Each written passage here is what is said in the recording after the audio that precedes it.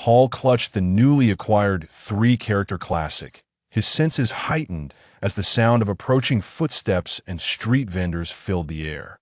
His body instinctively entered a state of acute vigilance, fearful that someone might snatch away his precious book, oblivious to the fact that he had neglected to pay his tuition that month.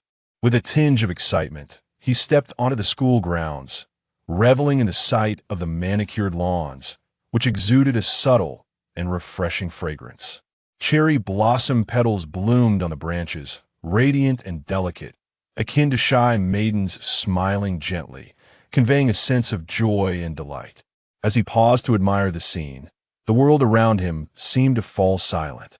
A few students were linked arm in arm, others were playfully chasing one another, while some ran about freely. Everything radiated warmth and affectation, a veritable haven for learning.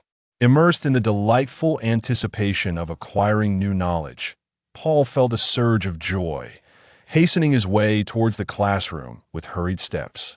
Alas, Paul's head collided with the instructor's groin, triggering an instinctive reaction as the teacher lifted his leg and delivered a swift kick, leaving a distinct imprint on Paul's abdomen.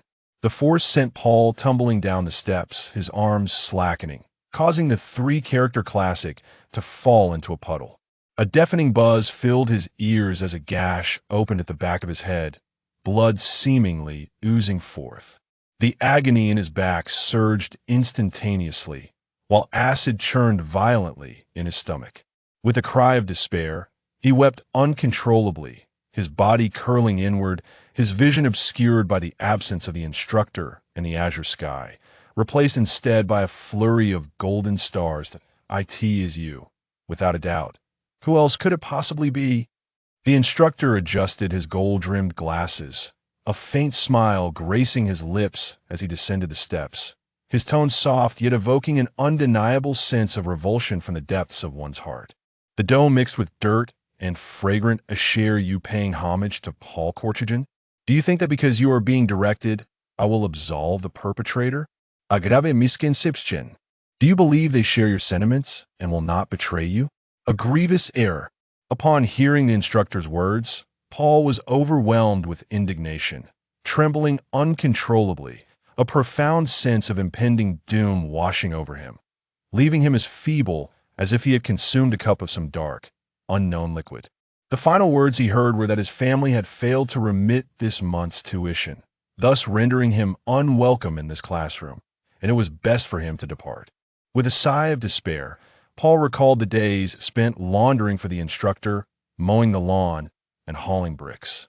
He remembered how, during his brief moments of rest, the instructor would strike him with fists and feet, all the while imparting his lessons. Paul, you have not paid your tuition, and I have allowed you to exchange labor for learning time. Have I ever paused my teaching? Your rest is nothing short of a waste of my time. To squander my time is to murder my life. For those who take my life, I have every right to strike you. You deserve it. He trembled as he extended his hands, defiantly raising his middle finger toward the aloof instructor, stammering, "Education is supposed to be free, yet you extort money unjustly and even seek to expel me from school. You are nothing but a villain."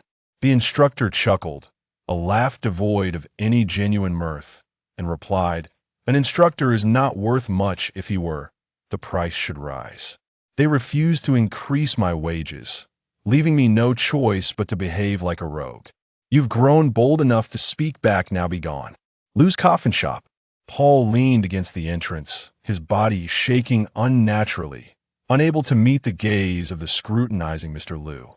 In a quivering voice, he inquired, "Sir, are you hiring apprentices?" Liu Tao examined Paul closely, shaking his head with a wry smile. In this era of warlords and rampant gangs, business is hardly thriving. You might as well seek opportunities elsewhere. Yao's funeral parlor. With trembling fingers, Paul pointed at the help wanted sign, catching a glimpse of Mr. Yao, who was still peering outside.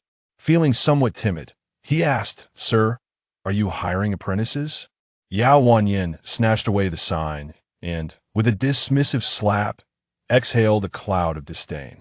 Spitting out a thick phlegm, he uttered in a peculiar tone, embrace each other with both hands, moving in a circular motion, and vacate my establishment. Paul sighed despondently, observing the peculiar demeanor of Mr. Yao, and recalled the insincere face of the instructor. What kind of people had he encountered? He was engulfed in rage, trembling as he extended his hands, defiantly raising his middle finger towards the heavens, and murmured weakly, "Why must it come to this?" Two bosses, one wearied with worry, the other exuding an air of disdain alongside that instructor, who behaves like a brigand. Is it truly the case that this world permits no respite for the likes of me, a mere weakling struggling to survive? Kai's roast chicken shop. Paul caressed his grumbling stomach, dragging his weary body to the threshold of the establishment, propping himself against the wooden door, and gazed longingly inside. The tantalizing aroma of roasted chicken wafted toward him, igniting a profound hunger that rendered him unable to take a step away. Seated outside the shop, he watched as darkness enveloped the sky, his heart heavy with despondency, yet unwilling to accept his exile. Was it possible that in this vast world, there was no place for him to find refuge? As he sat outside the roast chicken shop, he noticed Afa sauntering in leisurely. Observing the diners coming and going, he could not help but shout, "Who can offer me a job? I don't need a salary, just food and lodging will suffice." Paul's voice strained as he cried out, again and again, as if releasing the pent-up frustration and despair within. Some inebriated patrons, casting disdainful glances at the raucous Paul, kicked at him before cheerfully boarding a rickshaw. He lay at the street corner, wearily wailing, a sudden cough escaping him, perhaps a result of both injury and chill, compounding his misfortune. Gradually, his throat grew hoarse, and he could no longer muster the strength to cry out, "Young brother, our collision is fate. Allow me to treat you to a roast chicken and a cup of jasmine tea. Come, follow me," Wang Haonan said as he pulled Paul into the roast chicken shop, ordering a roast chicken and a cup of jasmine tea. Wang Haonan casually accepted the roast chicken and tea, gesturing dismissively, "No need for change, F.A." As Paul received the roast chicken and tea, it felt as though he had grasped the Holy Grail, a wave of heartfelt gratitude washing over him, illuminating his eyes with fervor. He declared his unwavering commitment, ready to face any challenge, even if it meant traversing treacherous paths or enduring fiery trials. Wang Haonan led Paul through the bustling patrons and the fervent kitchen, producing a set of keys to unlock his private storage room. This space served as both a repository for an array of knives and firearms, as well as a clandestine meeting chamber. On either side, shelves were lined with weaponry, while a beautifully crafted wooden table occupied the center. Behind the door lay a box conspicuously labeled with live ammunition, and opposite stood a tiered shelf meticulously organized with various kits. Beside the door, against the wall, rested a barrel filled with swords, each protected by its sheath. Upon closing the door, the cacophony outside ceased abruptly. Wang Haonan surveyed the room and retrieved a box from the shelf, caressing it with a look of satisfaction and pride. After Paul had eaten his fill, he gazed around the room, filled with swords and machine guns. A sudden tension gripped his body, and an icy chill coursed through him as he pondered with a hint of despair. Could he possibly be a psychopathic killer? In this secluded chamber, brimming with instruments of death, the possibilities for his lethal intent are countless. He possesses 100 ways to end my life. Yet, if he truly wished to harm me, he could simply ignore me, making all this effort unnecessary. What should I do? What can I possibly do? He made a feeble attempt to steady himself, leaning awkwardly against the barrel, his hands trembling uncontrollably as he drew two swords from within, wildly brandishing the sheathed blades in a desperate defense against the approaching Wang Haonan. With quivering trepidation, he shouted, "Do not come any closer. The blades in my hands are blind to mercy. I can kill without hesitation, and I do not wish to die." Paul's voice weakened, his tone escalating with rising fear, the terror within him magnifying his expression of panic. Suddenly, He slumped, collapsing against the barrel. Wang Haonan nodded, encouragingly smiling. The sheath is meant to protect the blade. It cannot harm me. Gather your strength. Draw your sword. Draw your sword. Draw your sword. Wang Haonan approached gradually, his gaze warm and inviting as he regarded Paul with a cheerful smile, urging, "Stand up, stand up, stand up. You are a big boy wielding two swords. Rise and confront me. Can mere cowardice withstand me? Can pure panic ensure your survival? Answer me." "Absolutely not. Under no circumstances," Paul exclaimed, trembling as he rose to his feet. "One must articulate fully and clearly, only then can others comprehend." Wang Haonan observed Paul, who was on the verge of standing, and smiled warmly. "Do not succumb to fear or panic. It is only through such resolve that one can resist and safeguard one's life." Paul's voice echoed with tremors, his body shaking more violently, almost causing his sword to clatter to the ground. "By your own assertion, your body ought to remain as still as a tranquil forest, yet it quakes as though caught in a tempest. How is it that this is the case?" Wang Haonan inquired, furrowing his brow. "Because I am utterly unable to maintain control over myself. I fear for my life, dread causing harm to others, and am most terrified of confronting that family on the brink of collapse." With his eyes tightly shut, Paul swayed unsteadily, wildly brandishing his twin swords, striking in the direction of Wang Haonan's position based on his recollections, delivering 4 or 5 erratic blows. Bang! Bang! Bang! Chapter 2. Training. Wang Haonan effortlessly evaded the luminous blade, casually disengaging the safety and pulling the trigger. 3 blank rounds erupted with a piercing sound, striking Paul with unerring precision. He gasped and roared, thrashing about like a drowning man desperately seeking to escape an indescribable suffocation. He questioned whether he was the very embodiment of a demon, one who harbored homeless waifs only to cruelly dismember them. Am I to perish here? Will I ultimately meet my end in this confined chamber? If life could commence anew, could I resist the demon's allure? Perhaps only the heavens know how this will unfold. After a full quarter of an hour, Paul gradually regained consciousness, initially believing he had succumbed to death and descended into hell. Upon careful examination of this infernal chamber, he discerned that hell bore no distinction from the realm of the living. Wherever death occurs, there too lies hell. The scars of the blade were starkly visible, with 2 faint marks etched upon the table's surface. Though subtle, they were discernible upon closer inspection. A deep gash marred the table leg, a testament to his fearful yet fervent struggle. At this moment, the blade remained embedded in the wood, a silent witness to his defeat. At the edge of the shelf, the scars whispered the tale of Paul's utter failure. He caressed his searing chest, pondering inwardly that he could never hope to contend with Wang Haonan. The latter had no intent to slay him. He was merely toying with his prey. He gazed at the 2 swords that had fallen to the ground, now appearing dull and lifeless, far superior to himself. At least they could find new masters, whereas he, from this day forth, would likely be ensnared in the clutches of a demon. Paul touched his searing, slightly scorched chest, realizing that apart from some bruises, there was no copious blood pouring forth. His thoughts became chaotic, leaving him momentarily at a loss for questions.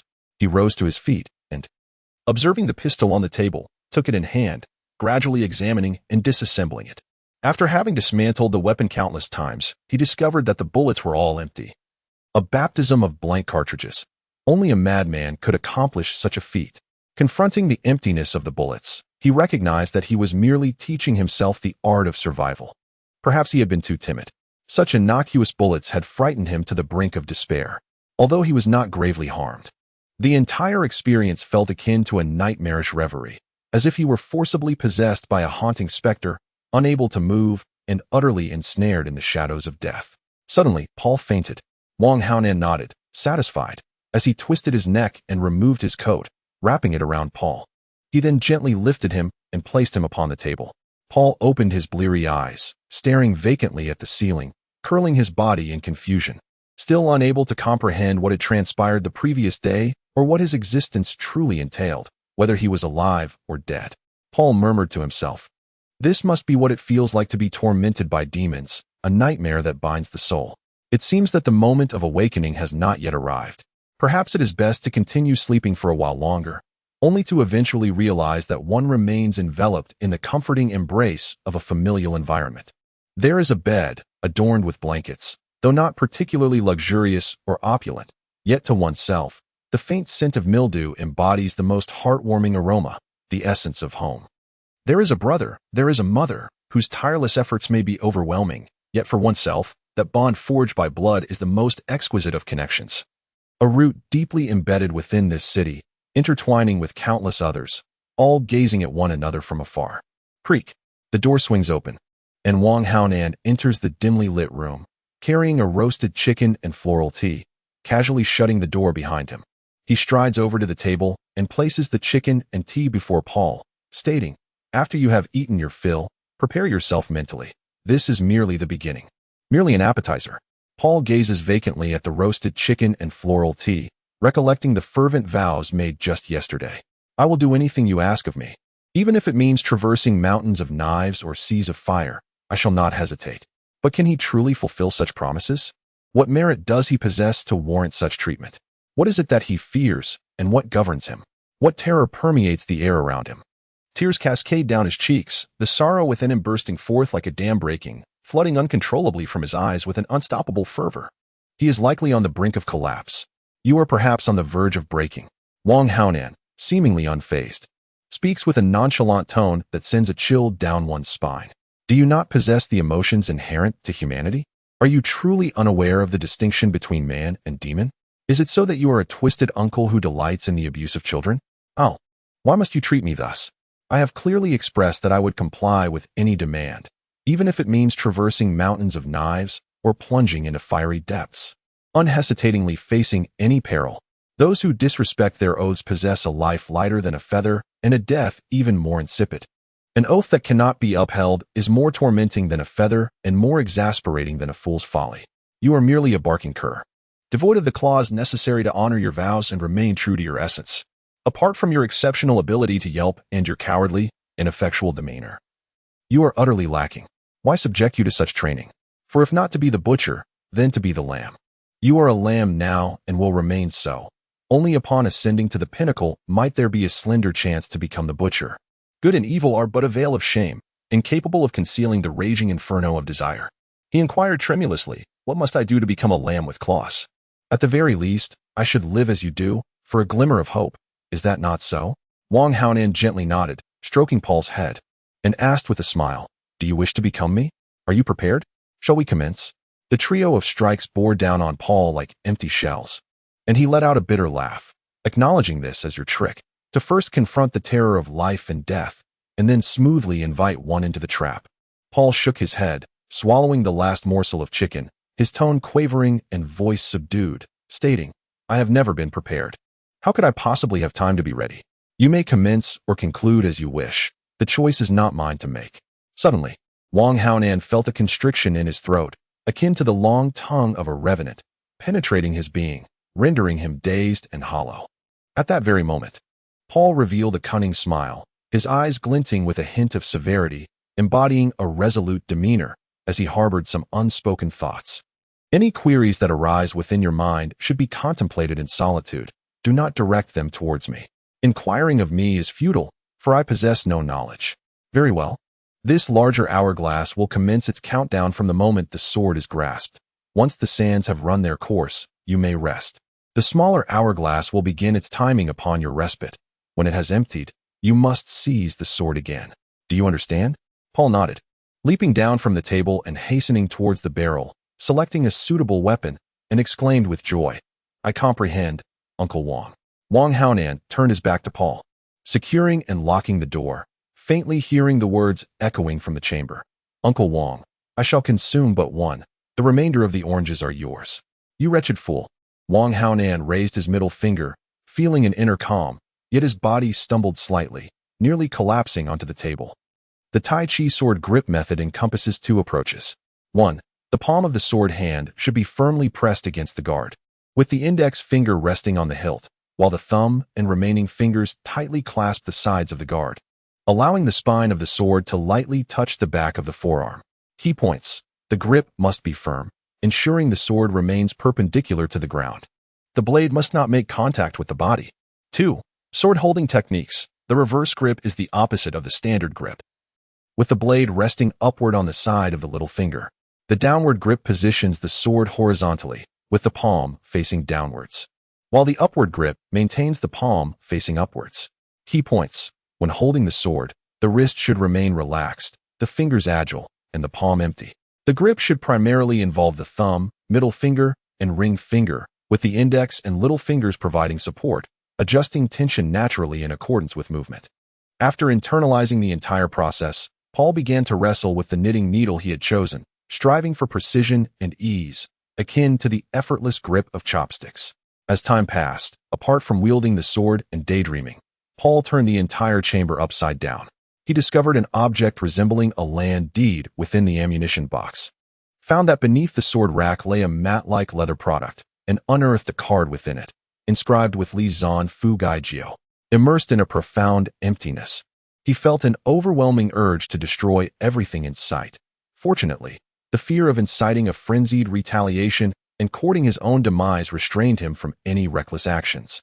Chapter 3. The Fox Demon by Yen. Beneath the table, a brilliant yellow light erupted, causing the earth to churn. The glow intensified, becoming dazzling and radiant, enveloping the chamber in a fervent warmth, with sunlight, vivacity, playfulness, and whimsy penetrating the very depths of the soul. Emerging from the blazing yellow light was the Fox Demon by Yen, her voice like crystal-clear springs, reminiscent of a spirited maiden in early February, brimming with vitality and an infectious energy that enlivened everything around her.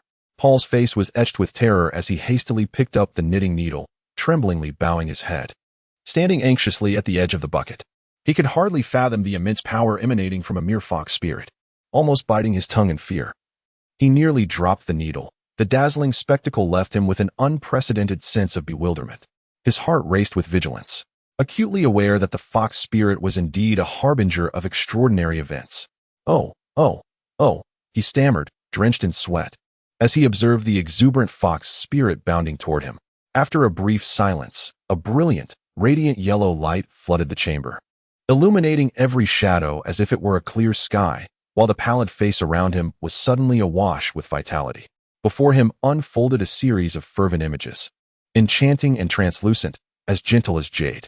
The fox spirit, by Yen, danced like an ethereal being, her grace as delicate as ice and her movements as fluid as water. Paul, entranced, stood by the bucket, his eyes glistening with awe, as if gazing at the melting spring snow amidst a peach blossom grove. In that fleeting moment, his senses surrendered entirely. The yellow light abruptly stilled, then surged forth, cascading into his mind and merging with the depths of his soul, taking refuge in his frail heart. By Yen, he uttered in a state of panic, his gaze filled with dread as he looked upon her. The knitting needle slipped from his grasp, and he found himself rooted to the spot, trembling uncontrollably, mouth agape, releasing a long, deep breath. The names that emerged from my lips concealed experiences that are difficult to comprehend. No amount of contemplation could alter the current reality. Fear not, for I harbor no ill intentions. I merely employ a bit of enchantment to facilitate our communication. As the melodious calls of the white swallow resounded, a stream of consciousness flowed through Paul's mind, and he suddenly realized that all these scenes were conjured by the spell. A grin spread across his face as he stood by the barrel, attempting to quell his trembling body by incessantly kicking his legs. Observing the figure of the white swallow drawing nearer, and assured of its benign nature, he picked up a knitting needle and grasped it tightly. He maneuvered to the opposite side of the long table, pointing the needle at the white swallow, his voice quivering with trepidation. "Do not approach me. Maintain this distance for the benefit of us both." Just then, a golden light surged, akin to boiling water, perpetually churning and rising like tangible flames. Amidst the fiery explosion, the voice of the white swallow reverberated like thunder in his ears, and its form astonishingly split into two, one before the door and the other behind him. "Stand still. Do not move. You are heavily surrounded by the joyous golden light, with no means of escape. It is better to accept the fate that destiny has woven for us. The love that is meant to be, the fox spirit that is destined to cross your path. I am the most splendid scenery on your journey through life." Furthermore, the fox shadow behind him continued to blaze, the scorching golden light searing both body and soul, a warm current surging forth as his blood roared like a caged tiger. pouring into the cauldron that burned with the heavenly fox bloodline. In an instant, Paul succumbed to unconsciousness. The vessel is adorned with intricate representations of the eastern azure dragon, the western white tiger, the southern vermilion bird, and the northern black tortoise, each designed vividly lifelike, exuding an aura of primal simplicity, albeit with a certain grittiness.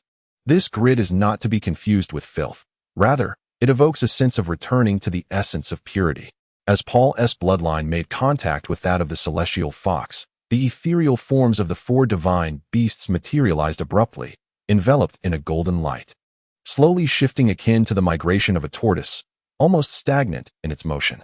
In this process, Bai continuously infused materials from mystical beasts, various luminescent glimmers sporadically flickering amidst a dense plume of white smoke, which billowed upward, entwined with impurities of a dark iron hue.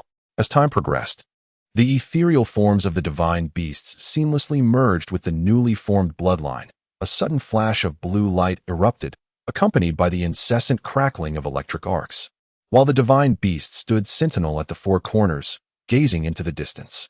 With a mere gesture, Bai summoned forth the blue light, unleashing electric arcs as the new bloodline integrated into her being. Instantly, a resplendent blue glow enveloped her exterior, and the vessel expanded dramatically, reaching the size of a rice vat.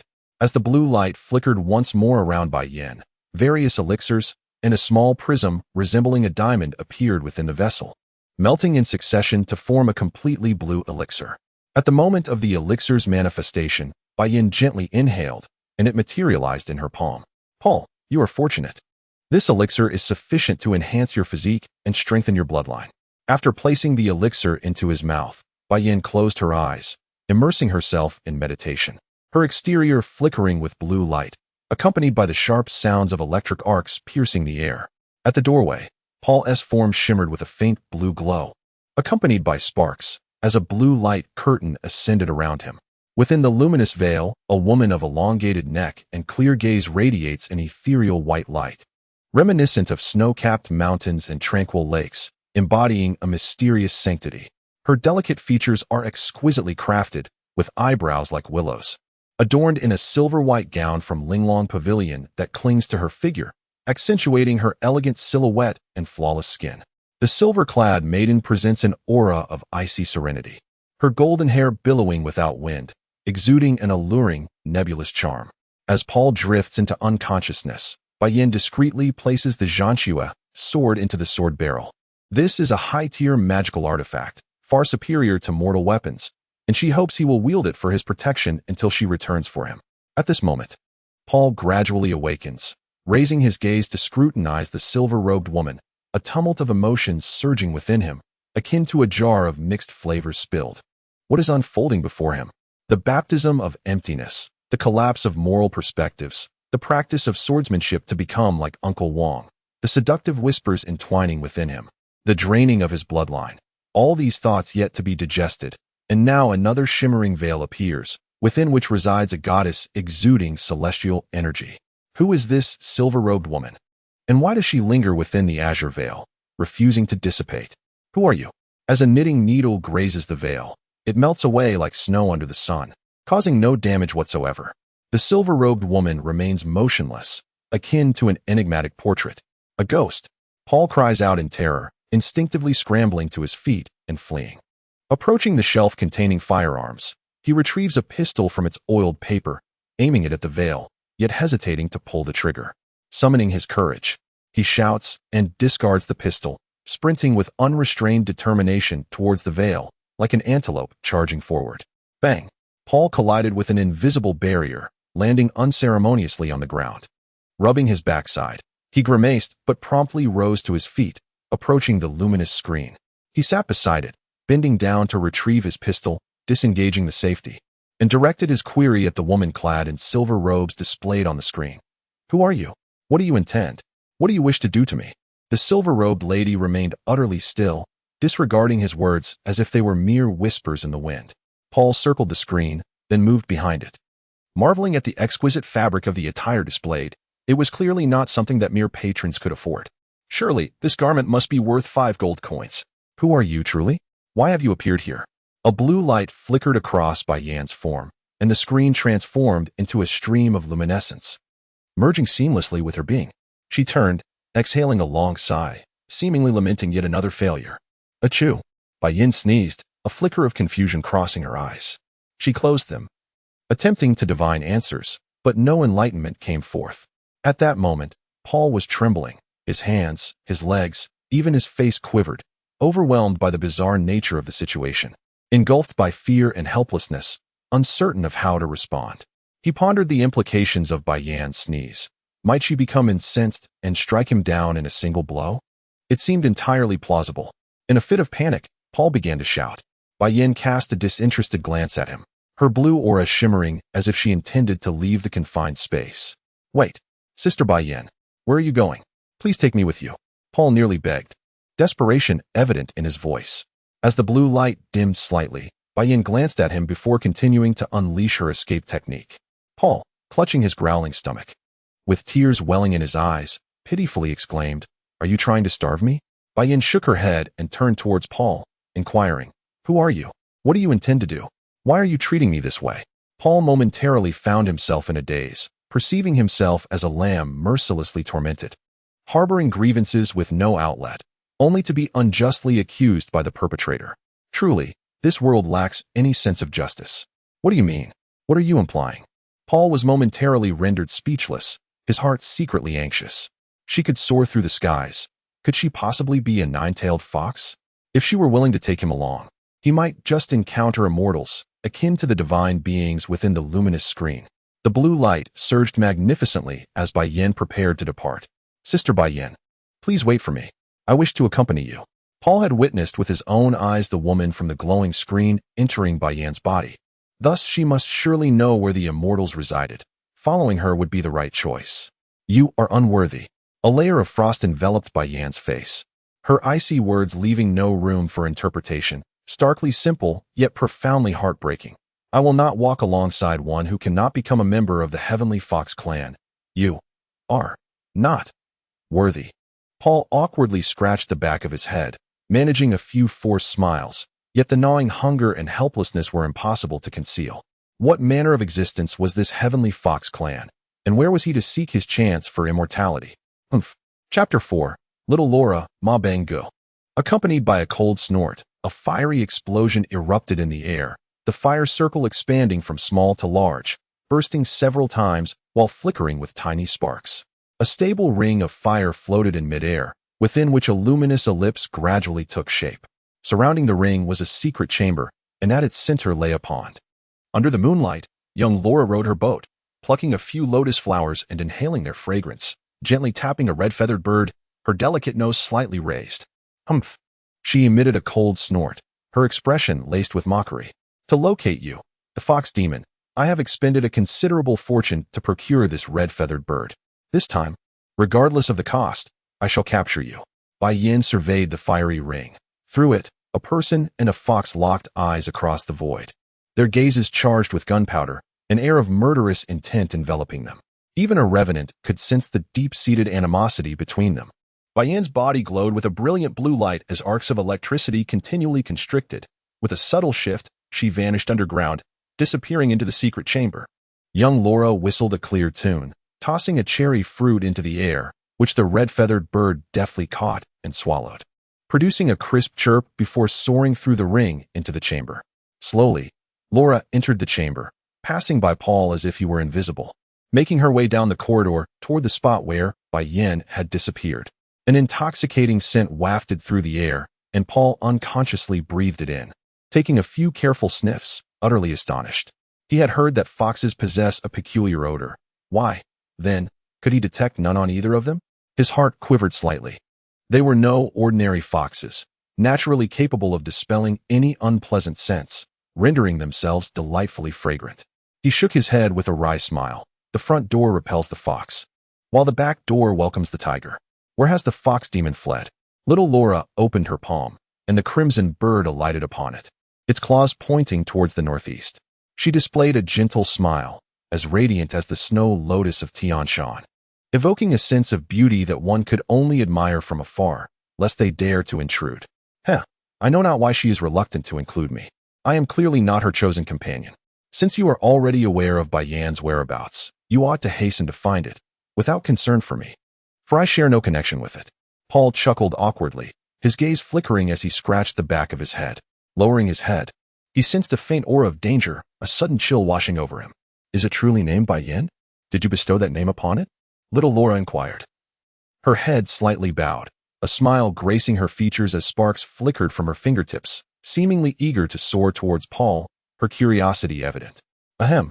If you do not pursue it soon, it may well escape, Paul candidly warned, wishing fervently for the little tiger to vacate the premises, as he felt himself nearing starvation. Where was Wang Haonan with his provisions?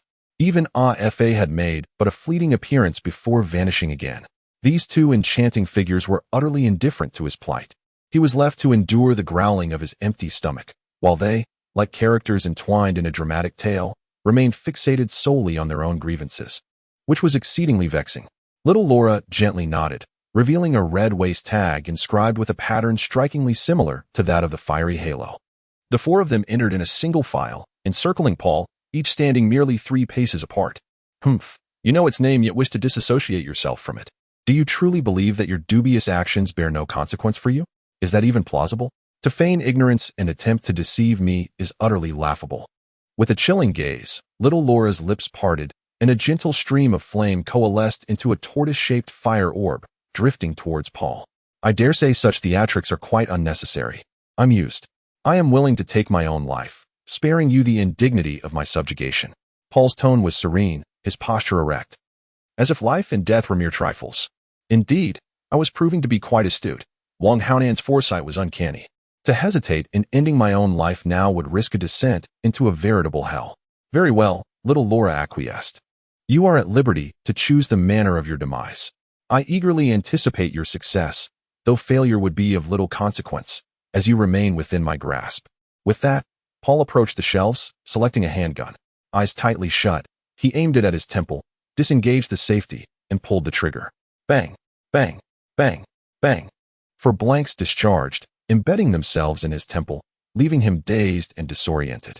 Gritting his teeth, his vision swimming with stars, he slumped to the ground, a gash blooming on his temple, from which blood trickled. Little Laura glanced at Paul's lifeless form. Was he attempting to deceive me? She inquired. Not entirely, one replied.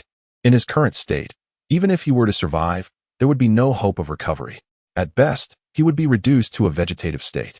Another shook his head, dismissing the hesitation of the others, and declared with unwavering conviction, in that regard, such an outcome is perhaps the most merciful for him.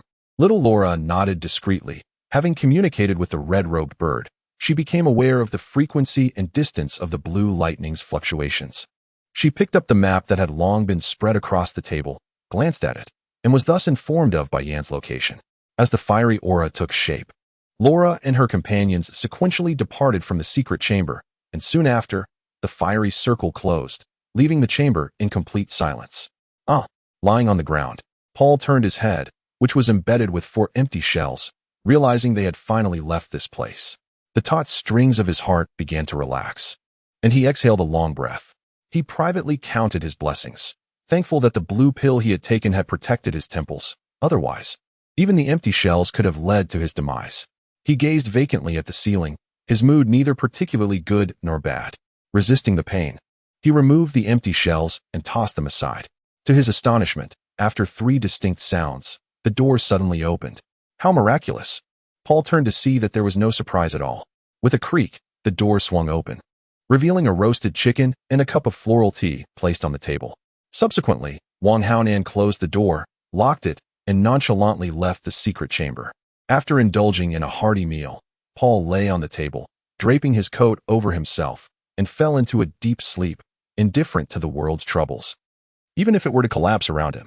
2 years swiftly passed, and Paul's mastery of the Tai Chi sword had achieved a modest level of proficiency. He could finally leave this cursed chamber and seek a means to establish himself in the world. The Zhuai Yinlu, nestled by the banks of the Hongze River, gathered the renowned courtesans of Qingyang City. In the next moment, a throng of individuals burst in, led by Ma Banga, whose voice boomed with a rugged intensity. Brothers of the underworld, ladies, esteemed officials, I am Ma Banga. I mean no intrusion. Our purpose here is singular, to seek one person. Please remain calm. Once we locate the individual we seek, we shall take our leave without causing any disturbance. After a brief silence, the atmosphere of the Zuyin building erupted into chaos. Shouts of surprise and confusion filled the air, transforming the entire venue into a bedlam of disarray. 11 individuals? Could it be a vendetta from a rival faction? Who exactly is this Mabanga, and why have I not heard of him before? His lack of facial hair raises suspicion. Could he possibly be a eunuch? His complexion is quite pale, aligning with the typical features of a eunuch. Yet his tone lacks the high-pitched, effeminate quality usually associated with them, which is often quite irksome. In a private room of the Zuyin building, leaders of the Taisha gang, the Giant Eagle gang, the Sanha gang, and others, 20 in total, gathered, mingling with courtesans. Upon hearing Mabanga's thunderous declaration, a wave of trepidation swept through the assembly. What? To execute 11 individuals? Who is this man? Such audacity. Let us hope those individuals reveal themselves to prevent further turmoil. At that very moment, the door was forcefully shattered, and a silver axe cleaved through the air with a shrill whistle, shimmering with arcs of silver lightning as it struck down upon 3 round tables. In an instant, the tables splintered, and the contents, liquor and soup, scattered like startled birds, drenching the assembly in a deluge, leaving them resembling drowned rats. Upon uttering these words, he swiftly turned, clasping his fists in a gesture of respect, and called out, "In the alliance of mutual assistance, there exists a friend of mine, surnamed Wan and named Lu. Wan Lu. My dear brother, are you present here?" The wine and dishes obscured the faces of the crowd, making it impossible for Mabanga to identify Wan Lu, unless they wiped the food from their faces. I declare, not a chance. Ha. In Chapter 5, the turmoil at the Drunken Beauty Pavilion, Paul leaned against the window, a half-eaten chicken leg remaining in his hand, unable to suppress a coarse exclamation and a raucous laugh upon witnessing the scene. However, he soon realized the impropriety of his outburst and hastily covered his mouth and nose. "You little rascal, what are you laughing at? I have always endeavored to seize the initiative, cultivating an atmosphere of assured victory. You impudent child not only harbors criticism, but also disrupts the ambience I painstakingly established. Should you manage to identify Wan Lu and acknowledge your erroneous words and actions, I might consider overlooking the matter." Mabanga let out a cold snort, his gaze suddenly shifting, the fierce intensity in his eyes brimming with menace. Paul, sensing the lethal glare directed at him, felt an overwhelming sense of trepidation. Shaking his head vigorously, his heart yearning for the path of cultivation, yet unsure of where to begin. Wan Lu was not in this private room, and I had not paid attention to which room he might occupy. Furthermore, I extend my apologies for my previous remarks. The leaders of the various factions felt a sudden sense of relief, smiling as they remarked, "Fortunately, a wise decision was made to allow Paul to remain, and he was rewarded with a roasted chicken. Otherwise, he might have faced a painful consequence." Mabanga offered a slight smile, beckoning one of his subordinates, a burly man who stepped forward, performing a respectful greeting and murmuring, "Third leader, what are your commands?" Banj slightly nodded, a smile gracing his lips as he said, "Keep an eye on that little brat. Without my command, he is not to leave the Zuyin Tower." The burly man clasped his hands in acknowledgement and approached Paul, his eyes wide and fierce, radiating a sharp intensity akin to that of a diamond, embodying a ferocious wrath. As Banj exited the private chamber and stood in the corridor, he called out, "Brother Wanla, no matter where you are, I shall find you. 2 weeks ago, you pilfered the Silver Axe Alliance's treasured artifact, the Wrath of Thor, and had the audacity to publish it in the Honest Qingyang People's Journal, proclaiming that the Silver Axe Alliance is a band of cowards with no spine, failing to benefit the common people, and instead acting as butchers, inflicting harm upon the innocent. Your words are nothing but slander, and you have incited discord, declaring in the press that today, I, Wanla, await your esteemed presence at Zuyin Tower. We, the Silver Axe Alliance, have accepted this invitation and arrived as promised. Yet, here we are now, and you, the hypocrite of the Gongji Alliance, have retreated like a turtle?" The members of the Silver Axe Alliance erupted in a cacophony of foul language, cursing Wanla and the Gongji Alliance, some so enraged they spat violently. Observing the reporters gathering to capture the unfolding chaos, Banj, in a state of urgency, clarified, "This is all the fabrications of Wanla himself. We must not let this tarnish the reputation of the Gongji Alliance and our good brothers. We live on the edge of a knife, earning our keep through sheer grit. and cannot compare to the Gongji Alliance's noble pursuits of justice and public service. However, we, the Silver Axe Alliance, pride ourselves on our integrity. Wanla, the turtle hiding its head, come forth swiftly. I, the Silver Axe Alliance, hereby swear a solemn oath. If we fail to locate Wanlu, we shall forcefully dismantle the Drunken Beauty Pavilion. A child's voice abruptly pierced the air, prompting the reporters below to hastily capture this moment. The individual in question was none other than Paul. With a Tai Chi sword in hand, he pointed it towards the entrance of the Drunken Beauty Pavilion. Exuding an aura of invincibility and a spirit that could conquer mountains, seemingly oblivious to the fact that Ma Banggu was the true focal point of this gathering. The burly man turned, his gaze still fixed on Paul, and grumbled in a low voice. This is still the Drunken Beauty Pavilion. He is free to move about here. Ma Banggu let out a cold snort, scrutinizing Paul before remarking with a smile, the Silver Axe Alliance is known for its resolute actions. Should Wanlu choose to hide like a turtle, we shall undoubtedly demolish the Drunken Beauty Pavilion. After a brief moment of incense burning, Wanli's figure had yet to materialize, nor had any members of the United Alliance stepped forth to address them. Observing this, Ma Banggu commanded, Brothers, unleash your fury. If you spot Brother Wanlu, call out loudly. This individual bears a Wan on his left cheek and a Lu on his right. He is easily recognizable. Paul raised his arm and bellowed. If we do not succeed, we shall perish in the attempt. We are determined to find this hiding turtle, Wanlu. He then charged into a room, closely followed by the burly man. The crowd of allies responded in kind, wreaking havoc as they surged into the various rooms like a raging flood. At that moment, a thunderous roar emanated from within one of the rooms, as a voice thundered, You thieves of the Silver Axe Alliance. Your actions are so brazen and overbearing that you dare disrupt my pleasure, ruining my joy. How dare you? The gathered allies converged, shouting in unison, This must be Wanlu. There is no mistake. Alas, the scoundrel Wanlu must swiftly face his reckoning. Wanlu, do you still dare to speak such arrogance? A man sneered coldly and bellowed. My emotions burn hotter than a dead pig. You dare to vilify the Brotherhood and wreak havoc upon the Drunken Beauty Pavilion, stirring chaos in the region. I have long been consumed by an uncontrollable fury, eager to engage in a fierce confrontation. The collective ire of the gang surged, with 5 or 6 individuals brandishing sharp axes, launching themselves into a frenzied charge. Yet, before they could breach the room, a burst of crimson light erupted, abruptly halting their momentum. Blood gushed from their foreheads, and they collapsed simultaneously, lifeless. Following this, the red light surged forward, claiming more victims who did not even have the chance to utter a cry, their temples bursting forth with blood, succumbing to death with alarming swiftness. The remaining members, a mix of astonishment and fury, dared not approach any closer and retreated with all their might, some tumbling down the corridor and stairs. Ma Banggu struck his abdomen, summoning forth a glimmering silver light from his core, which shimmered and expanded, transforming into a silver thunder axe that divided into 6, confronting the red light.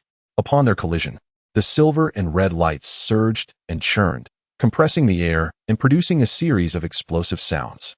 In that moment, the two forces were evenly matched, and it was difficult to discern a victor. As Ma Banggu approached the room, he scrutinized the shadowy figures within.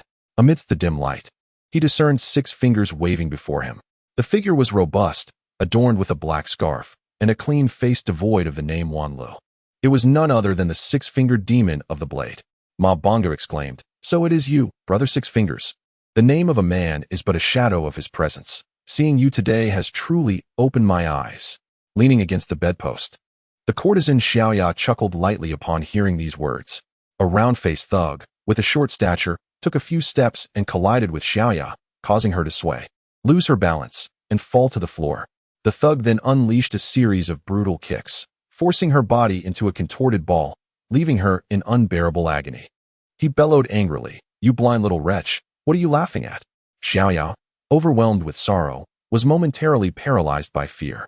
At that moment, Paul erupted in a fit of rage, disregarding the overwhelming numbers against him, and shouted vehemently, The Silver Axe Alliance is notorious for their malevolence, domineering over men and women alike. Sons are born to disgrace, and daughters to shame. You, wretched scoundrel, dare to strike my girlfriend? I curse you to suffer 99 wounds, each one a gushing torrent of blood, a pain so excruciating that life becomes unbearable, a living death. The round-faced thug, infuriated, swung his axe menacingly toward Paul. Paul deftly dodged, taking refuge behind a burly man. The thug, with outstretched arms, thrust forward, only to feel as though he had collided with an impenetrable wall. The brawny man delivered a powerful uppercut that struck the thug's chest, causing him to spew a mouthful of blood.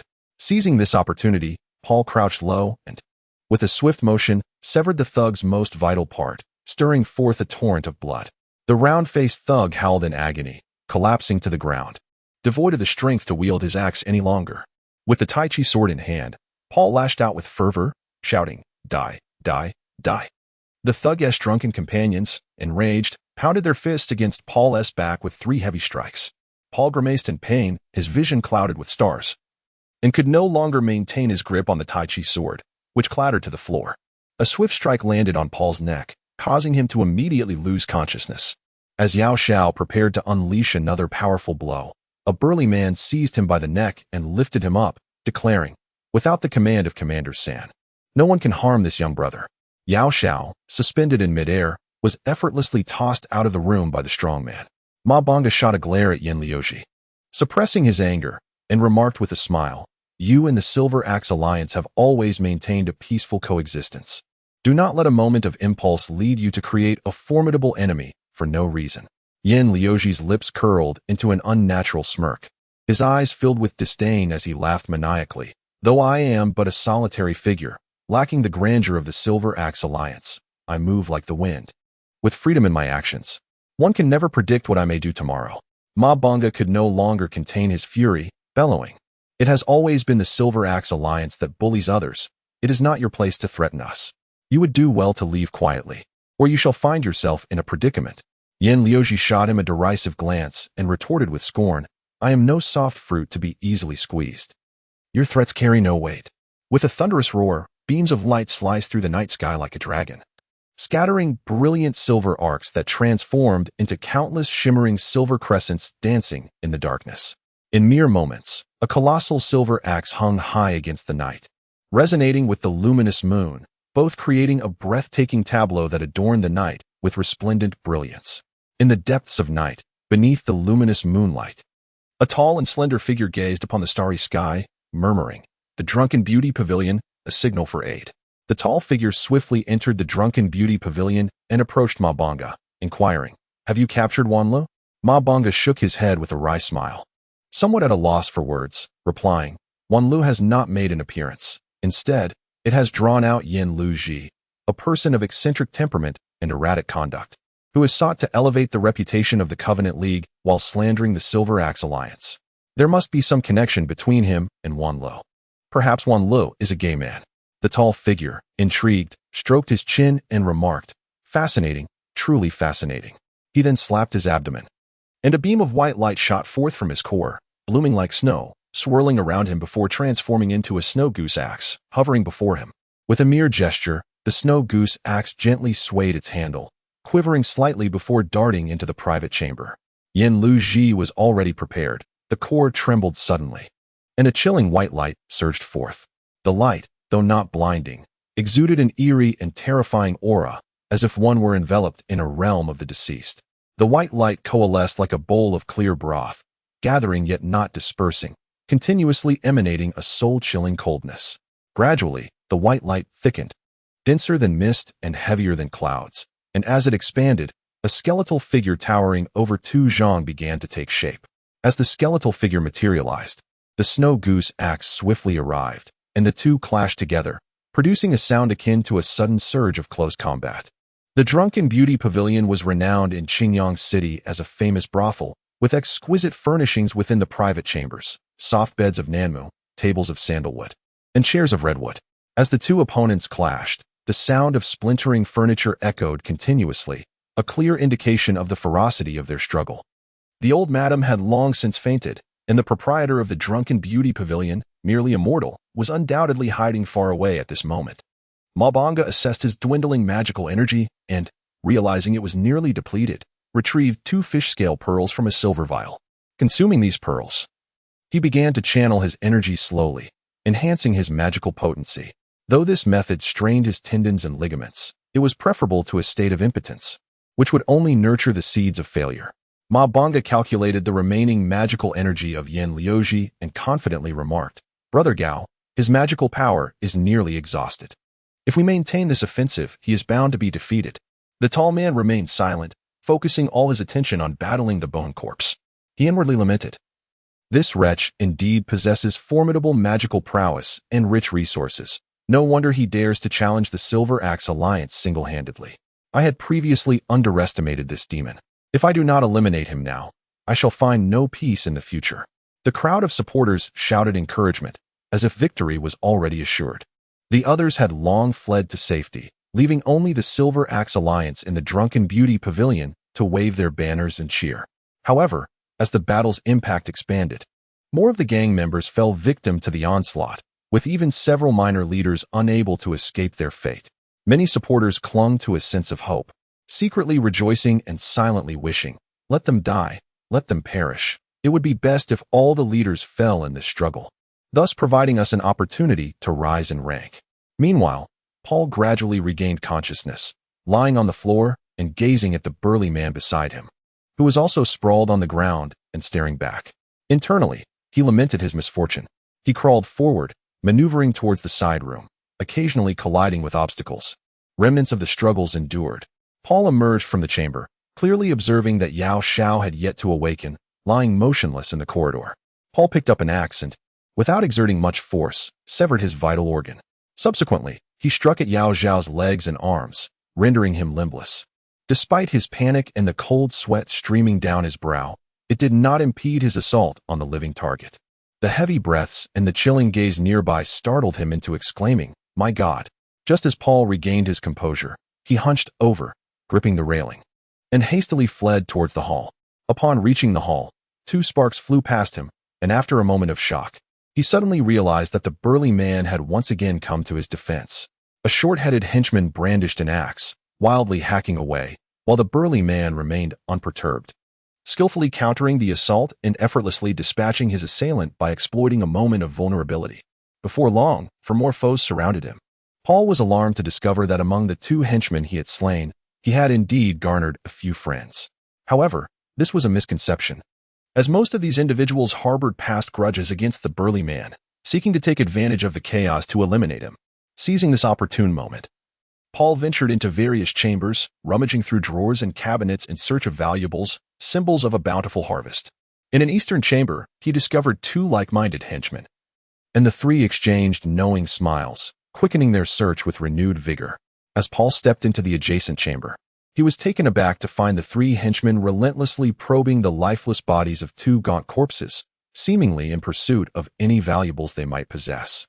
Paul surveyed the cramped room, discovering it in a state of disarray akin to a refuse heap, indicating that someone had evidently been ahead of him in their endeavors. Seizing opportunities must be done promptly. This bead, which I found in a hidden compartment of a cabinet, should assist with your injuries. Paul produced a fish scale bead from his bosom, its surface faintly marked and resembling fish scales, intended to enhance the magical prowess during the gathering phase of one's energy. The burly man's eyes gleamed with unrestrained delight as he accepted the fish scale bead, placing it in his mouth, and said to Paul, "I am injured. I need a place to recuperate. Do you know of a relatively secluded chamber?" Paul recalled a hidden room in Kai's roast chicken shop and casually remarked, "I do know of such a chamber, but it is not within the Drunken Beauty Pavilion. Would you like me to escort you there? Not being in the Drunken Beauty Pavilion is preferable. Quickly take me to the chamber you mentioned. I must hasten my recovery." The burly man clasped Paul in a tight embrace and leaped into the pond beneath the Drunken Beauty Pavilion. As they emerged from the water, a flash of an axe suddenly gleamed, prompting the burly man to sidestep. With a single hand, he swung his axe, driving it into the chest of the assailant, who emitted a harrowing scream before collapsing lifelessly. Another pair of swords swiftly converged upon him, but the burly man effortlessly cleaved them apart with his axe. With a powerful horizontal strike, blood gushed from the abdomen of the 2 leaders of the Sana gang, and with a resounding thud, they fell to the ground simultaneously. Then, a glaring whip shadow lashed out, and the leader of the giant eagle gang bellowed, augmenting the ferocity of the attack. The burly man met the whip's trajectory, brandishing his axe, and with a forceful twist, entangled the axe with the long whip. Following this, a mighty kick struck the head of the assailant.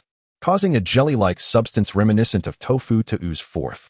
Though the robust man bore injuries, he remained fiercely unyielding, exhibiting a ferocity unmatched. Confronted by the relentless onslaught of lesser gang leaders, he dashed through their ranks with the ease of a wanderer in an uninhabited realm. The courtyard of the Drunken Beauty Hall echoed with cries of despair, and the stalwart warrior, slightly panting, boisterously proclaimed, "Who dares to challenge me?" The others, gazing upon his blood-soaked visage, were filled with trepidation, shuddering in fear as they retreated in unison. Paul, feigning authority, bellowed, "A bunch of shameless cowards. You only bully the weak and cower before the strong. Come on, strike me if you dare." The robust man let out a thunderous roar and stepped forward, sending the crowd scattering in terror. As the two emerged from the back entrance, the alley lay in eerie silence, devoid of any figures.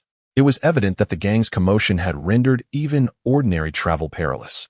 They traversed through the Julio Street, turned onto the Baymouth Street, and finally reached the bustling Fanshawe Street. Paul gazed around, asking, "Do you know the cardinal directions?" The robust man shook his head, gesturing casually, "That way is east, and that way is south." Paul, momentarily speechless, nodded and chuckled. "Your confidence in direction is impressive. I never anticipated your sense of orientation to be so acute." The robust man, buoyed by this praise, quickened his pace. Upon reaching an intersection, a dazzling light flashed, and the robust man shouted, "Taxi! Stop right there."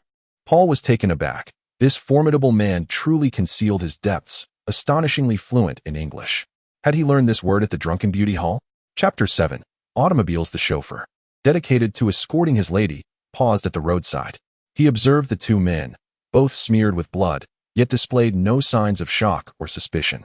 Instead, he spoke briskly. "Given your current predicament, the fare must be increased, $10. Upon hearing this, Paul stiffened, instinctively inclined to refuse.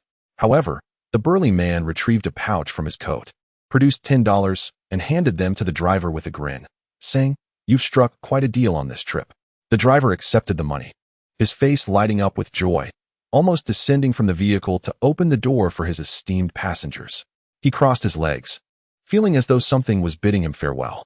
With utmost enthusiasm, he exclaimed, "Gentlemen, please, hop in." Once ensconced in Boss Kai's automobile, the driver inquired, "Where are you gentlemen off to for some merriment?" Paul recalled a rather intriguing matter. Boss Kai had relinquished the charcoal chicken shop, and the new proprietor was none other than the owner of Yao's funeral parlor, a rather peculiar character. It struck him as odd that a flourishing establishment could be so readily sold without a hint of hesitation. Was there an urgent family matter at hand? He chuckled softly. Yao's charcoal chicken shop, in the northwest of the city. The driver appeared taken aback, hesitantly asking, "At this late hour? Shouldn't you be heading to the Drunken Beauty Lounge for some fun? Why then to the northwest, to the chicken shop?" "Yao's charcoal chicken shop, is that correct?" Paul yawned, the weight of sleepiness enveloping him, and nodded. "Indeed, Yao's charcoal chicken shop." The burly man struck the roof of the car with a heavy axe, startling the driver into a daze, his legs trembling, his heart racing, and his head bobbing like a chick pecking for grain. He hurriedly replied, "Yes, big brother," starting the vehicle and pressing the accelerator, ready to speed away. Both men closed their eyes to rest, yet dared not succumb to sleep, fearing the driver might harbor malicious intent. "Stop! Do not move!" A thunderous voice boomed from behind, growing ever closer. Boss Kai's car roared to life, speeding northwest towards the city. Paul raised his middle finger, laughing unabashedly as his drowsiness dissipated. The burly man slowly adjusted his position, finding a comfortable stance, and retrieved $10 from his bag, extending them towards Paul with a grin, saying, "Little brother, a token of my appreciation, please accept it." Paul's eyes gleamed with desire as he instinctively brought his hands together, drooling at the sight of the coins, secretly elated, exclaiming, "My goodness, the joy of abundance is everywhere." However, he restrained his inner impulse, recognizing the man's heroic spirit, understanding that he could not accept such wealth, especially since this man had saved him from peril multiple times. To accept would be to invite disaster. Paul gestured with his hands, shaped like dragon claws, gazing ahead, and laughed heartily. "From the moment we met, I felt a connection. Our bond cannot be measured by material possessions. Accepting your silver dollars would insult the bond we share tonight. You bear wounds, and your mind seems clouded. I shall not hold these coins against you." The burly man, taken aback by Paul's measured response, let out a long, hearty laugh, exclaiming, "How intriguing! You are indeed an interesting person, very good, exceptionally good." Having uttered these words, he handed the $10 to the driver with a smile, saying, "You've worked hard. After this trip, go find a foreign girl to rejuvenate your spirits." The driver, upon hearing this, was naturally elated and drove the car dedicated to transporting the lady with renewed vigor, nearly transforming it into an aircraft. Wishing for wings to soar towards the Yaoji Roast Chicken Shop. The Yaoji Roast Chicken Shop is located in the northwest of Qingyang City, at the intersection of Dashing Street and Ziang Street. Before Zhao Kuangyin donned the imperial robe, he had indulged here and even inscribed a poem titled Roast Chicken Wings. This poem was later adapted into a folk song by Tang Bo, becoming widely popular, and it continues to be sung with great fervor to this day. The driver maneuvered swiftly, reaching the Yaoji Roast Chicken Shop in less than an hour, exclaiming, "Brothers, we have arrived at the Yaoji Roast Chicken Shop." The burly man observed that the shop's exterior was not particularly extravagant, merely situated at a crossroads, and with a slight exclamation, he turned to Paul and inquired, "Is this the roast chicken shop you mentioned?" Paul nodded, smiling as he replied, "Indeed, I am thoroughly familiar with this place." The burly man nodded in agreement, saying, "Since you are so certain, then it must be correct. Let us get out." The two men shifted their bodies and exited the vehicle, greeted by the tranquil night sky, dark and profound as ink. Paul gazed at the familiar surroundings, a warm current rising within him as he pondered, if given the chance, "I must repay Wang Haonan and find him a wife." The surroundings were eerily quiet when the burly man suddenly bellowed, "You mutts across the street, come the hell out." As the newcomers appeared, each adorned with a crimson belt, their hands gleamed with an unusual brightness, suggesting that their formidable skills had been absorbed into those extraordinary appendages. A burly man bellowed, "You spineless cowards, your tracking skills may be somewhat impressive, but if you do not advance and meet your demise, I shall." Suddenly, Paul whispered a few words, causing the robust man to fall silent, only to soon expel blood, his body leaning against the exterior wall of the shop, appearing on the verge of death. The onlookers observed this with clarity, engaging in hushed discussion before turning away, retreating in their vehicle. Witnessing this scene, Paul erupted into anguished tears, his cries filled with profound sorrow and a chilling desolation. As his lamentations grew louder, a cacophony of ghostly wails echoed throughout the vicinity, sending shivers down the spine. The departing group, amidst their drive, were disturbed by the haunting cries, which reverberated through the night like a boiling cauldron, unsettling their hearts and rendering them irritable. As they continued their journey, confronted by such ghastly howls, the landscape morphed dramatically. What had been a smooth road lined with shops transformed instantaneously as the vehicle began to ascend a sinister staircase, the grating sound of tires against the surface piercing their ears, making them feel as though blood were seeping from their eardrums. When the blood-red moonlight streamed in, the walls became draped in cobwebs, ensnaring their loved ones, who suddenly revealed malevolent smirks. Countless shadows trailed behind the vehicle, seemingly propelling it upward. Upon closer inspection, these shadows were none other than their friends. Silently, the occupants counted the floors as they felt the car ascend to the 4th level, entering a dark corridor. Suddenly, the vehicle gaped wide like a cavernous maw, intent on devouring their very beings. They tumbled and rolled from the vehicle, only to witness the door of a house swing open on its own. At that moment, a heart-wrenching wail echoed through the air, sending chills coursing down their spines and causing cold sweat to bead upon their brows. They dared not linger in the corridor any longer, their panic-stricken expressions magnified infinitely by the darkness, their mouths emitting bizarre quacks reminiscent of startled ducks. A frigid breeze enveloped them, and in fear, they clung tightly to one another, entwined like creeping vines. As they locked together, they stole glances at each other, some with faces pressed against backs, others with legs entwined around waists. Yet, without exception, they were ensnared together, their smiles grotesque, some akin to the eerie visage of Sadako, others reminiscent of a malevolent clown, some bearing the sardonic grin of V, and others exuding the sinister air of a principal, while a few mirrored the disdainful demeanor of a ghostly queen. Chapter 8. The midnight cry. In the midst of the midnight wails, the robust man's body trembled, at times curling into a ball, at others writhing in agony, and occasionally mumbling incoherently like a swine. In his dreams, he floated within the stairwell of a school, where he beheld a group clad in camouflage, escorting members of the Iron Sand Gang, their waists bound with crimson ribbons, their hands glistening crimson with blood as they slowly pushed a vehicle upward. The incessant squeaking resonated in his ears, shaking his disoriented mind. After a brief bout of confusion, the image of the floating man became consumed with despair, clutching his head in agony.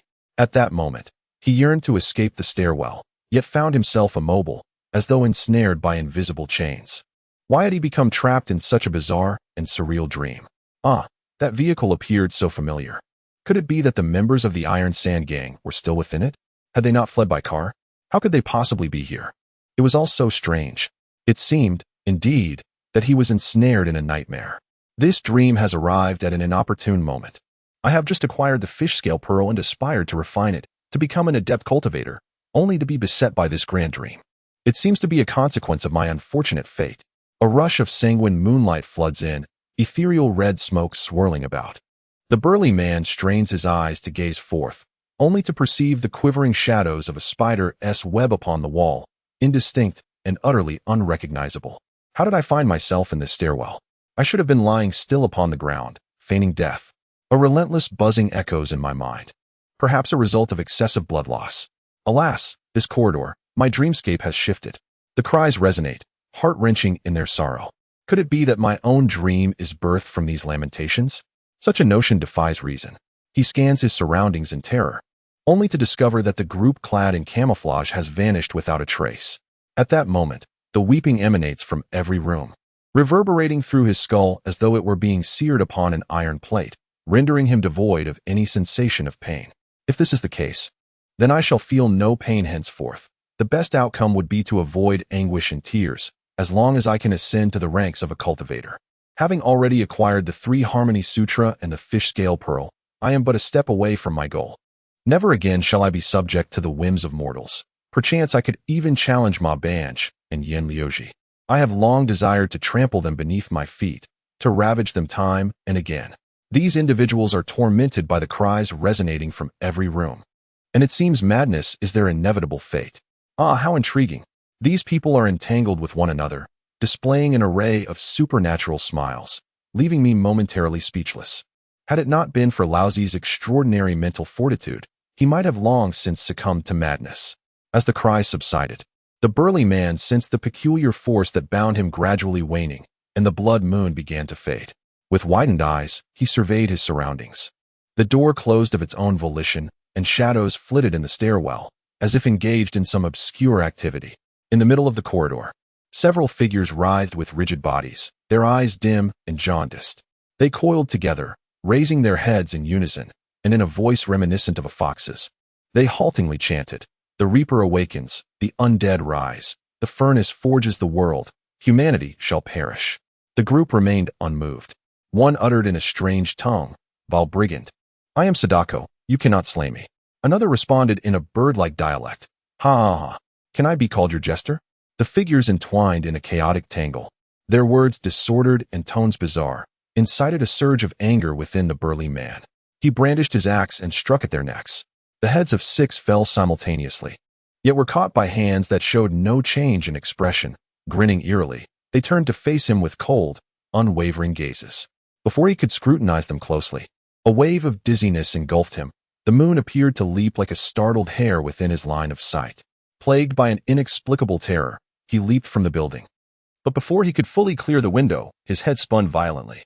As he twirled, the moon loomed ever closer, the sensation of gravity diminishing, rendering him as light as a feather. In the air, a cacophony of jarring, low, frenzied sound waves pierced through his grasp of the axe. At that moment, a brilliant white light emitted a faint radiance, enveloping the ethereal dreamwalker as sound waves collided with the luminous glow, causing it to flicker and pulse. A sharp, explosive sound hissed through the air, accompanied by a pungent cloud of smoke that billowed upwards. The terror etched upon his face deepened, and he sensed his very essence beginning to dissolve. A cascade of pristine white light surged forth, merging with the robust figure's body. As the luminescence flowed gracefully across his skin, instantly revitalized, he propelled himself toward the moon like an arrow released from its bow. As he drew nearer to the celestial body, a single leap brought them into harmonious union. The robust man opened his eyes, and through the haze of his vision, he propped himself up, gradually standing upright, meticulously surveying his surroundings. At the intersection of Dashing Street and Xiang Street, before the Yaoji roast chicken shop, there were no signs of battle, no traces of automobiles, no mangled bodies, nor grotesque remains. However, as Paul opened his tear-streaked eyes, he beheld the robust man wearing an expression of sheer horror. The following day, a bicycle entered the school premises, its rider carrying a camera, with a student seated on the rear. The bicycle glided slowly towards the classroom building where Paul had once lingered, coming to a stop at the roadside. Yuan Fangji watched as his son, burdened with a backpack, ascended the staircase.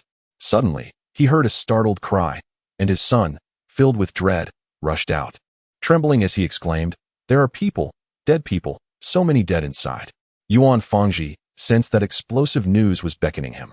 Gazing at his son's terrified countenance, he instructed, breathe deeply, recite the book of songs, and make your way slowly to the playground." The son stumbled and fumbled through his recitation, meandering hazily towards the playground. Yuan Fangji, watching the silhouette of his child disappear, was suddenly struck with alarm. How dreadful must the scene have been to frighten his son into such a state of disarray. After a moment, he gathered his thoughts and entered the stairwell, where he observed a child bouncing around in exuberance. The cacophony of chaotic sounds reverberating in his ears. Here comes another. Look, another one has arrived. This time felt distinctly different. The vengeful spirit's energy was extraordinarily potent. With a gentle smile, Yuan Fangji reassured, "Do not be anxious. You are about to undergo a treatment that will bring you considerable relief after just one session." The child blinked innocently, tilting his head with curiosity as he examined the burning talisman. "My spirit is quite healthy. I require no treatment." "Who are you? I have yet to encounter you. By the way, what about that blood meal? I was in the midst of feasting when I heard that enchanting call." Such a melodious sound surely signifies delectable flesh. As Yuan Fangji surveyed his surroundings, he activated the demon-subduing pearl within his core and inquired, "Why have you slain so many members of the Iron Sand Gang?" After some indirect probing, he waved his hand lightly, transforming the talisman into a darting beam of light directed at the child, who hastily attempted to evade it. In response, the child's face grotesquely split open, revealing a long, serpentine tongue that lashed out, striking the beam of light. Instantly, thick black flames ignited upon the tongue, causing the child to retract it, writhing in agony. Yuan Fangji summoned the demon-subduing pearl, which emitted a faint black mist that swirled through the stairwell, drawing together all the malevolent energies under its oppressive influence. The dark energy surrounding the demon suppression pearl surged ominously, as wisps of black flames suddenly erupted, shooting towards the malevolent force and gradually incinerating it.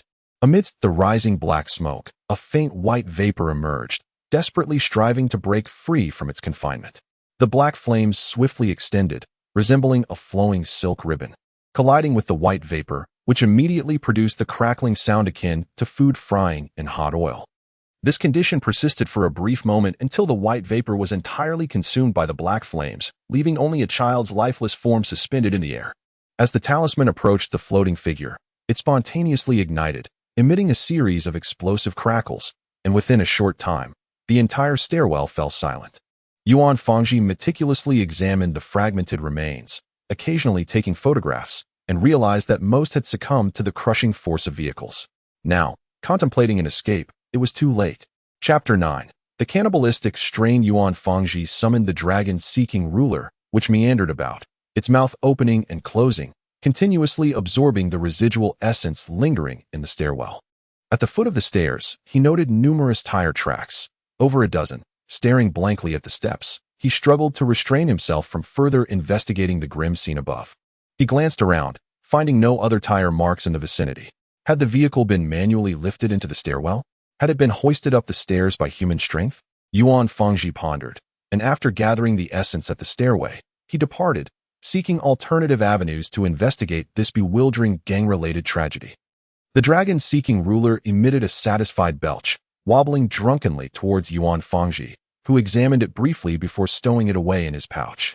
Just as Yuan Fangji reached the playground, his son came running towards him.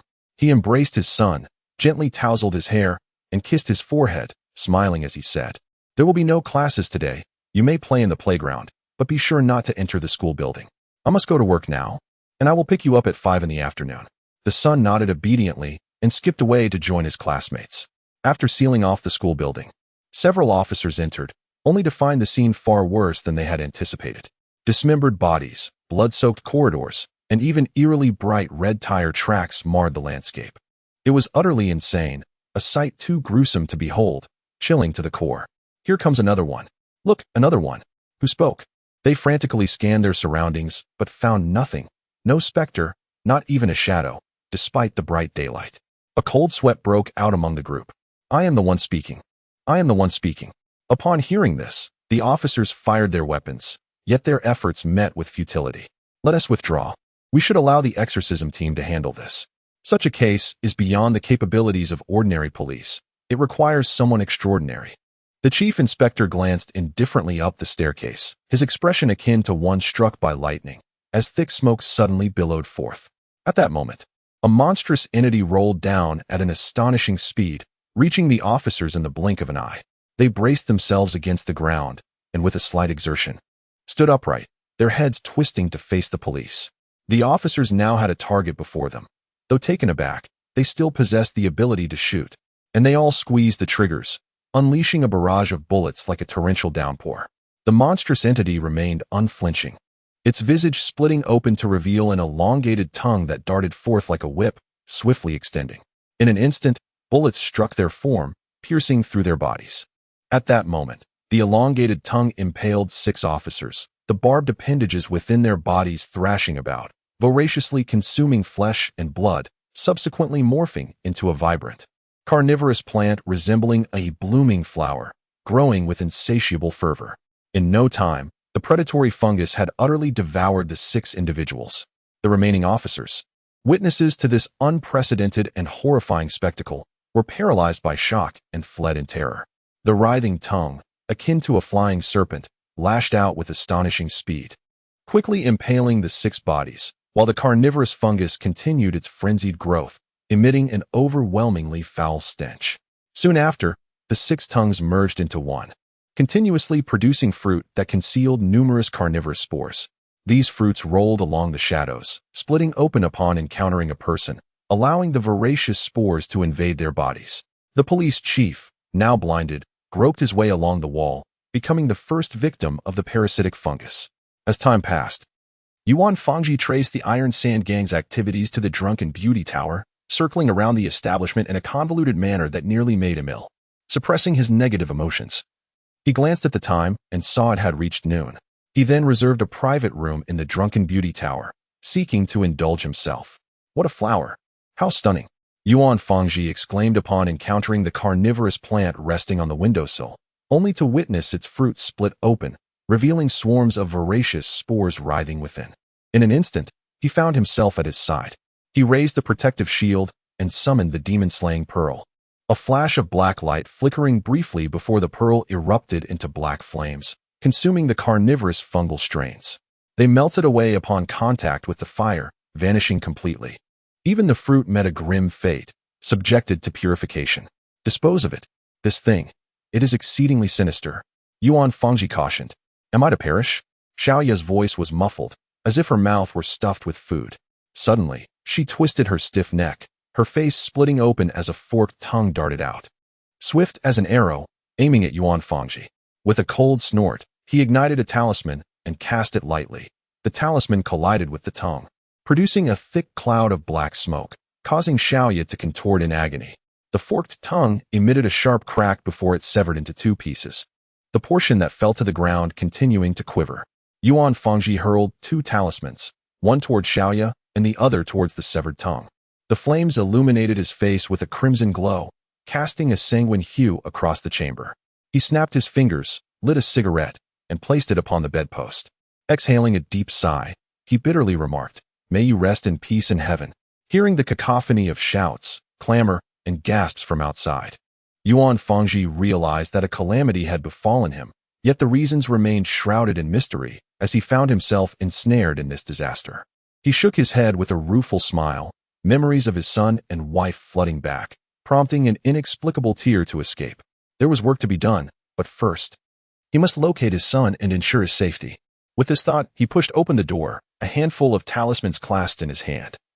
Raising the protective shield as he beheld the approaching forked tongue and promptly cast the talisman.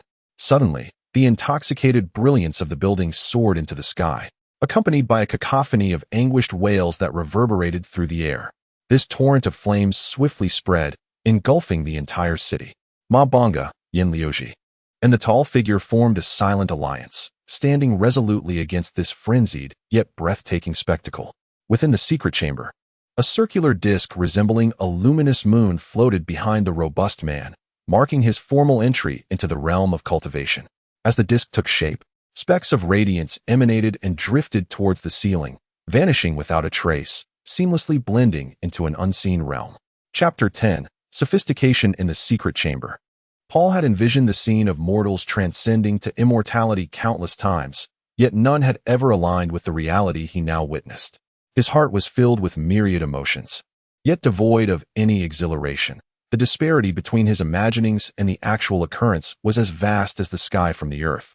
He pondered whether he had been overly naive, for after much contemplation, he remained oblivious to the specifics of achieving immortality, having believed the tales which spoke of consuming a mystical elixir to ascend to divinity. Paul gazed with a complex expression at the disk behind the robust man, which shone with a pristine brilliance, adorned with a gentle lunar glow and glistening silver accents. He raised his thumb in admiration, unable to suppress a hearty laugh as he exclaimed, "With this, I shall no longer need to carve walls for light or chase fireflies to illuminate my studies." Upon hearing this, the robust man exhibited a flicker of surprise in his eyes. Indeed, this notion was quite astute. Utilizing such lunar radiance for reading would undoubtedly elevate his status significantly, though he was still a considerable distance from embodying the full essence of immortality. Nevertheless, he felt a hint of that ethereal quality emerging within him. Immediately, he retrieved the Sanhe Jing from the pouch of fish and shells, illuminated by the radiance emanating from the disk. He shook his head in earnest study, delving deeply into the profound meanings of the text, gradually grasping its essence. Ever since the birth of the disk, it had been trembling incessantly, as if something were being drawn away. Paul inwardly scoffed, finding such a mundane scene incapable of affecting him or altering his state of mind. This was not akin to reveling in the performances of renowned courtesans, which could stir one's emotions and provoke a desire to linger in admiration. He feigned surprise, his eyes sparkling with stars, nodding in admiration, exclaiming, "How exquisite! How sophisticated! As beautiful as the moonlight, bright as silver hooks. Surely, the sensation of attaining immortality must be quite euphoric." The burly man nodded enthusiastically, increasingly delighted, unable to restrain himself from thumping his thigh and humming a tune, chuckling. This splendid disk indeed deserves such high praise. However, this minor realm merely signifies a recent departure from the mortal plane, entering the chi gathering stage, having become a practitioner of this phase. The path to immortality remains a distant dream. Yet, one must take that first step. Only then does the possibility of transcendence arise. Paul pointed to the book in the burly man's hand and inquired, "Did you ascend from the mortal realm to the chi gathering stage through this very book?" The burly man nodded, caressing the tome, and replied with a smile, "Indeed, I have possessed this Sanhe Jing for many years, having studied it meticulously several times, only to find its teachings profound and elusive, exceedingly difficult to comprehend." He shook his head, his face radiating satisfaction, candidly revealing, "The core content of this book is how to cultivate to the pinnacle of the chi gathering stage, to embark on the path of cultivation. The foremost prerequisite is the awakening of one's spiritual senses, a process demanding immense energy. The most commonly recognized catalyst for this awakening is the fish scale pearl. Additionally, the Sanhe Jing is a widely circulated method for gathering chi during the cultivation stage." Paul felt a surge of astonishment. The renowned technique, it seemed, came at the cost of self-mutilation, a notion he found difficult to accept, leaving him somewhat disheartened. Gradually, he assimilated this esoteric knowledge of cultivation, reminiscing about the battle scenes involving Ma Banggu, Yin Lu Ji, and the tall warrior, only to discern something peculiar. None of those individuals bore a disc behind them. It then dawned on Paul that he had never learned the illustrious name of this robust man, and he felt a wave of shame wash over him. The burly man, too, appeared lost in thought, displaying a hint of embarrassment. In unison, they inquired, "Friend, what is your name?" Their eyes met, and laughter ensued as they introduced themselves. Paul said with a smile, "I am called Paul." The sturdy man responded, Your name is Paul. What is your surname? Paul replied, My surname is Jean. My full name is Jean Paul. This name was one he had chosen for himself. His former instructor often remarked on his resemblance to Pavel Korchagin, frequently using their likeness as a cautionary tale. The robust man nodded slightly, chuckling, Your name sounds quite sophisticated. I am called Zhuang Xinyan. The character for village in my name, the character for New Year, and the character for Yanzu. Some say I am as handsome as Yanzu, and even fresher, hence the name Xinyan. Paul gasped in disbelief. Unable to contain himself, he jumped up and, covering his mouth, chuckled, I have heard of you. Did you not sing a song titled Some People Walk Only to Fall Apart? It is said that this song once ascended to the pinnacle of the Zuyan Tower's weekly chart, reigning supreme for an astonishing 6 weeks. Zhuang Xinyan chuckled heartily, exclaiming, Indeed, I am a paragon of versatility, both handsome and affluent. Not only am I tall and imposing, but I am also a legendary singer and a silver moon warrior. Paul, tilting his head thoughtfully, felt his heart race at the audacity before him. He steadied his thoughts and feigned calmness, replying, Your title of Silver Moon Warrior lacks a certain flair, does it not? Perhaps you should be referred to as UFOLUX? An American name, quite chic, wouldn't you agree? Paul emphasized the point. Zhuang Xinyan fell silent, pondering deeply, secretly relieved that he had not met his demise within the confines of Zuyan Tower. He scrutinized Paul with earnestness, inquiring, What exactly is a UFO? And what does LUX signify? Are they perhaps derogatory terms? Paul promptly shook his head, affirming with sincerity that they were certainly not insults. 2 years ago, when I first entered this secluded chamber and met Wang Haonan, he regarded me as his successor, imparting wisdom and nurturing me to become a refined individual. Stop. I was inquiring about UFOLUX, not your life story. Why digress so far? Are you preparing to narrate tales for an entire day and night? Zhuang Xinyan's face twitched slightly, feeling somewhat exasperated that Paul seemed intent on recounting his personal journey, as if it were a tale for his amusement, truly a tooth-aching experience. Zhuang Xinyan was engulfed in confusion, pondering the bizarre connections between his esteemed title and the two seemingly unrelated entities. What indeed? Was an extraterrestrial spacecraft as a means of transportation? He endeavored to calm his tumultuous thoughts, striving to suppress his rising frustration, and managed to smile as he inquired, Could you elucidate this matter further, my dear brother? Paul chuckled softly, his excitement palpable, and replied, Of course, as long as you refrain from interrupting me. Oh, I would never dare to interrupt. Zhuang Xinyan fervently shook his head and waved his hands, adopting a demeanor of compliance. Paul shot him a sidelong glance. Zhuang Xinyan quickly covered his mouth, not daring to utter another word. There was but one destination, the opulent den of indulgence for the wealthy, the renowned house of ill repute, known as the Drunken Beauty Pavilion. Upon entering the establishment, Paul discovered that although the courtesans were celebrated throughout the realm, they possessed little disposable income for purchasing weapons, as their earnings were largely siphoned away by the madams and proprietors. Thus, he shifted his focus to the affluent elite, persuading the courtesans to implore them for weaponry, a strategy that proved effective. Within 3 days, he secured his first transaction. With the proceeds from this deal, Paul, having spent a sleepless night, encountered Xiaoya. During their conversation, he learned that she had just been sold into the brothel and had yet to be deflowered. After sharing an intimate moment, their bond deepened, leading to discussions of their experiences. It was through these exchanges that Paul became acquainted with the term UFOLUX and the phrase American name, very foreign. The enchanting phonetics that emerged during the conversation between Xiaoya and her sisters captivated Paul, who found the vocabulary particularly fascinating. According to the tales recounted by Xiaoya's sisters, it transpired at a banquet where a middle-aged guest, distinguished by his bald head and bushy beard, spoke with fervor about current affairs, recounting tales of the cosmos and the earth, exuding an air of profound knowledge in both astronomy and geography. He meandered from discussions of extraterrestrial beings to UFOs, and from toilet soap to LUX, meticulously describing the appearance of UFOs as he clapped 2 plates together, creating a resounding applause. Chapter 11. A long queue. Zhuang Xinyan, upon hearing this, was struck by a sense of novelty.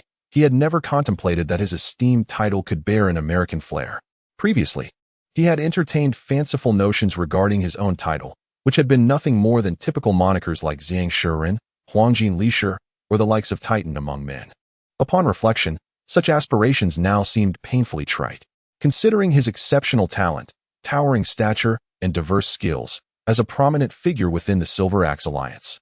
Possessing a title as chic as UFOLUX would undoubtedly evoke envy and become a topic of lively discussion among others. While Zhuang Xinyan reveled in these delightful fantasies, Paul rapped on the table and remarked with a smile, "From your demeanor, it appears you are quite pleased with this title. As friends, your possession of such a fashionable designation brings me great joy. However, joy alone cannot satiate our hunger. I shall fetch a few roast chickens and a jug of fine wine. Let us dine and converse together." "That sounds splendid." Zhuang Xinyan nodded in agreement.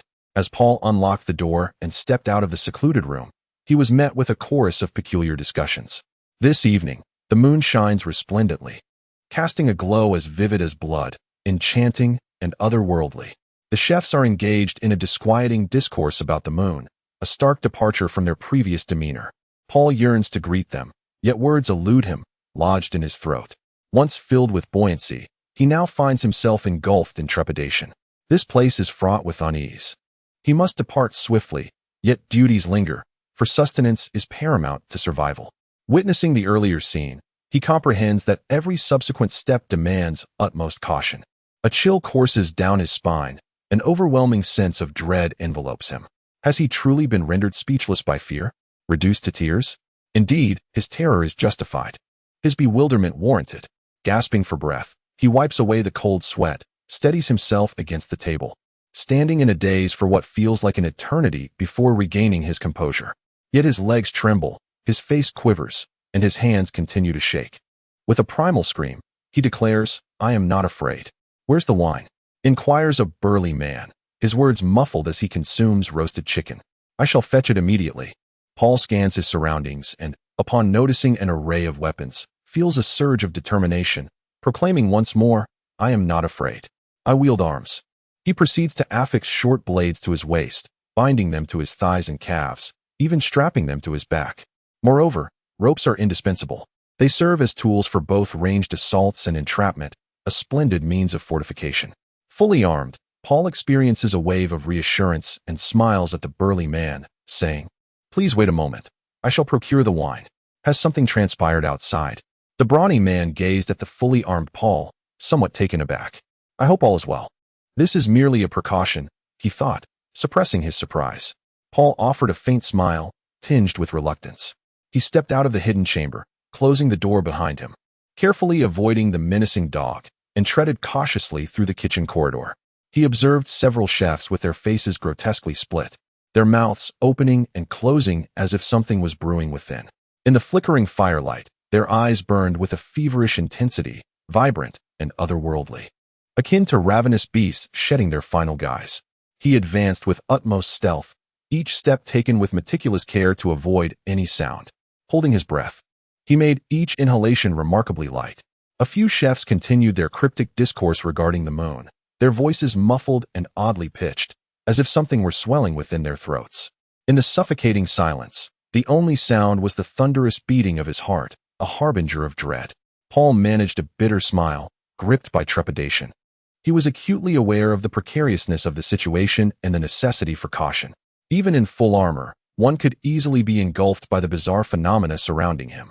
Several more chefs contorted their faces in what appeared to be smiles, yet their grins were far more sinister than those of a jester, more chilling than that of a headmaster, causing him to feel an overwhelming urge to flee. It was as if he were ensnared in a blizzard, a chilling sense of terror creeping over him. Trembling from head to toe, it was evident that they teetered on the brink of death, yet they had formed an orderly queue. Albeit somewhat disheveled, everything was unmistakably arranged. Paul, in silent contemplation, found himself unwittingly stepping into the storeroom. Ah, the fine wines. The aroma of this selection was exquisite.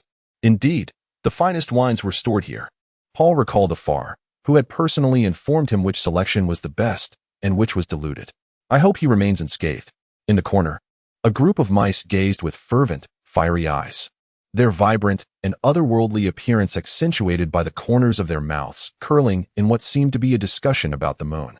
The sight of these rodents evoked memories of the chefs, who were equally entranced by the mice, their eyes brimming with a bloodthirsty zeal, their faces adorned with an enchanting yet eerie allure, as if something was brewing within their mouths, akin to ravenous beasts grinding their teeth in anticipation. He felt on the brink of collapse, Unable to restrain himself, he exclaimed, "Have you all gone mad as well?" The mice scattered in a frenzied rush. Moving with a stiff awkwardness, Paul forced a smile, though it was strained and insincere.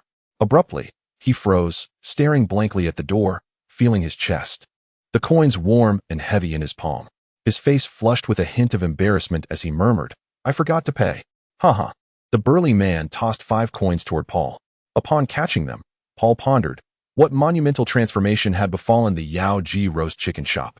As it seemed, everyone was caught in a liminal state between life and death. Was a tempest on the horizon? Suddenly, he recalled that night of tears. The way the burly man had looked at him, as if haunted by a specter. Had he truly encountered a ghost? A chill of dread coursed through him. He then remembered the venomous words of his instructor, "I wish I could bite you to death." The fervor in his instructor's eyes had mirrored that of a wild beast. Paul scrutinized himself, questioning, had he gone too far? It was the instructor who had struck his palm with a ruler, who had clamped his thigh with all his might using pliers, who had forced him to tend to the manure in his garden, who had compelled him to repair his lawn. What had he gained from all this? Merely a single phrase, "I wish I could bite you to death." Paul wandered in a daze, inadvertently stepping on a dog's leg. The leg was smooth and slippery, not resembling that of a dog, but rather akin to the slickness of a fish's tail. He was filled with dread, yearning to break free, yet he soon realized a serpentine tongue, swift as an arrow, was lunging towards him. In a fit of agitation, he severed the tongue with a blade, only to witness it charge at him with relentless ferocity, displaying not a hint of pain, as if that tongue had never belonged to it at all. Paul instinctively crouched low, evading its fierce assault, and thrust his weapon deep into its neck, yet no blood flowed. Instead, it seemed to incite even greater savagery within the creature. Panic overtook him, and he fled with remarkable speed. It bellowed in rage, pursuing him relentlessly, its movements stiff and rigid. Several chefs, struggling with their own bodies, encircled him, grinning grotesquely and proclaiming, "Your body is splendid, truly delectable." Their tones were distorted and muffled, as if their vocal cords were inflamed or perhaps left behind at home. This flesh must be washed, soaked, and braised to achieve its exquisite flavor. This man still retained the habits of a chef, yet such tendencies were swiftly diminishing. Paul was horrified, fleeing with utmost haste, the cacophony of demons ringing in his ears. The moonlight was resplendent, the moon itself a glorious sight, blood-red and undoubtedly delicious. This moon too required washing, soaking, and braising to become palatable. The flesh of the transformed had already been cooked before being consumed. Are we still human? Paul gazed at the serpentine line of figures, stretching endlessly before him. Though chaotic, they were gradually converging. He realized with chilling clarity that they intended to encircle him for a hunt. In a moment of daze, he questioned, "Are you truly human? How could such a bizarre transformation occur?" He reiterated with fervor, "To feast upon one another is wrong." His voice trembled, steeped in sorrow. And then he fell. A corpse of a cannibal lay sprawled upon the ground, causing him to stumble. Their eyes met, exchanging bewildered glances. A tongue, coiled like a serpent, surged forth. "You have all gone utterly mad," Paul cried, wielding a rope to ensnare the tongue, exerting every ounce of strength to tug violently, akin to a tug of war. Extracting the innards as if pulling a radish from the earth, the tongue dragging forth the viscera, spilling forth from the mouth. The scene was grotesque. The cannibalistic corpses continued to writhe stiffly, dragging their entrails as they crawled upon the ground. Witnessing such a horrifying spectacle, Paul screamed in terror, his head spinning, his body weakening, as he stumbled and ran along the floor. The event was so bizarre that he could scarcely find words to articulate it. He flung open the door, hastily retreating into a concealed chamber, shutting the door behind him, leaning against it, gasping for breath. Realizing one crucial truth, there must be some hidden intricacy beneath these strange occurrences. He steadied himself against the door, locking it securely. As for this roasted chicken, I find it utterly delightful. It is tender and smooth, perfectly spiced and aromatic, crisp and refreshing, with an enticing color that makes it impossible to stop eating. Indeed, it is a splendid companion for stimulating the appetite and enhancing the enjoyment of wine. Paul rolled his eyes, a surge of indignation igniting within him. How rude of this fellow to lavish praise while he was in the midst of locking the door, leaving him at a loss for words. Staring blankly at the other, he tore into the roasted chicken, devouring it voraciously, and soon enough, half of the chicken had vanished into his stomach. "Don't you drink?" Zhuang Xinyan inquired. observing Paul's intense focus on the chicken, feeling a tinge of melancholy.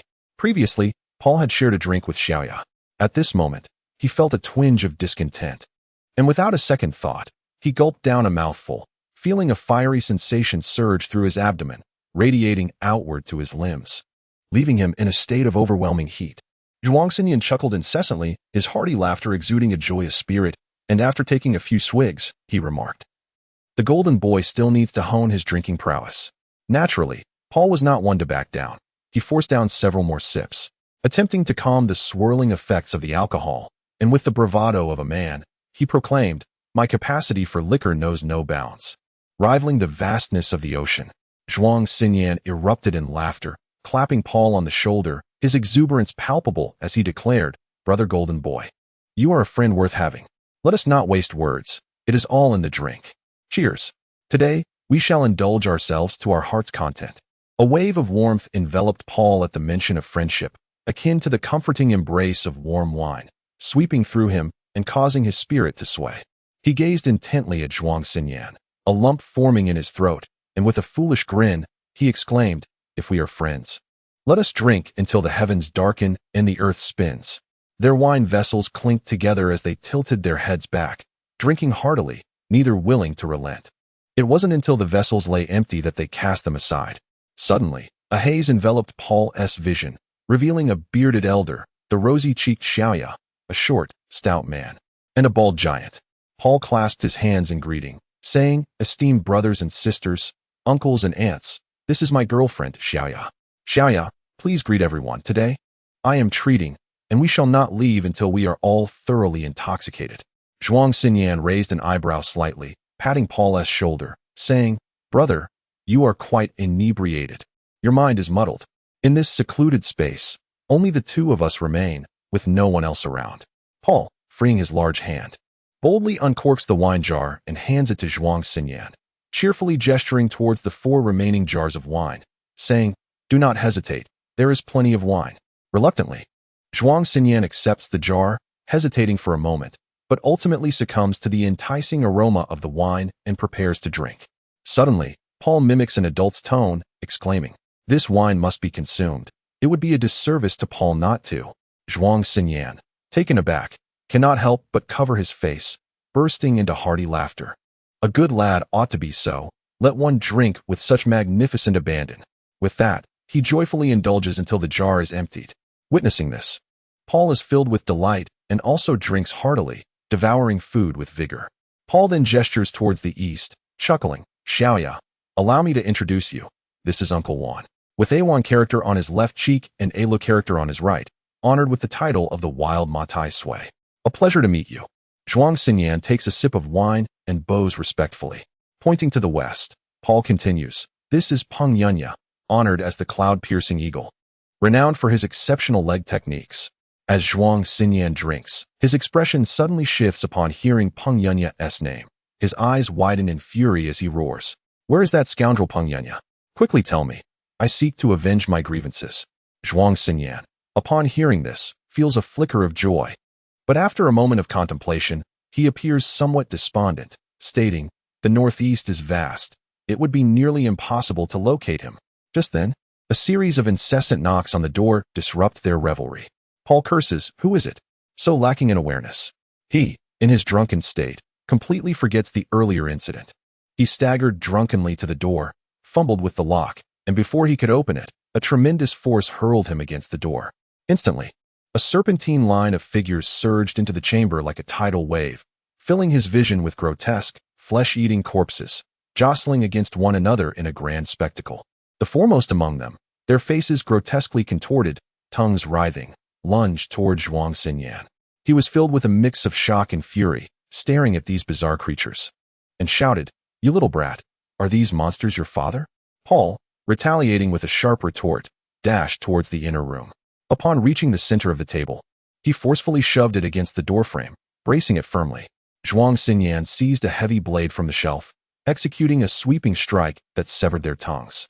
He then rolled forward, aiming for their chests, his movements as swift as lightning, cleaving through 6 of them in quick succession. Paul retrieved a handgun, positioned himself behind the door, opened a box, and grasped a bundle of live ammunition, retreating as he placed the ammunition on the table. He swiftly loaded the bullets into the chamber, disengaged the safety, and squeezed the trigger. Each bullet flew forth like a sharp arrow, striking the front line of the cannibalistic horde, which, undeterred, pressed forward, crashing against the table despite the onslaught. Zhuang Xinyan evaded a sweeping tongue, which slapped against the table with a resounding thud. With a powerful sweep akin to an autumn breeze, he eviscerated the nearest corpse, spilling its heart and entrails onto the floor. Yet, even with their innards exposed, they continued to writhe as if death had not claimed them, displaying an astonishing resilience. Zhuang Xinyan and Paul observed closely, noting the heart's bizarre beauty, emanating a foul odor, pulsing rhythmically as if harboring some malevolent creature within. Indeed, it was none other than the flesh-eating strain. Zhuang Xinyan and Paul simultaneously exclaimed, "The vital point is the heart." With a powerful swing of his blade, Zhuang Xinyan struck the heart of the disemboweled cannibal corpse, delivering blow after blow. In an instant, they stood still, undoubtedly lifeless. Just then, 3 cannibal corpses lunged forward with their elongated tongues, aiming for Zhuang Xinyan's body. He attempted to retaliate with his weapon, but it was too late. As the tongues were about to pierce him, Paul took aim at the hearts of the attacking corpses and fired 3 shots. The 3 cannibal corpses collapsed onto the ground. "No need for thanks." Paul smiled nonchalantly. "Behold my blade skills, like autumn winds sweeping away fallen leaves." Zhuang Xinyan, having narrowly escaped death, shouted triumphantly. With a swift motion, he executed a spinning maneuver, and 6 elongated tongues fell to the ground. Subsequently, he rolled backward, lying beside Paul. "No need for thanks. This is merely a repayment." Zhuang Xinyan chuckled heartily, patting Paul's shoulder. Seizing the opportunity, Paul fired 6 consecutive shots, causing the hearts of the cannibal corpses to burst, yet curiously, no blood flowed. "Earlier, you mentioned they were my father. Was that sincere?" Chapter 12. Afa eats chicken. "Do not take my words to heart, dear younger brother Jintong," Zhuang Xinyan said apologetically. Gazing at Paul, his heart racing like a roller coaster. The trials he had faced in recent days had far surpassed any previous experiences, pushing him to his limits. His emotions were akin to a parabolic curve, intricately winding and twisting. A mere spark could ignite an uncontrollable explosion within him. That sentiment echoed like the thunderous roar of a heart on the verge of bursting. Words spoken without intent, akin to a sharp blade, have deeply pierced my heart, inflicting pain upon my soul and jeopardizing the bond we share. Paul felt a pang of discomfort, uncertain why he could not dismiss that statement as mere thoughtlessness. It resonated more like an outpouring of genuine emotion, akin to a river bursting its banks. That frantic cry symbolized a complete collapse of his inner world, a raw and unfiltered expression of his feelings. Faced with the sudden, unexpected emergence of a ghastly reality, he revealed his most authentic and natural sentiments. Believing that the midnight cries, the tumultuous affairs at the brothel, and the alarming appearance of cannibalistic horrors were all rooted in my actions. With a bitter expression, Paul leaned against the shelf, reluctant to utter a single word, gesturing dismissively to convey his indifference. His eyes communicated, "We are friends, brothers, despite any trials or inexplicable happenings. We must not harbor suspicion. We should stand united and strive to persevere." He retrieved a knife from the shelf, gripping it firmly, and with all his might, inscribed a powerful message on the table. "Unity forges friendship. Friendship illuminates the path ahead. Long live friendship." Zhuang Xinyan gazed intently at the words, tears of sorrow cascading down his cheeks. It is said that a man sheds tears sparingly, and what more for a stalwart figure like him? The tears he shed were the truest expression of remorse, more potent than any spoken apology. "I forgive you, brother Zhuang," Paul exclaimed, leaping onto the shelf and patting his shoulders several times, only to elicit an exasperated glare in return. "Forgive me for what?" Zhuang Xinyan was consumed by an impulse to obliterate. "I forgive you for your misunderstandings and curses. I absolve you for your thoughtless actions. And I pardon you for stealing my lines. For eternity, I shall forever regard you as my elder brother." Paul leapt down again, entirely indifferent to Zhuang's gaze. He had long since grown accustomed to his furious stares. "I am the same." In Zhuang Xinyan's calm tone, there was an inexplicable air of keeping others at bay, as if a chisel had sculpted Paul's thoughts into a grotesque form. "What have I done wrong?" Fear gripped Paul. He would rather endure Zhuang Xinyan's fierce glare and verbal onslaught than confront his aloof demeanor that kept him at arm's length. He trembled as he repeated, What have I done wrong? You have done nothing wrong. I am at fault. I was intoxicated at the time, and just as you opened the door, a horde of man-eating corpses surged in, as if they were seeking you specifically. Thus, I jokingly remarked that they were your father. Zhuang Xinyan remained as tranquil as a placid lake, calmly elucidating the matter as if all emotion had been drained away, leaving only serene stillness. So it was. Paul swayed unsteadily, hazily observing the man-eating corpses, which writhed like frogs in search of prey. Their tongues lashed out with a resounding smack against the corpses ahead, devouring the freshly fallen bodies, and in an instant, the remains were consumed entirely. 6 man-eating corpses formed a circle, their tongues intertwined, blooming like flowers, producing vibrant and enchanting blossoms that grew wildly until they bore fruits as radiant as the aurora. Approximately 20 fruits seemed to possess a life of their own, rolling through the air and darting across the table like ping-pong balls, hurtling towards the 2 individuals. My goodness, what in the world are these things? They terrify me. Paul, filled with dread, trembled as he pulled the trigger, bullets erupting with his fear, accompanied by piercing screams. Meanwhile, Zhuang Xinyan wielded his heavy blade with unrelenting precision, continuously slicing through the fruits, severing numerous flower-like carnivorous fungal strains as well. In the grip of terror, Paul tapped into his survival instinct, transforming his dual pistols into a blur. Bullets rained down like a deluge, striking the fruits and the carnivorous fungi within. The relentless assault from the fruits and their inhabitants was met with fierce resistance. Just as they eradicated the last of the 20 fruits and their fungal companions, a cacophony of hissing sounds approached, heralding the arrival of 6 undead creatures, all dressed in the garb of comrades. The hissing encircled them in a half-moon formation, trapping the duo completely. After a chorus of roars, Alpha commanded from the rear, "Surround but do not attack. Contain them until they are on the brink of exhaustion. Then annihilate them." "Alpha, is that you? You're still alive. How wonderful. I am truly glad to see you," Paul exclaimed upon hearing the voice from behind, hastily gesturing for a ceasefire. "Stop. No need to fight. Alpha can control them. This is indeed a delightful surprise." Alpha replied with a chilling, indifferent smile. "I am now a living dead. Do not be too elated." Paul, taken aback by his words, asked with concern, "Alpha, your tone sounds unusual. Are you unwell? Perhaps I can give you some money to procure medicine?" "Indeed, I must remind you, one can only place faith in either Western medicine or traditional Chinese medicine." Alpha emitted a peculiar cawing sound and chuckled. "Currently, I do not consume medicine. I feast upon the living, breathing humans." "You must be out of your mind," Paul retorted vehemently. "Calm down, little brother. Let us engage in a battle of endurance. I possess an abundance of time." Alpha leisurely settled into the armchair, crossing his legs, clearly prepared for a protracted confrontation. Zhuang Xinyan, filled with bewilderment, pondered how to broach the subject. After a lengthy contemplation, he awkwardly inquired, "You are a dead man, aren't you?" Alpha nodded slightly, grinning grotesquely. "To be precise, I am a being returned from death. I have come to understand that death is not an end, but rather a new beginning." Paul's eyes widened in disbelief as he shook his head. "Death signifies the cessation of existence. Your current condition is dire. You require treatment." Zhuang Xinyan, with a serene smile, asked, "Why are you different from them?" Alpha rose unhurriedly from the armchair and walked towards the chicken coop, seizing a live chicken. He approached the stove and tossed the creature into the boiling water.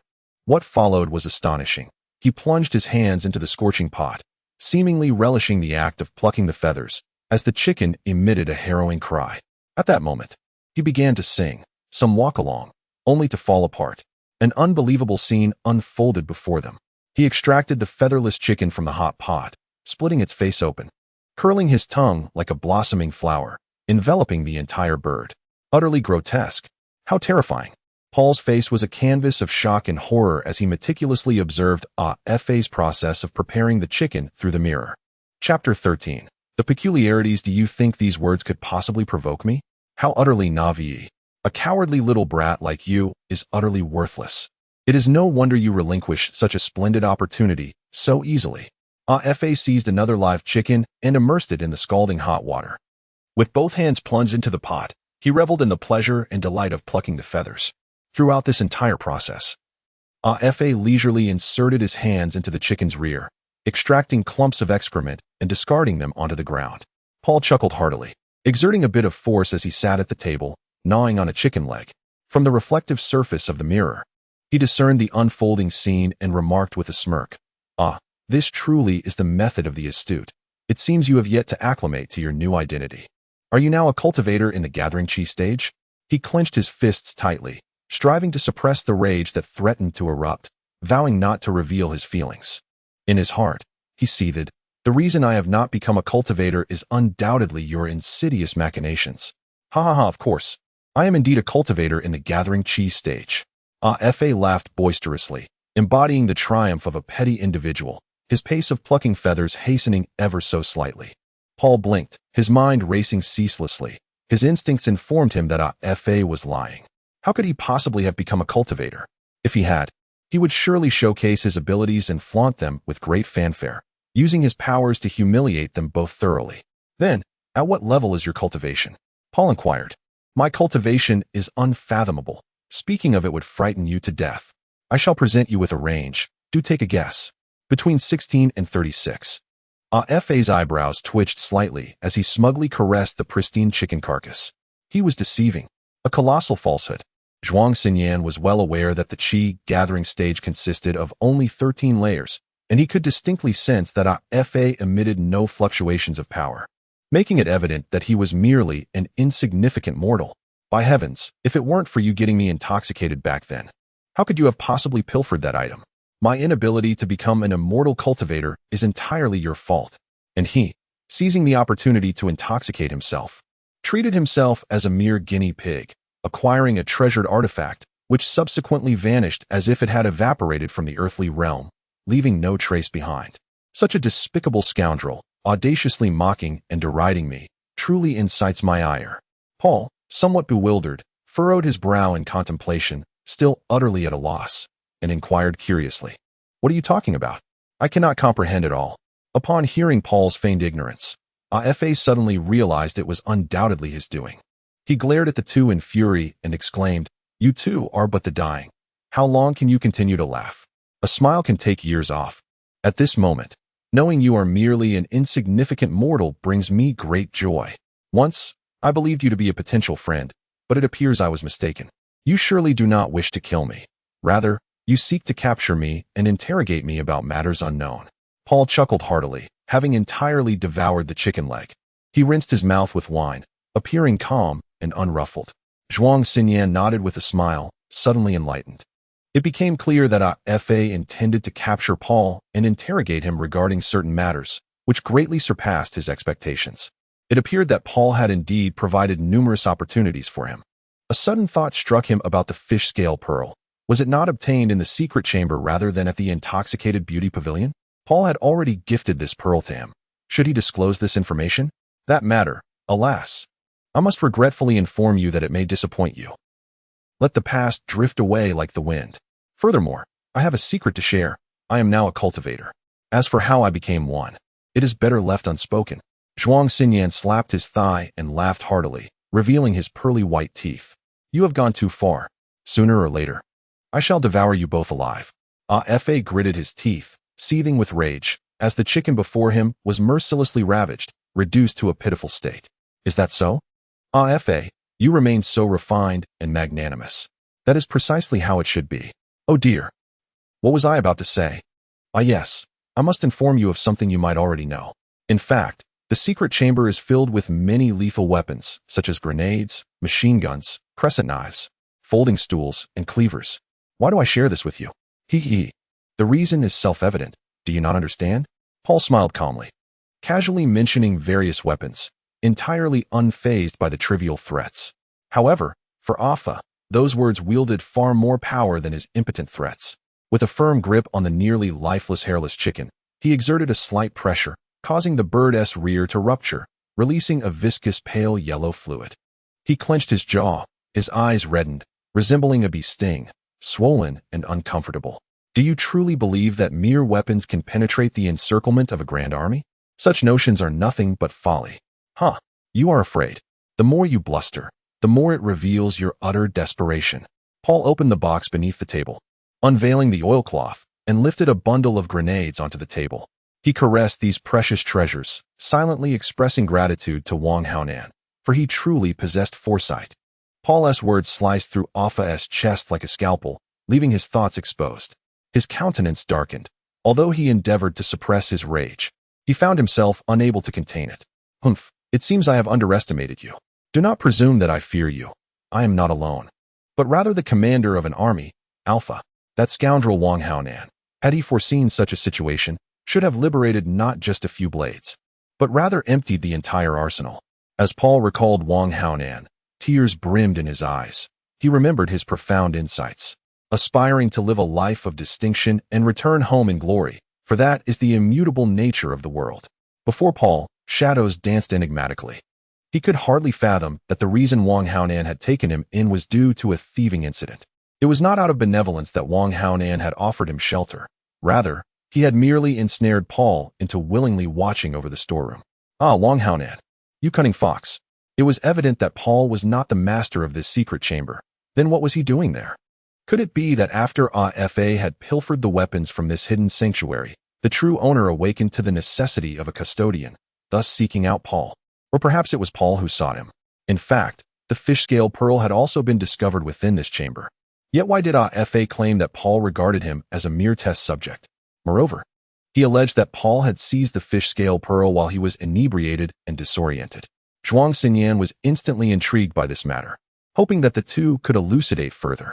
However, it was certain they would not divulge every detail, and he would need to extract information gradually. At this moment, Zhuang Xinyan's mind was akin to a tangled mess, difficult to unravel.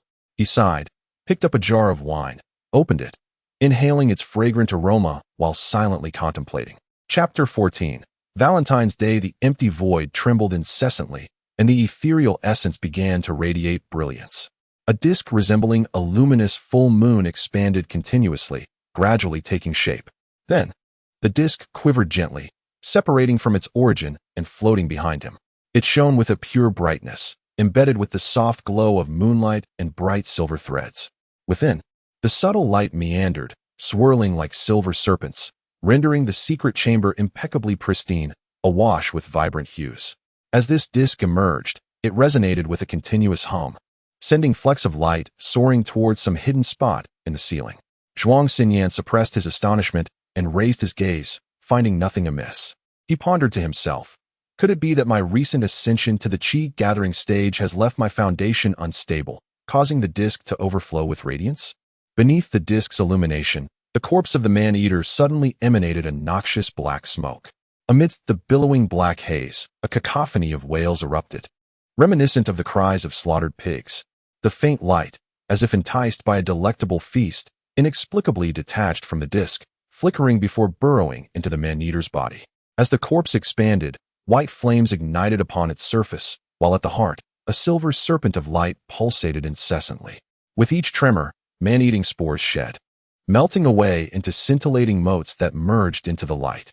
The light surged uncontrollably, growing from the size of a grain of rice to that of a peanut, while the number of man-eaters diminished by tenfold. Empowered by this force, the light appeared increasingly formidable, vibrating and swaying as it shot towards the chamber's entrance. Damn it! What have you done? Why does their surface emit billowing black smoke, interspersed with white vapor? This defies logic.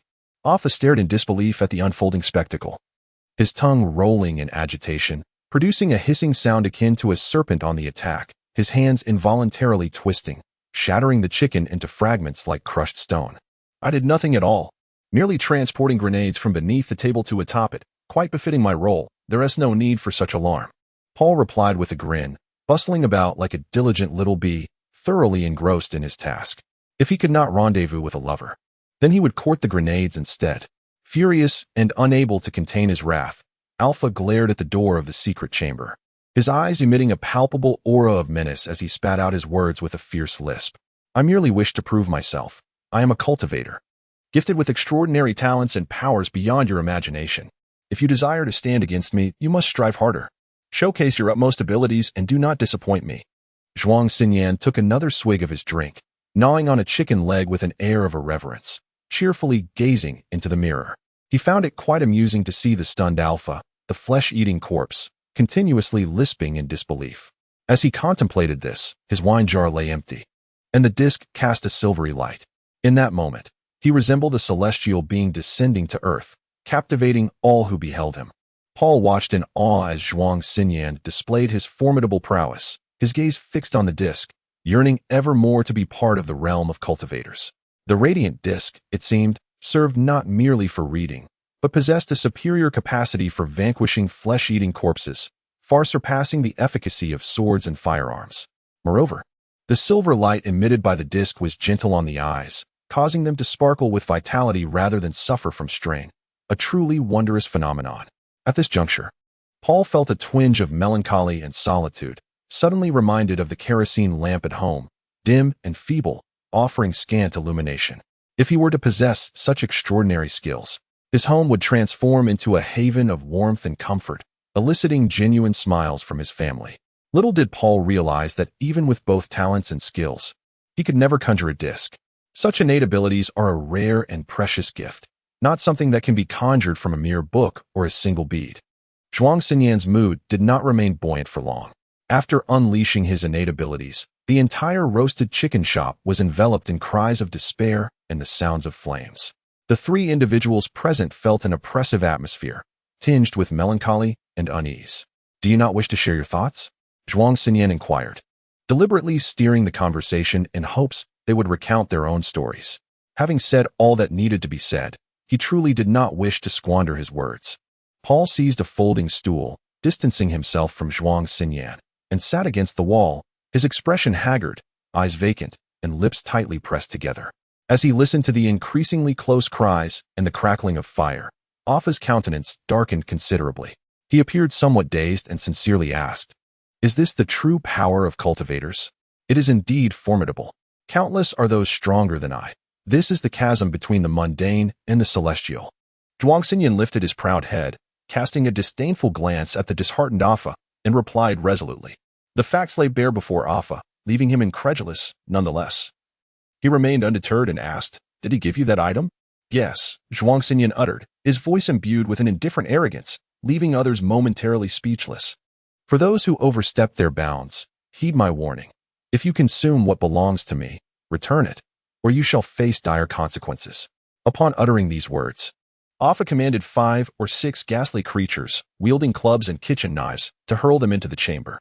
Unfortunately, their bodies were too rigid.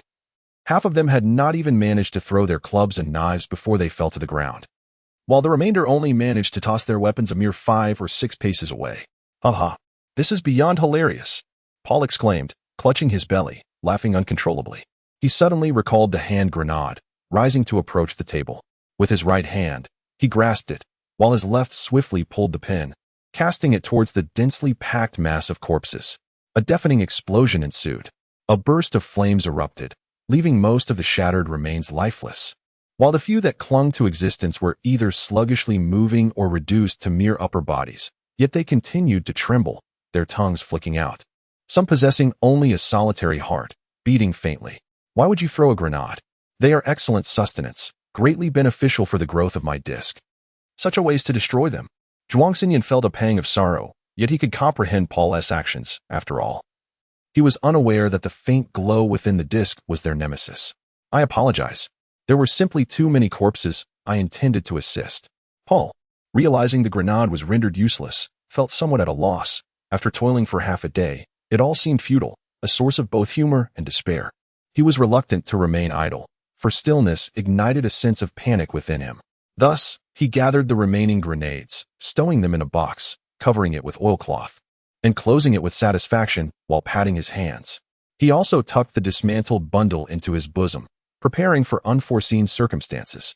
At this moment, the faint glow had burgeoned to the size of a fist, devouring its surroundings at an astonishing rate, almost 9 corpses per second. A vast space had already cleared in front of the hidden chamber, and although the kitchen remained teeming with shadows, it had diminished by a third. The blood moon shone vividly like a blossom, the flesh-eating corpses bustling about. Yuan Fong summoned the demon-slaying pearl, unfurling the blossoming umbrella, tearing open a pathway as he dashed forth like an arrow. His face was etched with exhaustion, yet the memory of the photographs within the camera invigorated him, prompting a faint smile of joy.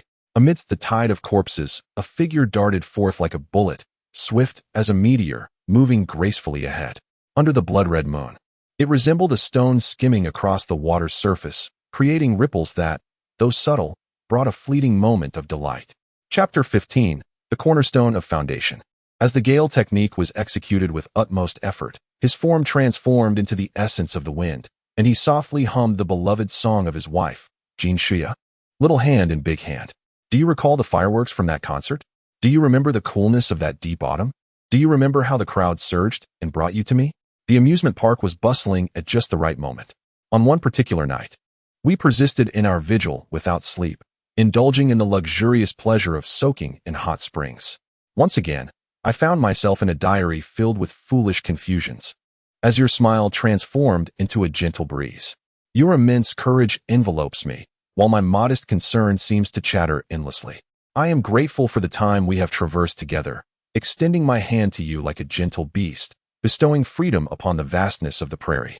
Hand in hand, we venture into the great outdoors today, casting aside excessive thoughts. You are my dream, akin to the northern wind, blowing warmth into the southern melancholy. Together, we clasp hands as we cheer on this day, bidding farewell to yesterday. Hand in hand, we continue to move forward, unperturbed. I, like the northern wind, sing joyfully, carrying the warmth of the southern sorrow. Today, as we cheer each other on, we shall not let go too soon. The blood moon hangs high, serene as a maiden, while mournful wails permeate the air. Yuan Fong, expressionless, speeds forward. The earlier joy vanished without a trace. After a while, he hears the devilish whispers. The office of the honest Qingyang people is located in the southeast of the city, while his son studies in the northwest, where their home also resides. The journey is long, fraught with the remnants of cannibal corpses. Perhaps fatigue has set in, leaving him in a daze, with his senses disoriented.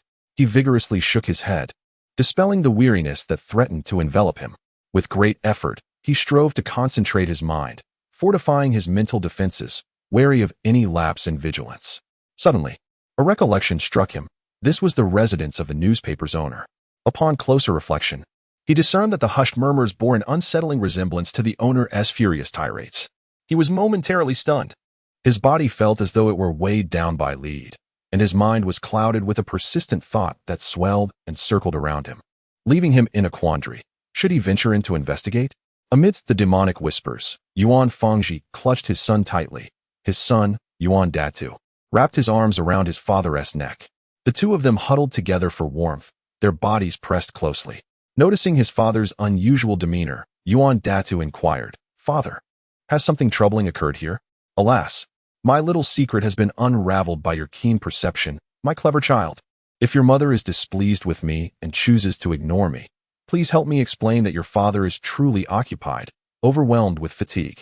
Yuan Fangji furrowed his brow, shaking his head in resigned amusement. Realization dawned upon him. He needed to make a decisive choice. With each passing second of hesitation, his wife, Jin Shuyan's jealousy would only intensify. He had no desire to face her wrath. "Father, have you made up your mind?" Yuan Datu's innocent voice rang out, awakening the indecisive Yuan Fangji from his reverie. "I have resolved to proceed. I must enter and see. Perhaps there lies an unforeseen treasure." The memory of that auction flashed before him.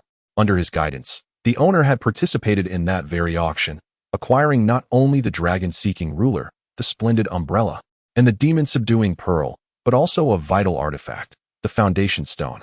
The stone, smooth and warm like jade, exudes a rich brown hue, significantly enhancing the probability of progressing from the qi gathering stage to the foundation establishment stage, playing a crucial role for cultivators in the qi gathering phase. The quantity of foundation establishment stones required for refinement varies from person to person. Some may only need one, while others might require 2 or 3, or even more. Yuan Fangji has already attained a high level in the qi gathering stage, and if he wishes to advance further to become a foundation establishment cultivator, he must refine at least one stone, if not more. At this moment, a glimmer of fervor ignited in Yuan Fangji's gaze, a manifestation of his yearning to become a foundation establishment cultivator. He inhaled deeply, calming his somewhat turbulent mind. Reflecting on the potential dangers that awaited him upon entering the villa, Yuan Fangji carved a path and approached the villa's wall. The flowing wind decision pulsed gently, and with a light leap, he ascended to the balcony. The demon-subduing pearl exhaled flames, melting the latch, and with a casual push, the door swung open. Inside the master bedroom, the proprietor of the honest Qingyang people's report, Xiao Yan lifted his gaze, noticing the immense vitality radiating from the newcomer, suggesting a delectable constitution. He emitted a low, demonic whisper, his ever-expanding form trembling as it shifted.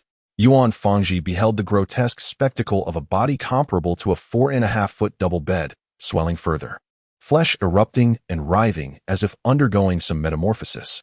Astonished by the scene before him, a sudden thought flashed through his mind. Could it be that this mortal frame had consumed a foundation establishment stone?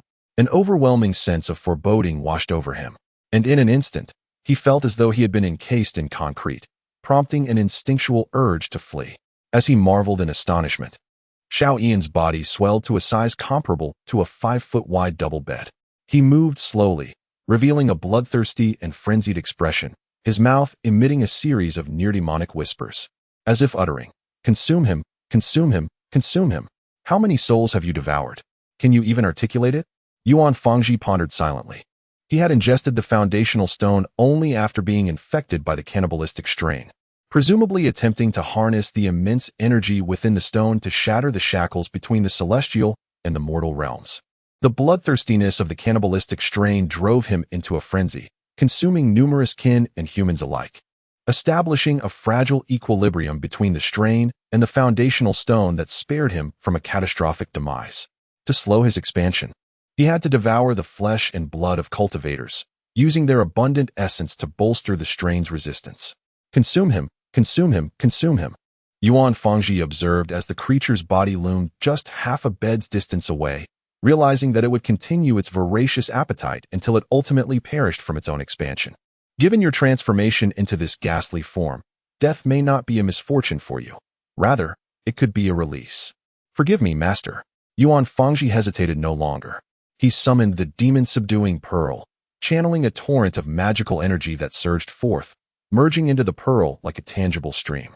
The surface of the demon-subduing pearl glowed ominously, and a streak of black flame erupted, twisting and roaring like a dragon, reverberating through the air. Xiaoyan slowly raised his head, his face splitting open as 6 serpentine tongues shot forth with the swiftness of an arrow, eager to consume it. This is the demon-subduing pearl. Did he not fear the black flame? Yuan Fangji found himself somewhat dazed. This black flame was no ordinary phenomenon, but rather the searing demonic fire. Although only 3 strands resided within the demon-suppressing pearl, they had proven invincible against the fiends encountered previously. As he spoke, the black flame was engulfed upon contact with the curling tongue, emitting a sound akin to its agonizing crackle, as if being torn apart by some unseen force. This was inconceivable. At the auction, the appraiser had declared this pearl unmatched beneath the foundation stage. Yuan Fangji's expression stiffened. Sensing that events were not unfolding as he had anticipated, the scales of victory seemed to tilt in favor of Xiaoyan. This was indeed a source of great trepidation. "Daddy, put me down, I need to urinate."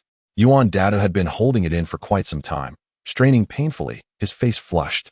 "All right, but be careful. No drinking water, no drinking water, no drinking water. I must remind you thrice about this."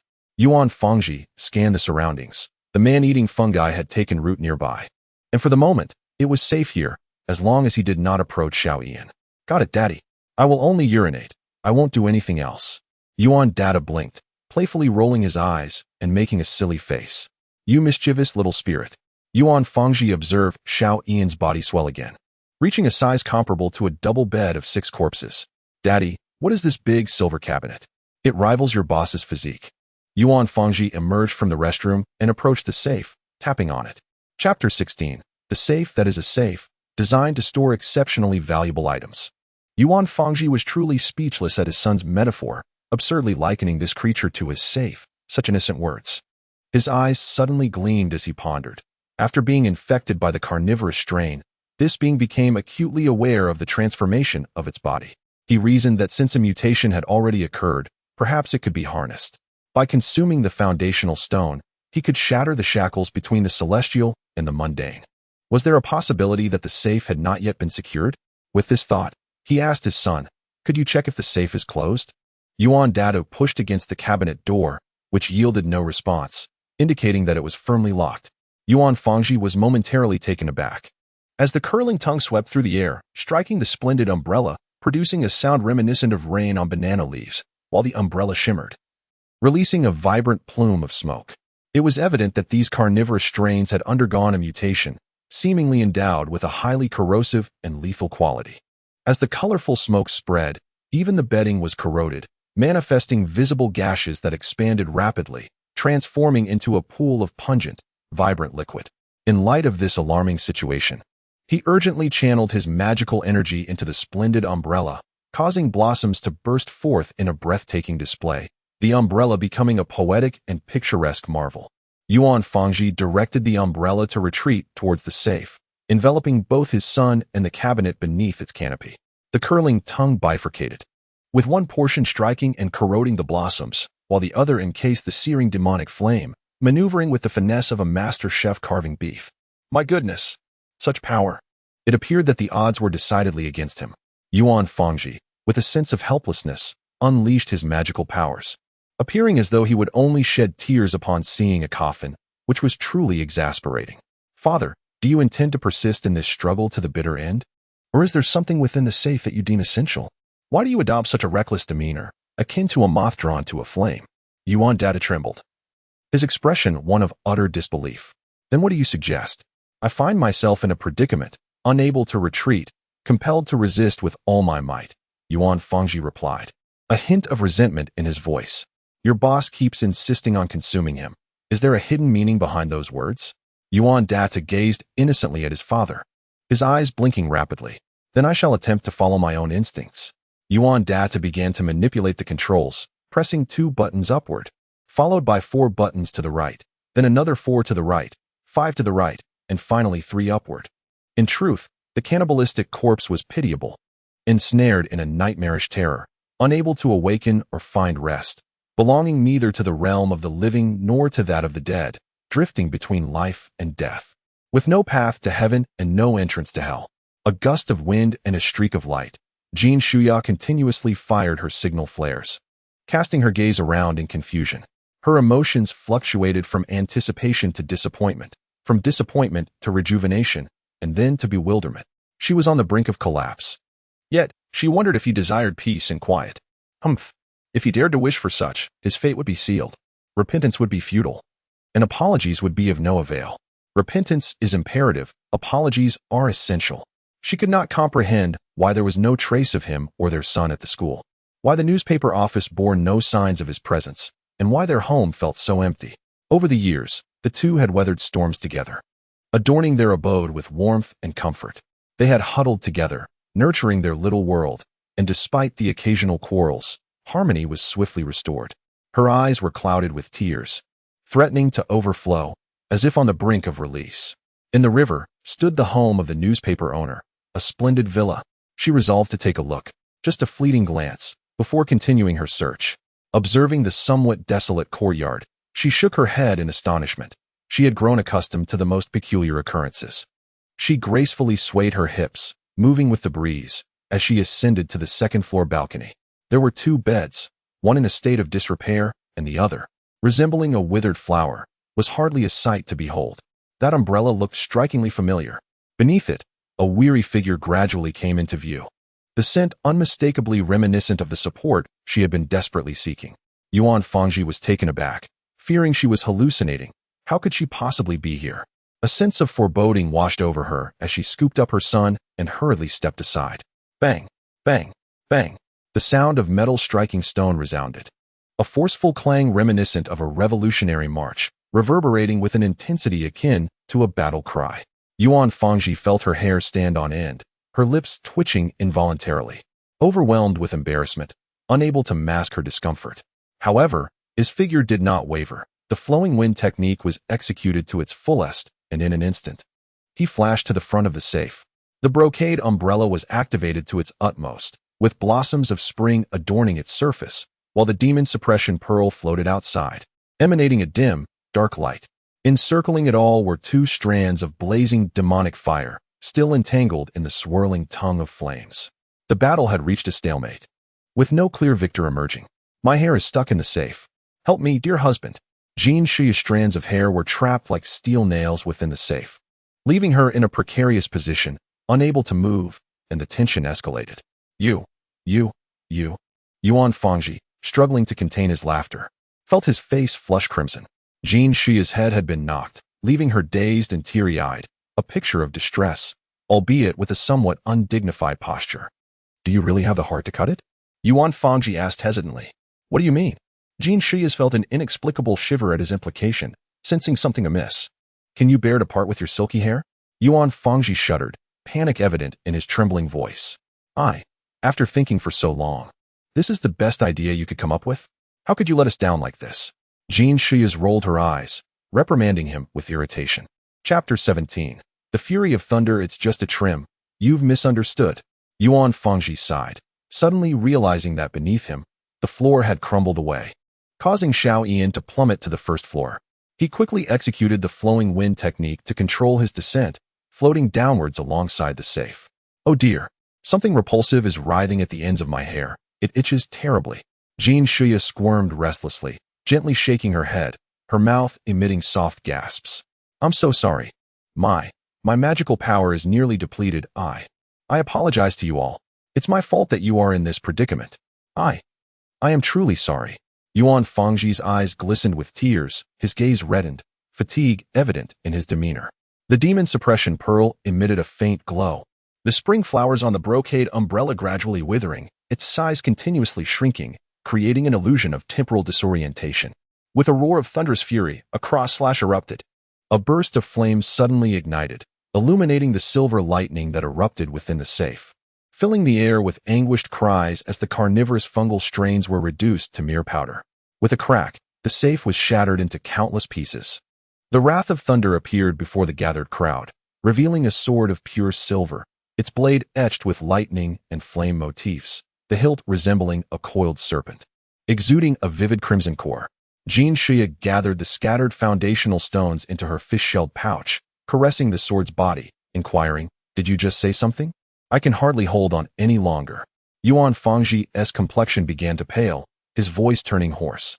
Suddenly, a gentle force emanated from behind.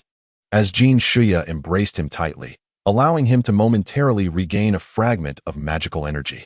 At this moment, Xiao Ian's body had expanded to the size of a double bed, his surface erupting with tumor-like lumps, his face struggling to lift, emitting labored gasps.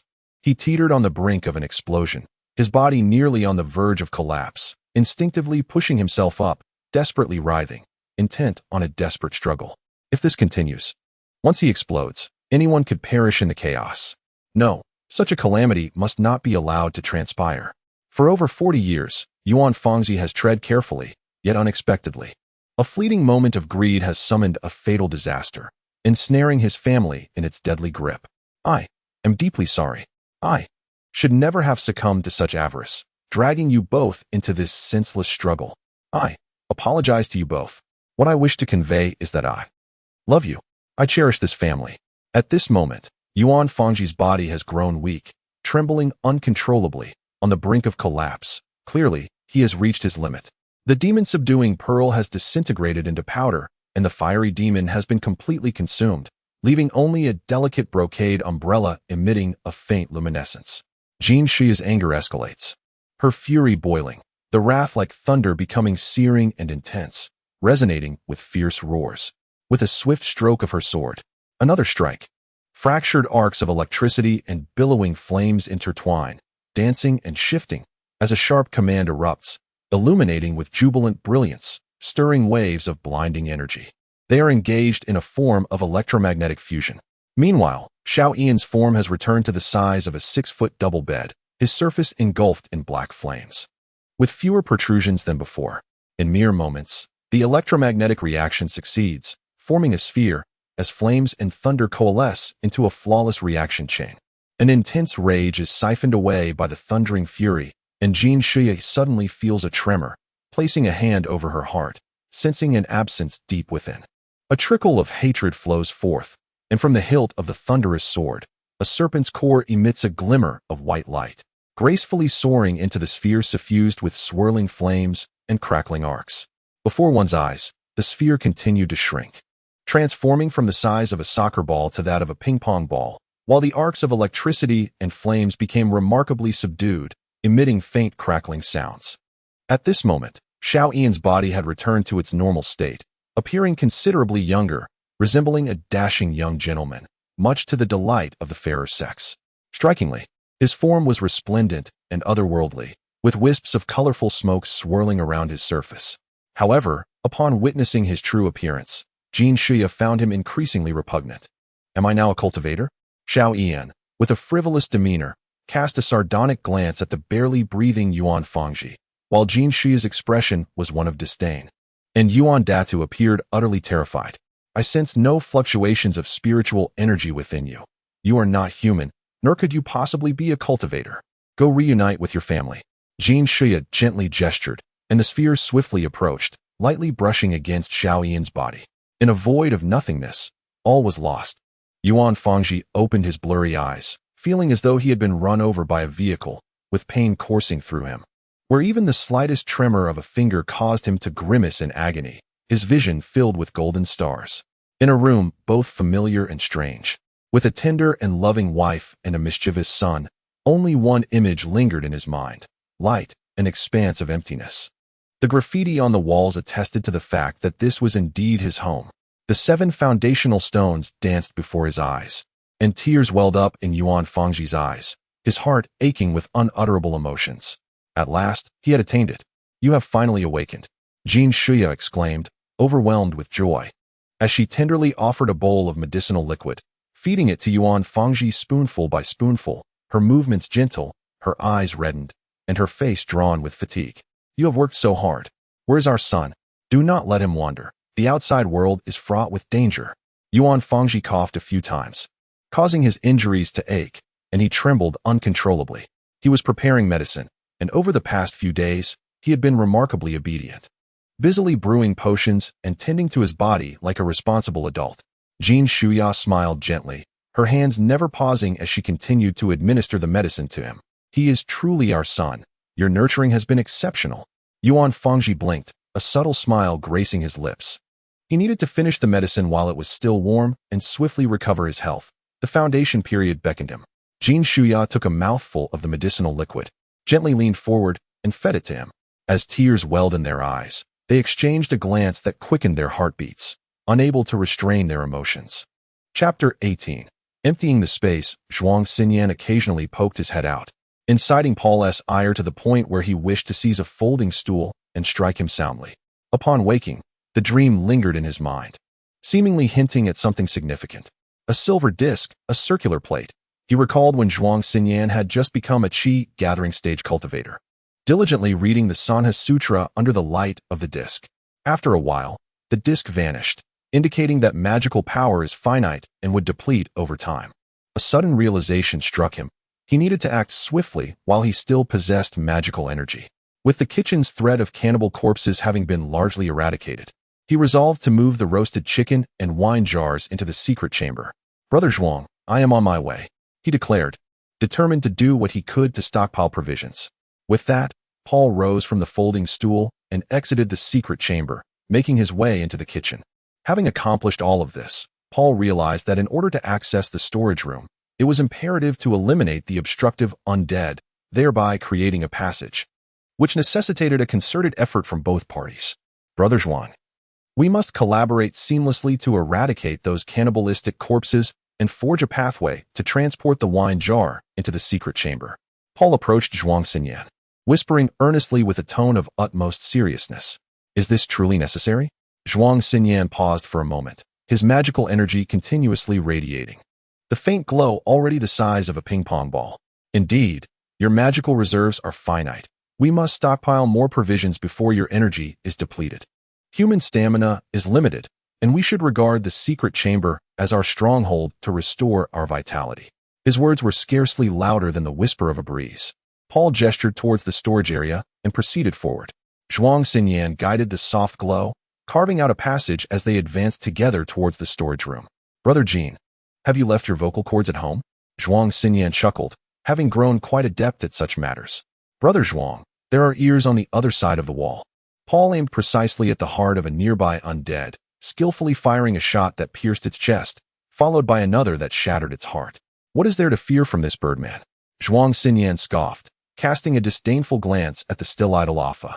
"As long as he can attract the undead, we cannot slay him, lest he scurries about and falls into a trap." Paul's voice was as gentle as a whispering breeze. A trap? Most of the people are nearly dead. What other traps could possibly exist? You are being overly cautious. Zhuang Xinyan, unconvinced, quickened his spellcasting upon catching a whiff of the fragrant wine. At that moment, Alpha remained leisurely picking at his toes, with flakes of skin scattered across the ground. Even the wisest of men may falter in their thoughts. Conversely, the foolish may stumble upon unexpected truths. The musings of mortals yield both gains and losses. We navigate the river of life cautiously, and prudence is always commendable. Paul cracked a slight smile, also detecting the intoxicating aroma, and could not resist the urge to inhale deeply a couple more times. Finally, they had arrived. Overwhelmed with joy, Zhuang Xinyan lifted the wine jar, opened its mouth, and indulged generously, exclaiming with laughter, "How delightful it is to drink wine." Paul's heart skipped a beat at these words. Indeed, drinking wine was extraordinarily delightful, beyond description. Zhuang Xinyan gazed at Paul in astonishment, wanting to speak but unsure of how to begin. Paul then seized 6 jars of fine wine, followed suit by Zhuang Xinyan, and together they embarked on their journey homeward. Meanwhile, Alpha resumed his nose-picking, and as a booger fell onto the discarded skin at his feet, a plume of black smoke erupted upon their contact. The two men quickly locked the door, secured it, and settled onto a folding stool to feast and drink. Alpha, slightly bewildered, noticed the absence of the cries of the devoured. Were these two finally on the brink of capture? Yet unexpectedly, there was no sign of them in the kitchen, let alone any corpses. Had they fled? That seemed impossible, as there was no back door in the kitchen. Were they hiding in the pantry? Alpha strolled leisurely into the pantry, only to find no trace of the two, and even the wine jars had vanished. This was truly bizarre. 2 living beings had seemingly disappeared into thin air. He abruptly discerned an anomaly emanating from the kitchen. The chamber door was shut, seemingly bolted from within. An immediate verification was imperative. Approaching the chamber, Alpha attempted to push the door, yet it remained steadfastly immobile. Ergo, the portal was securely fastened. Confound it. You 2 scoundrels have chosen to become ostriches, evidently believing you can outlast the man-eating corpse. It is I, Alpha. I am cognizant of your presence within. Open the door forthwith. Your brother and mother are in my custody, Paul. Should you persist in your recalcitrance, I shall feast upon them both. Paul, through the barrier of the door, cocked his ear, a sense of foreboding washing over him. He expelled a deep breath of turbid air and bellowed, Alpha, should you perpetrate such a heinous act, I shall exact a sanguinary retribution. Your vituperations hold no terror for me. Fortune's wheel is ever in rotation. I remained unperturbed by your menaces, and I shall be even less so by yours. Alpha nonchalantly scratched his somewhat pruritic tongue, as though the same hand had not recently cavorted amidst malodorous feet and nasal detritus. I am overcome with vertigo. Verily, Alpha, I am experiencing dizziness. Alas, I am failing. I am about to succumb. Feigning illness was the solitary stratagem Paul could presently conceive, albeit somewhat clumsy. Yet, perchance, it might yield an unforeseen efficacy. Impudent little cur. Continue with your charade. Let us observe the duration of your performance. Your kin are in my grasp. You have plundered the roasted fowl and the exquisite wine. Can you bear to witness their starvation? Alpha issued his ultimate ultimatum, fixing his gaze upon the inert chamber, and departed, seething with resentment. Shall we not venture forth to liberate your family? Zhuang Xinyan clapped Paul upon the shoulder, his tone grave, his countenance solemn. Providence shall favor the virtuous. To venture out now would be rather reckless. This matter requires careful deliberation. I wonder what wise strategy Brother Zhuang might propose. Paul, no longer feigning illness, found himself at a loss and in a state of desperation, contemplating various ideas. Perhaps we should approach it this way, then that way, and in doing so, we could repay them in kind. Zhuang Xinyan spoke in a disjointed manner, unable to articulate his own convoluted plan. Brother Zhuang, this plan is truly ingenious. Paul revealed a faint, enigmatic smile. Chapter 19. The rescue nestled on Maple Street stood a residence, originally the Huang estate, now the abode of Yuan Fangji. Yuan Datu sat despondently at the entrance, his countenance clouded with gloom. Datu, are you unwell? Why do you sit here looking so disheartened? Jin Shui gently touched Yuan Datu's forehead, finding it not feverish. Fa has not delivered the roasted chicken on time. Zhang has failed to bring the sesame cakes. And Ada has not arrived with the crisp pears. Yuan Data gazed into the distance, his eyes dim and his spirit sorrowful. With a soft chuckle, Jin Shuai smiled tenderly, her laughter infused with boundless warmth. Datu, do not be disheartened. Do not succumb to despair. First, they may still be en route here. Second, with so many man-eating corpses outside, they are likely hiding. Third, life is fraught with uncertainties. They may have already perished. The departed are gone. Yet the living must remain strong. Jin Shuai enumerated all possibilities, hoping her son would grasp that the turmoil stemmed from the man-eating corpses, thereby clarifying his stance towards them. If they were indeed on their way, they would have delivered the goods by now. Thus the first option could be dismissed. If they were hiding, they might evade danger temporarily, but ultimately, they could not escape fate. From this, it can be inferred that the three possibilities you mentioned are, in fact, a singular certainty. They are doomed to perish without a doubt. When combined with your previous and final statements, your intention appears to convey that all of this is a result of the ghastly occurrences surrounding the flesh-eating corpses. However, you are mistaken. The entire northwestern part of the city exudes an eerie atmosphere. The streets are deserted, devoid of even a solitary chicken. This is the crux of the matter. Someone possesses the ability to manipulate the dead. Yuan Data shook his large head, engaging in a lengthy discourse, causing even his folding fan to become worn out. Jin Shia tenderly caressed Yuan Data's head and planted a kiss upon his forehead, radiating a tempest of fury as she waved him off and vanished into the courtyard. Bang! Jin Shia collided with the protective barrier, grimacing in pain as she tossed aside a tattered piece of paper, which instantaneously revealed a passageway, causing the gate to swing open automatically. Yaoji Roast Chicken Shop. Shall we surrender? Paul hesitated as he took a sip of his drink, his mind inundated with visions of his family's suffering. Surrender? Can you provide what he desires now? Zhuang Xinyan straightforwardly inquired after taking a swig of liquor. The items have long been dispatched and subsequently utilized by someone else. How could it be possible to retrieve them now? Paul recalled the individual in the Yaoji Roast Chicken Shop who ordered roast chicken but never consumed it. He did not seem to be a local. Later, he heard from Alpha that the man appeared to hail from the northeastern region. Thus, surrender was no longer an option. Zhuang Xinyan silently nodded, affirming that the treasure was indeed the fish scale pearl, which he had bestowed upon me. Yet why did Alpha claim that Paul regarded him as a laboratory rat? Could it be that Paul has the ability to produce fish scale pearls?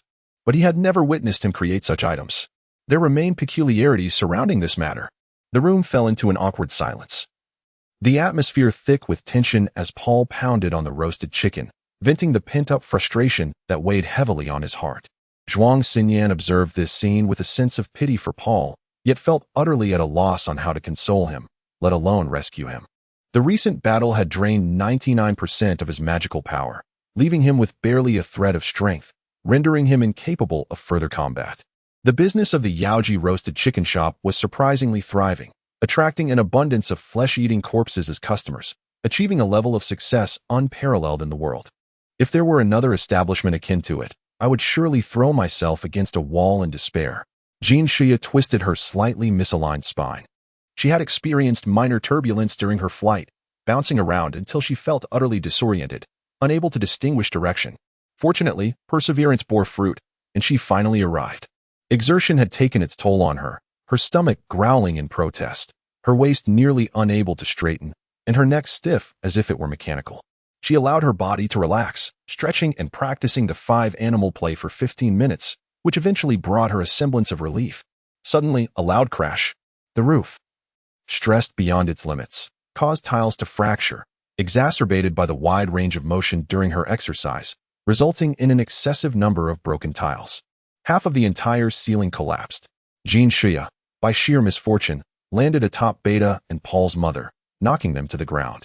As she opened her eyes and surveyed her surroundings, she found herself encircled by flesh-eating corpses, their tongues flicking menacingly, intent on devouring her. With a fierce determination, she brandished her sword, ready to strike. The thunderous fury spun wildly, akin to stones striking the surface of water, arcs of electricity dancing, flames flickering, as circles of flesh were reduced to dust. "Divine Lady, you are pressing on someone," Paul's mother exclaimed.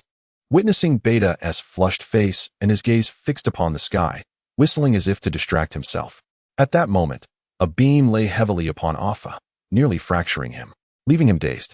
How could the roof have caved in so dramatically? "I apologize, I truly am sorry.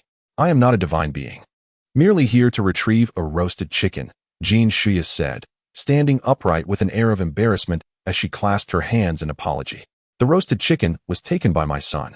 Paul's mother scrutinized Jean Shuya closely, her delicate brows flowing like water, her petite nose charming, her large, peach blossom eyes shining, round face framed by long hair, her figure elongated, particularly her slender neck.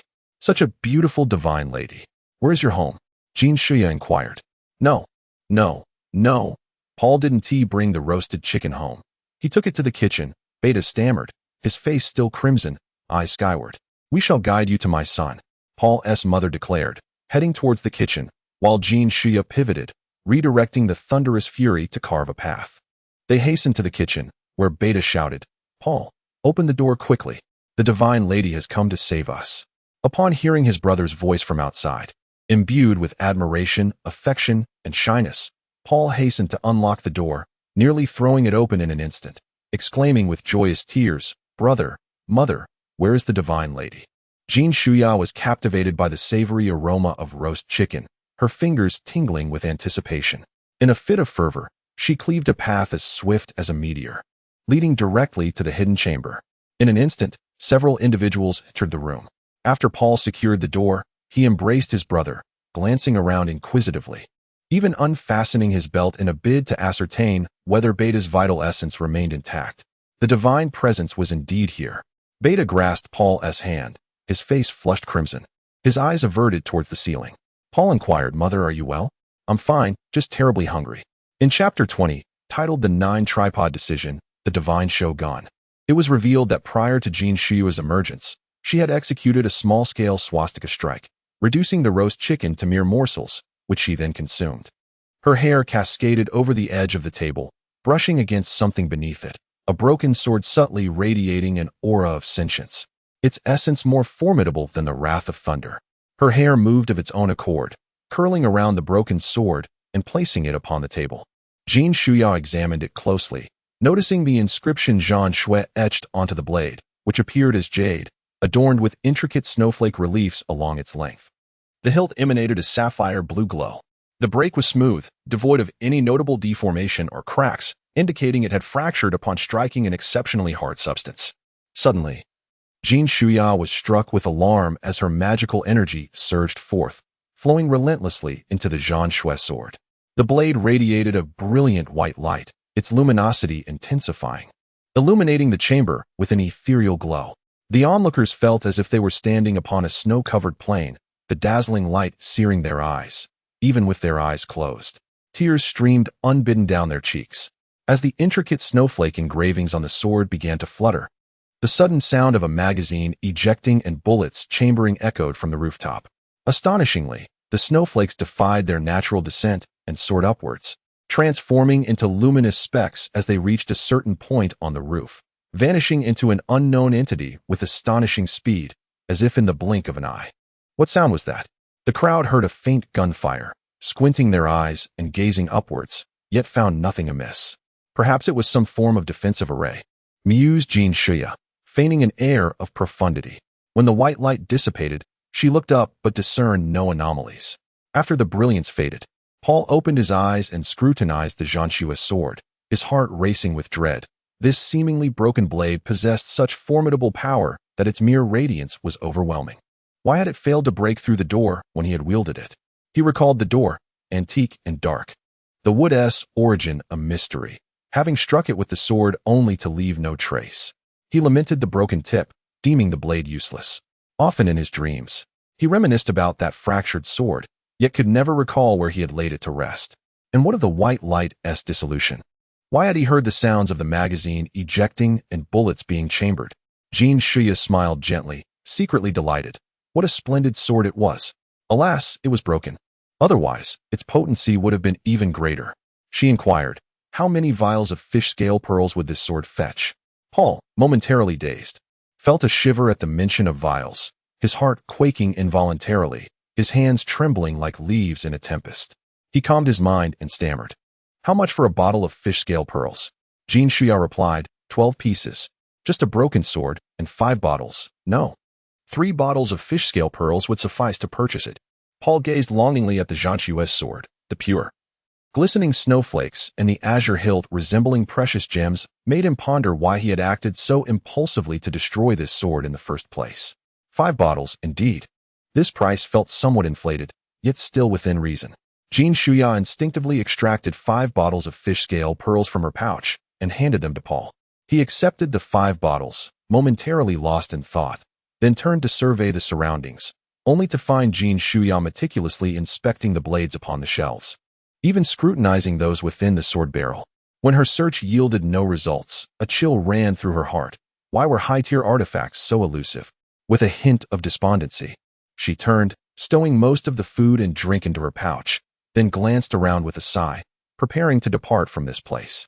Suddenly, Paul knelt and slid forward, clinging to Jin Shuya, pleading fervently, "Goddess, please save my family and elder brother.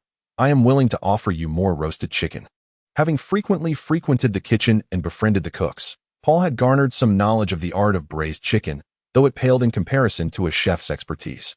Such foolish aspirations. Jin Shuyu's expression turned frosty as she regarded Paul with disdain.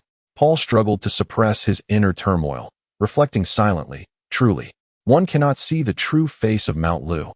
Another golden opportunity slips through my fingers. This time, I must leave no stone unturned in the secret chamber, but first, I need to send my family and Zhuang Xinyan away." He chuckled sheepishly, tears streaming down his face, and implored, "Oh, divine goddess, I beseech you, extend your benevolence and save me entirely. From this day forth, I shall forsake all other deities and worship only you." Jin Shuya burst into a soft laugh, resignedly replying, "Teach a man to fish." Beta brandished a sheathed sword, holding it aloft upon his shoulder, and knelt upon the ground, earnestly declaring, "I wish to take you as my master. Please accept my humble submission."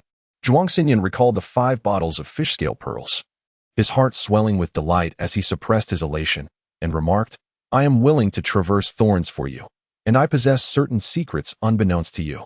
"Very well, I acquiesce. This little chef shall remain at Yao's roast chicken shop to prepare the roast chicken. You all may follow me." Jin Shuya smiled gently, gesturing towards the door. Paul unlocked and opened the door, and they all exited the kitchen. Paul closed the door behind them, standing by the stove to pour the remaining water into the drain, replenishing it with fresh water, placing the pot back on the stove, and kindling a fire to await the water as boil. At that moment, he stepped out of the kitchen and saw that everyone had climbed onto the roof. He waved them goodbye, forcing tears from his eyes. He shouted, "Take care. Farewell, Mother. Take care, Beta. Take care, Brother Zhuang. Take care, Divine Goddess." Paul lingered after the others had departed, contemplating the peculiarities of the secret chamber. Suddenly, a spark of realization illuminated his mind, and he unearthed the evergreen token from the bottom of the sword barrel. A token acquired through a transaction with an individual who appeared to be from the northeast, using a mask. Paul had long sensed the presence of a soft, round tapestry at the bottom of the barrel, which is why he had concealed the order within its depths. This time, he resolved to examine every object meticulously, including the tapestry itself. He extracted the tapestry from the barrel, unfurling it to reveal a striking yellow brocade, remarkably akin to human skin, with textures that were extraordinarily vivid. Draping the brocade over himself, Paul felt as though he had donned a new layer of skin. After fastening the brocade cloak securely, he made his way directly to the shelf where the pistols were kept. There could be no magical artifacts among the swords. His only hope lay in seeking them within the firearms. The more he searched, the more chaotic his thoughts became.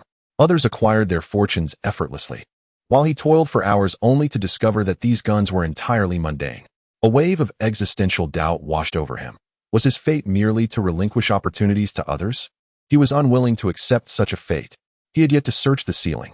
The sound he had heard was undoubtedly from something descending from above. Anything capable of resisting the Zhanxue sword could not possibly be an ordinary item.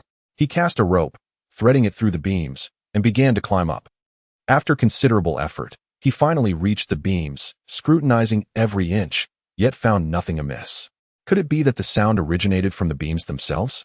Paul was suddenly overwhelmed and agitated, exclaiming in frustration, "What cruel fate is this?" With that, he began to kick at the beams in a fit of rage, wishing to shatter them into splinters. After venting his frustrations, he lay exhausted across the beams, motionless like a lifeless dog. Upon awakening, he found himself in a disheveled state, fortunate that no one was around to witness his humiliation, or else he would have felt the urge to burrow into the ground. He gazed up at the ceiling, yearning to weep, yet no tears would come. To his astonishment, he discovered a concealed compartment on the ceiling, its colors seamlessly blending with the surface, leaving no discernible seam. Only through close inspection could one discern its presence. Paul stood upright, gently tapping on it, producing a series of muffled sounds. He struck left and right, but apart from the sounds, the compartment remained unresponsive. He was at a loss for words. He felt utterly powerless. Even if something lay within, he could not retrieve it, forced to merely stare in frustration. With resignation, Paul descended along the rope. Brushing his trembling body, he managed a bitter smile and mused, "Have I come down with some sort of tremor?" Approaching the door, he contemplated how to dismantle it. After a prolonged examination, he found no point of leverage and let out a deep sigh, collapsing onto the ground, leaning against the door. His gaze wandered, and he realized that the compartment was entirely undetectable from below. Regaining his composure, he began to tap on each brick, hoping to unveil the hidden compartment. A series of rhythmic sounds echoed, and as he looked at the recessed wall tiles, he raised his gaze once more, astonished to see part of the compartment revealed, while the remainder remained embedded in the ceiling. Paul watched in disbelief as he realized there were treasures concealed within this secret chamber. How utterly remarkable! He ascended the beam once more, scrutinizing the contents within the compartment, observing that they were arranged vertically, with the magazine facing downward and the barrel directed to the right. Could it be that the radiance of the disc, the snowflakes of the Zhanshu's sword, and the white light had all been absorbed by it? Paul extracted the item from the hidden compartment and secured it within his bosom before descending along the rope. He settled at the table, scrutinizing the object enveloped in oilcloth, which, by its tactile nature, was evidently a firearm. Upon unwrapping the oilcloth, a gun materialized before his eyes. He had surmised correctly. He noted the small orifice on the magazine and the minuscule inscriptions adorning the barrel, a testament to exquisite craftsmanship. Attempting to pull the trigger yielded no response, and his efforts to remove the magazine proved futile. This gun was likely rendered inoperative. Yet, recalling a certain scene, he hesitated to make such a definitive judgment. This firearm undoubtedly possessed some arcane quality, the nature of which remained elusive to him at present. He discarded his garments and reclined upon the table, contemplating various possibilities. Resolving to set the gun aside for the moment, he stroked the fabric of his cloak, marveling at its elasticity akin to that of skin. He couldn't help but shake his head in wonder at such an extraordinary leather product. How splendid it would be if it could become his very skin. His thoughts drifted to Zhuang Xinyan, who had once incised a span below his navel, integrating fish scale pearls, spring rain elixirs, and luminous powders into his flesh, thereby unlocking the secrets of the Three Harmony Sutra. Imitating this process with great fervor, he employed a small knife to create incisions, attempting to embed the entire cloak within his skin. To his astonishment, the blood seeped into the wounds without spilling forth, a truly bizarre phenomenon. The blood from the cloak was entirely absorbed, without a trace of overflow. Indeed, the cloak had the remarkable ability to absorb blood. As it reached its saturation point, the cloak began to subtly writhe, gradually integrating into his skin, its textures aligning seamlessly with his own. After a considerable passage of time, the cloak had completely melded with his skin, the hue of the new skin indistinguishable from the original, with textures perfectly aligned, even the fine lines of his palms fitting flawlessly. Paul positioned the gun against his heart, its barrel pointing skyward, deep in contemplation. He realized that his knowledge of this secret chamber was limited to mere appearances. He was utterly oblivious to its history and origins, nor could he fathom the reasons behind its peculiar arrangements. As he pondered, he succumbed to a heavy slumber, dreaming that he transformed into a sword immortal, traversing countless mountains and rivers in a single day. The gun emitted faint white particles, merging into Paul's skin, as black symbols gradually floated upward, tracing the meridians of his forehead and penetrating his mind. These black symbols surged and coalesced, forming the 9-tripod decision. In his dream, he caressed the gun and remarked with a smile, "This gun is exquisitely adorned with the craftsmanship of creation. Henceforth, I shall call you Ajong." Chapter 21. The Evergreen Order. The card upon awakening, Paul found himself weakened from excessive blood loss, barely able to stand. He struggled to move to the wall, groping for the recessed brick, hoping to uncover something hidden within, yet his search yielded nothing. Reluctantly, he replaced the brick, restoring the hidden compartment to its original state. And the ceiling revealed no further anomalies. Paul climbed back onto the table and consumed several roasted chickens, feeling slightly rejuvenated. He then collapsed onto the table, once more succumbing to slumber. The azure lightning flickered and trembled beneath the table, when Bai Yin suddenly emerged from the earth, crawling out from beneath the table. She gazed at the slumbering child, completely unclothed, hastily closing her eyes, then reopening them just a slit before quickly shutting them once more.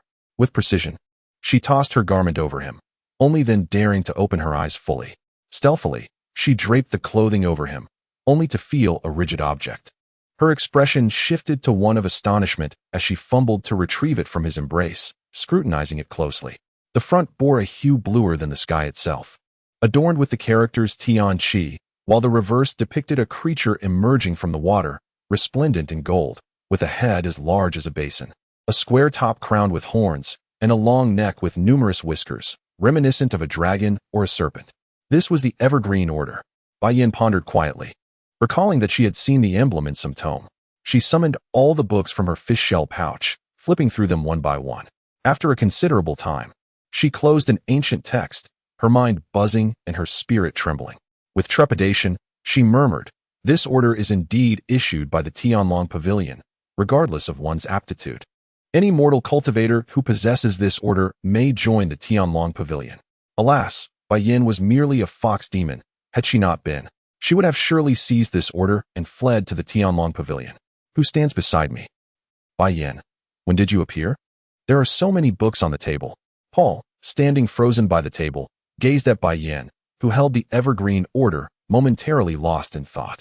Was she about to snatch away his belongings again? How fortuitous. At this moment, Paul felt a chill run down his spine, recalling the last time his bloodline had been wrenched from his body, leaving his limbs to tremble as if he were ensconced in a frigid wasteland. "Lift your head." Bai Yin infused the Evergreen token into the fish shell pouch, a faint smile gracing her lips as delicate blue arcs of electricity radiated from her being.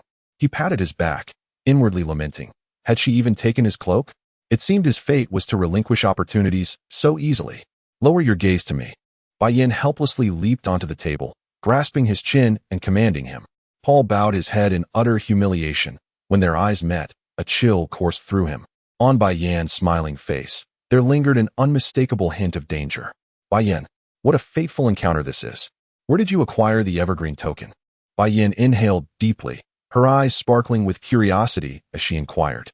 "Well, I found it in the sword barrel." Paul beamed with sincerity, rubbing his hands together and chuckling awkwardly.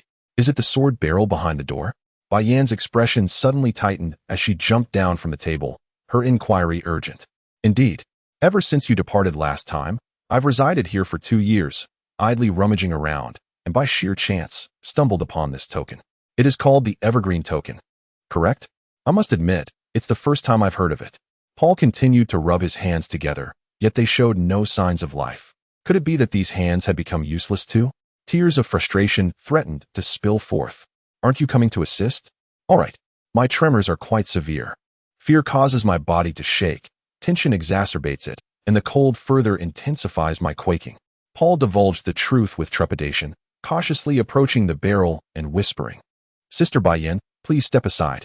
Bai Yin squinted her eyes, her brows twitching slightly as she shifted a few steps to the side. This little brat had suffered immensely because of her. Even after 2 years, he still resided within this confined chamber. Paul toppled the sword barrel, retrieving a sword and diving into the barrel, incessantly groping until he stumbled upon a card. He handed the card to Bai Yin and inquired, "Are you searching for this?" Afterwards, he returned the sword to its rightful place and repositioned the barrel, laying it flat. "This is not the card." Bai Yin examined it briefly, shaking her head. "Then what exactly are you looking for?" Paul asked, his curiosity piqued. "What I am searching for is none of your concern." Bai Yin shot him a cold glare, her gaze drifting indifferently around the surroundings. Paul approached the table, taking a few sips of wine before settling onto a stool. Looking down, he noticed a broken sword half buried beneath the table. Indeed, it was the tip of the Zhanshua's sword. He inquired, a twinge of trepidation in his voice. "Are you looking for this? Who on earth broke it?" Bai Yin exclaimed, gripping Paul's waist and twisting it vigorously. Yet he remained silent, not even uttering a cry of pain. Such resilience at such a tender age. Bai Yin snatched the sword tip, her magical energy surging forth, emanating a white light as bright as freshly fallen snow, compelling one to shut their eyes. Seizing the opportunity, Paul hastily stood up, eyes closed, and moved towards the grenades, oilcloth, and the divine gun scattered across the table, stowing all three items in his embrace. A brilliant beam of light surged towards the divine show gun, penetrating through a fine aperture and delving into the gun chamber. It persisted until Bai Yan's magical energy was utterly depleted, at which point she ceased to emit the white light. Paul then opened his eyes, witnessing an extraordinary sight. Bai Yan had collapsed onto the ground, her sword tip falling beside her, her demeanor languid as though she had suffered a severe illness. After a moment, as Bai Yan's magical energy gradually began to restore, she extracted a fish scale pearl from her fish shell pouch, seated herself to refine it, and rejuvenate her powers. "What did you just stuff into your clothing?" Bai Yan inquired, hands on her hips, her voice demanding. "Guns and grenades." Paul replied with utmost honesty. Indeed, this was no falsehood. Bai Yan wrapped the sword tip in cloth and stored it in her fish shell pouch. Grasping Paul's hand, her body emanated a vibrant blue light, and the two vanished from the hidden chamber. Within the enveloping azure luminescence, Paul surveyed his surroundings, noting roots, earthworms, soil, decaying corpses, coffins, and serpents. "Is this the earth escape technique?" Paul queried, curiosity evident in his tone. "Yes and no. It is slightly swifter than the earth escape technique. I refer to it as the thunder earth escape technique." Bai Yan, noticing Paul's sincerity, softened her expression ever so slightly and offered a brief explanation. "Did you sustain any injuries just now?" Paul asked earnestly, concern etched across his face. "I am unscathed. That matter must remain undisclosed to anyone. Do you understand?" Bai Yan emphasized, her expression serious. "Yes, nothing occurred, and you have never been injured. Our encounter was purely fortuitous, and you are taking me to." Paul pondered aloud. "You will know once we arrive," Bai Yan replied, her body glowing with flickering blue light, her speed increasing yet again. Chapter 22. The True Martial Cauldron. Wuyang Mountain. Wuyang Mountain is situated in the northwestern part of Wuyang City, surrounded by towering peaks, a total of 36, often shrouded in clouds and mist. Amidst the ethereal haze, the mountain appears to waver in and out of sight, akin to a celestial realm. It was here that the immortal Wuyang journeyed, ascending Tai Peak to behold the 36 summits, from which he derived the Wuyang 36 forms. Subsequently, he secluded himself in this locale, establishing a sect and accepting 36 disciples, each residing upon a distinct peak, thereby founding the Wuyang school. Adjacent to Tai Peak lies a precipice, beneath which bizarrely shaped stones abound, frequently inhabited by lurking pythons. At the heart of this cliff lies the cave dwelling of Bai Yan, where 3 chambers exist, some genuine and others illusory, interconnected as if to embody the saying of the crafty rabbit having 3 burrows. Within Bai Yan's cave, she invited Paul to sit. Though this abode may not rival the ethereal mountains of paradise, it offers a tranquility far superior to his former secluded quarters.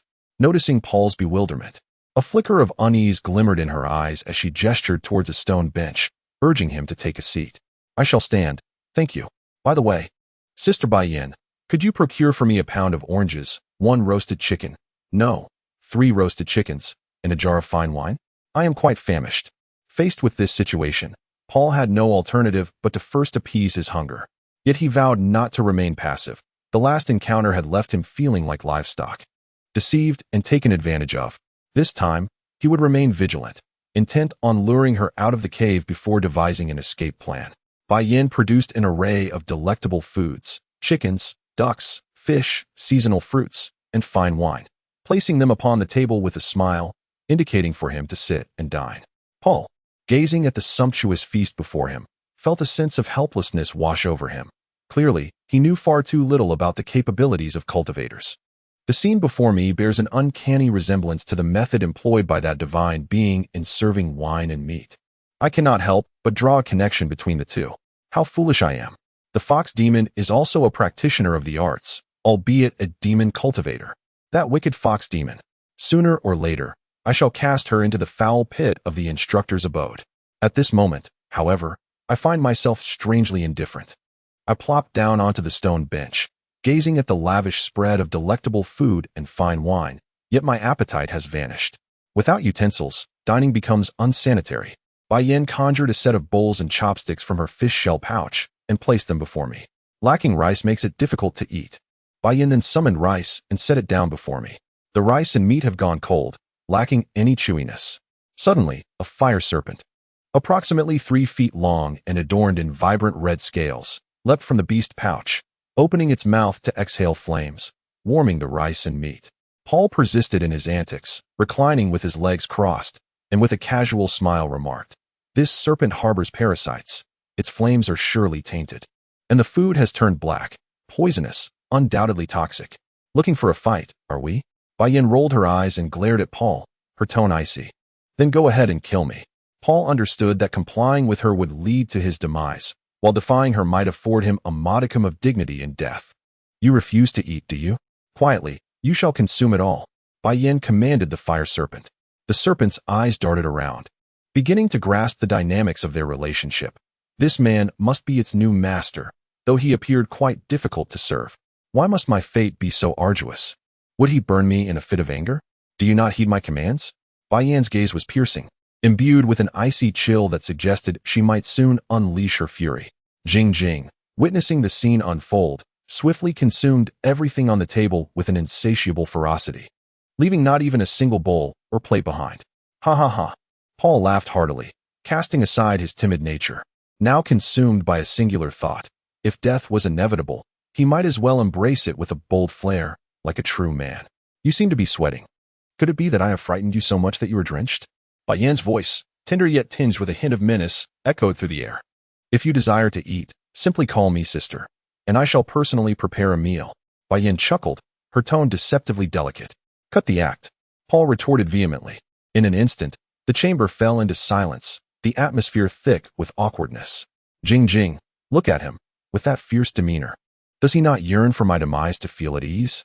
Bai Yan's eyes glistened with unshed tears, her hands clasped before her chest in a posture of feigned vulnerability. Hiss, hiss, hiss. Jing Jing nodded in agreement. Paul, unwilling to dance around the subject, bluntly inquired, "What is it that you intend by capturing me?" "Nothing sinister. Merely a plea for your forgiveness. I had no choice. I was being pursued by human cultivators, as you witnessed. The fault lies not with me," Bai Yan explained. Her head bowed as tears streamed down her face. This explanation was utterly unconvincing. She had previously boasted with haughty disdain, declaring him unworthy. Her current justification echoed the sentiment that weakness deserved punishment while strength was justified. Was she attempting to deceive him as though he were a fool? Paul regarded her with disdain, his heart brimming with indignation.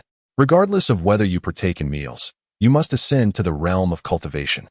I grant you a month's time. Should you fail to become a cultivator by then, prepare to be quietly consumed." Bai Yin let out a cold snort, her tone frigid as she seized his arm and confined him within a secret chamber. The fox's tail could no longer be concealed. It had finally been revealed. Paul chuckled, exclaiming loudly, "This is all for your own good." Bai Yin exhaled a deep breath, her teeth grinding in frustration, tempted to end his life. Yet for the sake of her grand scheme, she opted to spare him for the moment. Paul sat quietly on the edge of the bed, surveying his surroundings. Before him stood the true martial cauldron, as large as a water barrel, with a stick of sandalwood incense burning serenely at its center, emitting wisps of fragrant smoke that cleared his mind instantly. Upon gazing at the true martial cauldron, a series of incantations danced in his mind, revealing the method of enlightenment.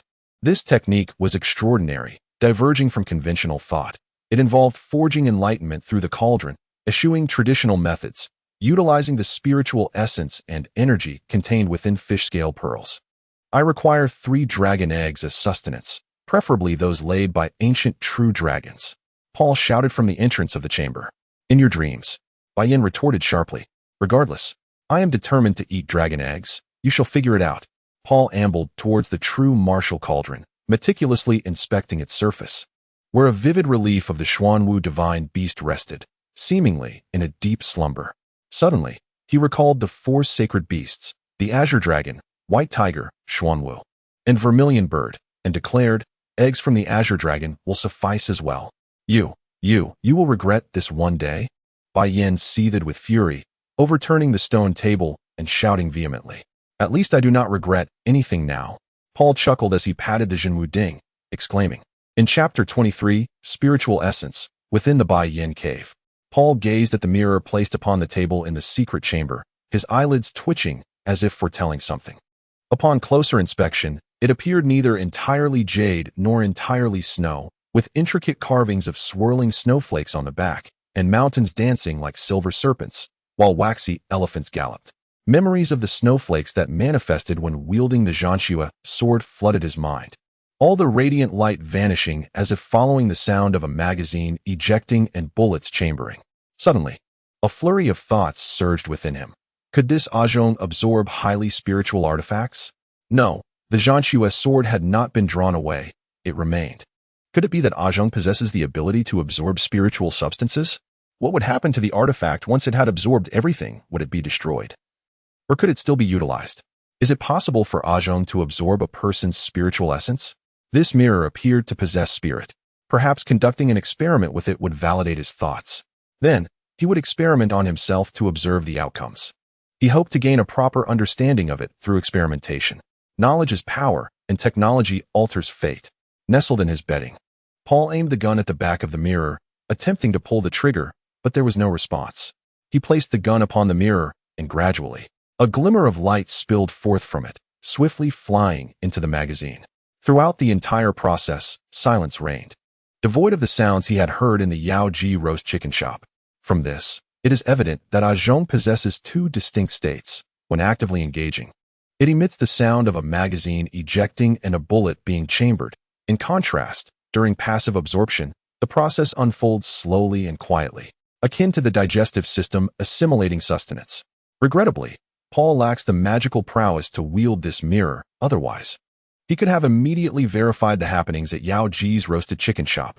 After approximately the duration of a joss stick, the luminous glow ceased to emanate from the mirror.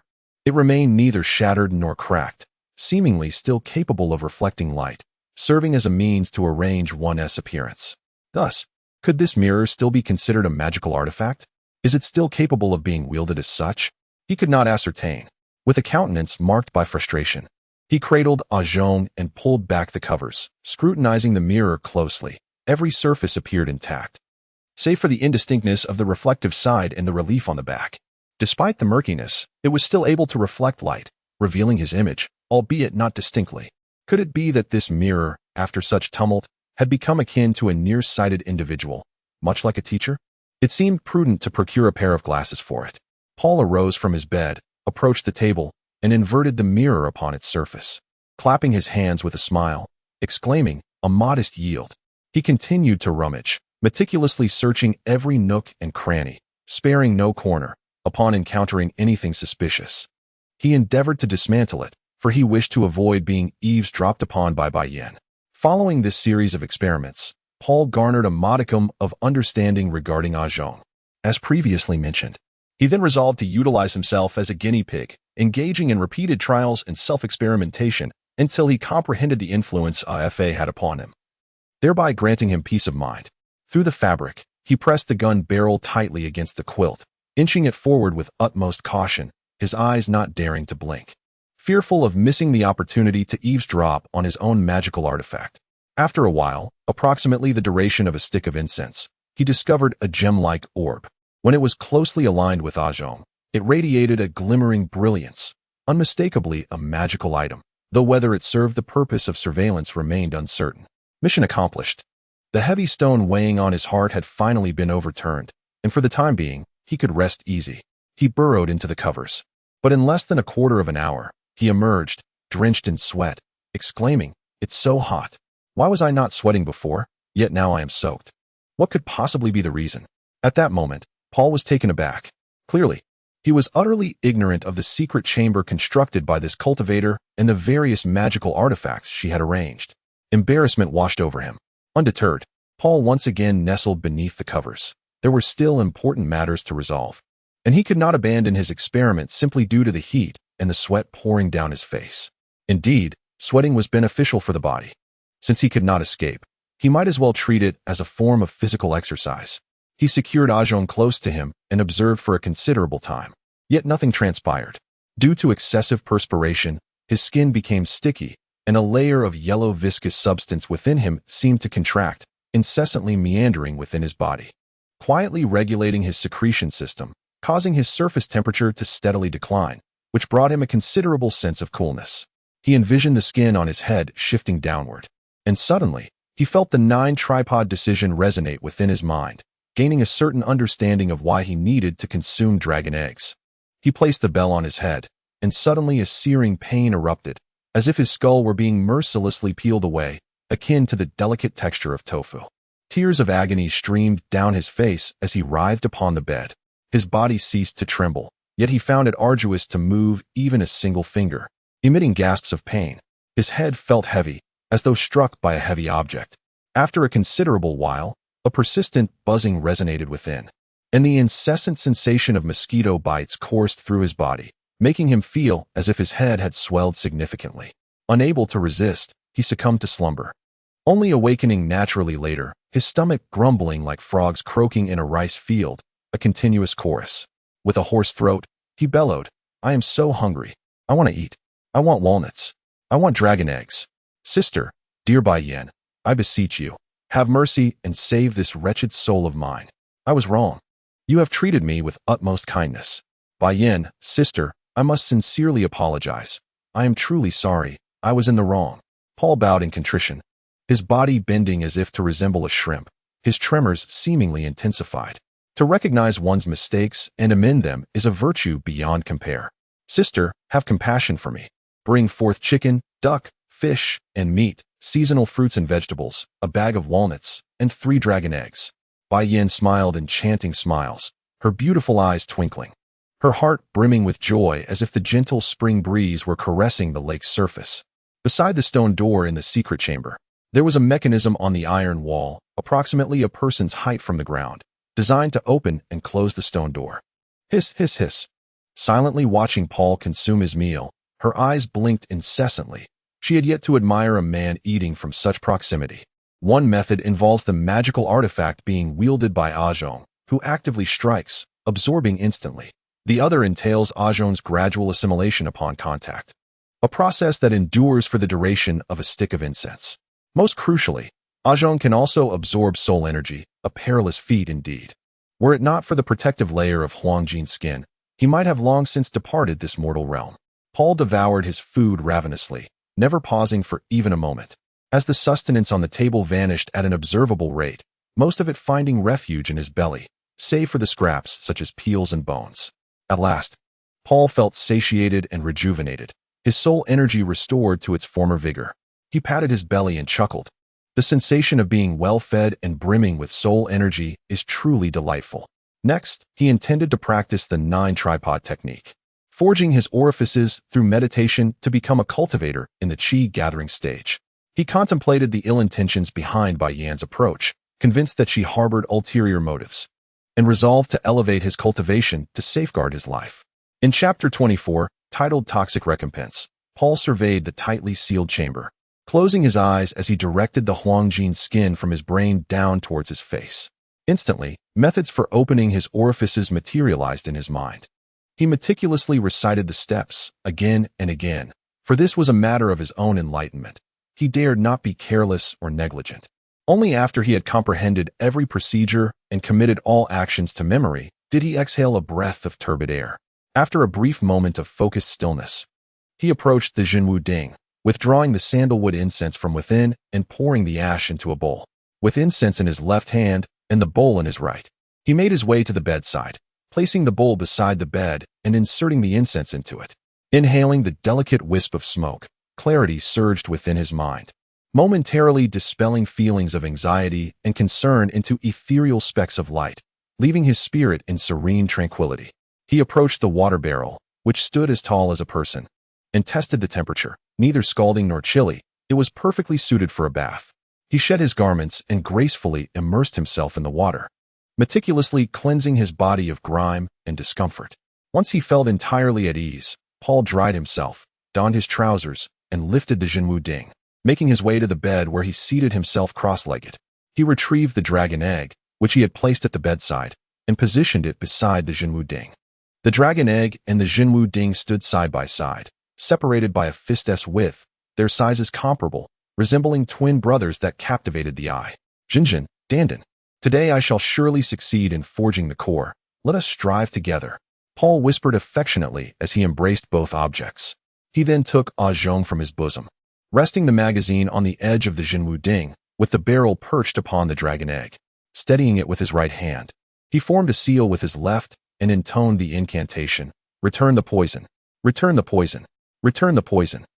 He repeated this invocation 13 times, and before his eyes, the Jinwu Ding began to crack, shimmering fragments of light cascading like a flowing stream, swirling and vibrating as they entered the dragon egg. Within the egg, a low buzzing resonated, akin to bees dancing with grace. Paul gazed intently at this spectacle as the buzzing in his mind intensified, nearly driving him to madness. His nostrils flared, inhaling the subtle fragrance of sandalwood, which coursed through his respiratory system, soothing the tremors of his heart and connecting to his nervous system, gradually diminishing the cacophony in his mind. He exhaled a breath of foul air, wisps of smoke rising from his forehead as the incense escaped from his temples. At that moment, the fragments that had fallen beside the Jinwu cauldron began to move of their own accord, gliding smoothly toward the dragon egg, seemingly reluctant to be abandoned and yearning to burrow into it. As they approached the dragon egg, it trembled incessantly, and a fine crack appeared on its surface. Witnessing this, Paul felt a surge of anxiety and attempted to swat them away with his hands, but found himself unable to do so. Just then, Jingjing emerged quietly from beneath the covers, drawn by the foul odor emanating from the fragments. With a flick of her tongue, she ensnared the debris and swallowed it whole.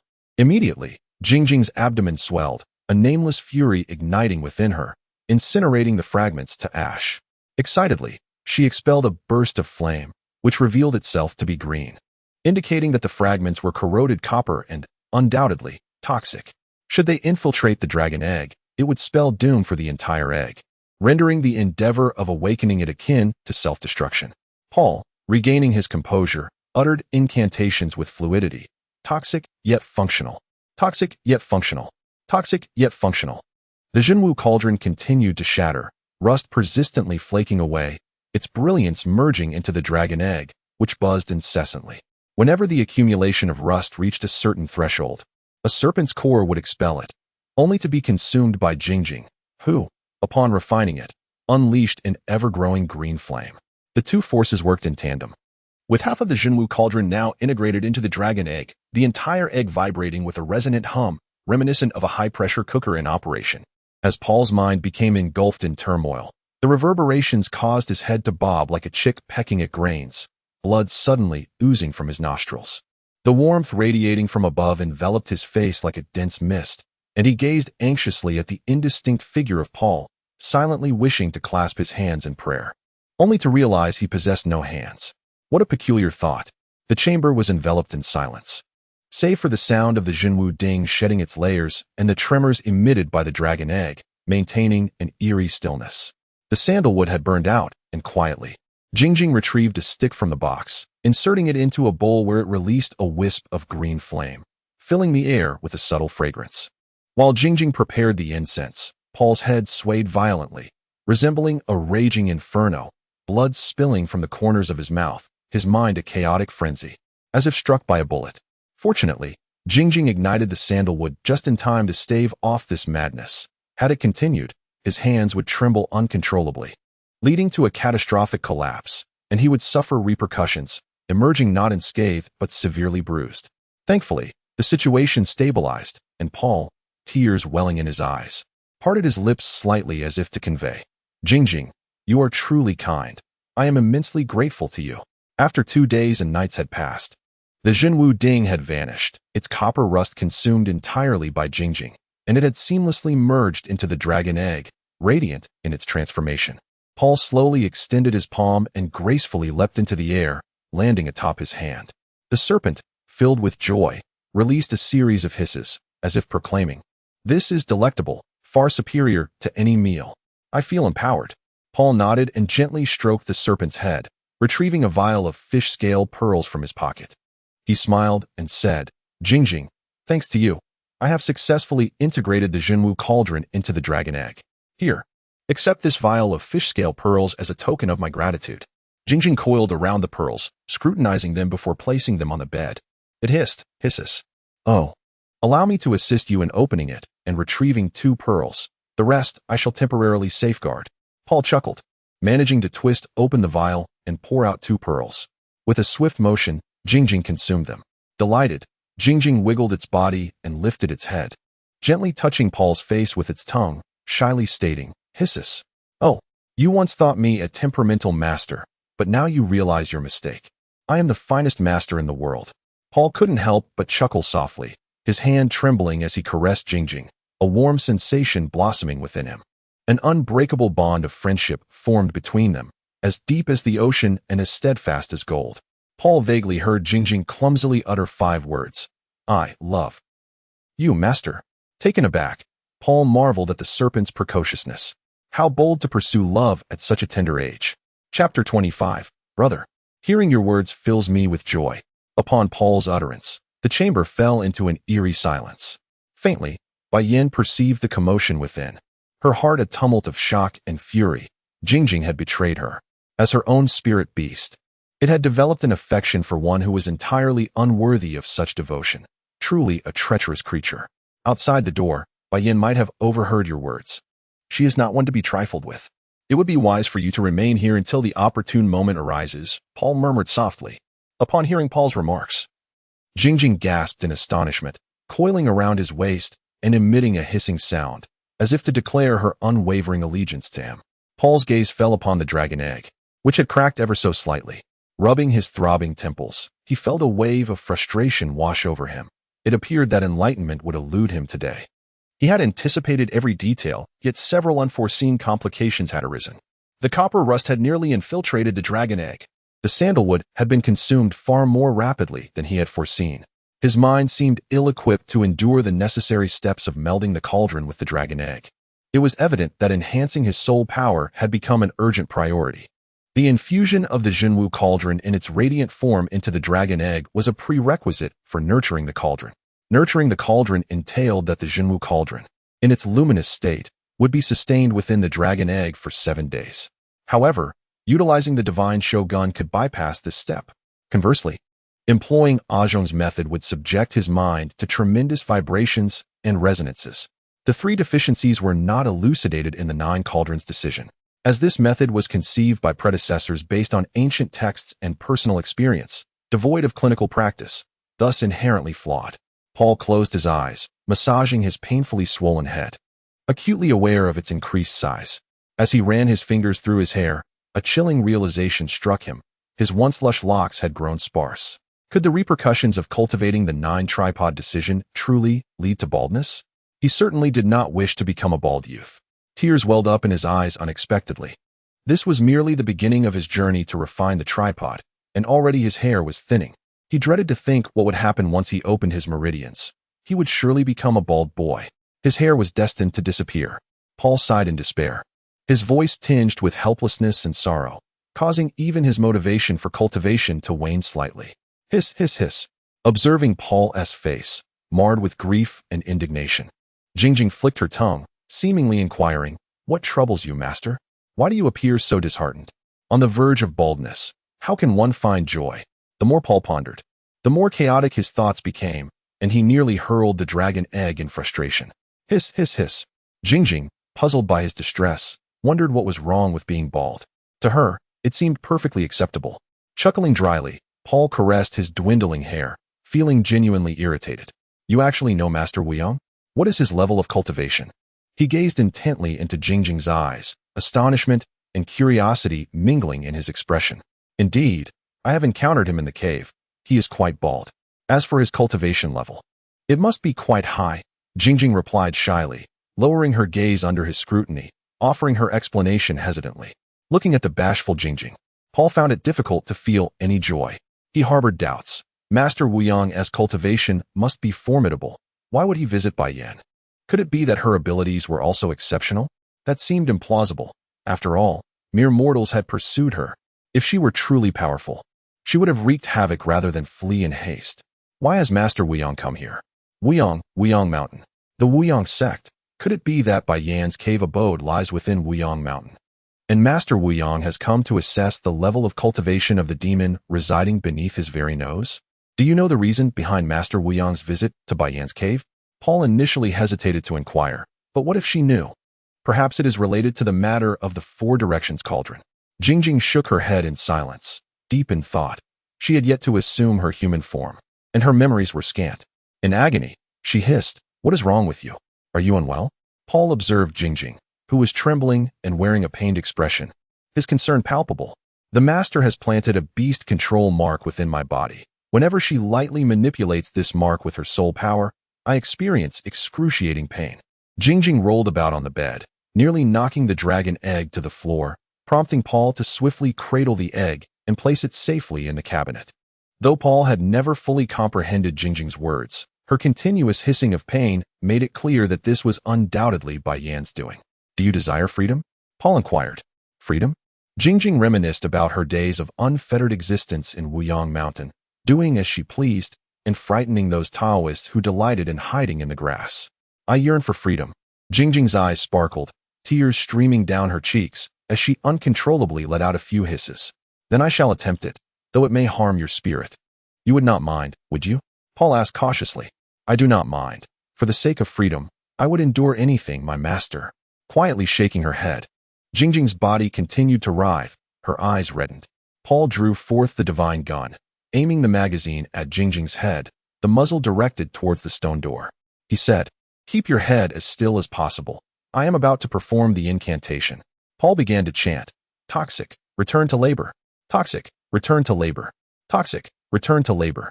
After reciting it 13 times, he placed the magazine against her head, and a dark mark emerged from Jingjing's mind. Before it could travel a meter, Jingjing expelled a green flame, incinerating it to ashes. "I no longer feel pain, master." Jingjing swayed, her head still dazed and slightly aching, laughing as she hissed. Paul sheathed the divine gun and gently patted Jingjing's head, saying, "From now on, you shall not call me master. You are your own master. You are a free being.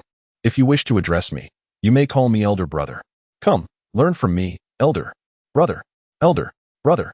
Jingjing clumsily echoed the name, her voice still laced with a pronounced hiss. This was her second sentence learned. The first, taught by Bai Yan, was "I love you, master." "Indeed, elder brother." Paul patted her head, offering encouragement. "Elder brother." Jingjing exclaimed loudly, her hissing significantly diminished. "Yes, that's it. You pronounced it splendidly." Paul cheered. "Come. Let us continue practicing, elder brother." Overcome with emotion, tears streamed down his face as he smiled encouragingly. "Elder brother, elder brother, elder brother." Jingjing continued to shout, her voice resonating through the air, startling Bai Yan, who kicked the door and yelled, "Little rascal, open the door." "I apologize, but I am currently occupied and unable to open the door." "Jingjing, let us continue our practice, dear brother." Paul gazed at Jingjing with encouraging eyes, his gentle and affectionate smile akin to a warm spring breeze. "Brother, brother, brother." Jingjing swayed her head rhythmically, her voice growing increasingly resonant. This secret chamber, fashioned from meteorite steel, was impervious to earth manipulators attempting to force their way in through tunneling techniques. Bai Yan could only stand outside the door, her heart heavy with frustration. Chapter 26. Awakening. Paul laughed, a laugh that was both defiant and unrestrained. He proclaimed, "All things possess a spirit, born free and unconfined. If anyone seeks to imprison us, to control us through the bonds of servitude, let them be cast back into the depths of the sea. For we shall elevate our cultivation as free individuals and shatter these shackles." Listening calmly to the curses from outside, Paul discerned their faint murmurs, with some obscenities barely audible. His fervent heart burned like an inferno. He had never felt such exuberance. Although confined within the chamber, he raised his voice high and laughed joyously, declaring, "In this life, I shall never be a slave." Jingjing's cries grew ever more familiar and spirited, her repeated calls of brother resonating with a sense of delight, each utterance etching itself upon Paul's heart. As the text from Su 1, the golden coffer true word states, the eastern azure connects with the liver, awakening the eyes. The southern red connects with the heart, awakening the ears. The central yellow connects with the spleen, awakening the mouth. The western white connects with the lungs, awakening the nose. The northern black connects with the kidneys, awakening the two yin. The Su 1, on the correspondence of yin and yang states, the liver governs the eyes, manifesting through the orifices as sight. The heart presides over the tongue, revealing itself in speech. The spleen oversees the mouth, expressed through taste. The lungs command the nose. Evident in the sense of smell, the kidneys govern the ears, discernible through hearing. In that moment, Paul tenderly kissed her forehead, reminiscing about the days spent in the intoxicated splendor of the brothel. On that particular day, under the luminous full moon, a youthful-looking, white-haired Taoist, who introduced himself as the master of marvelous essence, expounded upon the Huangdi Neijing while Paul fervently promoted weaponry. As their verbal sparring drew a crowd that fluctuated from sparse to abundant, the onlookers gradually dispersed. When both men found themselves parched with fervent discourse, the audience had long succumbed to laughter, their ears dulled, and they uttered some dismissive remark before scattering. Ultimately, Paul handed the exquisite sword of Dao to the master, resignedly stating, "Thank you, esteemed elder, for imparting your knowledge of traditional Chinese medicine. I have no means to repay you, so let this sword serve as tuition. I hope you graciously accept it." The master of marvelous essence chuckled heartily, stroking his wispy white beard, as he accepted the sword and presented Paul with the Huangdi Neijing, saying, "Knowledge is power, technology alters fate. Young one, read more, learn extensively, indulge less in vice, and refrain from late nights." Paul had long since memorized the Huangdi Neijing with remarkable fluency. Contemplating the essence of enlightenment, he realized that the Su-Wen had articulated everything with utmost clarity. With a gentle touch upon his sparse hair, he smiled warmly, his understanding as pure as the dawn, and his aspirations soaring like a rocket. His complexion gradually became rosy, and his eyes sparkled with a bright, shimmering light. At that moment, the locations of the acupoints from the 9 tripod method surfaced in his mind, particularly the points located in the yin regions. With a soft chuckle, he began from the heart center, traversing to the axillary extreme point, meandering through the hand-tying lung meridian, and finally arriving at the Shaochong point at the tip of the little finger. Paul recognized that everything was in place, save for the final decisive action. He retrieved the melting tripod dragon egg from the cabinet, seated himself on the bed, and positioned the gun holster atop the dragon egg, aiming it directly at his heart, pressed firmly against his chest. The atmosphere turned serene, and a look of reverence filled the eyes of Jing, as though she were gazing up at a deity filled with profound devotion. Gradually, the dragon egg began to emanate a radiant glow, with orange light shining bright and white light as pure as snow, intertwining in a manner that seemed almost hurried, eagerly merging with his heart, rather than being driven. It was as if they floated willingly into his heart. Beginning at the heart center, the light coursed along the hand Shaoyin heart meridian and the hand Taiyang small intestine meridian, continuously reshaping the meridians and organs, forging them into a harmonious blend of strength and flexibility, particularly focusing on the heart and the eyes. After 4 days had elapsed, as the hand Taiyang heart meridian and hand Taiyang small intestine meridian ceased their absorption, Paul listened to the resonant, powerful beats of his heart, and his vision became so acute that he could discern even the fine cracks on the walnut beneath the table. Paul slowly exhaled a breath of stale air, shifting the gun's aim to the area beneath the little toe, where the foot Shaoyin kidney meridian begins. The radiant light flowed along the foot Shaoyin kidney meridian and the foot Taiyang bladder meridian, ultimately converging within his chest. At that moment, the foot Shaoyin kidney meridian and the foot Taiyang bladder meridian swelled, as if imbibing potent elixirs, simultaneously expanding and contracting, fracturing, and then merging anew.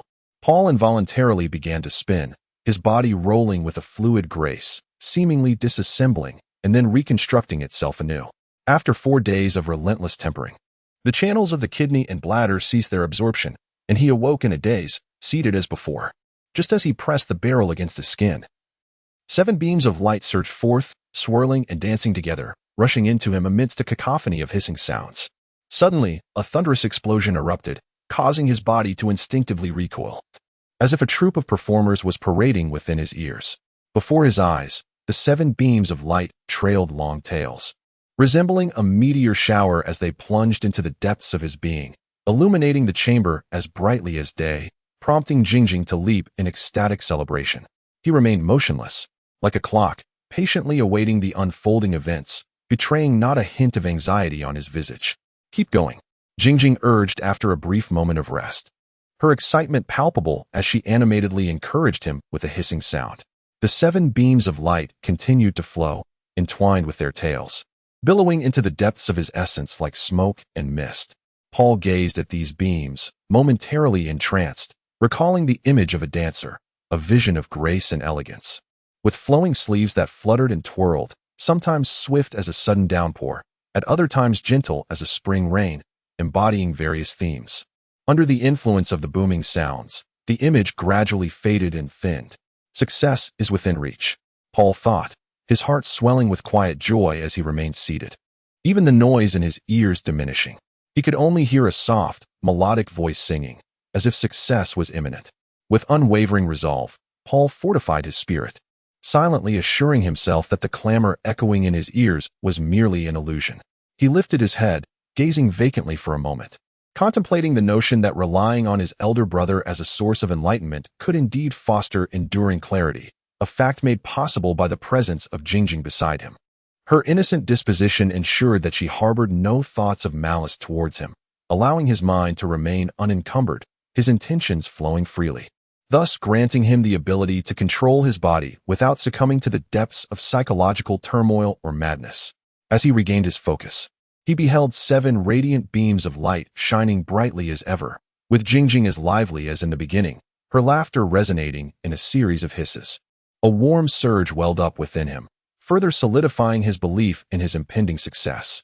Paul sensed the extraordinary brilliance emanating from the second Een, where myriad tortoises and serpents flickered before his eyes. Though many were indistinct, he could ascertain their general forms. The dragon egg of fusion was on the verge of merging completely with his body. This was the crucial step towards achieving enlightenment. The gateway to cultivation was about to take shape, symbolizing a promising future, yet it resembled a precarious tower of blocks, susceptible to collapse, with numerous trials lying ahead. Finally, after 5 days, all 7 beams of light had fully integrated into the second Een, and the dragon egg of fusion crumbled like a sugar tower. Jingjing's serpentine core coiled, drawing everything into her abdomen, transforming into a warm current that flowed throughout his being, intertwining various luminescent hues on his skin. Jingjing was poised to advance further. Paul, attuned to the radiance within, refrained from hastily pursuing enlightenment.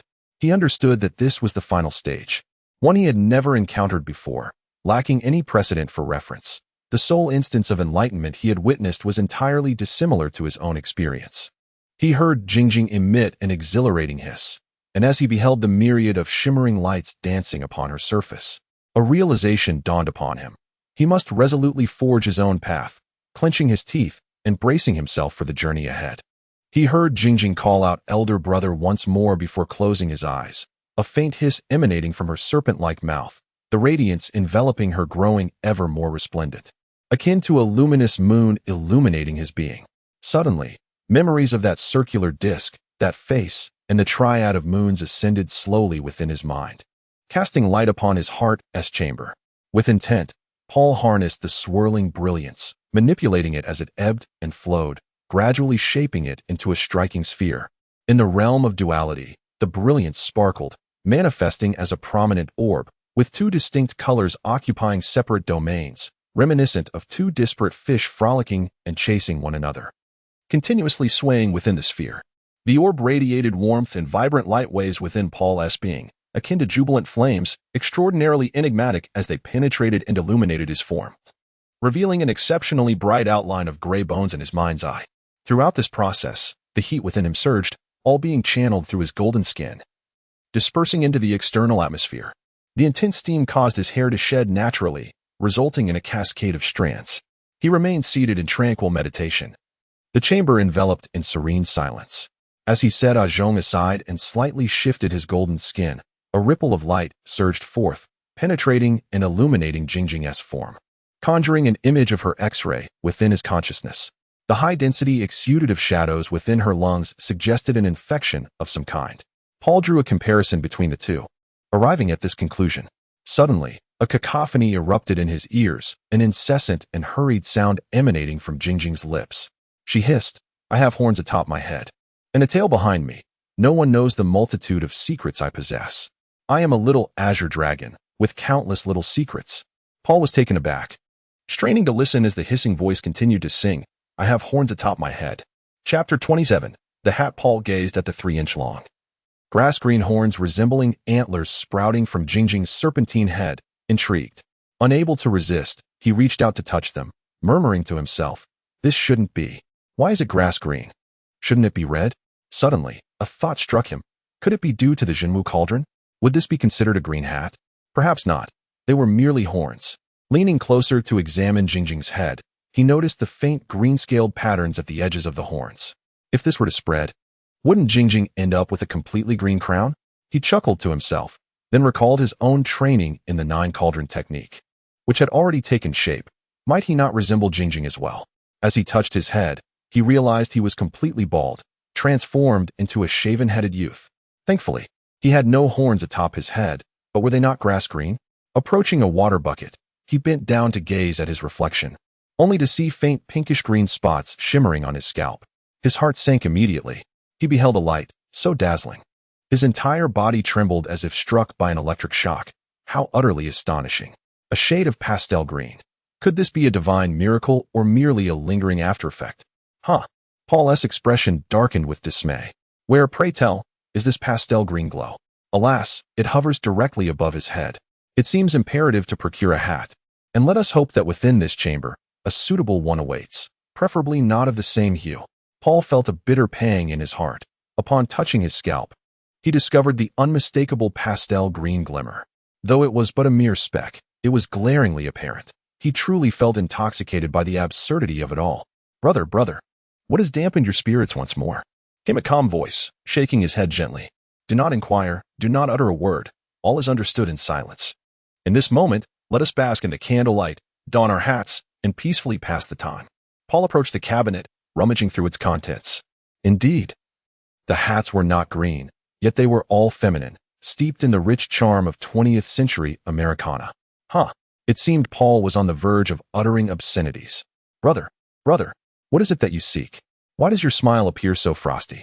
Quietly followed Paul, watching as he flung hat after hat aside, his smile growing increasingly frigid, causing her heart to quiver with unease. "Why this headache? What troubles my mind? The gentle spring breeze cannot soothe me, and these hats." Paul sighed, tearing a piece from a cheongsam and fashioning it into a modest headscarf, which he then placed upon his head. He stood once more by the bucket, assessing his appearance. At last, he had concealed it.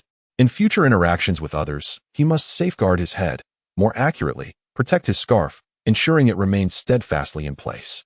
At this moment, Paul was merely a 13-year-old child, lying quietly on his side in bed, recounting tales from his past. Over 2 years ago, he had just entered the secret chamber of the Yao Ji roast chicken shop, practicing his sword grip when Alpha, using a piece of iron wire, unlocked the door and entered with roast chicken and fine wine. As he poured the wine, Alpha remarked, "You know, my family's ancestors were immensely wealthy, possessing a house of gold. Do you know what a house of gold is? It is a sanctuary for princesses and favored concubines. As for the clue to our ancestral foundation, there is a legend. In the dim, boundless castle, where the walls are indistinguishable, only the ever-burning sacred fire atop a high platform remains, refusing to extinguish. Against the light, one can see it. There lies the land deed." By this point, he had become completely inebriated. Paul was bewildered, pondering what nonsense this fellow was spouting. Initially, it seemed he was suggesting that his ancestors possessed a house of gold. In the end, it appeared that the foundation of his family was hidden within a demonic cult stronghold, with the land deed concealed amidst the sacred flames. Had he succumbed to some form of delusion? It was an incoherent jumble of thoughts. Speaking of land deeds, there was indeed one in the box filled with live ammunition, yet it remained unsigned. Perhaps he should gift it to him, considering it an act of charity. After all, helping others is the source of true joy. Paul opened the box and found a document resembling a land deed, though its contents were incomprehensible, filled with obscure and cryptic characters. Searching for a pen proved futile, and in a moment of determination, he bit his lip, stomped his foot, and used a knife to slice open off his fingertip. With the bloodied fingertip in hand, he inscribed 3 characters, Zhou Alpha. As the contract ignited spontaneously without wind, it transformed into a flickering flame that soared into the body of Zhou Jiefei. Shortly thereafter, a withered finger appeared beside Zhou Jiefei's head, attempting to place a mask upon him. However, in an unfortunate turn of events, Zhou Jiefei was inebriated to the point of oblivion, his face resting upon the table, with only the back of his head exposed. It was hardly feasible to affix the mask to the nape of his neck. Thus, the anxious finger began to swirl around Zhou Zhifei's cranium. After a quarter of an hour, it relinquished its efforts and set the mask upon the table, vanishing in an instant. Paul concealed the mask within his coat, closed the box, and sat upon a folding stool, contemplating the matter at hand. He had gained a deeper insight into the situation, and certain clandestine reflections had imparted a valuable lesson. One must not barter with the devil. Regrettably, he had failed to commit those characters to memory. Otherwise, he could have further examined them now. The mask, unmistakably ominous in nature, was naturally not something Paul wished to return to Zhou Zhifei, as he had no desire to incite unwarranted calamity. Following the acquisition of the mask, a peculiar individual began to frequent Yao's roast chicken shop, ordering a table laden with food and drink, yet consuming none of it.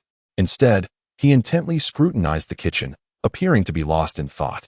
Yet, he could never muster the courage to engage in direct conversation with him, until one fateful day when he felt an intense burning sensation spread across his chest, causing him such agony that he nearly collided with the wall. At that moment, the enigmatic figure inexplicably materialized beside him, while those around them remained oblivious, as if the two existed within an entirely different realm. With a flick of his left hand, a mask manifested within an ancient box, adorned on its surface with images of a white lion and a green tiger, both seemingly endowed with wings. He closed the box, affixing a talisman emblazoned with dragon orbs upon it, which then mysteriously vanished. Shortly thereafter, both the box and its owner disappeared. He gazed in astonishment at the unfolding scene, momentarily rendered speechless. As he wandered into the secret chamber in a daze, a sudden clarity began to spread within his chest. Upon touching his chest, he was astounded to find a plaster affixed there, and to his surprise, he discovered a token and a hat nestled within his embrace. It dawned on Paul that the hat had been hanging behind the door. He had forgotten it in the secret chamber of the Yao Ji roast chicken shop. Why was he perpetually so slow to realize things? Chapter 28. The third party, Lu Ning. Paul deftly manipulated the sphere, directing a beam of light to escape through a narrow opening in the stone door of the chamber. This luminescent ray darted about within Bai Yan's cave, and vivid images flooded Paul's mind. Through examining these visions, he discerned that Bai Yan had departed the cave for reasons unknown. After a moment of astonishment, he twisted the mechanism to unlock the stone door and stepped out of the chamber, meticulously scrutinizing Bai Yan's abode. He observed that, apart from a stone table and chairs, many valuable possessions had been taken by Bai Yan. Venturing into Bai Yan's bedroom, he carefully surveyed the space, noting its simplicity. A straw mat lay on the floor beside a bowl containing a chicken leg. After Paul directed the beam of light, he discovered that it merely illuminated a chicken leg, which he devoured voraciously, soon finding it nestled in his stomach. Upon finishing the chicken leg, he glanced up to behold a portrait on the wall, depicting Bai Yan standing upon Mount Daizong, gazing at the sunrise. The arrangement of the room struck him as exceedingly simplistic. Was this truly Bai Yan's bedroom? There was not even a wardrobe, nor a dressing table, let alone a warm and comfortable bed. How peculiar. Perplexed, Paul circled the room, finding nothing amiss. However, as he concentrated the beam and directed it upon the portrait, it astonishingly revealed another scene. In the painting, a woman with an elongated neck and clear eyes radiated a soft white glow, reminiscent of snowy mountains and serene lakes, exuding an aura of mystery and sanctity. This lady possessed delicate features, her slender brows resembling willows, clad in a silvery gown that hugged her form, showcasing her admirable physique and jade-like skin. The silver-robed woman appeared cold and tranquil, her golden hair flowing as if moved by an unseen breeze, exuding an enchanting allure. Startled, Paul gazed at her in fear, retreating hastily from the bedroom, exclaiming in terror, "This is truly uncanny." He stood in the corridor, hiding against the wall, peering through the doorway to scrutinize the woman once more. She was indeed the same silver-robed figure that had emerged in the light. How could she manifest in this portrait? Had she not been absorbed by Bai Yan? Summoning his courage, Paul trembled as he adjusted the beam to shine upon the image, noting that the woman's golden hair bore a high-density effusion, suggesting a possible affliction or the presence of some mysterious substance. Quietly shaking her head, she observed with a hint of trepidation, retreating behind Paul in fright, trembling as if a mouse instinctively fleeing from a dog. Paul stood dazed, gazing at the woman in the portrait, yearning to escape the cave yet unwilling to leave empty-handed. After all, Bai Yin had seized his bloodline and the everlasting token, and had even implanted a blue elixir within him. Unable to exact revenge at this moment, he resolved to take some valuable items instead. Approaching the portrait, Paul placed his hand on the golden hair depicted within. The portrait remained still, and he attempted to coax the two faint glimmers to emerge from the orb, but they yielded no response. Despairing, he stared at the painting, only to see a vibrant green light emanating from Jingjing's head, shooting forth like smoke and entering the golden hair. Instantly, the color of the hair altered, and the woman in the portrait began to lose her hair, bizarrely falling out of the frame, consumed entirely by Jingjing, who refined its essence into fine threads that entwined around the magic core. Brother, look at her now. Are you not pleased? Jingjing exclaimed, her bright, twinkling eyes wide with excitement, hissing with laughter. The fear had dissipated, replaced by disbelief that the woman who once terrified her now sported a bald head. How amusing. Paul caressed the spot where the golden hair had vanished, and two beams of light uncontrollably shot forth, piercing into the portrait. Suddenly, a thunderous sound erupted as the woman in the painting broke into a sudden smile, producing a key before transforming into a streak of light that darted into the wall. Suddenly, an inwardly concave mechanism emerged on the wall, featuring a keyhole that perfectly matched the key in his possession. It was evident that this key could unlock the golden lock within the mechanism. Paul inserted the key and turned it twice. With a sharp click, the wall shifted outward, revealing a doorway that led to the true bedroom. Remarkably, two beams of light surged forth from the mechanism, swiftly entering the bedroom and darting about on a mirror that nearly spanned the entire wall, as if eager to engage in some form of activity, exuding an air of delight. A chilling sensation enveloped Paul, expanding and spreading throughout his body, causing him to tremble as if he were sifting through grain. By observing the reflections in the mirror, he was struck by the realization that he had been under constant surveillance. He scrutinized the perspectives and discovered that the images captured from those monitoring positions provided a comprehensive view of the secret chamber, leaving no corner concealed. The sophistication of the surveillance apparatus was astonishing. As he meticulously analyzed the locations of the monitoring devices, he was astounded to find that there was not merely one. Some seemed to be concealed within the mechanism at the stone door, others appeared hidden within the light fixture on the ceiling. Some were nestled in the keyhole of a cabinet, and others seemed to be embedded within his very being. Shocked by this revelation, his face blanched with horror, and an overwhelming sense of despair washed over him, solidifying his form like concrete. Paul dared not linger for even a second longer. He had once believed he had eradicated all surveillance devices, yet he was utterly unprepared for the extent of Bai Yan's meticulous arrangements, which had infiltrated every aspect of his existence. Merely contemplating this was terrifying. In haste, he formed a hand seal with one hand while clutching the ajong with the other, positioning it 3 inches below his navel against his skin, and recited an incantation 13 times. Toxic repercussions. Before him lay a myriad of mirror-like, glimmering diamonds, seemingly still in motion. As Paul gazed into the reflection, juxtaposing it with his surroundings, he realized that indeed it was the source of his affliction. He tossed the diamond to Jingjing, who unleashed a verdant flame, continuously consuming it. After what felt like the duration of an incense stick, it dissipated into a wisp of smoke, evidently melted away. Paul then turned his attention to the pillow on the bed, beams of light penetrating its surface. To his astonishment, he discerned numerous high-density infiltrations, nearly dozens of them. Subsequently, he scrutinized the reflection in the mirror, confirming there were no surveillance devices concealed within the pillow. Without a second thought, he seized the pillow and tucked it under his arm. "Let us go, Jingjing," he called, and she promptly followed suit. At that moment, 2 beams of light burst forth from the pillow, which began to shrink incessantly, restoring his chest to its former state. The pair approached the entrance of the cave, encountering an identical image to that within the bedroom. They employed the same method to unseal the stone door. A tempestuous wind howled past as they clung to the walls, struggling to advance.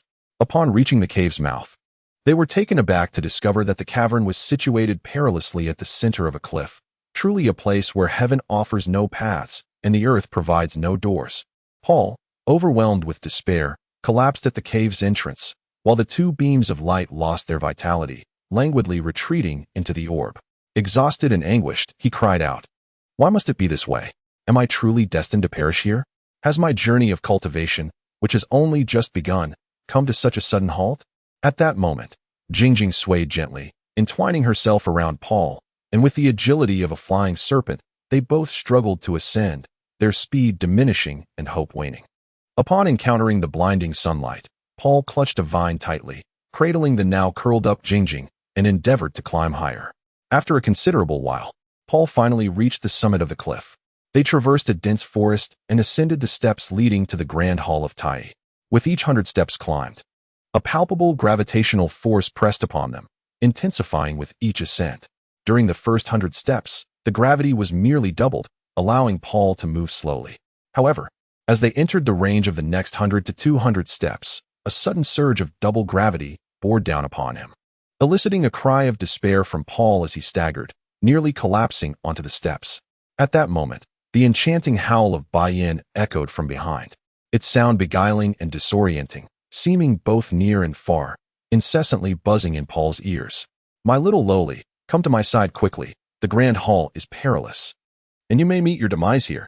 As Paul endured the relentless cacophony filling his ears, he fortified his spirit, sealing off his consciousness.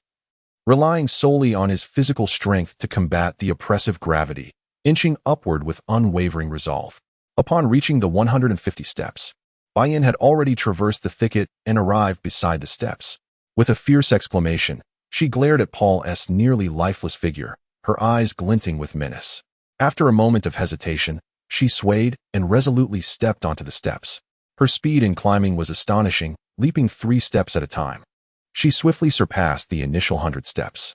In a moment of peril, the orb within his body trembled and expanded, radiant light emanating from his surface as a protective shield, reminiscent of a turtle's shell, materialized abruptly.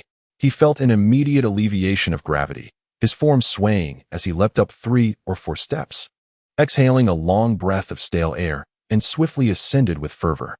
Throughout this endeavor, he paid no heed to his appearance, employing both hands and feet. With each bound, he left behind 3 or 4 tiers of steps. However, Bai Yin moved with remarkable speed as well. She unfurled the azure parasol, channeling her magical energy into it, soaring 5 meters above the steps. Elated, she urged the parasol to glide towards Paul, intent on capturing him. At that moment, a searing brilliance flashed, striking the azure parasol with a crackling sound, enveloping it in black smoke. With a lamenting cry, Bai Yin clutched her chest and tumbled onto the steps. Instantly, a backlash surged through her, causing her to cough up blood, crimson flowing from her 7 orifices. She hastily consumed a healing elixir, gradually meditating to refine it. After a brief moment, her injuries showed slight improvement. Overcome with a mix of astonishment and fury, she gazed up at the Tai Hall, her voice resonating with a fox-like timbre. "Dare you lay hands on me? Since you have chosen to sever our ties, do not blame me for breaking our agreement. All prior transactions are rendered void. I shall no longer provide the fish scale pearls and chi-gathering artifacts you seek." At this juncture, Paul had reached the triple gravity zone, encompassing the 200 to 300 steps. Above him lay the quadruple gravity zone, from 300 to 400 steps, followed by the quintuple gravity zone, corresponding to 400 to 500 steps, the sextuple gravity zone from 500 to 600 steps, and finally, the septuple gravity zone, ranging from 600 to 700 steps, progressing in succession until the ninefold gravity zone, which corresponds to the 800 to 900 steps. After a brief moment, he traversed the threefold gravity zone and arrived at the edge of the fourfold gravity zone. His figure swayed, and he immediately felt an even more formidable gravitational force enveloping him, causing his entire being to tremble as his bones emitted a brittle crackle. Paul sought to move his body, but found himself immobilized by the oppressive gravity, struggling to control even the simple act of opening and closing his mouth. His voice emerged in fits and starts, quavering and stammering, easily mistaken for the delicate tones of Lu Ning. Chapter 29. Senior Brother Lu Ning at Yushu Peak. In the soft glow, Lu Ning's form appeared ethereal, possessing a subtle Adam's apple, his complexion fair, exuding an androgynous charm, a harmonious blend of femininity and masculinity, as if crafted by the divine hand to create a uniquely exquisite visage. Clad in black, Lu Ning's expression conveyed ease, with a temperament marked by composure. His attire was both elegant and intricate, yet possessed a simplicity and ruggedness that radiated a striking handsomeness. The distinctive features of his face, his stature, and his aura complemented the black attire perfectly, exemplifying the essence of androgyny to its fullest extent. His features were sharp and defined, tall and fair, as though sculpted from the pages of a comic. Achoo! Lu Ning could not suppress a sneeze, shattering the nearly flawless ambience of Yuxiu Peak. He rubbed his nose and, somewhat perplexed, glanced towards Tai Peak, silently frowning and wondering, is someone speaking ill of me? What has transpired? Why have I not heard the resounding chime of the Jingyang bell? Lu Ning continued to direct his gaze towards Tai Peak, his brow furrowed in confusion. What has he said? Lu Ning inquired. Little third Lu Ning. Lu Ning appeared to be quite accustomed to the situation, exclaiming without hesitation, you are mistaken. When individuals find themselves at their wits' end, they often seek salvation from celestial beings. However, in most crises, their utterances are often garbled, and they mistakenly call for divine aid while invoking the name of a minor character, like the little vixen Lu Ning. You have yet to descend from the mountain and embark on your travels, so it is only natural that you have not encountered such a scenario.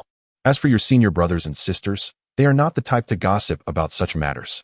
It seems this mortal was captured by a little fox demon. Perhaps that mortal managed to escape from the fox's den. Who would have thought that a mere mortal could elude the clutches of a fox den and manage to ascend the threefold gravity zone without any assistance? Lu Ning felt a twinge of disbelief as she gazed into the distance, observing Paul as he ascended another 20 steps, seemingly reaching the limits of his physical endurance. Meanwhile, Bai Yin was not far behind Paul, appearing ready to seize him with just a few more steps. It was time to vanquish the demon. Lu Ning's form shimmered as a purple-tinged flying boat sliced through the air, heading toward the rear mountain of Tai Peak. Duan Yucheng followed closely, shaking his head as he watched his elder brother's silhouette grow increasingly distant, muttering to himself, doesn't the elder brother prefer a neutral aesthetic? Why then is his flying boat gray and adorned with images of purple eyebrows? Paul, catching sight of the swift approach of the purple-tinged flying boat, which was covered in depictions of beautiful women, reminiscent of those found in Risku magazines, pondered silently, could this celestial being be an avid reader, particularly fond of the spring and autumn annals? No, perhaps spring flowers and autumn moon. As he pondered in silence, his form continued to writhe forward, each movement sending tremors through his body, emitting a hoarse and mournful cry akin to a frog in boiling water. Celestial being, save me. Little San Lu Ning, the elder brother, having failed to rescue in time, allowed a mortal to call out the name of little San Lu Ning in desperation before his impending demise. Each recollection of this moment sent sharp pangs of pain through his teeth. He had initially intended to drive back the fox demon and rescue Paul, but it now seemed imperative to prioritize saving a life. Celestial being, save me. Little San Lu Ning. Lu Ning's figure swayed slightly, her brows knitting together in concentration. Channeling her magical energy, the purple brow flying boat sped through the air like a fleeting wisp of smoke.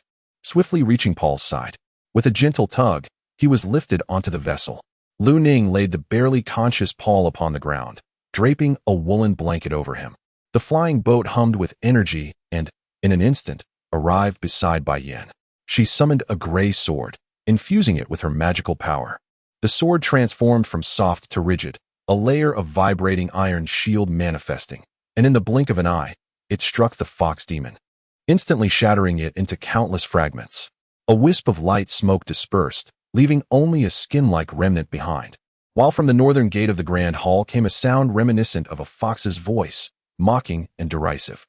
Meanwhile, Paul reappeared at the edge of the fourth layer, for the fox demon had employed an illusionary technique, using a fog-shrouded artifact to obscure Paul's form, which, under the weight of gravity, had finally succumbed to collapse. Lu Ning hesitated for a moment, then rubbed his fingers together, conjuring a massive fireball that shot forth into the air, striking the skin and reducing it to ashes as the flames subsided. Alas, this serves as a testament to the cunning and malevolence of the fox demon, whose unscrupulousness has led to the demise of innocent beings for the sake of a mere disguise.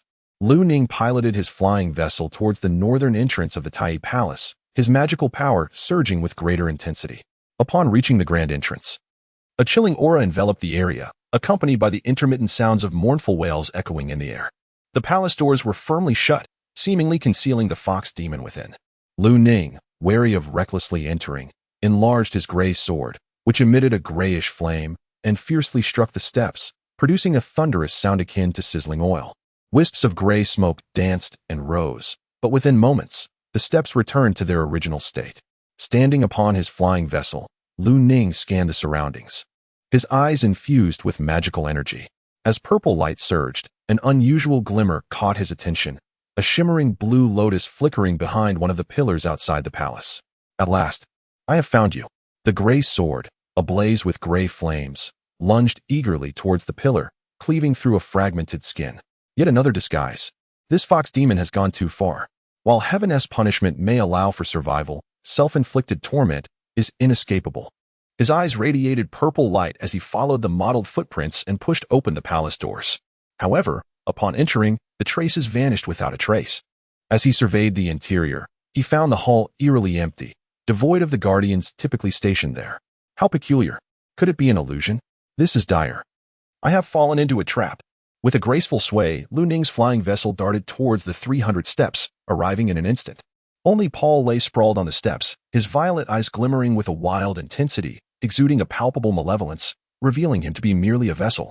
With a flick of his fingers, a blazing fireball materialized from thin air, and amidst the roaring flames, the vessel disintegrated into wisps of smoke. Lu Ning gazed intently into the distance, where violet light flickered, revealing 3 figures that were growing ever more distant, having already reached the first gravitational zone. The sword light shimmered momentarily, splitting into 3, releasing gray flames that surged forth toward the figures, cleaving through them in succession, reducing several vessels to mere powder. Meanwhile, the trio, shrouded beneath a veil of mist, stealthily navigated through the second gravitational zone. Why their movements were so sluggish remained a mystery. Paul and Jingjing were locked in a desperate struggle. After a swift descent, he landed below the steps, standing confidently on the vessel, gradually waving his arms, then slowly bringing them together, and finally, with a sudden motion, he split them apart. The gray light converged abruptly, undulating and expanding, filling the surroundings with an overwhelming presence. Reminiscent of a pack of gray wolves, yet swifter and sharper, akin to a horde of grizzly bears, but fiercer and more ferocious.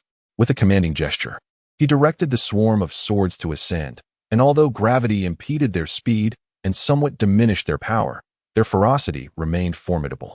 The swords surged upward like a wounded tiger, creating a cacophony of explosive sounds as they collided with several vessels. Upon hearing such a violent uproar, Paul felt his trepidation wane, exerting all his strength to strike, while Jingjing rallied beside him, continuously unleashing emerald flames. The shield upheld by Yen appeared exceptionally resilient, as the flames could not breach its defenses. At this moment, Yen felt a surge of fear, her hands trembling as she gripped the Zhankong's sword. Enveloped by the 4 directions cauldron, she gazed at the chaos unfolding between the two, her heart filled with murderous intent. The Zhankong's sword emitted a chilling, crystalline chime, radiating a brilliant azure light as it split into 2, striking towards Paul and Jingjing, who were bound together by the blue corruption rope. The ends firmly clenched in by Yan's grasp. With a resounding crash, the sound of metal clashing echoed, and the headscarf shattered, cascading down the steps. Paul shook his dazed head, witnessing the sword's light slice above Jingjing's head, and in fright, he shut his eyes tightly. The sword's glow entwined with the fine threads, expanding and contracting in a mesmerizing dance, a cacophony of humming sounds filling the air as sparks of brilliance erupted, indicating a fierce struggle had commenced. Suddenly, Paul leaned sideways, inadvertently rolling forward and colliding with Yen, sending the 3 of them tumbling down the steps. As dizziness enveloped him, the Zhankong's sword and the fine threads fell in an instant. Turning his head, Paul noticed Jingjing grinning at him despite her pale complexion, clearly drained of magical energy from overexertion. Desperately, Paul pushed against the steps, hoping to mitigate their descent. If this continued, both he and Jingjing would undoubtedly be caught in the aftermath, becoming mere souls beneath the sword. He sensed the blue corruption rope loosening around him. Though his limbs felt weak and numb, he regained control. With determination, he grasped the blue corruption rope and tossed it onto the steps, wrapping his arms around Jingjing, creating a protective shield akin to a turtle's shell as they rolled downward. Amidst the dazzling yellow steps, his vision blurred. Yet he could see the sword's energy crisscrossing dangerously close, merely 15 steps away from them, the air filled with the whistling sound of the sword's light piercing through. The sword immortal was indeed so dazzling. As tranquility enveloped him, the sensation of vertigo gradually dissipated from his body. He raised his hands, embracing death like a statue with outstretched arms. Never had he experienced such profound silence. Everything before him slowed to a crawl. It dawned upon Paul that he was not permitted to live. The sword light tore through Bai Yin, a wisp of green smoke swaying gently, and yet another vessel shattered in the flickering glow of the sword, disintegrating into motes of light like fragile porcelain.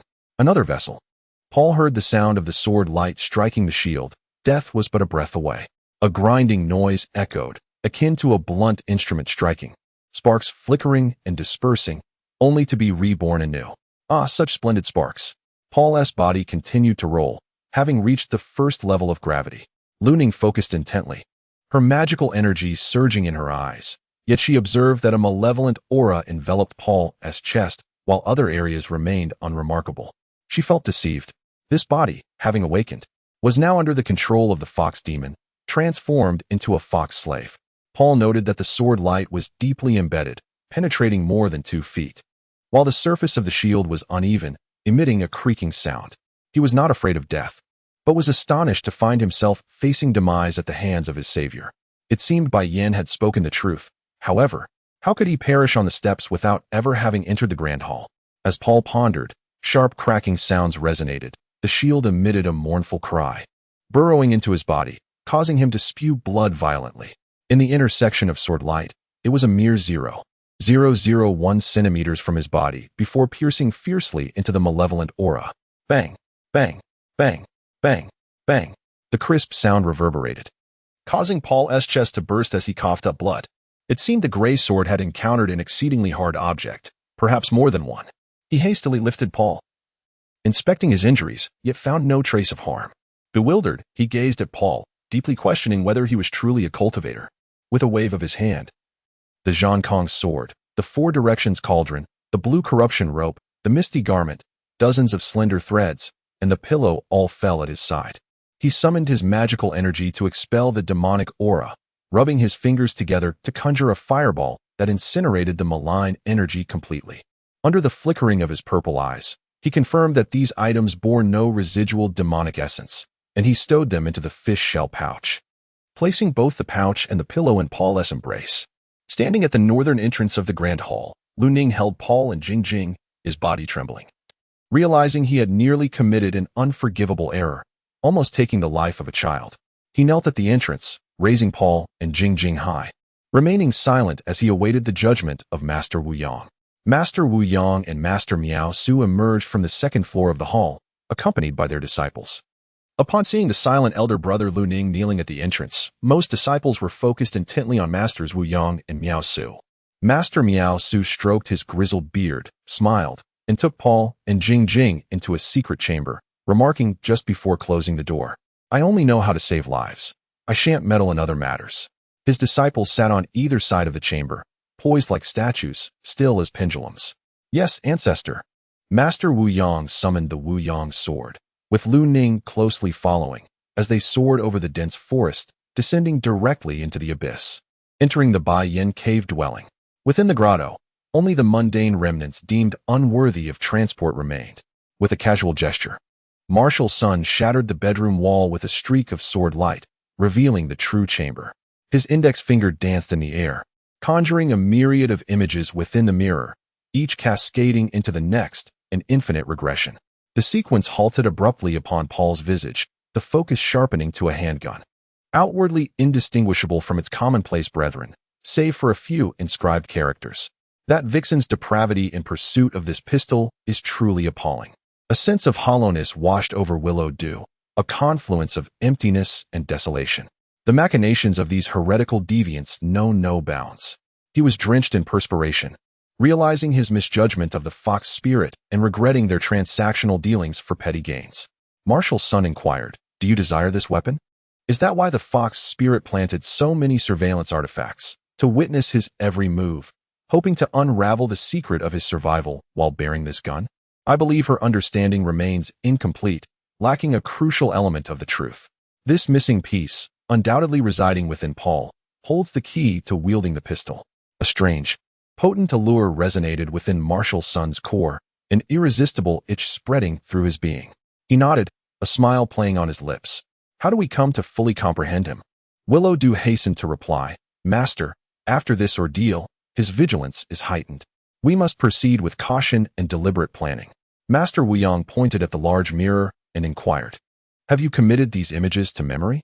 With a mere wave of his hand, the brilliance of sword light illuminated the entire cave, slicing through everything with its fierce energy, causing the cavern to collapse into a cacophony of debris.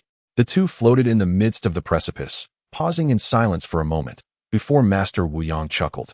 I sentence you to a lifetime of tending to Paul and that little serpent. Do you have any objections? Chapter 31. Gathering Qi at the 6th level a month later. Paul awoke with a start, his eyes wide open as he tossed aside the covers and swung his legs off the bed. His legs felt weak and his balance faltered. Before he could take a step, he fell to the ground. In a flurry of anxiety, he crawled several meters, scratching his head in distress. Beads of sweat dotting his forehead. During this tumult, his heart trembled, and his chest felt as if it were swelling. Upon probing, he discovered two peculiar objects, small enough to fit in his palm, yet soft to the touch, reminiscent of some leather material. Cautiously, he extracted the two small items, focusing intently as he infused them with a thread of magical energy. To his astonishment, several Jinwu tripods and a few dragon eggs emerged from within the pillow. Trembling, he approached the stone door, where a beam of light pierced the mechanism, and through the analysis of the images in his mind, he confirmed the absence of any surveillance devices within the mechanism. He inspected the lampshade and the keyhole, ensuring that the secret chamber harbored no monitoring apparatus. Hiss, brother. Quietly, the little creature affectionately licked Paul's cheek, joyfully nudging against him. The two embraced tightly, gazing into each other's eyes, tears streaming down their faces in a poignant moment of connection. He draped himself with a blanket, cautiously extracted the divine shogun, ignited sandalwood incense, and placed it in the incense burner. He then pressed the gun's muzzle against the dragon egg, resting the magazine atop the Jinwu cauldron, scrutinizing the contents of the cabinet under the dim light, assuring himself of safety. As he formed a seal and chanted an incantation, the Jinwu cauldron's mottled essence flowed into the dragon egg, peeling away like the shell of an egg. The shattered copper rust resembled withering petals, faintly shimmering with a dismal light.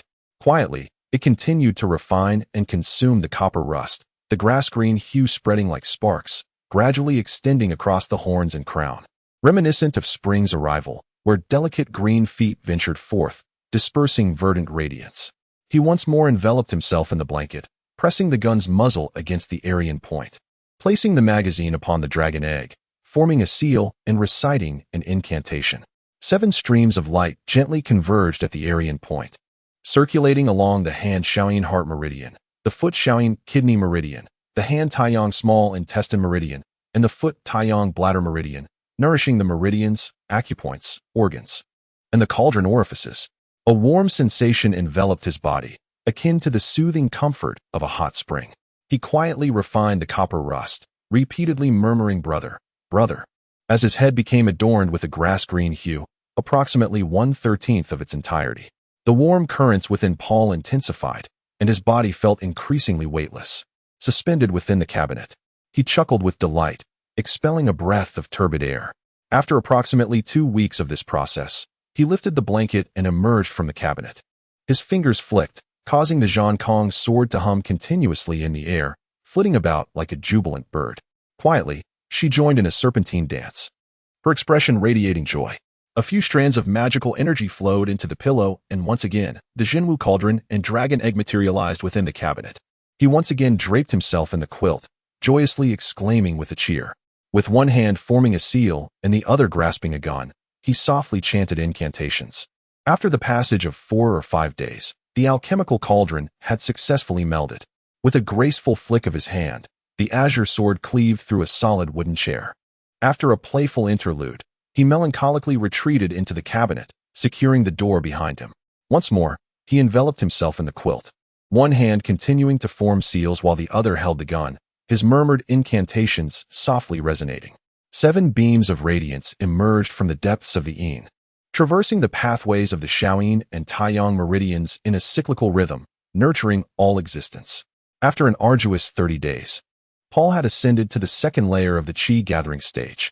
He lifted the quilt, opened the cabinet, and stepped out of the secret chamber into the grand hall. The sun shone brilliantly, compelling him to shield his eyes with his hand. A melon-shaped hat perched atop his head, eliciting a chuckle from onlookers. From a distance, Lu Ning observed him, stealthily watching from the shadows. Paul exhaled a few heavy sighs, and a sense of clarity washed over him. Over the course of 300 days, his hair had completely vanished, along with the ability to regrow it. He summoned the blue decay rope, channeling his magical essence into it. The rope emitted a faint blue glow before swiftly launching forth, ensnaring numerous chairs. Yet, before a significant number of them could reach him, they transformed into a muddled heap of black sawdust. Next, he conjured dozens of slender threads, releasing a torrent of magical energy. The threads radiated with a golden luminescence, dazzling in their brilliance, and in an instant, they pierced through the solid wooden furniture, which disintegrated into powder, rising like a wisp of smoke. He then summoned the misty cloak, infusing it with his power. It shimmered lightly, enveloping him like a veil of fog, drifting delicately wherever Paul extended his hand. Paul kicked out with his right foot, dispersing the shadows that enveloped it. He gazed at the empty pillow, suddenly realizing that he had reached the 6th level of Qi gathering, thus becoming a mid-tier cultivator. All of this felt like a dream, and he was fortunate to have escaped. Otherwise, he might have become merely a vessel for Bai Yan, or worse, a slave. Had he not toppled that vessel, his fate could have been even grimmer. Now he must delve into literature, broaden his horizons, and continue the search for the Jinwu Ding and the dragon egg to enhance his cultivation. Paul stepped out of the secret chamber. The sun still shone brilliantly, its light casting a serene smile upon him, filling him with an extraordinary joy. Together, they climbed to greater heights, shouting in unison, reveling in the splendid weather, the picturesque scenery, the verdant mountains, and the flowing waters. Paul stood quietly, surveying the horizon, while Lu Ning transformed into a voyeur. Upon hearing such a widespread laughter, Lu Ning's expression turned icy, contemplating the elimination of the two and casting them into the abyss below. The greatest distance in the world. It is not the distance between life and death, nor the separation of faraway places, but rather, standing right before you. Yet you remain unaware of my love for you. Duan Yuchong wore a bitter expression. The sky appeared gray. His senior brother radiated a cold demeanor, and Paul was tinged with jealousy. While all who mocked the senior brother deserved to perish. Chapter 32. The Tormented Child Taoist. Yet, he could not confront his senior brother. It would be beneath him to defy authority. Neither could he take on Paul, for it would be unjust to bully a child. Lu Ning Shuang gazed at Paul with a cheerful demeanor and remarked, "He is far happier than before. His innocent words betray a hint of mischief, as he audaciously mocks me." Suddenly, a thought struck him. His master had neither taken him under his wing nor mentioned him among the other disciples. Could it be that he intended for him to become Paul's mentor? He chuckled at the irony, reflecting, who would have thought that someone like me could be liked? The years of cultivation are merciless. I only don the black robe in my old age. When asked my age, I jest. 50 years ago, I was but 23. Dear uncle, as a savior with a penchant for young men, why do you persist in peering at me? Is it possible you harbor a penchant for the forbidden? Paul mustered his courage, facing the matter with candor. After all, the complexities of a month ago, compounded by the aura of the demonic creature in his arms, rendered misjudgments inevitable. Your proclivities, your taboo desires, and your role as a third party, these are but salt upon my wounds. Flies do not buzz around an intact egg. Surely, you possess secrets you dare not reveal, do you not, dear uncle? Following Lu Ning's gaze towards the horizon, Paul beheld a clear sky, serene like the undulating sea. I harbor no secrets, Lu Ning declared, igniting a cigarette, which he swiftly consumed. His slender fingers repeatedly brought the smoke to his lips, though the sun shone brilliantly. An undercurrent of chill lingered around Lu Ning. Everyone possesses secrets, including you and I. You share your secrets. I shall share mine. Do you not find this proposition agreeable?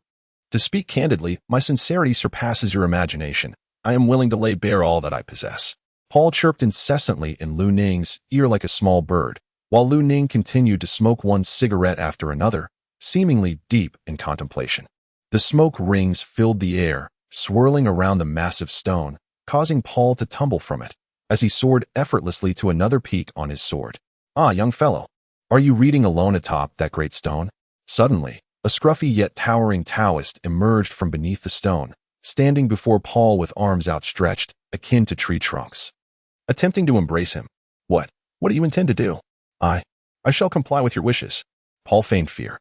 A subtle tremor of his magical energy coursing through him, channeling it into the fish shell, conjuring the blue binding rope. With a swift motion, a flash of azure light erupted. The Taoist barely had time to comprehend what was happening before he found himself thoroughly ensnared. With a thud, the Taoist plummeted from the stone, disoriented and dazed. Paul delivered several sharp slaps to his face, the overwhelming stench of alcohol wafting from the Taoist's breath indicating he was inebriated and acting foolishly under the influence. Paul fetched a bucket of cold water and splashed it onto the Taoist's face. As the Taoist sprang up, startled, Paul was taken aback. He sensed no fluctuation of power emanating from this individual. How could he remain so spirited despite the earlier commotion?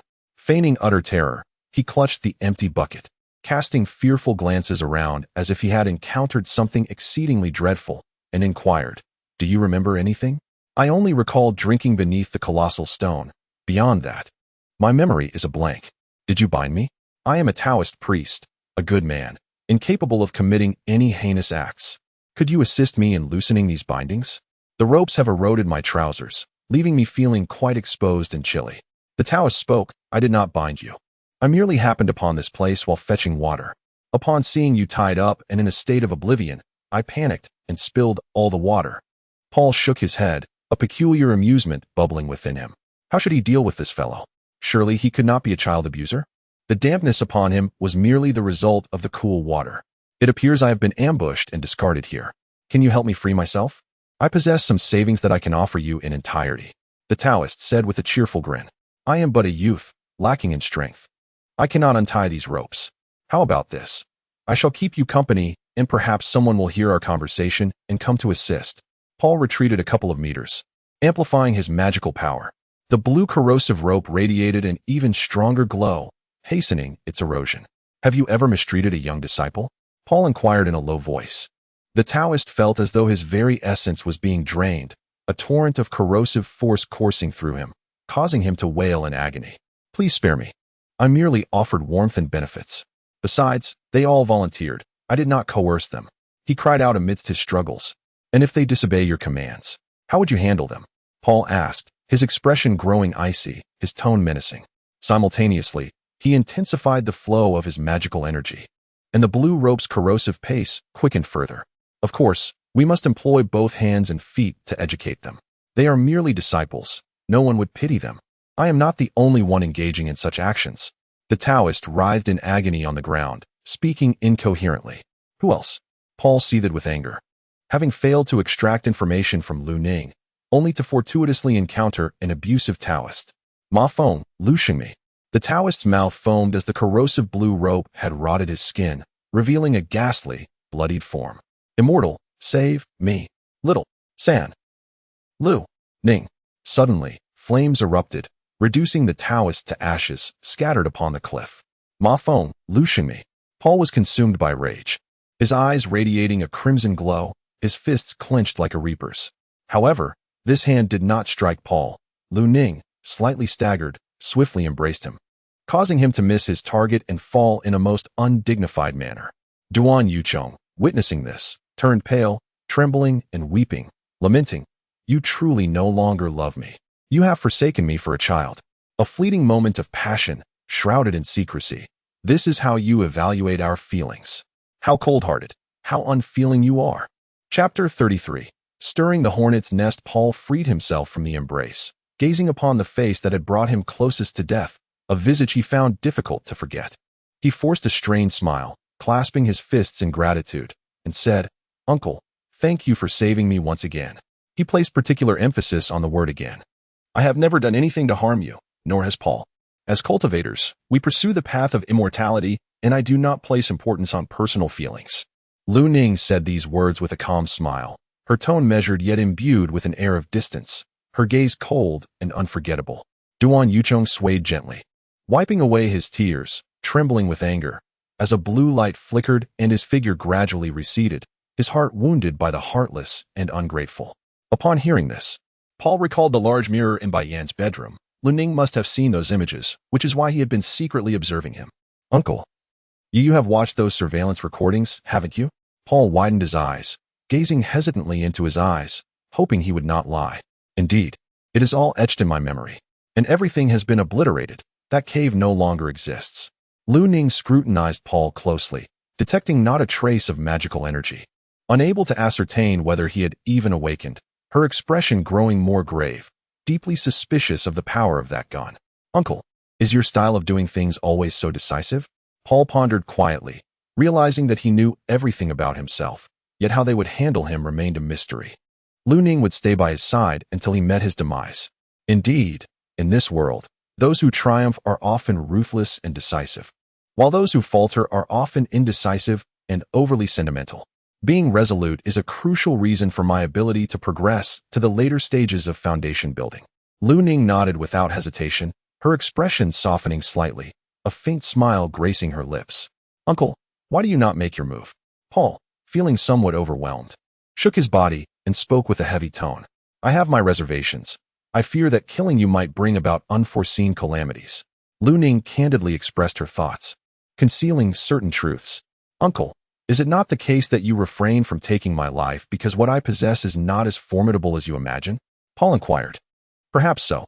Based on your cultivation process, the side effects of that gun are quite significant. It took you approximately 2 weeks to open your meridians, while I accomplished it in merely 3 days, Lu Ning replied, standing tall with an air of confidence. Upon hearing this, Paul widened his eyes in disbelief. Could it be? Lu Ning's extraordinary talent allowed her to open her meridians in such a short span. What then of Zhuang Xinyan, who did so in merely 3 hours? A prodigy. Uncle, are you the fastest among your peers in opening your meridians? Paul asked. Certainly. They all took more than 3 days, but less than 10, Lu Ning responded, swaying gracefully as if all the talents of the world converged at the Wuyang sect. Paul, in anguish, buried his head in his hands, lamenting the missed opportunity of gifting that fish-scale pearl to Zhuang Xinyan. Uncle, prepare yourself for a shock. My elder brother Zhuang Xinyan opened his meridians in no more than the time it takes to brew a cup of tea, which is merely a few minutes. Paul exaggerated for amusement, his sole intention being to entertain. 2 days is indeed impressive. Lu Ning nodded. Uncle, it was not 2 days. It was a matter of mere minutes. How could you miss here so deliberately? Paul pouted cutely, his eyes wide with innocence, momentarily causing Lu Ning to be filled with exasperation. In his gaze, Paul appeared magnified, resembling an irate curly-haired baboon. Huh, your tricks are rather juvenile. Lu Ning quickly regained his composure, and despite Paul's fervent attempts to argue, he could not alter Lu Ning's steadfast demeanor. Originally, the plan for the day was to draw out those 2 sadistic individuals who abused the children.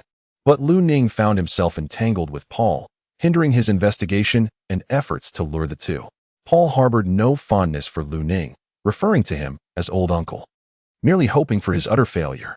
On the surface, it seemed as if they had salvaged their own situation, yet in reality, they merely exchanged one method for another to acquire their desires.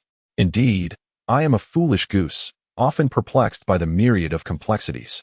After finally ridding Jingjing of her parasites, Paul gently placed her on the bed, where she lay limp and trembling. With a furrowed brow, Jingjing attempted to lift herself, yet she lacked the strength to rise. Paul approached Lu Ning, looking somewhat at a loss, and anxiously exclaimed, It's bad. Jingjing seems to be in trouble. She's trembling all over. Overcome with emotion, tears streamed down Paul's face, growing increasingly sorrowful. He watched Lu Ning's retreating figure, then pushed open the hall door and soared towards Tai Chi Peak on his sword. Once he flew out of Tai Chi Peak, a gust of mountain wind swept through, sending a shiver down his spine. The night breeze was rather chilly. Unconsciously, he pulled out a black garment and draped it over himself. This black attire feels so familiar. Could it be a small-sized unisex coat? Paul suddenly recalled that this was his fish pouch, in which he had collected those magical artifacts. How could he possess garments that fit me so perfectly? Could he truly be a pedophile? This is utterly insane. Upon his arrival at the summit, he spotted Ma Fenghua, who was on duty. Instantly, Paul concealed himself, hiding behind a rock, remaining utterly still, devoid of any anxiety. You desire it now, don't you? Ma Fenghua, gripping a young Taoist like one would a roasted chicken, approached the massive stone beside him. I want you dead. The Taoist's eyes widened in fury, glaring at him, wishing to slay him with mere looks, while his body trembled incessantly. Are you aware of the fate that befalls one who provokes Ma Fenghua? With several resounding slaps, he left the boy's face bruised and bloodied, yet not a single tear was shed. Say you want it. Ma Fenghua relentlessly chastised him, using both hands and feet.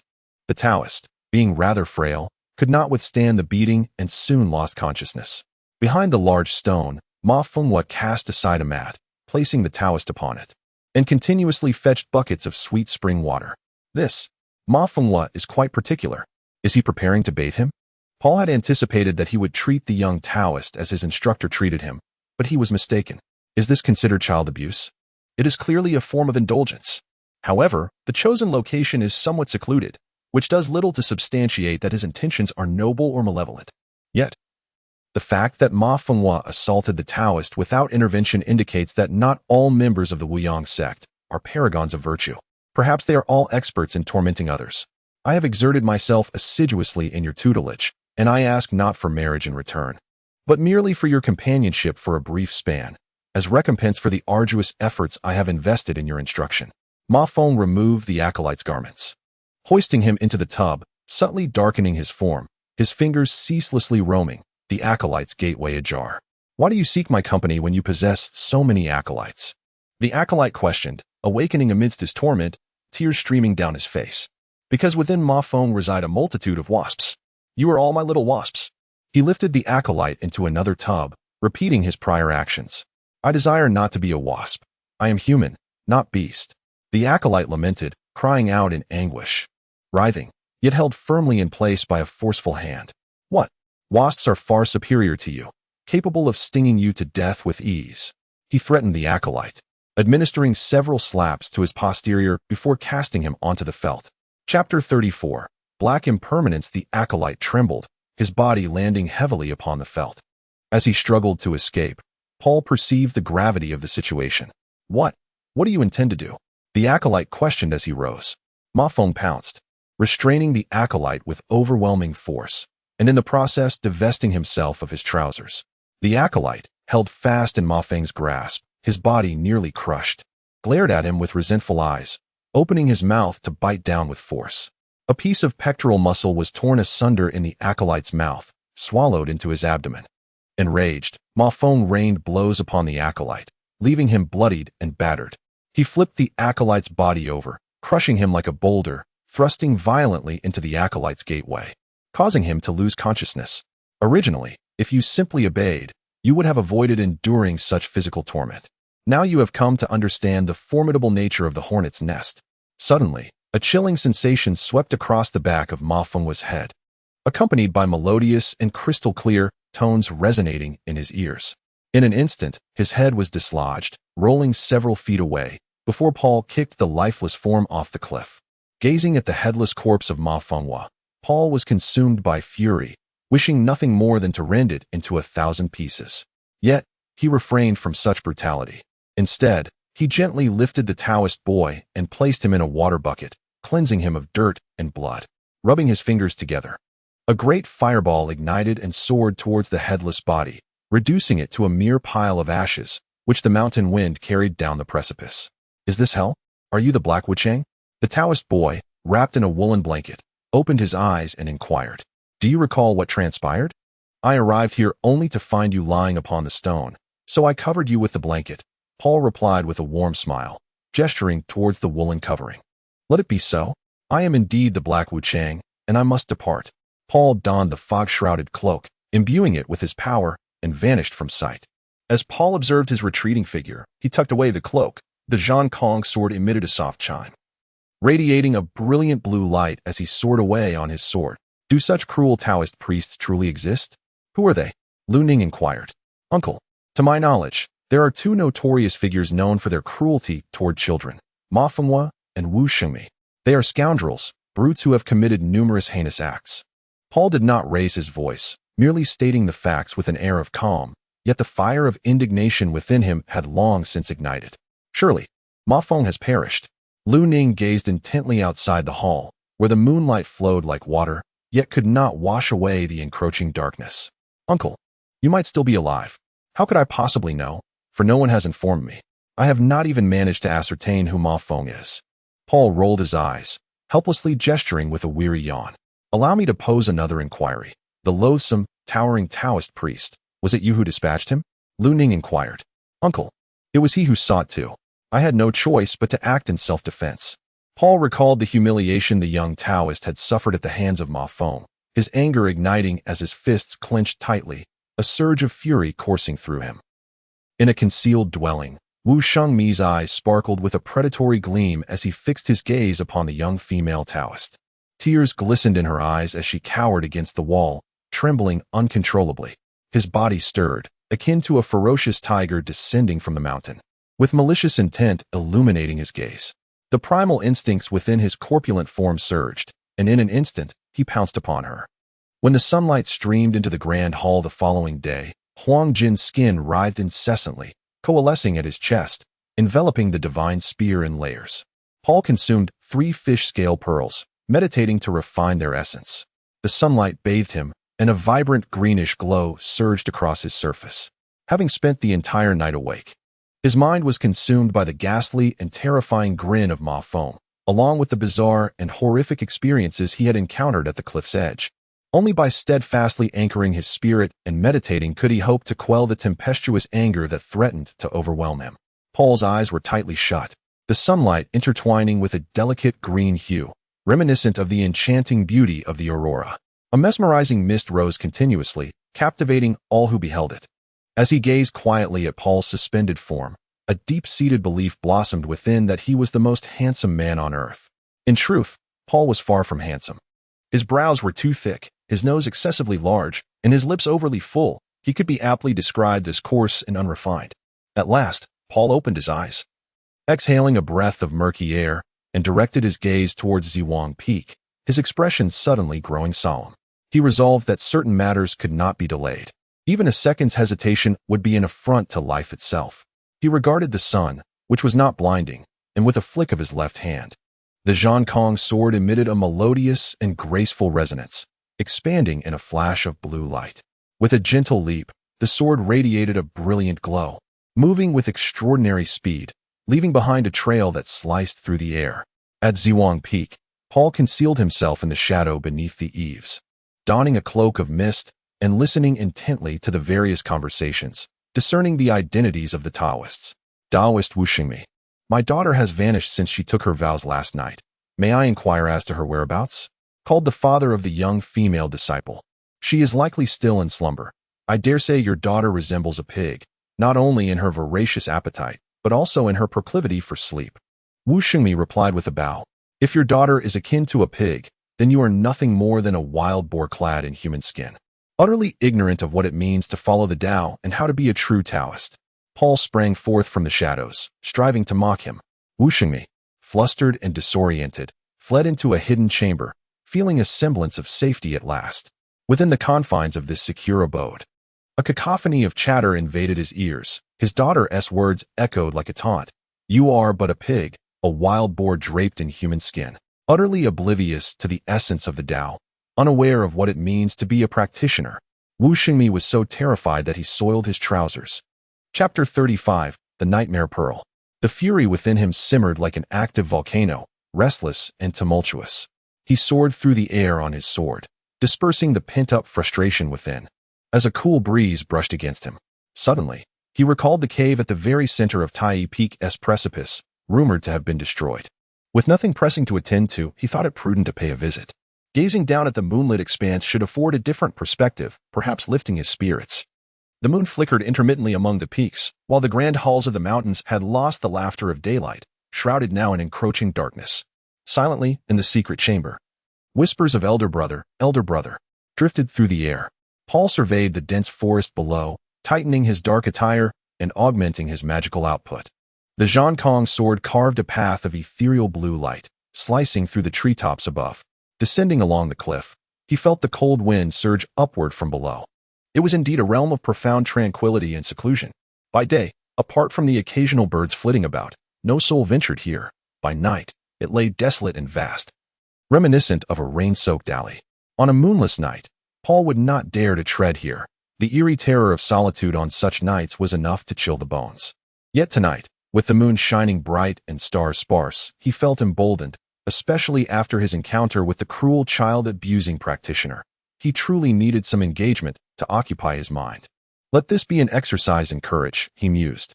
As he descended the cliff, He was alone, breaking an orange in half and placing it in his mouth.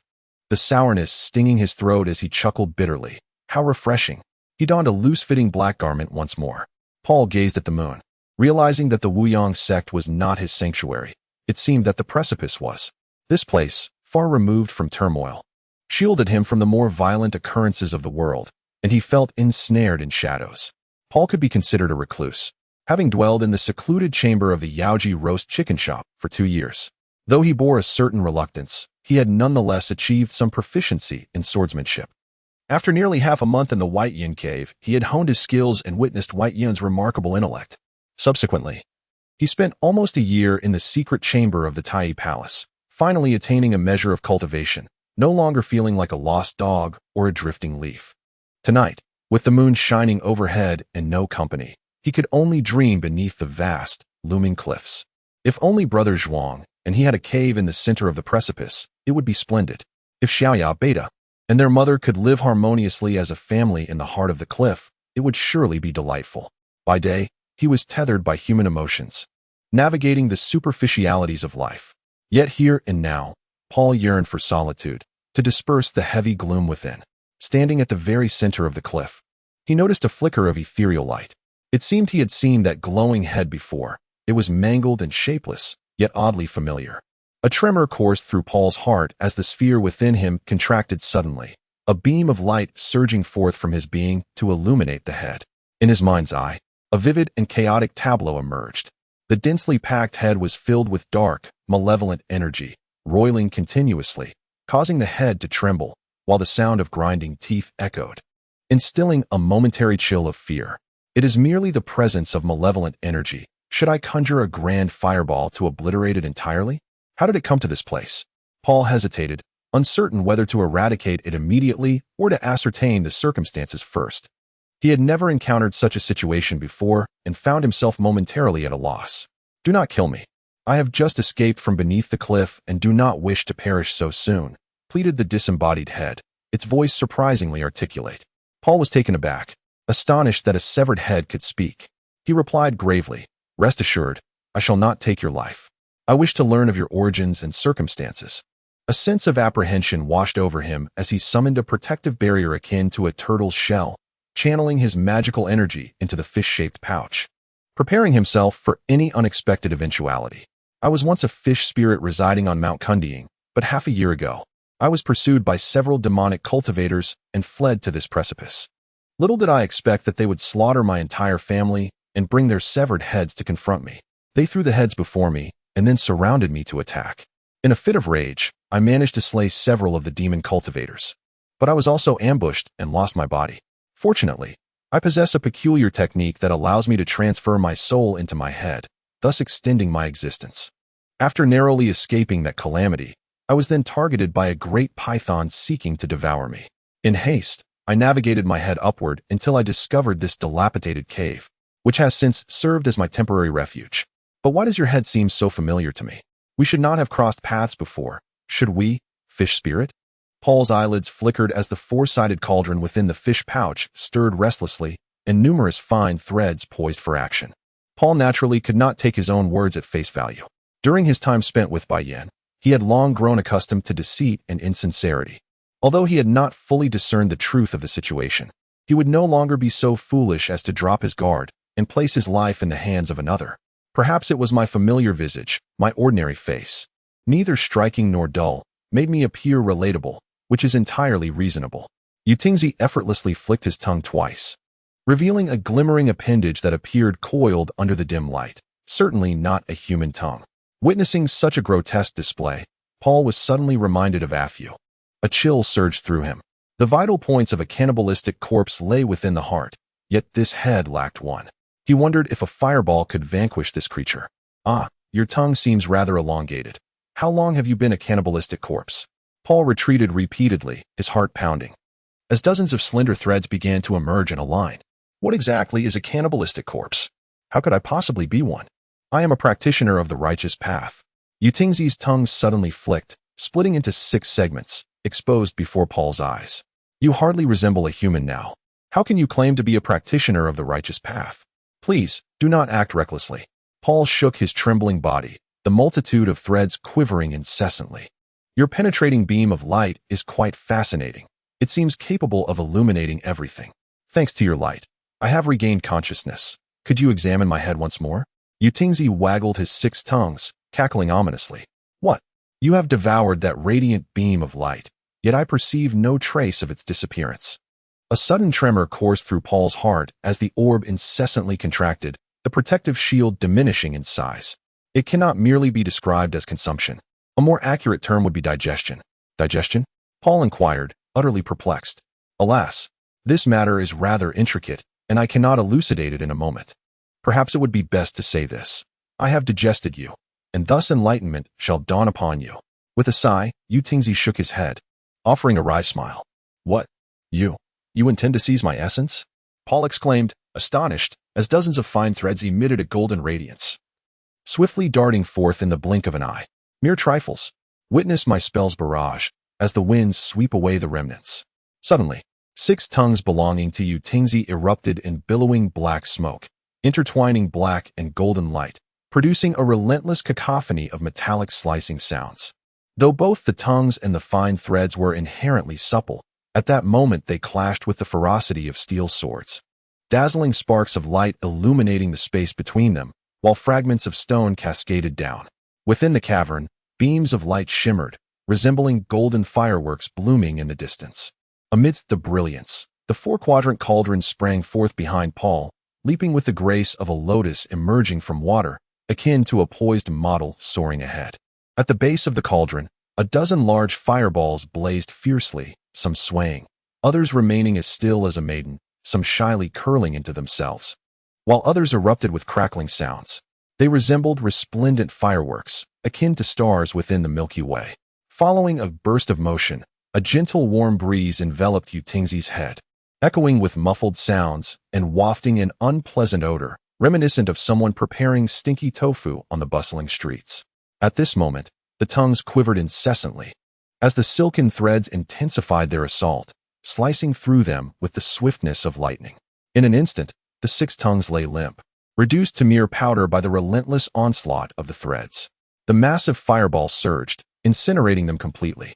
Within the square cauldron, the fireball, initially nestled closely at the base, now surged forth like a tidal wave towards the head. A dense black mist enveloped the head, exuding an eerie aura, clashing violently with the fireball. Soon, the flames lost all semblance of color, while the head became increasingly rounded and polished. The thin veil of ghostly energy floated incessantly above the square cauldron, rendering both the cauldron and the head as lustrous as if they had been cleansed in an inkwell, cloaked in the hues of night. How foolish to think of escaping without consulting me, the Lord of Nightmares. Yutingzi let out a cold snort, emitting a cacophony of strange sounds, perhaps out of self-preservation, or possibly as an act of bravado.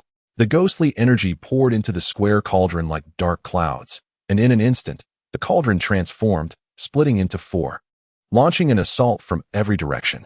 Before Yutingzi could discern what they were, he assumed the discarded items by the cultivators were magical artifacts and instinctively swallowed them whole, grinding them between his teeth. Boom! A grenade exploded. A nightmare pearl was ejected, and the square cauldron spiraled out of control, plummeting downward.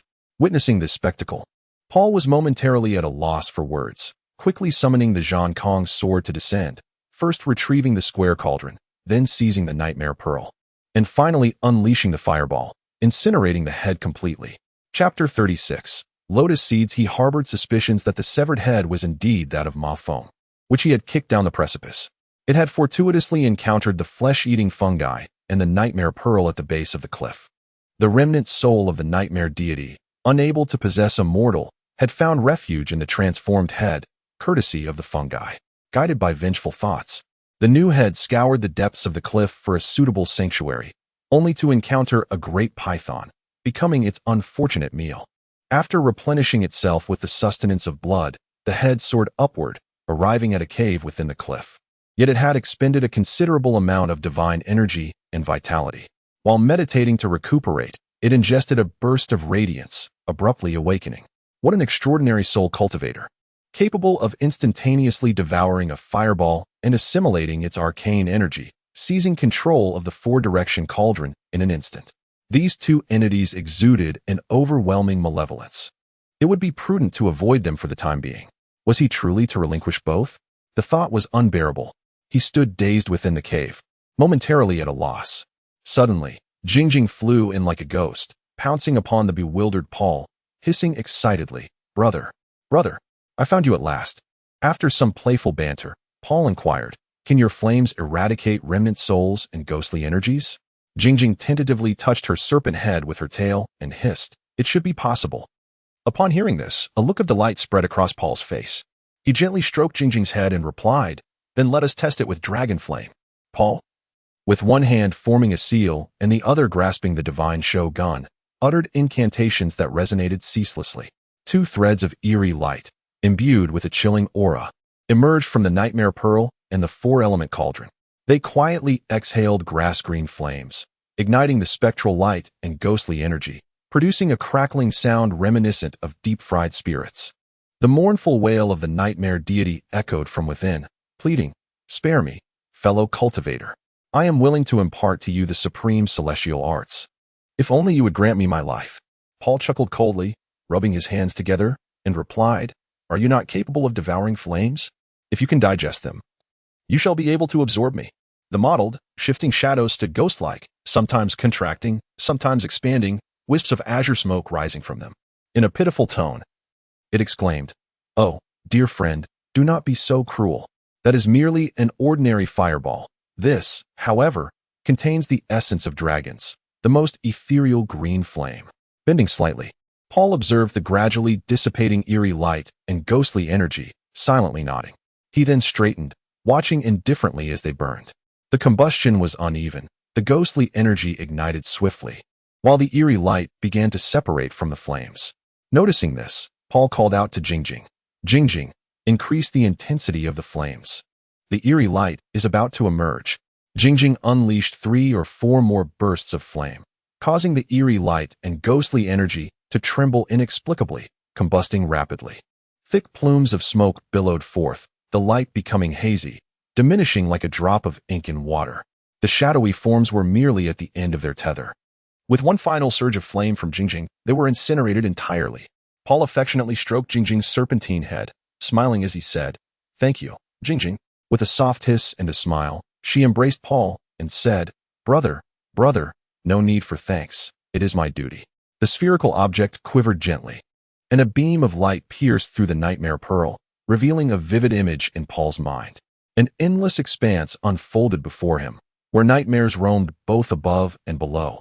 From all directions they emerged, some towering, others diminutive, a myriad of forms, yet predominantly manifested as grotesque, horned figures.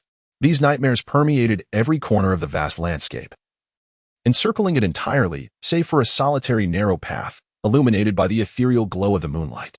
Paul concentrated deeply, focusing all his mental energy upon that path. And as the moonlight shimmered upon it, his consciousness transformed into a wisp of smoke. The technique of moonlight manifestation suddenly took shape in his mind. With his eyes slightly narrowed, he perused the intricacies of the moonlight manifestation, captivated by its profound mysteries, momentarily lost in thought. As the beam of light continued to extend inward, another scene materialized within his consciousness.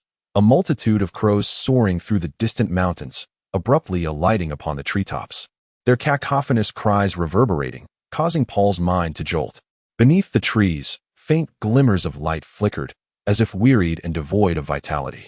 Frogs croaked rhythmically in the underbrush, while the mournful cries of cicadas echoed from another tree, faint and indistinct. At last, the radiant light dissipated within the nightmare pearl, and the cacophony of cicadas, frogs, and crows faded from his mind. Fortunately, Paul remained engrossed in the comprehension of the moonlight manifestation.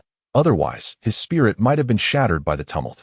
With the nightmarish pearl in his grasp, Paul found himself profoundly enlightened by the comprehension of the lunar radiance technique, which had once seemed arduous and enigmatic. He envisioned himself as a lotus blooming in the ancient capital of the 6 dynasties, rooted in the southern lands, flourishing, bearing seed pods, resonating with the essence of lotus roots, and ultimately withering away. This cycle of life persisted, spanning over 17 centuries. Upon awakening, he discovered 7 lotus seeds nestled within his mind, as pure as water, tender as dew. As the first light of dawn emerged, Paul's consciousness was likewise infused with a celestial radiance, a verdant glow enveloping him. The 7 lotus seeds danced around this ethereal light, forming halos that rendered his awareness more luminous and rounded. The previously indistinct surroundings crystallized in clarity within his consciousness, as if he could witness the revival of life at daybreak. The figure of Lu Ning materialized behind a pillar outside the grand hall, though he appeared to be asleep. He stood unwavering, unsupported by any external object, merely caught in a trance of cultivation. Paul sensed this from the expression in Lu Ning's eyes, which resonated with a shared state of mind, at least in part. As the sacred sunlight poured into the Tai hall, Paul sat cross-legged in midair, his golden skin undulating as it converged upon his chest, enveloping the divine spear layer upon layer. 3 fish-scale pearls were drawn into the Yin region, undergoing continual refinement. And under the sun's embrace, a soft green luminescence emanated from his entire being. This shade of soft green was dangerously alluring. Quite the spectacle indeed. Did Chapter 37 not require attention? Suddenly, he fell back, gazing upwards, and beheld a shadowy figure suspended in midair, sending a chill of fear coursing through him. A tremor coursed through Paul as a lotus seed shot into the nightmare pearl, unleashing an overwhelming aura of malevolence that enveloped him, rising like a jagged peak. Beneath the shroud of mist, Paul's expression twisted into a grotesque snarl, his eyes blazing with fury as he spoke in a low, menacing tone. I am Fan Wujiao. Today, you, vile scoundrel, have reached the end of your days, having committed unspeakable crimes that condemn you to hell. Wu Shengmi gazed into the shadow before him, witnessing its ethereal form flickering like a wisp, now visible, now obscured. The chilling essence surged like a towering wave, gathering and expanding, casting a dismal, spectral glow that rendered the surroundings profoundly frigid. The shadow seemed both distant and near, inducing a disorienting haze in his mind. No, I do not wish to perish. Wu Shengmi's pallid visage betrayed his despair as he cried out, writhing like a mummified figure, desperately attempting to flee to the other side. Struggling toward the oil lamp, Wu Shengmi endeavored several times to rise, but found it an arduous task. The green flame of the lamp flickered ominously, emitting crackling sounds, and after several bursts, it began to wane, diminishing until the last flicker was extinguished, revealing the lamp's depletion. Come with me to hell. Come with me to hell. Come with me to hell. Come with me to hell. Come with me to hell. At that moment, Paul bore an uncanny resemblance to the Black Wu Chang, his face a ghastly green with sharpened teeth. Adorned with a black hat and clad in dark garments, exuding a fierce and malevolent demeanor, his skin a shade of ominous blackish green, shrouded in an aura of death. Paul formed a seal and recited incantations, commanding the blue rotting rope to release the bindings on his lower limbs, drawing the rope toward the wall. Wu Shengmi trembled as he leaned against the edge of the table, his upper body slanted, and his head struck the surface with a dull thud. Why had he not sought assistance? Why did he feel like a mere shadow of his former self, neither fully human nor ghostly? Had he truly been possessed by the nightmarish deity? It seemed implausible. He had eradicated the remnants of its soul. How could it still exert influence over his psyche? Was his bizarre transformation akin to that of a demon the result of a nightmarish pearl? This orb was undeniably sinister, capable of distorting his mind and turning him into an entirely different person in an instant. What experiences had he endured that led him down this treacherous path? One so frightening that it sent shivers down his spine. Though a narrow path still ascended the mountain, it appeared perilously slim, with a mere half-foot of width. Any moment of carelessness could send him plummeting into the abyss. What was it that he truly sought? To stand atop the peak, declaring himself king of the mountain. But what did he not desire? To be treated like a dead dog, subjected to humiliation, to be squeezed like a soft persimmon, manipulated like a puppet. Was that truly what he wanted? He genuinely wished to reject such a fate. He did not want to be humiliated like a dead dog or manipulated like a mere fruit. Paul cried out passionately, glancing at the head that lay on the table, devoid of any semblance of humanity. He was resolute in his identity as a butcher, as a climber, one who must wield the cleaver without a trace of false compassion. Seeing Wu prostrated on the table, Paul unleashed a surge of magical energy. The blue corruption rope trembled lightly before emitting a brilliant azure glow. In an instant, it whisked him away to the bed, covering him with a blanket. Paul stowed away the blue corruption rope and the nightmarish pearl, cradling the female apprentice, donning the mist concealment cloak, and departed from the relatively secluded abode. The following day at noon, a Taoist priest, while tidying up a secluded room, stumbled upon a corpse with indistinct features. Frightened, He discarded his broom and fled the chamber. This incident quickly spread, ultimately reaching the ears of the elder disciple. Upon entering the room to investigate, he ordered the body to be wrapped in a shroud and interred in the mountains behind. Lu Ning was astounded. Wu Shengmi had taken his own life, or perhaps had merely struck his own head. The bruises and decayed wounds on his body suggested he had been bound, yet did not imply coercion into suicide. The thought of him continuously banging his head against the table sent chills down her spine. If he were not forced, how could he willingly choose death? Such peculiarities must conceal deeper mysteries. Could it be that supernatural forces had manipulated him into a frenzied state, rendering him incapable of controlling his actions, leading to his demise? Paul, oh Paul, you cannot evade responsibility. You may not be the murderer, but you are certainly an accomplice. The blue rope serves as damning evidence against you, implicating you in conspiracy to commit murder. Lu Ning pondered. Let us charge Paul with the crime of binding. She hesitated. It was suicide. Another voice asserted emphatically. Let us accuse Paul of handling a corpse. Lu Ning chuckled bitterly. He was a child-abusing Taoist. Another voice exclaimed in anger. Let this matter be laid to rest. Lu Ning conceded. When Paul awoke, it was already past midnight the following day. As he sipped his bland tea and ate a simple meal, he gazed at Lu Ning, whose face bore an expression of severe constipation. He remarked somewhat exasperatedly, Uncle, I am in the midst of my meal, and your grimace is quite off-putting, diminishing my appetite. Paul indulged in a hearty feast, swiftly devouring every morsel laid before him. In high spirits, he found every dish to be delectable, his appetite unabated even by the sulking presence of the agitated baboon across from him. How absurd! Lu Ning felt a chill within. She had previously cautioned him to allow her to handle matters, yet before she could intervene, a life had been extinguished. The anguish in her heart was akin to being pierced by countless thorns. Dear uncle, speak plainly. I have matters to attend to and cannot linger in idle chatter, Paul said as he gathered the dishes, placing them into a basket in preparation for the kitchen. Do you know how Wu Shengmi met his demise? Lu Ning inquired after a brief silence. Uncle, Wu Shengmi was entrusted to your care. I truly have no knowledge of his fate. Why would you pose such a question to me? It is quite perplexing, Paul replied, his expression a mixture of confusion and irritation. He took his own life, Lu Ning declared through clenched teeth. Suicide, how splendid. Those who commit heinous acts ultimately face their own demise. Such a person is destined for hell, Paul exclaimed as he lifted the basket and strolled along the mountain path, warmed by the moonlight. However, the circumstances surrounding the suicide were most peculiar. His body was riddled with sores and bruises, likely inflicted by the blue decay rope. Lu Ning, closely following, recounted a piece of evidence. While searching for that female acolyte, I found him slumped over the table. I bound him with the blue decay rope and moved him to the bed, covering him with a blanket to shield him from the cold. That is how it transpired. Paul's expression remained unyielding, though the clattering of the dishes grew more frantic. Lu Ning inwardly speculated, perhaps you even desecrated the corpse? At last, Paul arrived in the kitchen, where he retrieved the dishes from the basket and placed them in the sink for a thorough wash. His heart brimmed with joy. Lu Ning, noticing his elevated spirits, inquired, what brings you such delight? Paul paused for a moment, scrubbing the utensils with a smile, and replied, Uncle, does happiness require a reason? Does it not? Lu Ning asked. Uncle, must it? Paul retorted. Suddenly, Duan Yuchong stormed in, pointing an accusatory finger at the two, and exclaimed in fury, what a pair of shameless scoundrels. Lu Ning, you are treacherous and utterly disregard my feelings. Paul, you insignificant child. Who gave you the audacity to disrupt my relationship with the senior brother? You two are so engrossed in your romantic escapades, indulging in fleeting pleasures, that you have cast me aside. I shall report this to the master and have him impose punishment upon you both. Chapter 38. Inquiry in 1921.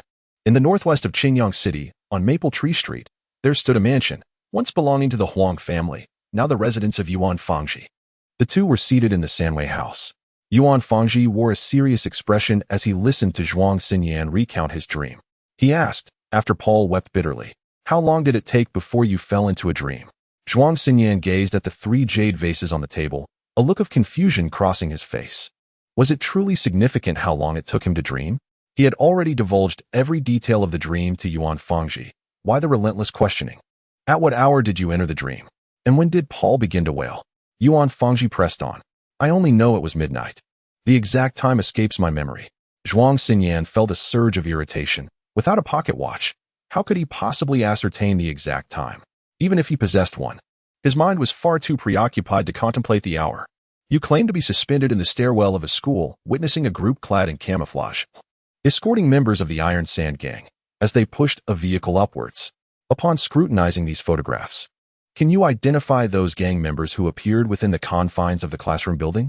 Yuan Fangji extracted several photographs from his work folder, laying them upon the table. These images had been gathered from the Iron Sand Gang, capturing the members in camaraderie.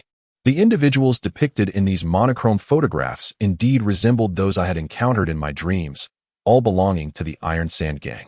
After observing for an extended period, Zhuang Xinyan produced a photograph that Yuan Fangji had deliberately obscured, fatigue evident in his voice as he declared, "You are lying.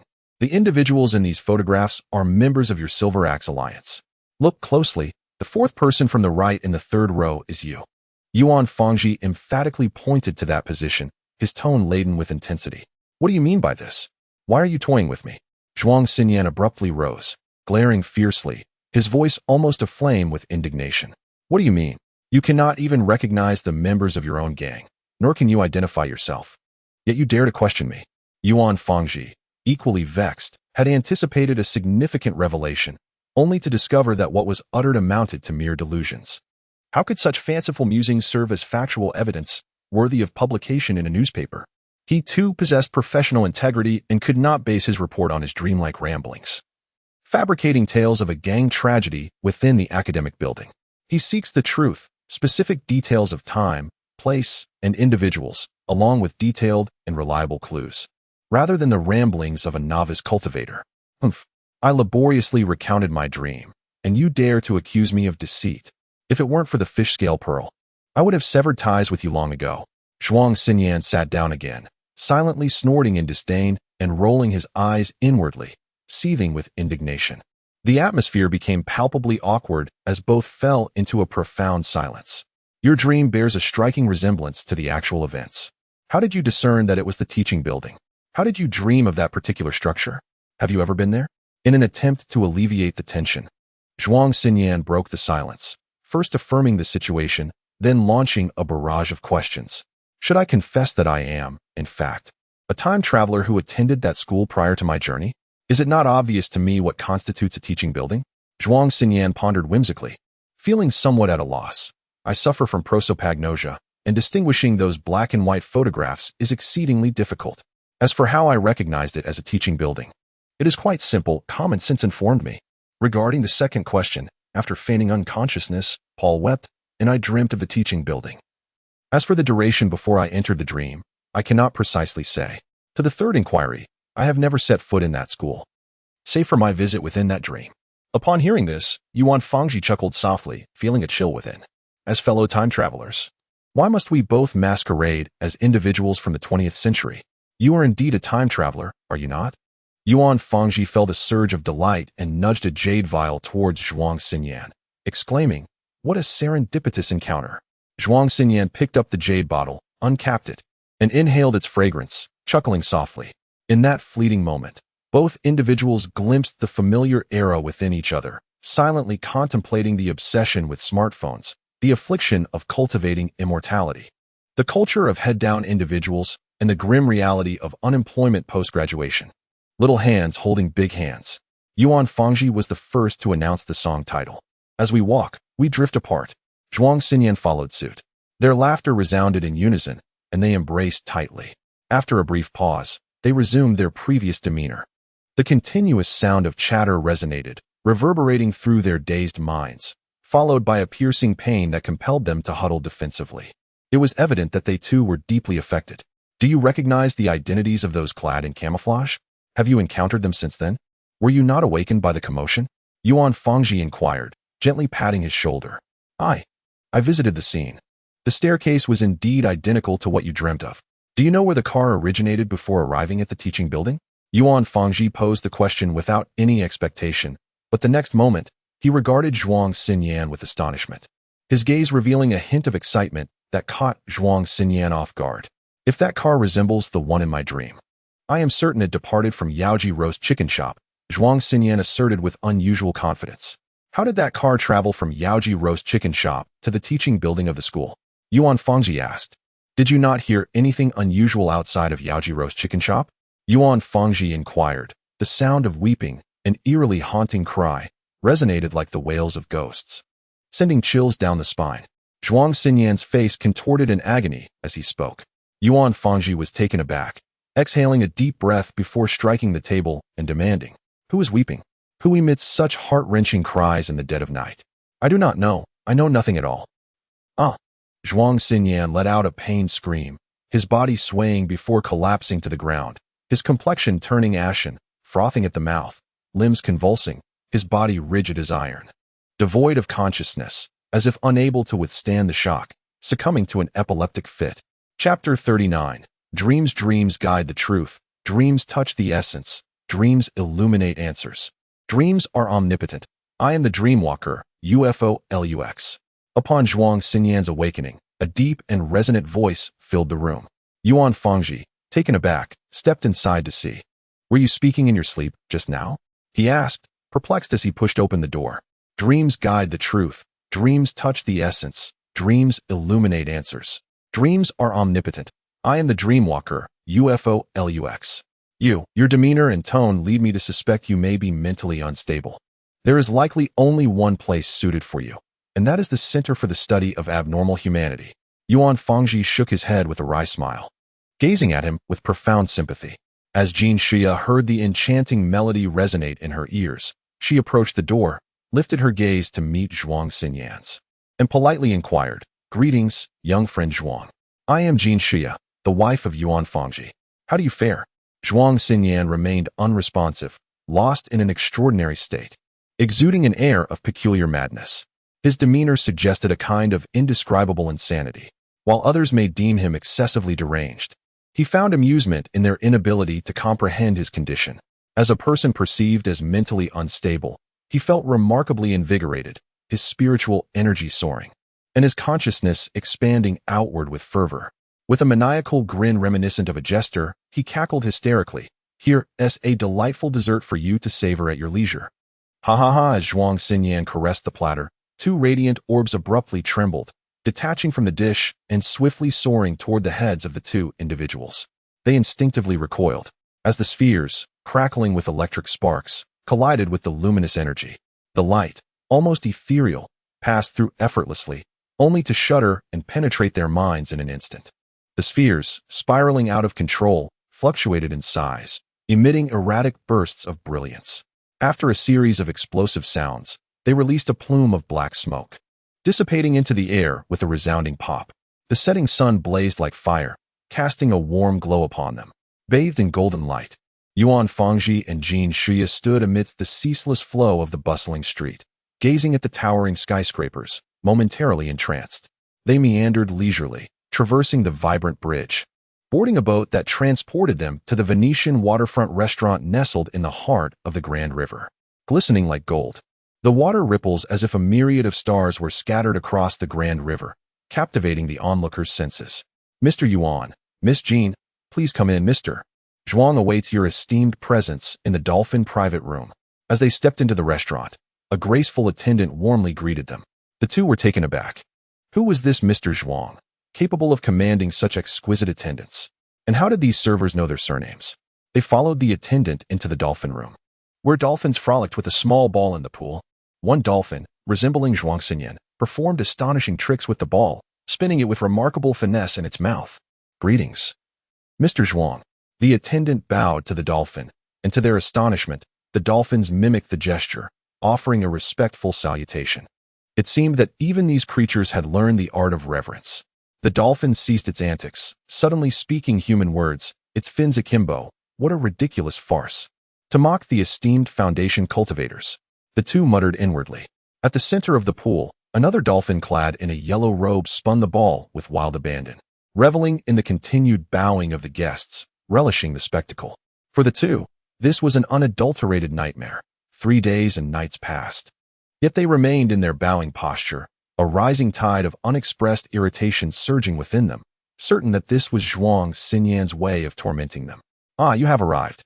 The dolphin tossed the ball onto Yuan Fangji's head, where it spun incessantly, Since you're here, let us commence with the ordering. The dolphin nodded with a smile.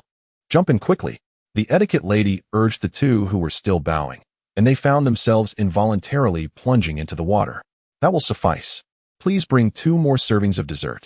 The dolphin closed the menu and addressed the etiquette lady.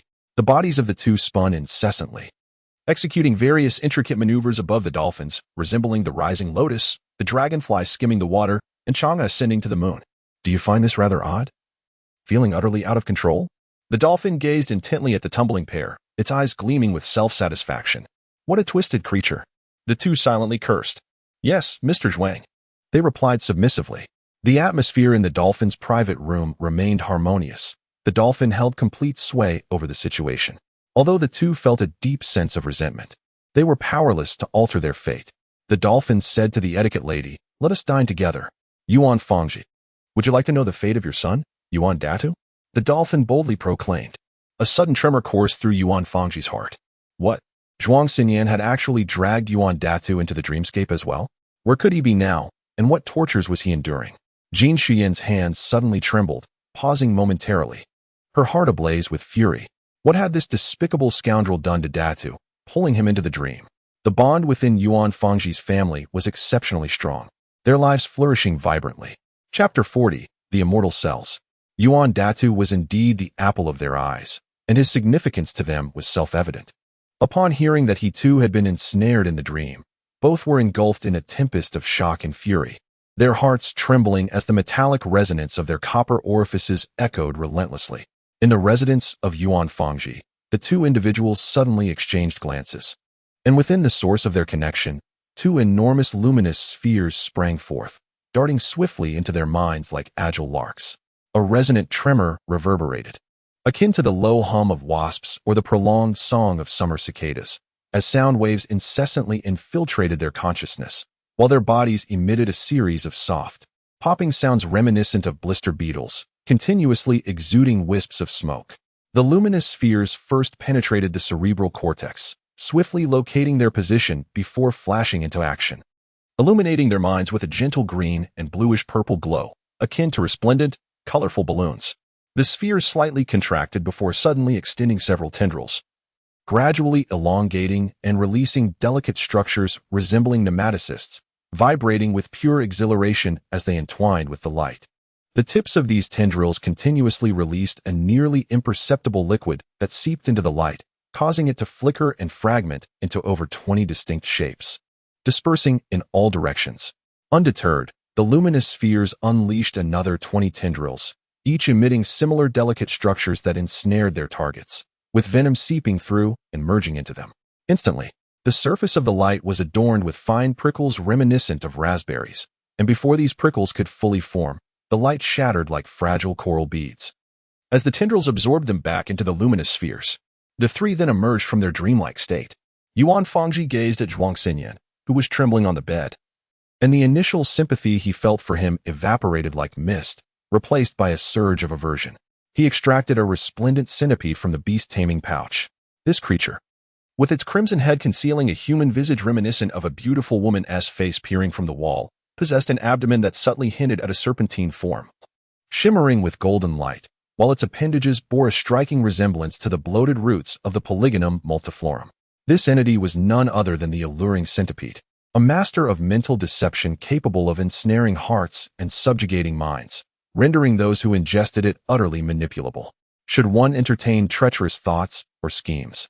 The alluring centipede would mercilessly devour their viscera and gnaw at their innards.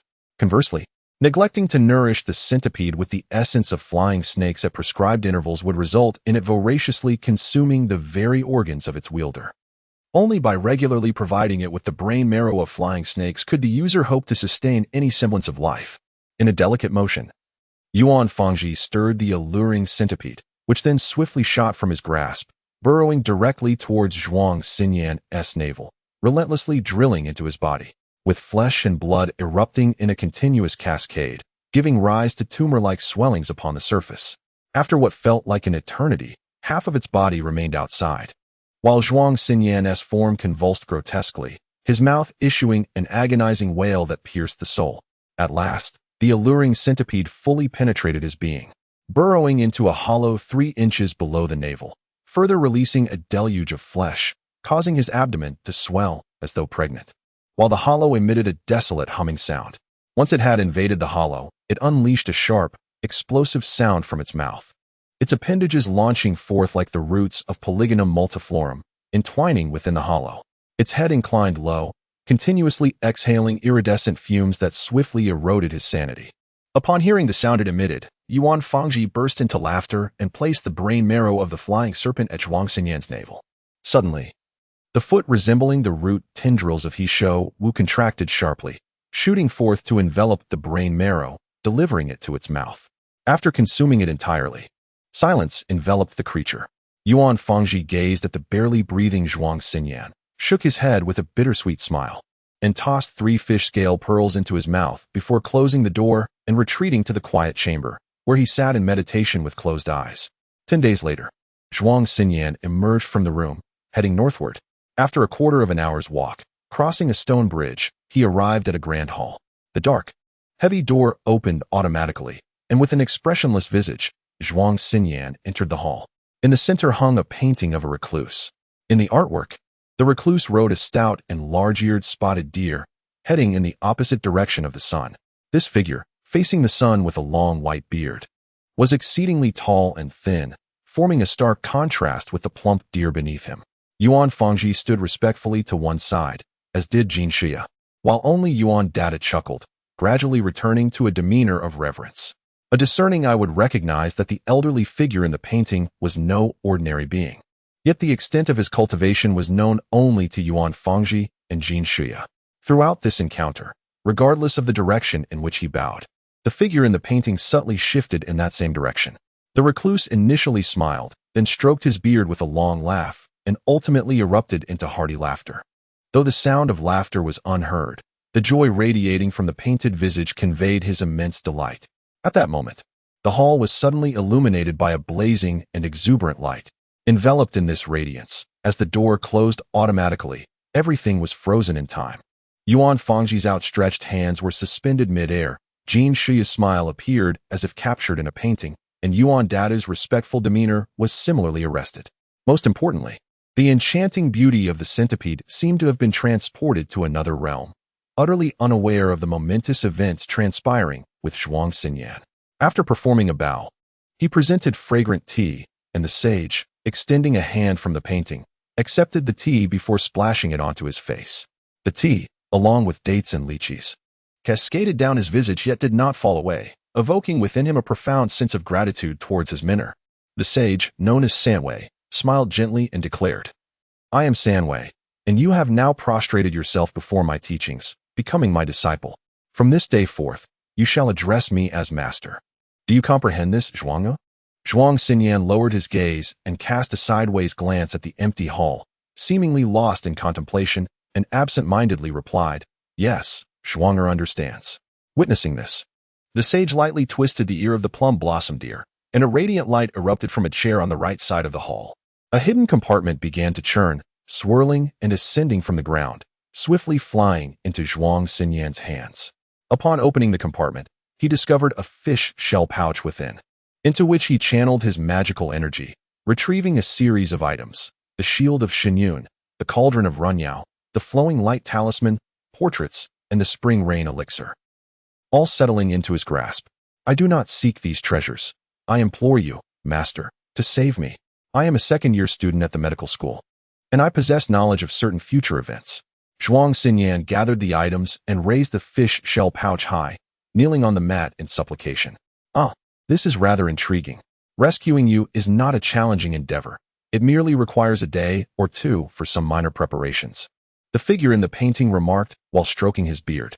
"Sir, Zhuang intends to temporarily entrust the Shinshuan Dun and the Runyang Ding to Yuan Fangji, wishing to forget all that has just transpired. Yet he is at a loss as to what clever means to employ to prevent him from harboring suspicion." Zhuang Xinyan took out the Shinshuan Dun and Runyang Ding, as well as the Spring Rain Dan and Liuguang Talisman, placing the latter two into his bosom and the former two into his hands, while the fish shell pouch nestled against his chest. The Shinshuan Dun and Runyang Ding could simply be placed beneath the chair. As for the desire to forget all of this, it is quite straightforward. though your memories will return in 2 to 3 days. The figure in the painting chuckled heartily, his hands forming a gesture, causing the Shinshuan Dun and Runyang Ding to tremble and swiftly adhere beneath the chair. Zhuang Xinyan accepted a cup from the figure in the painting, lifted the lid, replenished the tea, and consumed the red dates and lychees before kneeling once more on the mat. A surge of fervent light entered Zhuang Xinyan's mind, momentarily clouding his vision. As he sensed something fading from his consciousness, the figure in the painting returned to his usual self, the radiance dissipated, and the door swung open, restoring Yuan Fangji and his companions to their former state. Yuan Fangji received the fragrant tea and splashed it upon his face, only to find red dates and lychees scattered upon him. Gently moving his facial muscles, the fruits fell into his mouth, which he chewed lightly before swallowing. Yuan Fangji, with a demeanor of gentle grace, smiled slightly and remarked, "My master is the sage of 3 flavors, and I am the inheritor of the 3 flavors hall. Since you have chosen to enter my tutelage and become my student, from this moment forth, you shall address me as sir, refer to Jin Shuya as madam, and call Yuan Dada young master, Zhuang Nu. Do you understand?" Zhuang Xinyan, lowering his gaze and glancing sideways, observed the sparsely furnished hall and, with a hint of astonishment, sensed an unusual presence beneath the chairs. Maintaining an expression of neutrality, he replied, "Yes, sir, I understand." Yuan Dadu pouted in mild disinterest, following Zhuang Xinyan's line of sight, silently contemplating. This hall truly feels rather desolate. Still kneeling on the mat, Zhuang Xinyan fell into a moment of silence before inquiring, "Sir, is it truly possible for such vengeful spirits to manifest as insects?" Yuan Fangji cast a cold glance at him, irritation flickering in his eyes as he kicked him lightly in the face, responding with displeasure, "I do not know." After a brief pause, he continued, "Zhuang Nu, from now on, you may address me as master." Despite receiving the kick, Zhuang Xinyan exhibited no signs of indignity, calmly responding, "Yes, master." Jin Shuya and Yuan Datu, witnessing this exchange, could not help but stifle their laughter. "Master, master, what joyous news. Insulin was discovered this past July. Do you know which country it was found in? Are you aware of the individuals behind this discovery?" Zhuang Xinyan, after a moment of silence, rose to his feet, disregarding the shoe print on his face, and exclaimed with unrestrained joy, "I do not know." Yuan Fangji felt somewhat at a loss, pondering the peculiar antics of the beautiful centipede. Was she deliberately trying to trip him up, rendering her own situation awkward? My lord, a momentous occasion. Henrietta Lacks is still alive. She is the possessor of the Hella cells." Suddenly, Zhuang Xinyan recalled the Hella cells, unable to contain his excitement as he leapt into the air. In his fervor, he rolled over to the side of the chair, and by chance, retrieved the Shinshuan shield and the run-out ding from beneath it, raising them triumphantly. My lord, a momentous occasion. I have discovered these 2 items. They may indeed be of superior quality." Yuan Fangji accepted the items from his hands, wearing an expression of regret, lamenting why he had not thoroughly inspected beneath the chair earlier. Chapter 41. Further inquiry. Seated in the grand chair, Yuan Fangji addressed the matter directly. "Zhuang, you mentioned that night when a surge of blood moonlight filled the stairwell, spreading out like crimson mist, permeating the atmosphere with an eerie aura.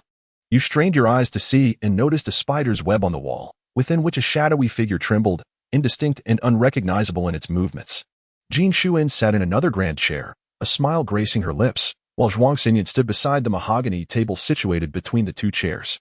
He clasped his hands, and suddenly, the walnut in his grip cracked open. He peeled away the shell, placing the kernel onto a plate, discarding the shell into a nearby bucket. "Zhuang, my husband has been to the scene of the incident, and there was nothing as you described on the wall. You cannot be lying. So where lies the discrepancy?" Jin Shuya retracted her amiable smile, adopting a stern expression that exuded authority. "Madam, Zhuang Nu is unaware." Zhuang Xinyan accelerated the pace of shelling walnuts, indicating that he had conveyed everything truthfully and could only demonstrate his loyalty through this act. "Perhaps it is a wall within a wall. Have you seen any monstrous creatures like spiders upon the wall?" Yuan Fangji pondered for a moment, slowly inquiring while savoring the walnut meat. Upon hearing this, the expressions of both individuals softened slightly, and they inquired with a gentle demeanor, "Zhuang Nu, what do you believe is the probability of their existence within the wall?" "Esteemed sir and madam, the probability you perceive is precisely the probability that exists. You too are the living embodiment of Kong Ming, and nothing in this world escapes your astute calculations."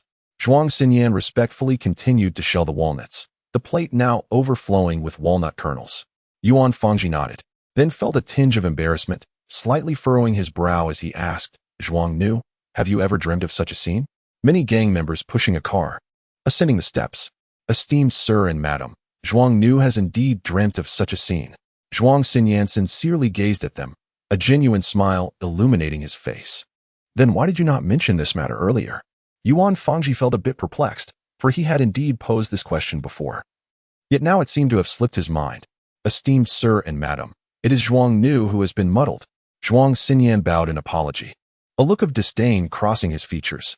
The beautiful centipede, however, displayed no reaction, perhaps sharing in the disdain directed at him.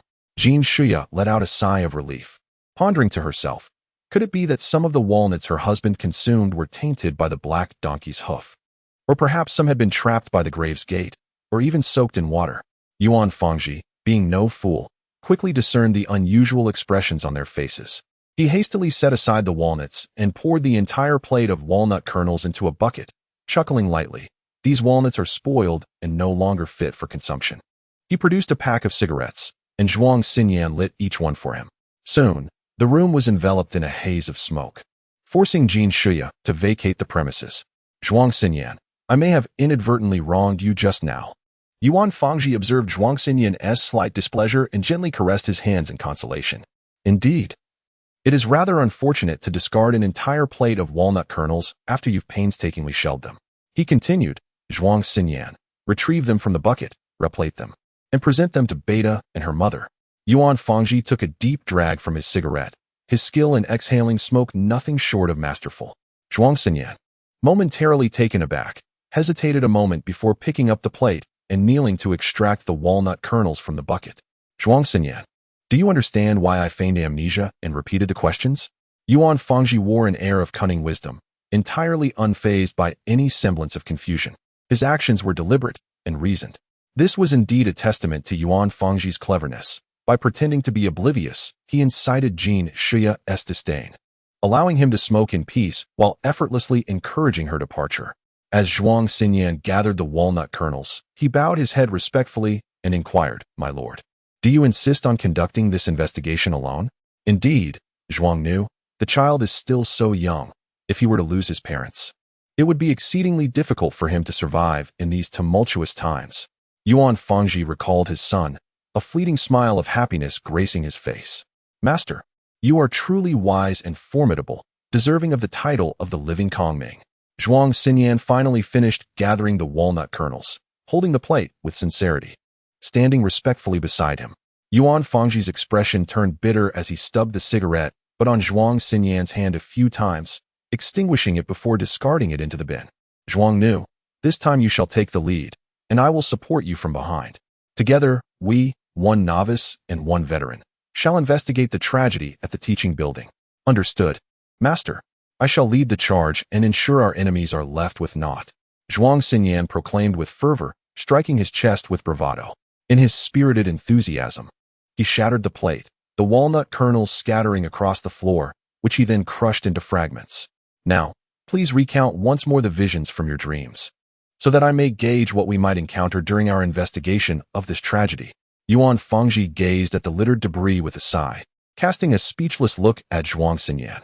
It finally ascended to the 4th floor, following the nudges of the gang members. That was the place designated for the instructor's office. As it ventured into the dark corridor, suddenly, its front appeared to open like a monstrous maw, perhaps seeking to devour its prey. Witnessing several individuals tumble from the vehicle, they observed the door swing open of its own accord. In such a bizarre scenario, mournful cries echoed from every room, sending shivers down their spines and intensifying their sense of dread. They found themselves lost, with no path leading to the heavens above or entrance to the earth below, compelled only to huddle together for warmth, emitting ghastly cries, their eyes wide with terror as they surveyed their surroundings. Entwined in one another, they embraced in various postures, resembling beings possessed by nightmares, truly a sight to behold. In this moment, they inexplicably laughed, a horrifying, eerie laughter, sometimes akin to Sadako, at times like a clown, or even resembling a principal or a ghostly queen. Zhuang Xinyan recounted the tale with a stoic expression, yet whether intentionally or inadvertently, he omitted certain details, perhaps deeming them trivial. The beautiful centipede exhibited no reaction, considering his incomplete narration of the dream likely a sign of loyalty, believing that, despite some concealment, it could hardly be perceived as treachery. Chapter 42. Medication in the 31st year of Guangxu. Specifically in 1905, the imperial examination system was abolished across the land, prompting the establishment of numerous modern schools.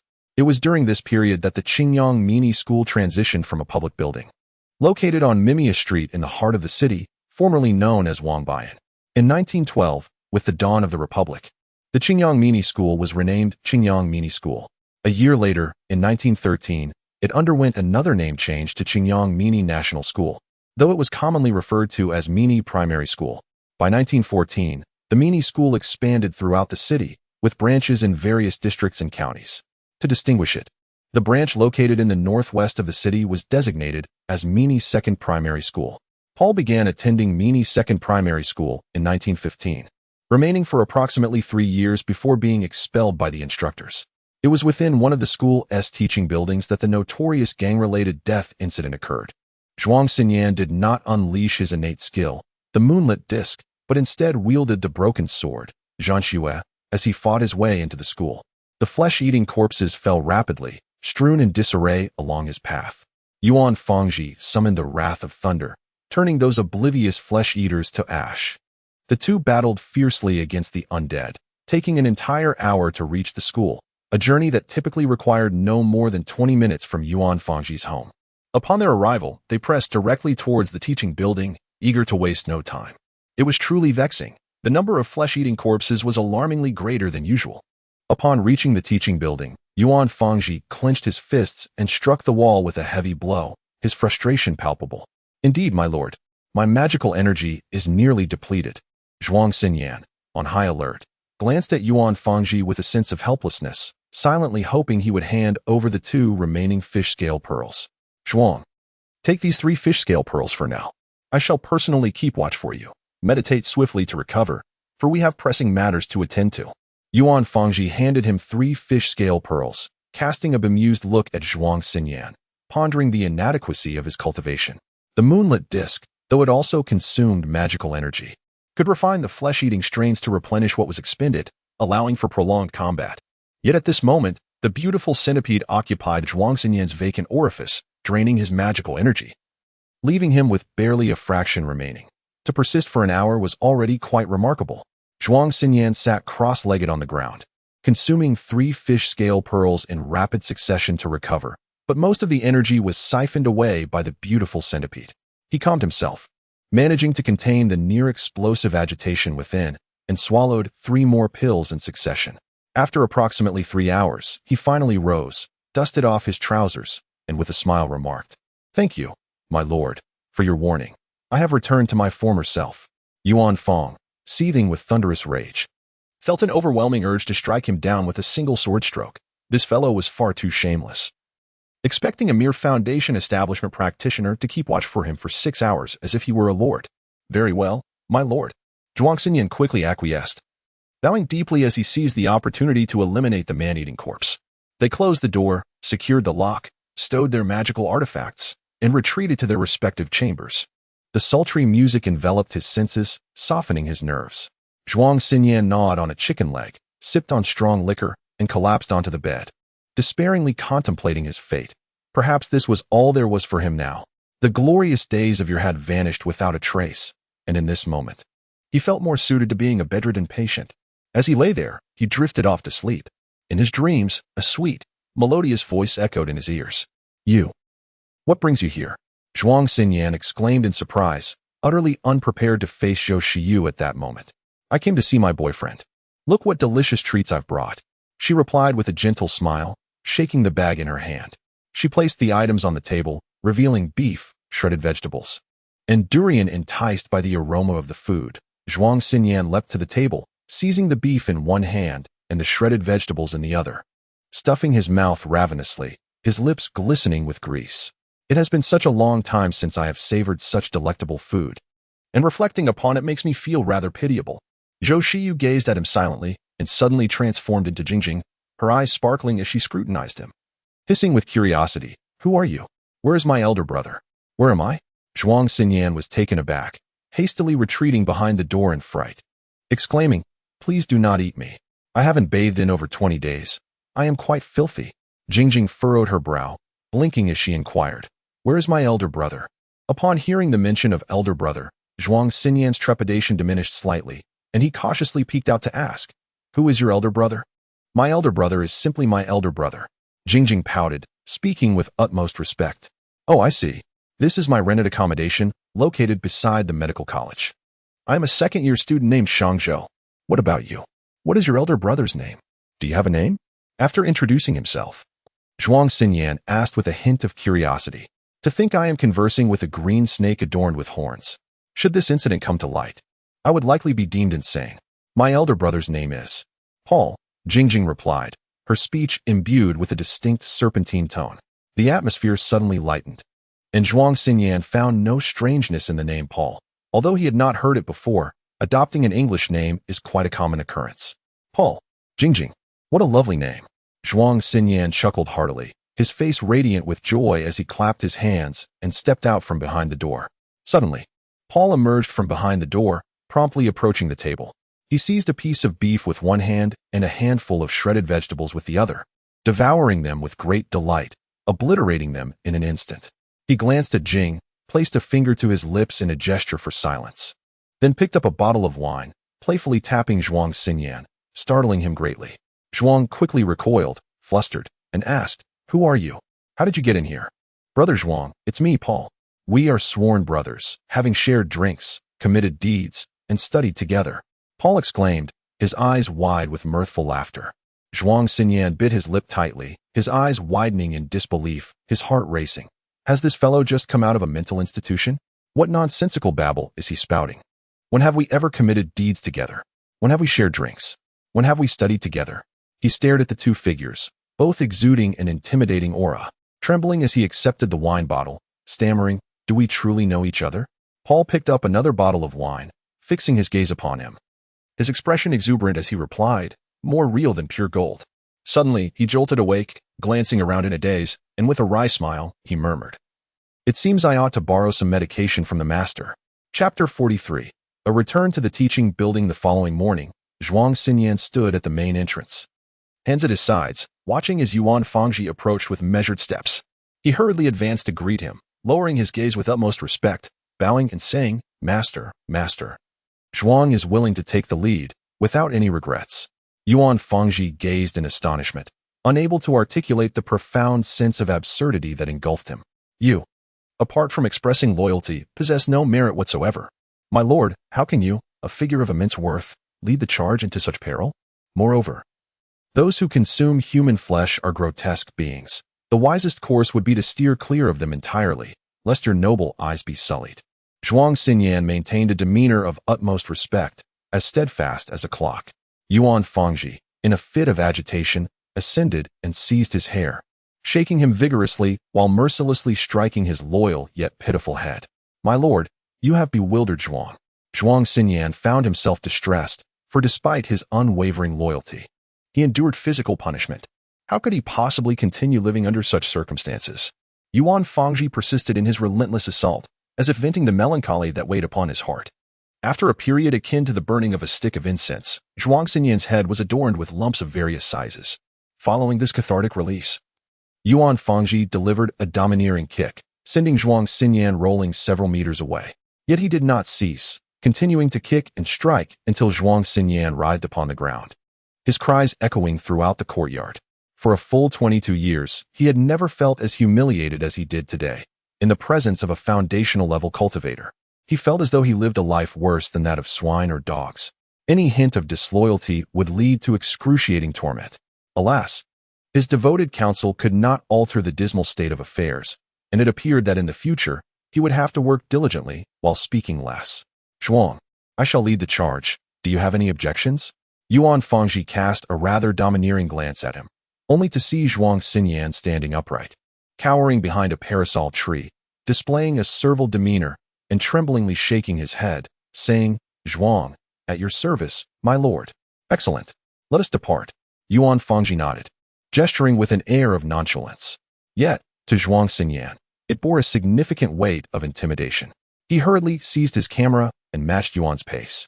Zhuang Xinyan had undergone a complete transformation, a mere plaything of fate, it seemed. After half an hour, their figures appeared at Mini No. 2 primary school, the teaching building now within close range. Zhuang Xinyan wore a bewildered expression. Where had all the man-eating corpses vanished to? Not a single ghoul roamed the premises of the school. What could this mean? Could it be that the ghouls detested learning and held a disdain for educational institutions? Zhuang Xinyan hesitated, recalling the item he possessed. He retrieved a luminous talisman from his bosom and discreetly tucked it into his sleeve, prepared for any unforeseen circumstances. Yuan Fangji surveyed the desolate teaching building, astonished to find not even a single skeletal remnant. He peered from the staircase, observing the building, which lay like a withered flower amidst the school grounds, devoid of any trace of ghouls, let alone any vitality. Alas, could this truly be a school that had been established for a mere decade? He touched his fish shell pouch, remembering the Xinchuan shield that Zhuang Xinyan had gifted him. Instantly, a surge of fighting spirit ignited within him, his blood coursing with fervor, boiling like a steam engine in operation. No matter the demons or monsters, there would be no room for negotiation. Yuan Fangji stood at the staircase, pointing a finger as thunderous wrath cleaved the walls of the stairwell. The surface shattered with a cacophony, revealing several spider webs. My lord, you crush everything with the ease of squashing an ant. My lord, you are so masculine, so handsome, so powerful. My lord, you have awakened. Zhuang Xinyan, while deftly maneuvering the broken sword, Zhan Xue placed a camera at the staircase's entrance, his arms raised in exuberant exclamation, his roars rippling outward like waves. Yuan Fangji was at a loss for words. The spider webs revealed no silhouettes, not even a trace of blood. The pallid webs hung desolately like the chill of winter, as a warm breeze swept through the broken wall, stirring the webs and producing a mournful sound. Several tailless mice quivered in the wind, as if mocking him. Yuan Fangji contemplated the scene before him. Zhuang Xinyan's dream vividly mirrored the reality at the staircase's entrance. There was no need to fabricate lies regarding the situation behind the walls, especially with the spider webs as evidence. Moreover, the school was devoid of any corpses, and the bodies in the stairwell had vanished, leaving no trace of life within the walls. Could it be? Could it be? Suddenly, he was struck by a realization. Had something amiss transpired in the stairwell? Zhuang, seeing this scene, how do you feel now? Yuan Fangji sighed desolately, his voice tinged with astonishment. You wish to retreat at such a critical moment. I. Yuan Fangji soared into the air, towering above him, casting a cold, disdainful glance that exposed an overwhelming aura, causing Zhuang to falter in his composure. Zhuang Xinyan spat out a mouthful of blood, pondering why his unwavering loyalty still led to being devoured by the enchanting beauty of a centipede. Suddenly, Yuan Fangji furrowed his brows in annoyance, feeling quite vexed. Zhuang Xinyan was driving him to the brink of despair. If he did not endure some hardships, how would he comprehend the distinction between a master and a servant? His pretense of accepting Zhuang Xinyan as a student was merely a guise, as he truly regarded him as a vessel for his frustrations. Observing Zhuang Xinyan rolling on the ground, Yuan Fangji's sense of satisfaction surged. Zhuang Xinyan, of course, understood that this was nothing but a fade. Yet he could only feel a surge of joy and profound gratitude, bowing repeatedly in thanks. Your guidance is astute, and your benevolence is unparalleled in the world. Indeed, my master. With trepidation, Zhuang Xinyan rose to his feet, approached the staircase, and picked up a camera to capture the moment. Through the lens, he glimpsed a blurry figure darting out from the wall, seemingly with multiple heads, which frightened him enough to channel his magical energy into the flowing light talisman. In an instant, he transformed into a beam of light and soared several dozen meters away. Yuan Fangji shook his head and rubbed his eyes, casting a bewildered gaze upon the broken wall. Could it be that he was merely seeing things? If it were simply a trick of the eye, then why had he fled in such a panic? Daring not to hesitate any longer, Yuan Fangji summoned the Shinnin shield and unleashed a torrent of magical energy within. Ancient trees erupted from the ground, and suddenly, a spark ignited into existence, swiftly setting the ancient wood ablaze. Amidst the roaring flames, a fierce and menacing gaze materialized, and a shadowy figure emerged at the staircase, corpulent and immense, resembling a giant. Zhuang Xinyan dared not flee any longer, fearing that the beautiful centipede would thoroughly devour his innards. He severed his magical powers, stowed away the shimmering talisman, adjusted the camera, and sought the proper focus, hoping to capture something of significance. Ah, how intriguing. You have discerned my presence. You wretched turtle, how dare you invoke the wrath of your grandfather? I shall consume you whole. Fool, you are merely playing with fire. Yuan Fangji was utterly enraged. He shook his sleeves and intensified his magical energy. A group of charlatans dared to brazenly insult a foundational stage cultivator, displaying an appalling ignorance of their own mortality. Chapter 44.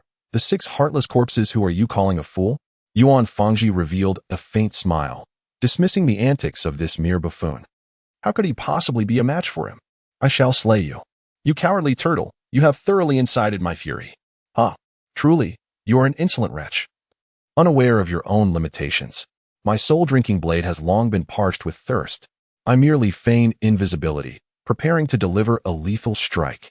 Did you think I would remain silent? The 6 heads wore a sinister expression, their mouths emitting a series of popping sounds akin to the excretion of a blister beetle, intermingled with human speech. Their crimson eyes glared intensely, as if ready to unleash flames, their faces contorted in rage.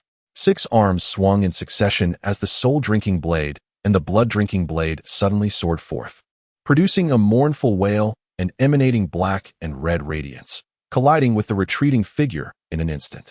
The frost shield became ominously dim, and a gust of cold wind erupted, instantly unleashing a flurry of snow that spread like waves, congealing into ice.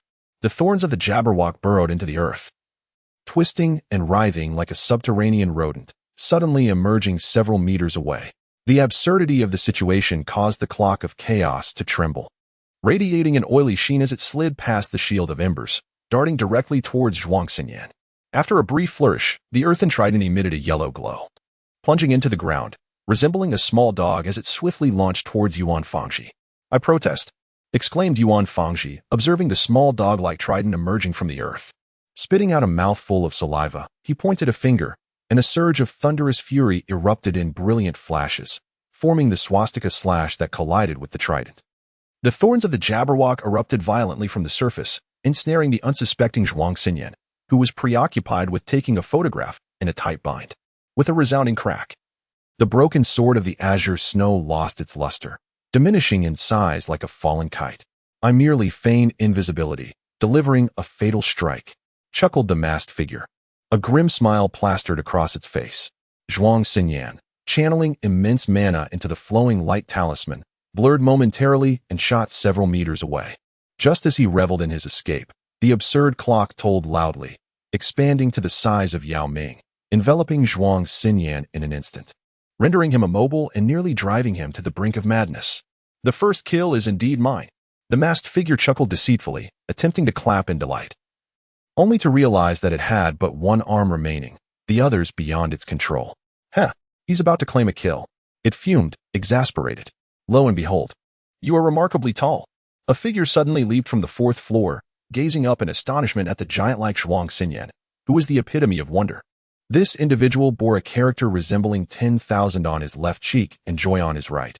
If he were not an impostor, he must indeed be one Lu himself. Within the confines of the absurd clock, the enchanting centipede trembled incessantly, emitting a series of swift sounds.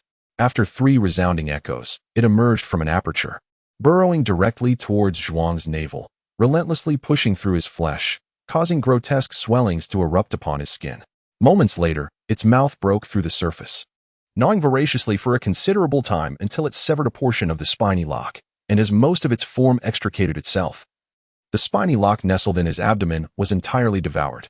At that moment, Zhuang Xinyan trembled uncontrollably, blood gushing from his mouth. Finally, the beautiful centipede emerged, the sound of its chewing resonating continuously. The spiny lock emitted a dark luminescence, and one of its heads shook incessantly. Sensing that something was amiss, yet unable to discern the source of the disturbance.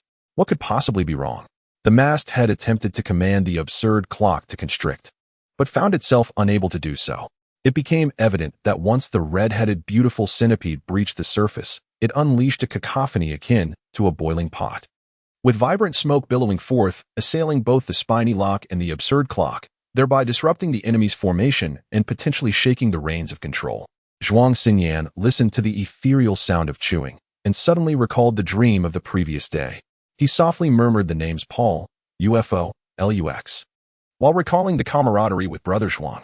In a daze, everything awakened in a flash like lightning. He moved his fingers slightly, channeling a thread of magical energy into his bosom. The jade vial opened automatically, and a spring rain pill flew out, which he consumed, closing his eyes to meditate. Then, the jade vial sealed itself again and floated into the fish shell pouch. The steel fork radiated a dusty yellow glow. Yet it could not withstand the wrath of the thunderous release of the swastika slash. After a flickering display of light, the steel fork shattered with a crack, breaking into several pieces, presumably rendered useless. The broken pieces melted in the flames and electric sparks, with the magical energy within consumed entirely. The molten earth steel flowing chaotically into the Runyao cauldron. As the molten earth steel drained completely into the cauldron, the lid closed automatically, turning gracefully a few times, producing a series of clanging sounds. Yuan Fangji waved his hand, and it shrank in size, flying into the fish shell pouch. "Thank you for the treasure, Taoist Wanla." Yuan Fangji, with an unchanging expression, turned to look at Wanla, who was examining the object within the clock, as if to express his gratitude. "Taoist Yuan Fangji, long time no see. You have indeed entered the foundation establishment stage. Congratulations on your extended lifespan. You can now enjoy another 100 years. However, I fear you may not be so fortunate." Wanla kicked the absurd clock, which immediately tumbled to the ground, revealing 2 feet and numerous root-like appendages. Ghostly sound hand. The air around Wan Lu was thick with an eerie, chilling aura, suddenly vibrating as it coalesced into his right hand. Amidst the surging ghostly energy, a monstrous figure, resembling a fierce night demon, emerged, its visage grotesque. It emitted a haunting wail that echoed with despair, while ethereal green flames flickered atop its head, burning fiercely like a lantern of the damned, towering several meters high. Upon hearing this sound, the beautiful centipede trembled incessantly, its body contracting suddenly as it burrowed into the earth in a frantic retreat. During the process of subjugation, Wanlu contemplated sacrificing Zhuang Xinyan to the creature. With a gentle wave of his hand, the monster's indistinct form swayed and flickered, vanishing into the absurd bell. Just as the creature was about to tear into its thigh, a brilliant light suddenly erupted, and an image adhered itself to the beast's body. In that instant, a cacophony reminiscent of deep-fried spirits resonated, and the creature let out a woeful howl, its surface billowing with dark smoke. Within the swirling black haze, the monster's cries abruptly ceased. It turned out that Zhuang Xinyan had regained a modicum of his magical energy and had injected it into the fish shell. For days, he had been ensnared by the beautiful centipede, too fearful to scrutinize the contents of the fish shell closely. Only just then did he perceive the image within, a figure of a scholar riding an exceptionally rotund spotted deer, journeying towards the source of life. The scholar, facing the sun with his white beard, was tall and slender, a stark contrast to the deer's comically plump form. As he infused his magical energy into the painting, it astonishingly absorbed his power and swiftly emerged, radiating a searing brilliance that instantaneously obliterated the monster into ashes. The figure of the scholar gazed at the billowing black smoke, an ominous feeling washing over him. If he allowed the smoke to envelop them, Zhuang Xinyan would surely succumb to a fatal poisoning. At that moment, he envisioned a striking scene. The black smoke solidified, no longer swirling, while the absurd clock lay motionless on the ground, as if in slumber. The spiny creature remained utterly still, ceasing to contract. Wan Li's arm hung suspended in midair, his body caught in the act of a backward jump shot. His legs forcibly elevated, as if tethered in the air. He was merely a few meters from the pond, and with the slightest exertion, he could easily tumble in. The furious thunderbolt, upon reaching the Shinin shield, hovered there, seemingly ensnared. The Shinin shield ceased to tremble, rows of ancient trees halted their growth, and the flames stopped their fierce tongues of fire. Yuan Fangji's outstretched arm was frozen in place, his mouth agape, as if calling out for something. Likewise, his body lunged forward, his legs suspended in midair. The bloodthirsty blade and the soul-draining blade, in the midst of their violent slashes, abruptly halted beside the Shinin shield. The 6 heartless corpses, in their backward leap, remained suspended, their taut legs entwined, solidifying into a statue. Suddenly, all was still, as if a vivid tableau had been captured within the confines of a school. Who possesses such extraordinary powers? He could not possibly be an ordinary person. He must be the figure from the painting, the 3 Flavors scholar. The figure gently waved his hand, dispersing the black smoke that surged forth from the absurd clock. He floated before the clock, embracing the cumbersome structure that several strong men could barely lift, effortlessly hoisting it up and slamming its top forcefully against the ground. After a few strikes, it emitted a mournful cry, expanded, and then abruptly contracted, propelling Zhuang Xinyan away. He struck Zhuang Xinyan relentlessly, delivering 40 blows akin to kicking a shuttlecock, causing the thorns of the piercing hedgehog to tremble precariously. In a state of helplessness, they unraveled their bindings. Coiling around his feet like a serpentine entity, Zhuang Xinyan collapsed to the ground, emitting a heart-wrenching scream, his face turning a ghastly shade of purple, foam spilling from his lips, limbs curling inward, and his body huddled, consciousness fading as if he had reached the brink of his physical limits. The actions of the figure within the painting had become the final straw that broke him, possibly triggering an epileptic seizure. The figure surveyed the surroundings. Sensing the opportune moment to cast a spell, he narrowed his eyes slightly and inhaled deeply, summoning forth various magical instruments, including Yuan Fangji's fish shell pouch, which all flew towards him. He gathered them together, infusing them with a gentle surge of magical energy, expelling the original magical imprints. With a pointed gesture, an array of colorful boxes emerged from the fish shell pouch, into which the magical instruments soared and were subsequently absorbed, even Yuan Fangji's fish shell pouch seamlessly changing ownership. 2 fish shell pouches, under his remote control, drifted into Zhuang Xinyan's embrace. The tranquil spring night descended quietly, the sky remarkably clear, and amidst the twinkling stars. The cool breeze failed to disturb the stillness created by the second elementary school of Mini. The figure within the painting squinted slightly, gazing at the stars as if awaiting something. The Qian hexagram had materialized, and the Kuan hexagram had also taken form. The figure continued to stroke his beard and laugh heartily, seemingly muttering to himself. Before him, the sky transformed into a dreamlike tableau, resembling a chessboard, with stars shifting positions as if an enigmatic force was orchestrating a game. Amidst the shimmering light, the Qian and Kuan hexagrams shifted into view, floating like fireworks over Qingyang City.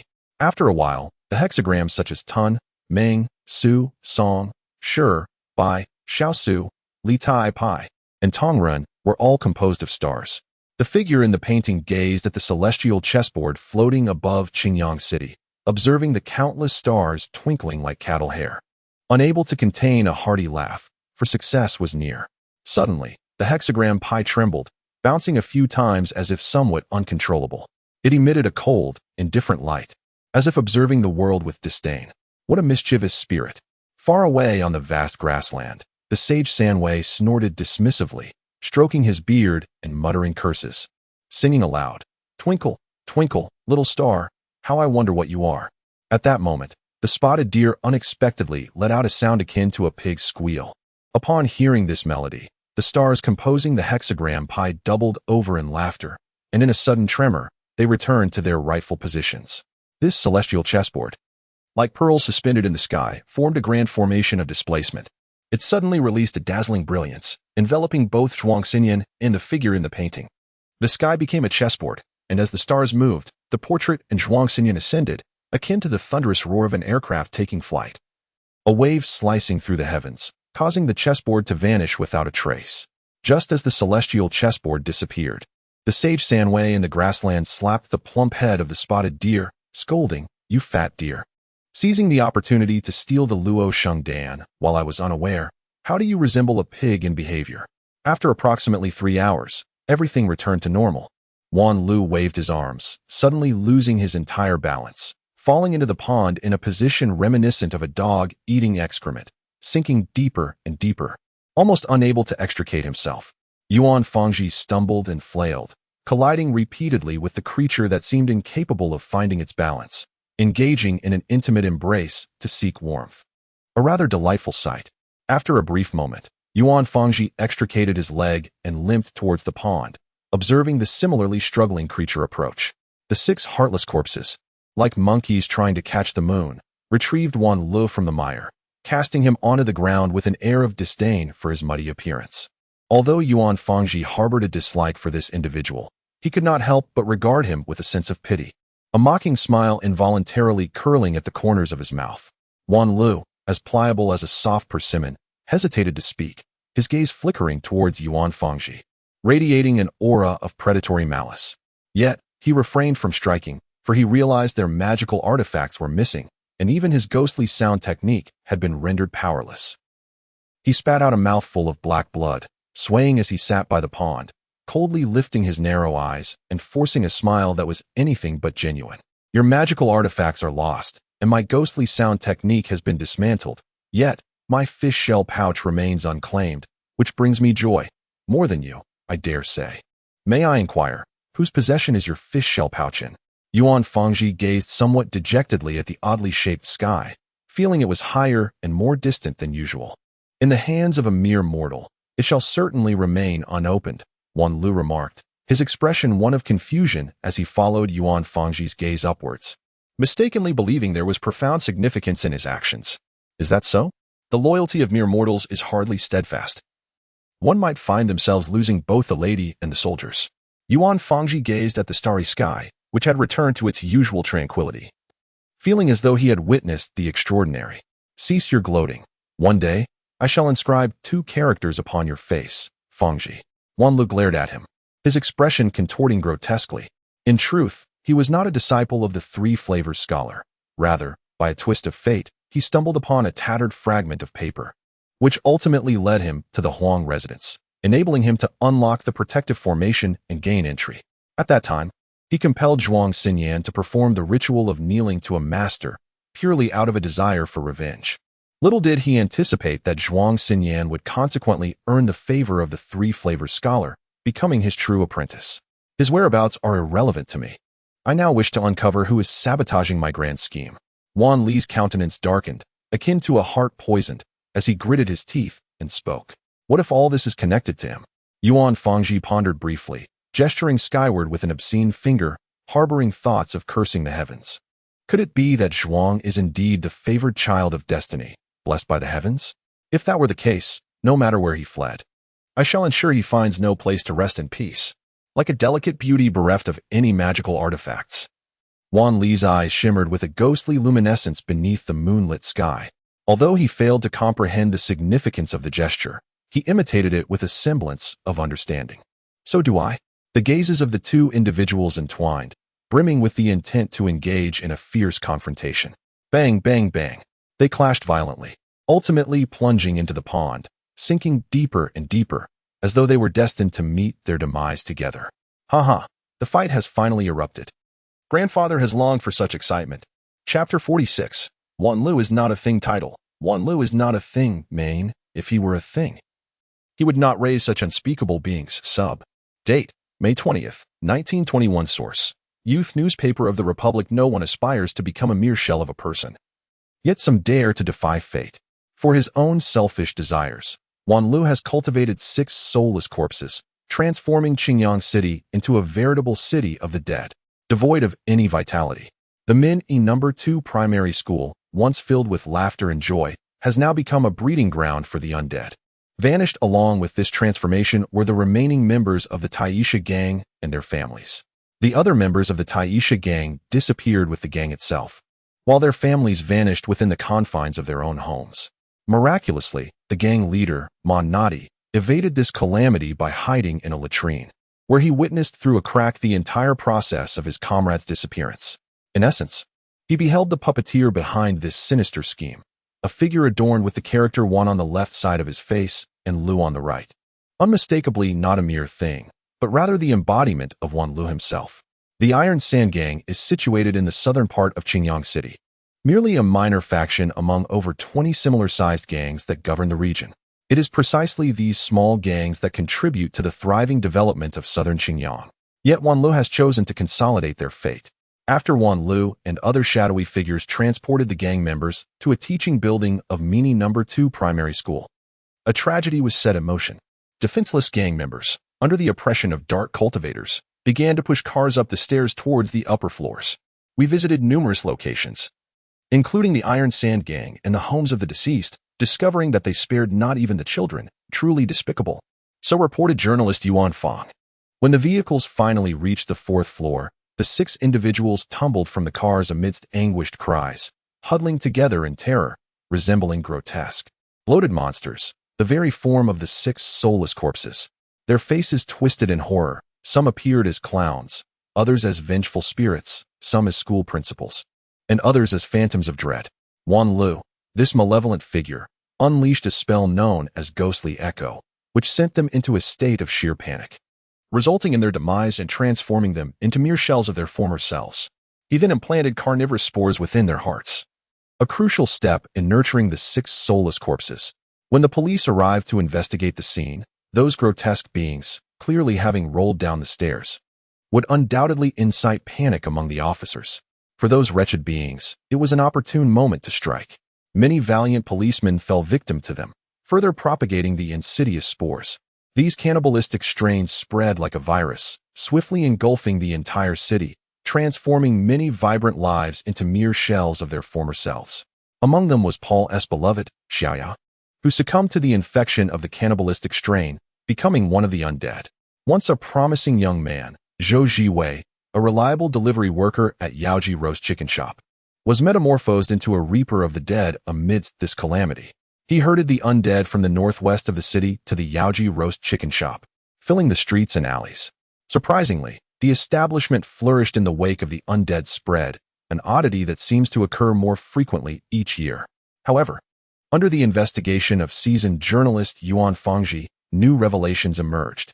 On May 10, 1921, it was discovered that Mini's second primary school harbored not a single undead. The stairwell was devoid of corpses. When he broke through the wall, aside from cobwebs, only a vague silhouette remained. This silhouette belonged to the heartless 6-headed corpse, a grotesque creation of Wanle. The seasoned journalist Yuan Fangji met the challenge with ease. As it launched a surprise attack, he spat defiantly and, with a swift swing of his sword, severed its 6 arms and 6 legs before it could react. Yet, the abomination was still left with 6 legs, 6 arms, 6 heads, and 6 curling tongues, writhing in battle, exuding thick plumes of smoke more potent than that of a blister beetle.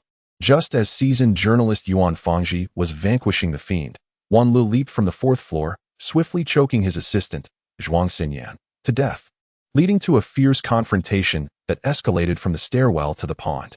Yuan Fangji, unable to withstand the overwhelming odds, found himself compelled to retreat from the school, carrying only his camera, having lost his assistant, Zhuang Xinyan, to a cruel fate. He managed to salvage invaluable intelligence and photographs, which he meticulously organized and entrusted to the editor. Folding the Republic of China Youth newspaper with a stoic expression, he cast it into the fire, reflecting on its audacity to misrepresent the truth. It was he who had cast the lifeless bodies of Lu Shiwuxin and Wan Lu into the pond. Yet the editor had the audacity to invert reality. Observing the silent Yuan Fangji, Jin Shuya felt a profound sense of melancholy. Her hard-won possession of a superior magical artifact had vanished in a haze of confusion, leaving her feeling utterly helpless. She picked up the newspaper from the table, and upon reading the headline, a bittersweet smile crossed her lips, tinged with sadness. Wan Lu was indeed a wretched creature. Had he been anything else, he would not have spawned such a deplorable offspring. Jin Shuya sipped her fragrant tea and murmured softly. The sensationalism of the headlines was devoid of substance, rife with fabrications, and far inferior to the honest Xinjiang People's newspaper. Yuan Fangji remained unperturbed, folding the Republic of China Youth newspaper once more and tossing it into the flames. At least it had unveiled a portion of the truth. Jin Shuya gazed at the newspaper, her mood darkening as her earlier contentment crumbled to dust. All of this was the fault of that Zhuang Xinyan. His demise would be a fitting end. Did Zhuang truly perish? Jin Shuya inquired, her voice laced with anxiety. Why are you so anxious? Yuan Fangji regarded her with suspicion, his tone tinged with disapproval. Fearing that your investigation might incite a frenzied retaliation. And now that we have lost numerous magical artifacts, we find ourselves unable to defend against formidable foes. Jin Shuya exerted a slight effort to toss the newspaper into the fire pit. I shall take a moment in the hall to contemplate our future plans. You rest for now, she suggested. Yuan Fangji touched her nose, sensing her evasion, and left in silence. His mood, already plummeting to the depths, was further exacerbated by the sensationalized and absurd reports from the Republican Youth News, coupled with his wife's despondency, compelling him to seek solitude. In the hall, he sat in a chair on the right, sipping wine while recounting his experiences and investigation results. then weeping as he lamented the lost artifacts. The following day, upon awakening, he discovered himself resting on a pouch of fish scales, slightly dazed as he infused his magical energy. The Yin Tian sword, Lu shield, Jiao Yin sword, and Biao Jiao bell, among other artifacts and elixirs, materialized on the table, causing his mind to momentarily short-circuit. Chapter 47, Ascension. Darling, were these artifacts and elixirs bestowed upon you by Master? Jin Shuya entered the hall, gazing at the Yin Tian sword, Lu shield, Jiao Yin sword, and Biao Jiao bell, momentarily entranced. Indeed, the Master's grace is as vast as the sea, unfathomable. Perhaps it is imperative that I thoroughly investigate the incident at the academic building. I must not fail to meet his expectations, and thus, I shall resume my inquiries. Yuan Fangji caressed the mystical artifacts, extracting a pill and consuming it for refinement. Pondering the events of the previous night, Jin Shuya approached the table, seized the Yaoying sword, and toyed with it for a while. In her grasp, it radiated a heat akin to fire. The sensation was delightful, the blade smooth and exquisitely crafted. The fingerprint lock on the hilt permitted only its rightful owner to be recognized after inputting their fingerprint. Upon doing so, a surge of magical energy flowed into the sword, unleashing flames akin to those from a furnace. It felt as though something within her had awakened, a searing warmth coursing through her heart, igniting her fierce spirit. She declared with a commanding voice, "With this sword in hand, I shall confront Chiyu." The flames of the furnace slashed upwards, reaching several yards in height, with the tips coalescing into black smoke, reminiscent of a grand estate engulfed in flames. Even from a distance of several dozen meters, one could still feel its formidable power. As the blaze erupted, Yuan Fangji swiftly gathered the mystical artifacts and pills from the table into his fish shell pouch, his figure gliding back into the courtyard. He channeled his magical power into the Yangli shield, which became intensely hot, exuding molten lava like a ferocious beast. Suddenly, the lava poured forth from the shield, merging with the flames, incinerating the pool water, the lotus flowers, and boiling the mud, scattering embers like the tail of a comet. The delicate petals of the frost flower trembled in response, and as the embers fell upon it, it flickered briefly before being reduced to mere tatters. The gnarled branches of the jujube tree, resembling iron porcelain, inexplicably swayed, as if gathering the lava and pouring it into the circle of the jujube tree. As the lava entered the root circle, it was swiftly absorbed by the roots. The entire jujube tree radiated a fiery crimson glow, as if vitality flowed through its very being. New buds shimmered with a warm red light, growing from minuscule to small at a pace visible to the naked eye. The once withered jujube tree, upon encountering magma, had transformed into a vibrant embodiment of life. My dear, joyous news. That jujube tree seems to be on the brink of revival. The exuberant voice of Yuan Fangji echoed, igniting a sense of elation within Jin Shuya. Turning her head, she was momentarily overcome with joy. With a delicate gesture of her jade fingers, she redirected the blazing flame of the Yao Yin sword towards the jujube tree. In response, Yuan Fangji swiftly maneuvered, positioning the Yao La shield beneath the tree. Flames and molten lava converged, cascading into the circle of the jujube tree, continuously surging and merging with its roots. Jin Shuya, brushing her hair aside, chuckled, "Is this what they call a happy accident? I've pampered you to the heavens. Yet now you hardly call me your husband. Such arrogance born of affection." Yuan Fangji smiled softly, augmenting his magical input, relieved that no significant damage had occurred. Otherwise, he would have faced great embarrassment as the head of the household. Husband, husband, husband. Most importantly, I love you. I love you. I love you. Such vital words must be repeated thrice. Jin Shuya blissfully closed her eyes, secretly reveling in her feelings. You, passionate as fire. I, tender as water. Our mutual affection is pure happiness. This sentiment lingers in my heart, akin to gentle waters, subtly moving from my brow to my heart. Perhaps the intertwined fates of Jin Shuya and Yuan Fangji are the will of the heavens. Although their 7th wedding anniversary was marked by some tribulations, they supported each other and fought together, acquiring several foundational stones along the way. For the past 17 years, they have mutually upheld one another, finding the greatest joy in the daily sight of each other's smiling faces and amusing mishaps. With a tender smile, Jin Shuya's eyes brimmed with affection as she gently pursed her lips, amplifying her magical energy. One might wonder what kind of red dates will emerge. If they were to bear fiery red lychees, I would visit daily to pay my respects. Jean Shia blinked, massaging her slightly swollen temples, sensing a pressure in her head, as if a tiny serpent were writhing at the back of her skull. Nodding in agreement, she observed the jujube tree laden with fruit, though small. It could not conceal its vibrant vitality. She inhaled the fragrant air, feeling a wave of refreshing comfort wash over her. Once the red dates took shape, she vowed to indulge endlessly, even if it meant becoming a blazing inferno, a spark of fire. Gazing at the tree adorned with fruits as red as coral beads, its fiery branches stretching comfortably, she reveled in the scent of jujubes, which made the moon seem dim and pale in comparison. Yuan Fangji examined closely. Though the tree was slender, it was covered in molten sap, flowing like blood within the jujube tree. It appeared to grow tall and straight, piercing the sky like a branding iron.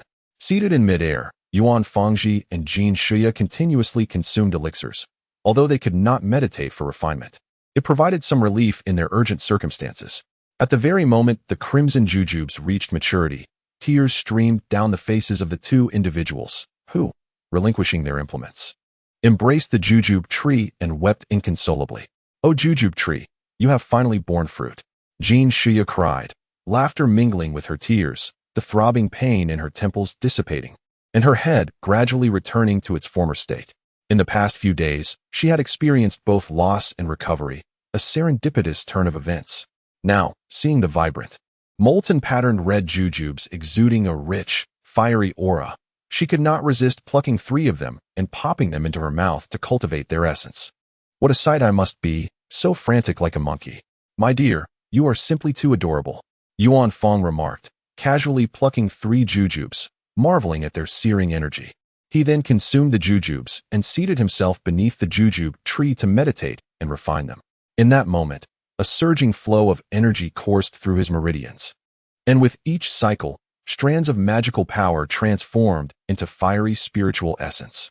The two sat motionless, akin to ancient monks in meditation, seemingly oblivious to the passage of seasons, gradually entering a state of ethereal clarity. As the 3 jujubes were fully refined, they continued to pluck more, perpetually engaging in meditation and refinement. Days turned into weeks, and the fiery attribute surrounding them grew increasingly potent.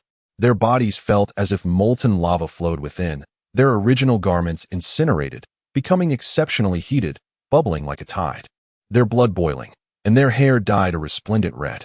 Amidst the radiant flames, crackling sounds erupted as their bodies ignited like burning phoenix wood, sparks leaping forth and dissipating into the air. The 2 individuals continued to consume the red jujubes, their realm steadily ascending, gradually rising from the initial stage to the mid-stage. Upon observing the jujube tree, it was noted that the fruit had dwindled to less than 1/3 of its original quantity. Chapter 48.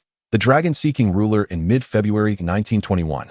After Valentine's Day, the residence that once belonged to the Huang family now served as Yuan Fangji's home. 30, 29, 28, 27, 26, 25, 19, 18, 17. 3, 2, 1. Are you all hidden? I am about to commence my search. Yuan Datu retrieved the dragon-seeking ruler from his bosom, grasping it in hand as he exited the hall, his eyes glimmering with excitement. Having already detected Beta's aura with the ruler, he had never known defeat during his games of hide-and-seek. Dear, employing the dragon-seeking ruler to locate someone in hide-and-seek renders the game rather mundane. Jin Shuya had stealthily appropriated the ruler from her husband's shell pouch, yet was taken aback when she discovered her son using it for the game. She sighed in exasperation and offered a gentle reminder. The dragon-seeking ruler swayed its head, basking in the warm sunlight that enveloped it, shimmering with a golden hue as if it were gilded, reflecting a bright and radiant light. With an adorable bob of its small head, it exuded a charm that made Yuan Datu genuinely enjoy using it for hide-and-seek. As Yuan Datu traversed the stone bridge, he reveled in the glistening surface of the water, where golden, green, and red koi gracefully navigated the lotus pond. The mandarin ducks exchanged tender glances, and waves of floral fragrance wafted through the air, creating an enchanting atmosphere that transported one into a dreamlike realm, both refreshing and visually delightful. The small head of the dragon-seeking measuring tool swayed gently, directing towards the corridor on the right. It turned into that passage, where the frost blossom proudly unfurled its delicate form, resembling a charming little girl. The purple petals, slender as starlight, shimmered with a glistening sway, unable to dispel the lingering melancholy. As the dragon-seeking measuring tool inhaled the floral fragrance, it was moved to tears, which fell like misty rain, and it stood motionless in that spot. How strange. It had experienced such moments before. Could it be that the frost blossom was nearing its end? Yuan Datu's thoughts drifted to the past, immersed in sorrow, as he involuntarily caressed the star blossom. Grandfather, why do you say that? Mother, it is what it revealed to me. Grandfather, how could the dragon-seeking measuring tool possibly inform you that the star blossom would perish entirely? Mother, it cried. It had wept before. Back when I played hide and seek with friends, it shed blurred tears upon discovering them. After that, the cannibalistic corpses spread like a virus, transforming them into living dead. Perhaps already turned to dust. Grandfather, are you suggesting that the star blossom will also become living dead? Then I shall slay them at once. Mother, what I mean is that they will meet a particularly clean demise, as if turned to ash. Grandfather, perhaps that is their fate. Mother, what is fate? Grandfather, that is fate. If that is the case, what would you do? Jin Shuya inquired while striking a pose of balance.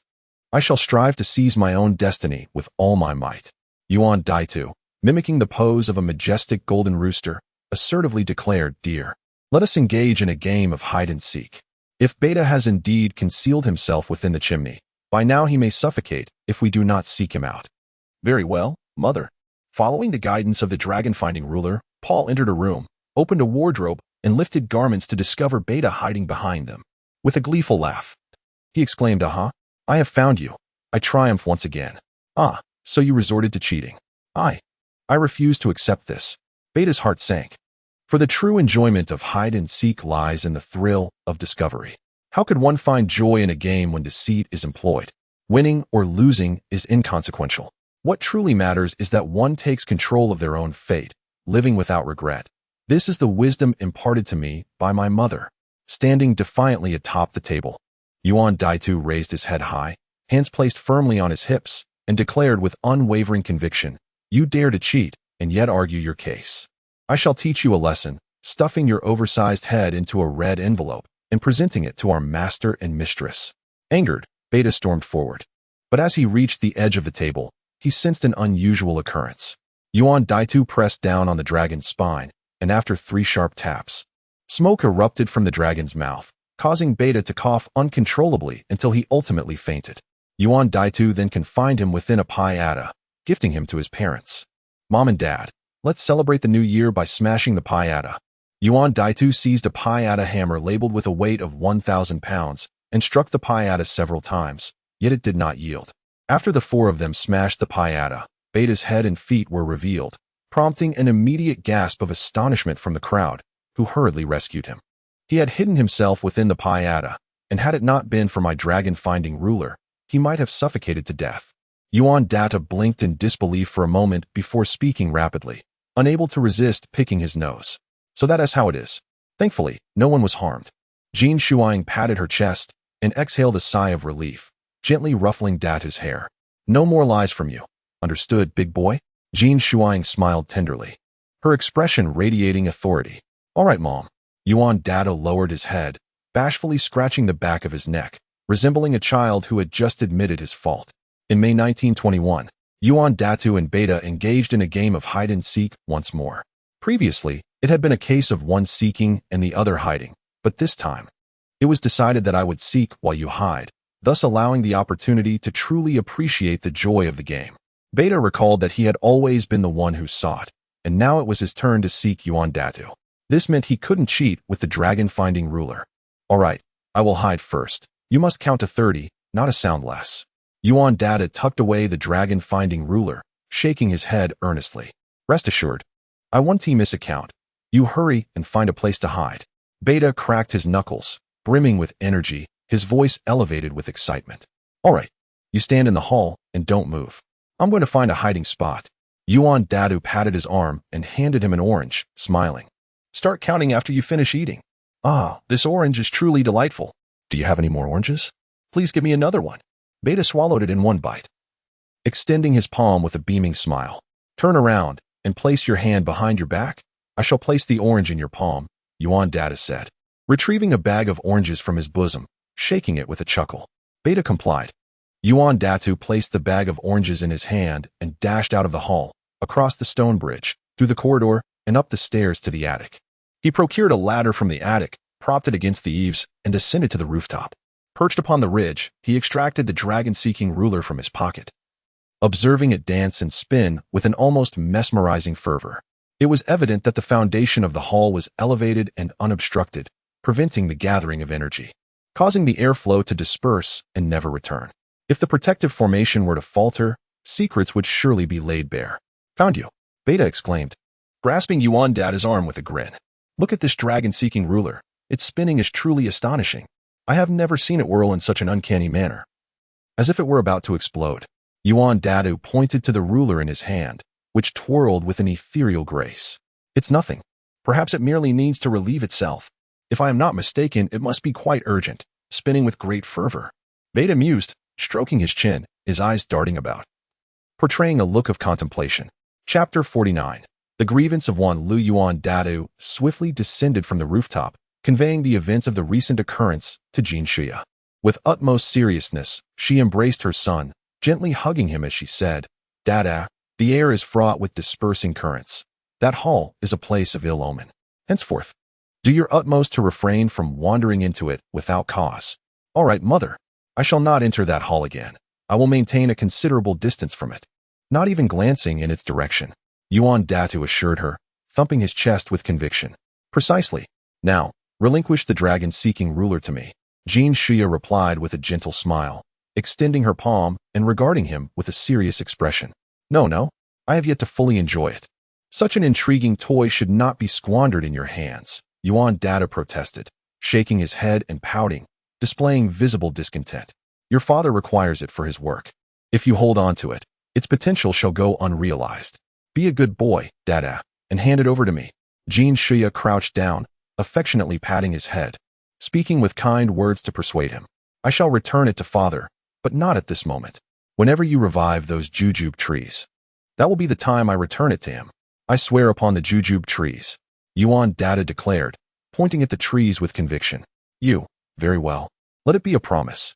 Jin Shuya extended her pinky finger, intertwining it with Yuan Dada's. Together, they proclaimed, "Pinky swear, 100 years without change.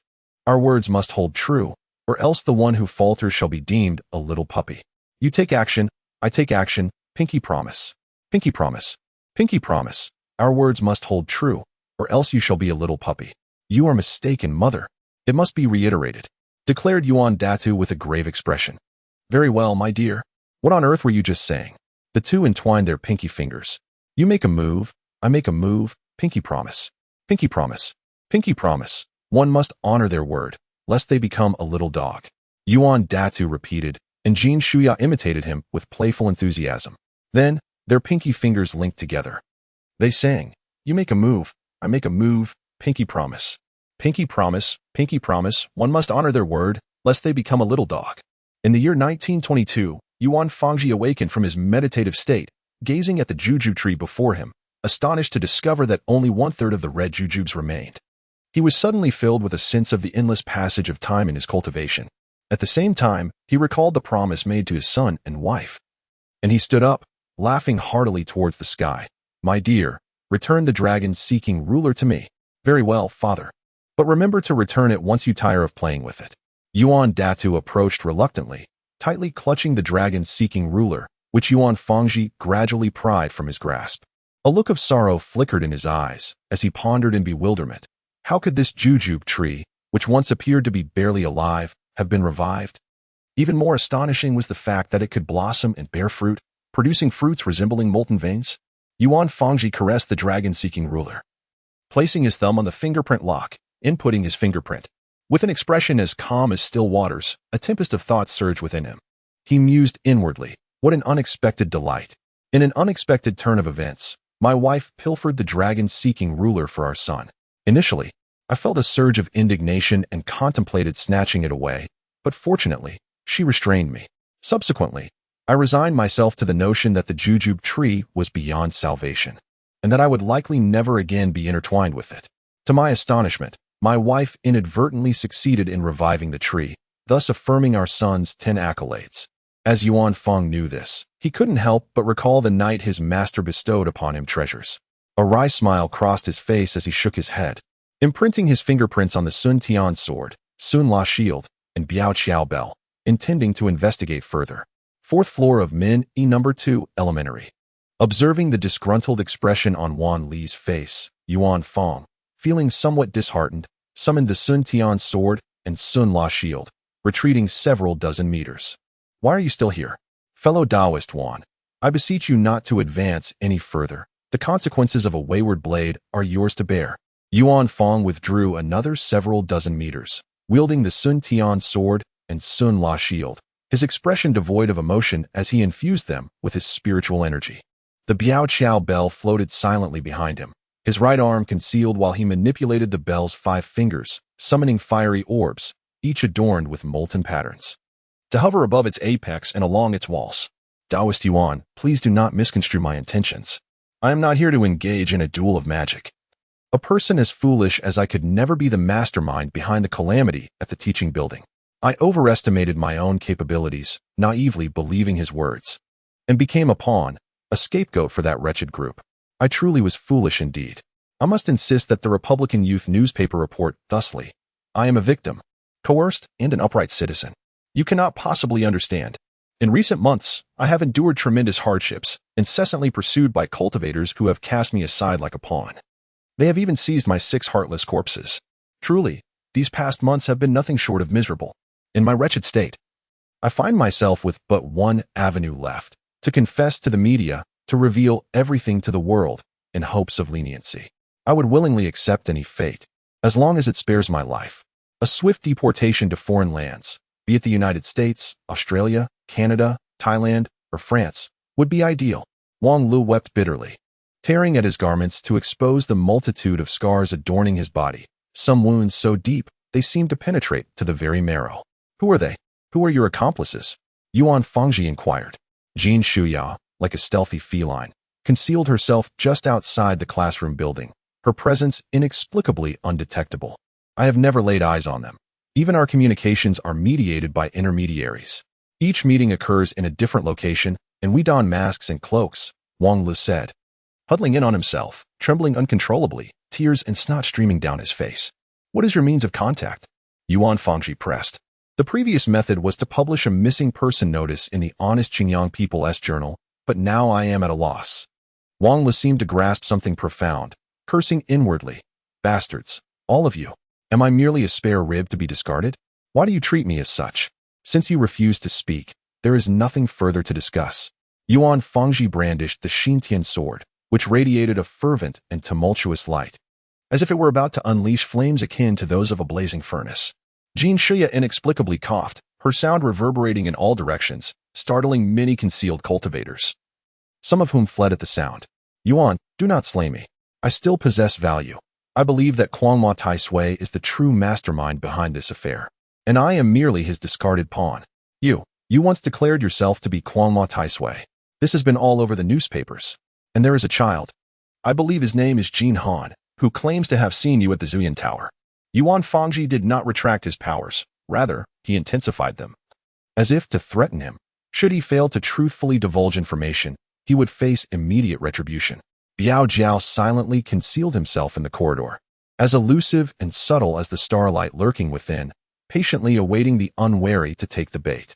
This is all nonsense. I have never encountered such a master of fabrication. You must believe me, Yuan. I am innocent. I too am a victim. They are ruthless, devouring without leaving bones. I concede my fate. Wan Lu gazed intently at him, feigning an appearance of delicate fragility, as if barely able to withstand the wind. Chapter 50. Obliteration 1. So this is how things transpired. It is all someone else's fault. You were merely a pawn in their scheme, unjustly accused. I sympathize with your plight, yet you cannot speak so freely, at the very least. You must utter a truth or two. However, there are many aspects I do not comprehend, such as what you were doing on the 4th floor in April and May. And whether anyone was with you? Yuan Fang skillfully rubbed his fingers together, conjuring a massive fireball that swirled ominously in his palm, as if on the verge of exploding. Jin Shuya appeared to be suffering from a cold, her persistent cough and wheezing disturbing the concealed cultivators, prompting several of them to flee in alarm. It was stiflingly hot.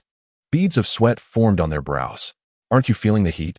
At that moment, a soft, melodic voice echoed in the ears of the hidden cultivators, captivating and enchanting, reminiscent of Daji, causing an involuntary swallow. The furnace-like flames danced at the slightest whisper, striking with precision and retreating without hesitation, pausing only briefly to gather their spoils. What nonsense are you spouting? I assure you, I merely heard of a tragic incident occurring here and happened to pass by, driven by curiosity. Moreover, my current predicament is entirely your doing. I offer you two choices.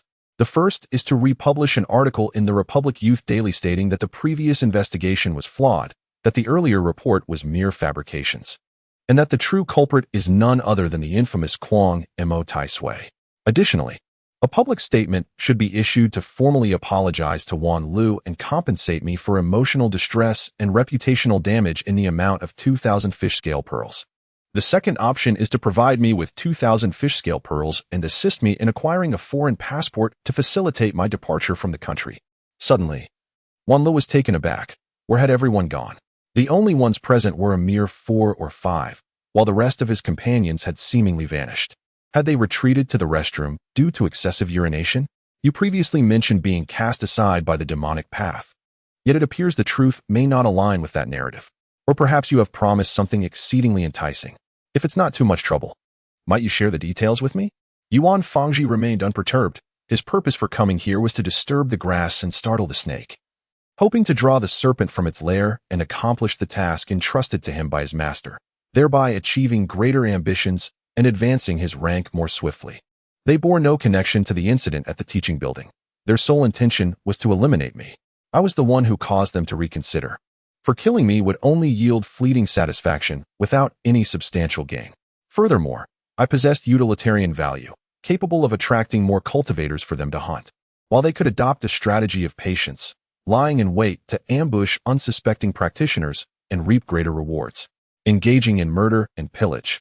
This risk-free venture presented a prime opportunity for immense profit, one that no one would overlook, even if it entailed some danger, which they would gladly embrace.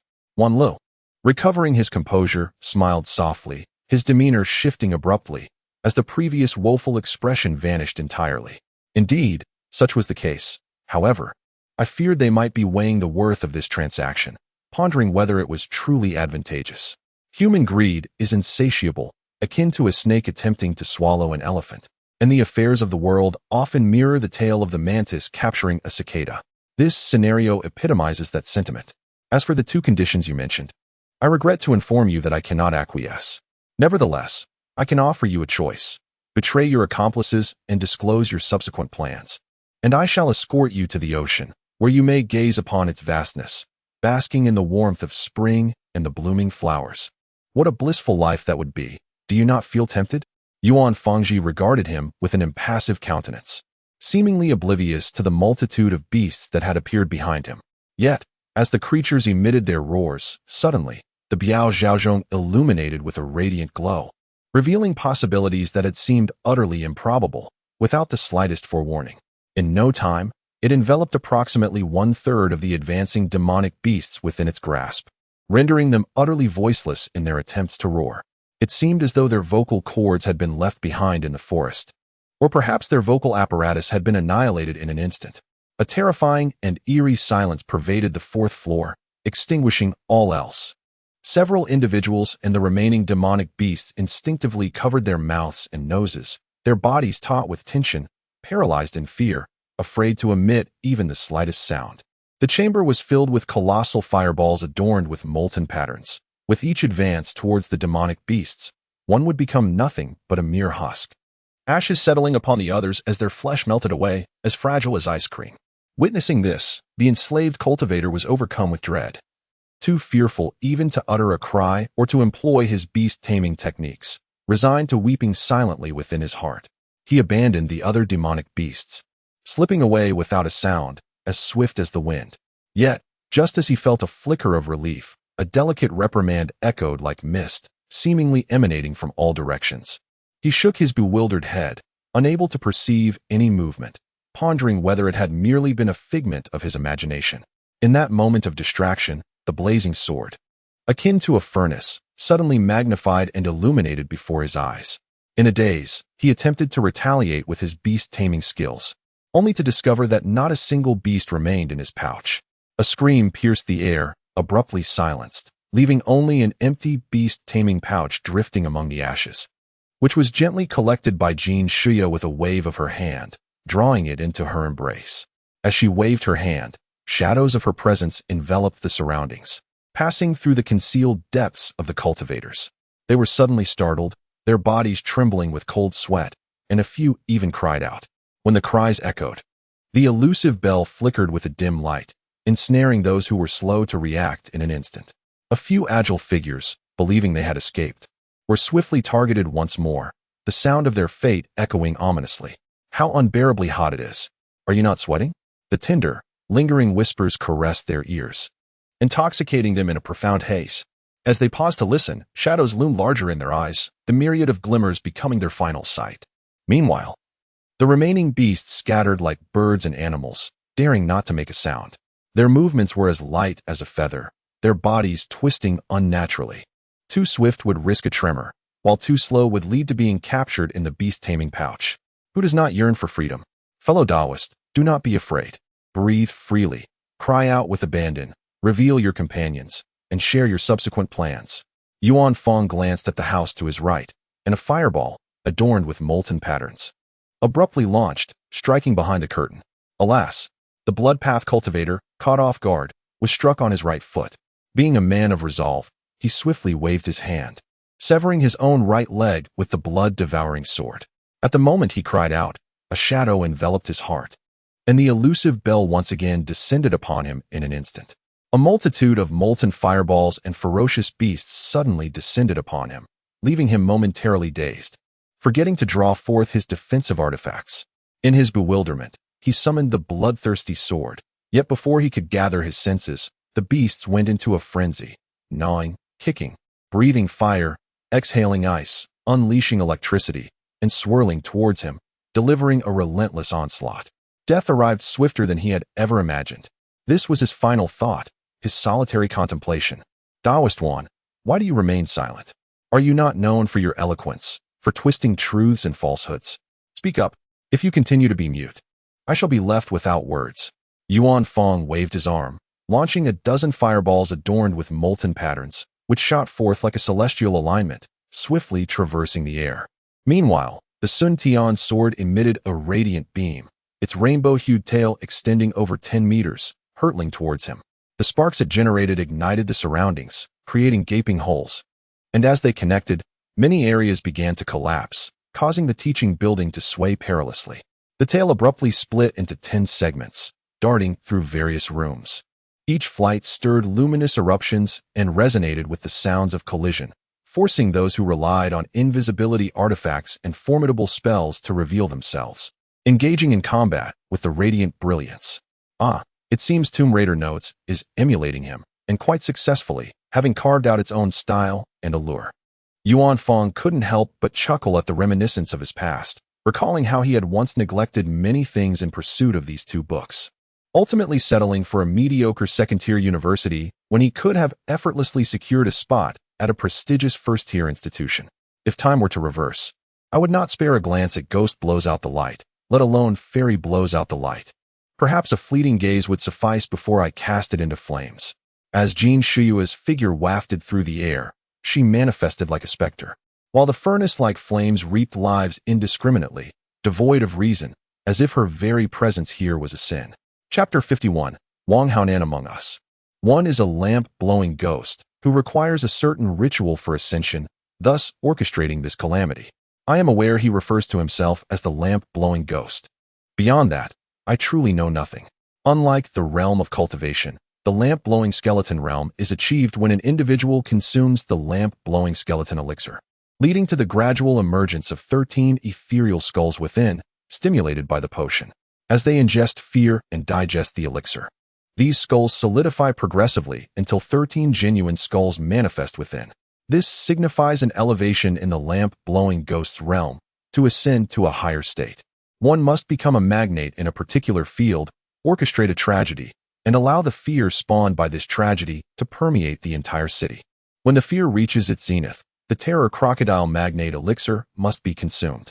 At this moment, the terror crocodile magnate continues to absorb the dread emanating from this disaster, slowly digesting the elixir, as not only 13 solidified heads emerge within, but also 13 leg bones and vertebrae steadily take form. The terror crocodile magnate gazes with delight at the second primary school of meaning, observing the cultivators incessantly delivering waves of fear, and with arms wide open, he joyfully declares, "They are all my New Year's gifts to the Grim Reaper. I'm the executor, nurturing 6 heartless corpses with this concept. As far as I know, it involves the frenzied Imo Taisui and, a ghostly azure light erupted from Wan Li's body, gradually corroding it away. His internal organs emitted a noxious vapor, akin to a stagnant pool of death, wafting towards the corridor at the stairway. The 2 cultivators standing in the corridor had just raised their protective shields, attempting to flee. However, the toxic mist clung to their shields, instantly melting into a foul, putrid haze that enveloped them. Before they could utter a single cry of despair, their bodies disintegrated within the engulfing smoke, and when they tried to scream, their respiratory systems had already dissolved. In an instant, the 3 perished, leaving not even a trace of bone behind. Yuan Fangji activated the protective array of the courtyard, stowing away his magical instruments. Clutching a substantial number of fish and shellfish pouches, along with several beast-taming bags, he entered the house, followed closely by his wife. After placing these items on the table, he took a seat and sipped some jujube tea. He observed Jin Shuya with excitement as she infused her mana, causing an array of magical tools, elixirs, cultivation methods, and various other treasures to soar from the fish and shellfish pouches, filling the entire table. "You, my dear wife, you have amassed such a remarkable bounty. It is truly unexpected." Yuan Fangji gazed at the items on the table in astonishment, momentarily elevating his esteem for her. "Oh, why is this newspaper present among the fish and shellfish pouches? Does it hold some significance?" Yuan Fangji extracted a newspaper from the heap and was taken aback to discover it was the Qingyang Republic Daily. He opened the paper, searching for a missing person notice. And indeed, he found what he was looking for. On October 30th, 1921, the content pertains to Dong Yubi, aged 29, the second daughter of Dong Penghua. She has been missing since she left by automobile from number 106 Duanyu Street in the Northern District at 6 p.m. on October 10th, 1920. Despite extensive searches, no trace has been found. Anyone with knowledge of her whereabouts is kindly requested to provide information with a promise of generous compensation. This message is conveyed by Li Chen. After reading it, Yuan Fangji nodded and said, "Tomorrow, let us visit number 106 Duanyu Street in the Northern District to uncover the truth and perhaps discover something intriguing." Jin Shuya gazed at him with tender affection. At that moment, heavy snow began to fall outside, and the 2 succumbed to temptation, indulging in roast chicken and beer. This investigation was tantalizingly close to revealing a name. They also learned of a tragic incident at the teaching building, where tales of cannibalism spread throughout the city. Astonishingly, these 2 events appeared to be part of an individual's ritual for ascension. How utterly insane. To elevate one's standing, one would resort to such heartless acts. Yuan Fangji took a sip of beer, his frustration causing him to strike the table. Jin Shuya, sipping her tea, contemplated whether this might be a trap. "Tomorrow, I shall accompany you to Duanyu Street number 106, dear husband," she implored. "Shua." Yuan Fangji hesitated, taking another sip of beer, his gaze fixed on her. "If you refuse, then so be it," Jin Shuya remarked, turning away in displeasure and consuming her drink in silence. The atmosphere in the room grew quiet, with only the sound of their heartbeats echoing.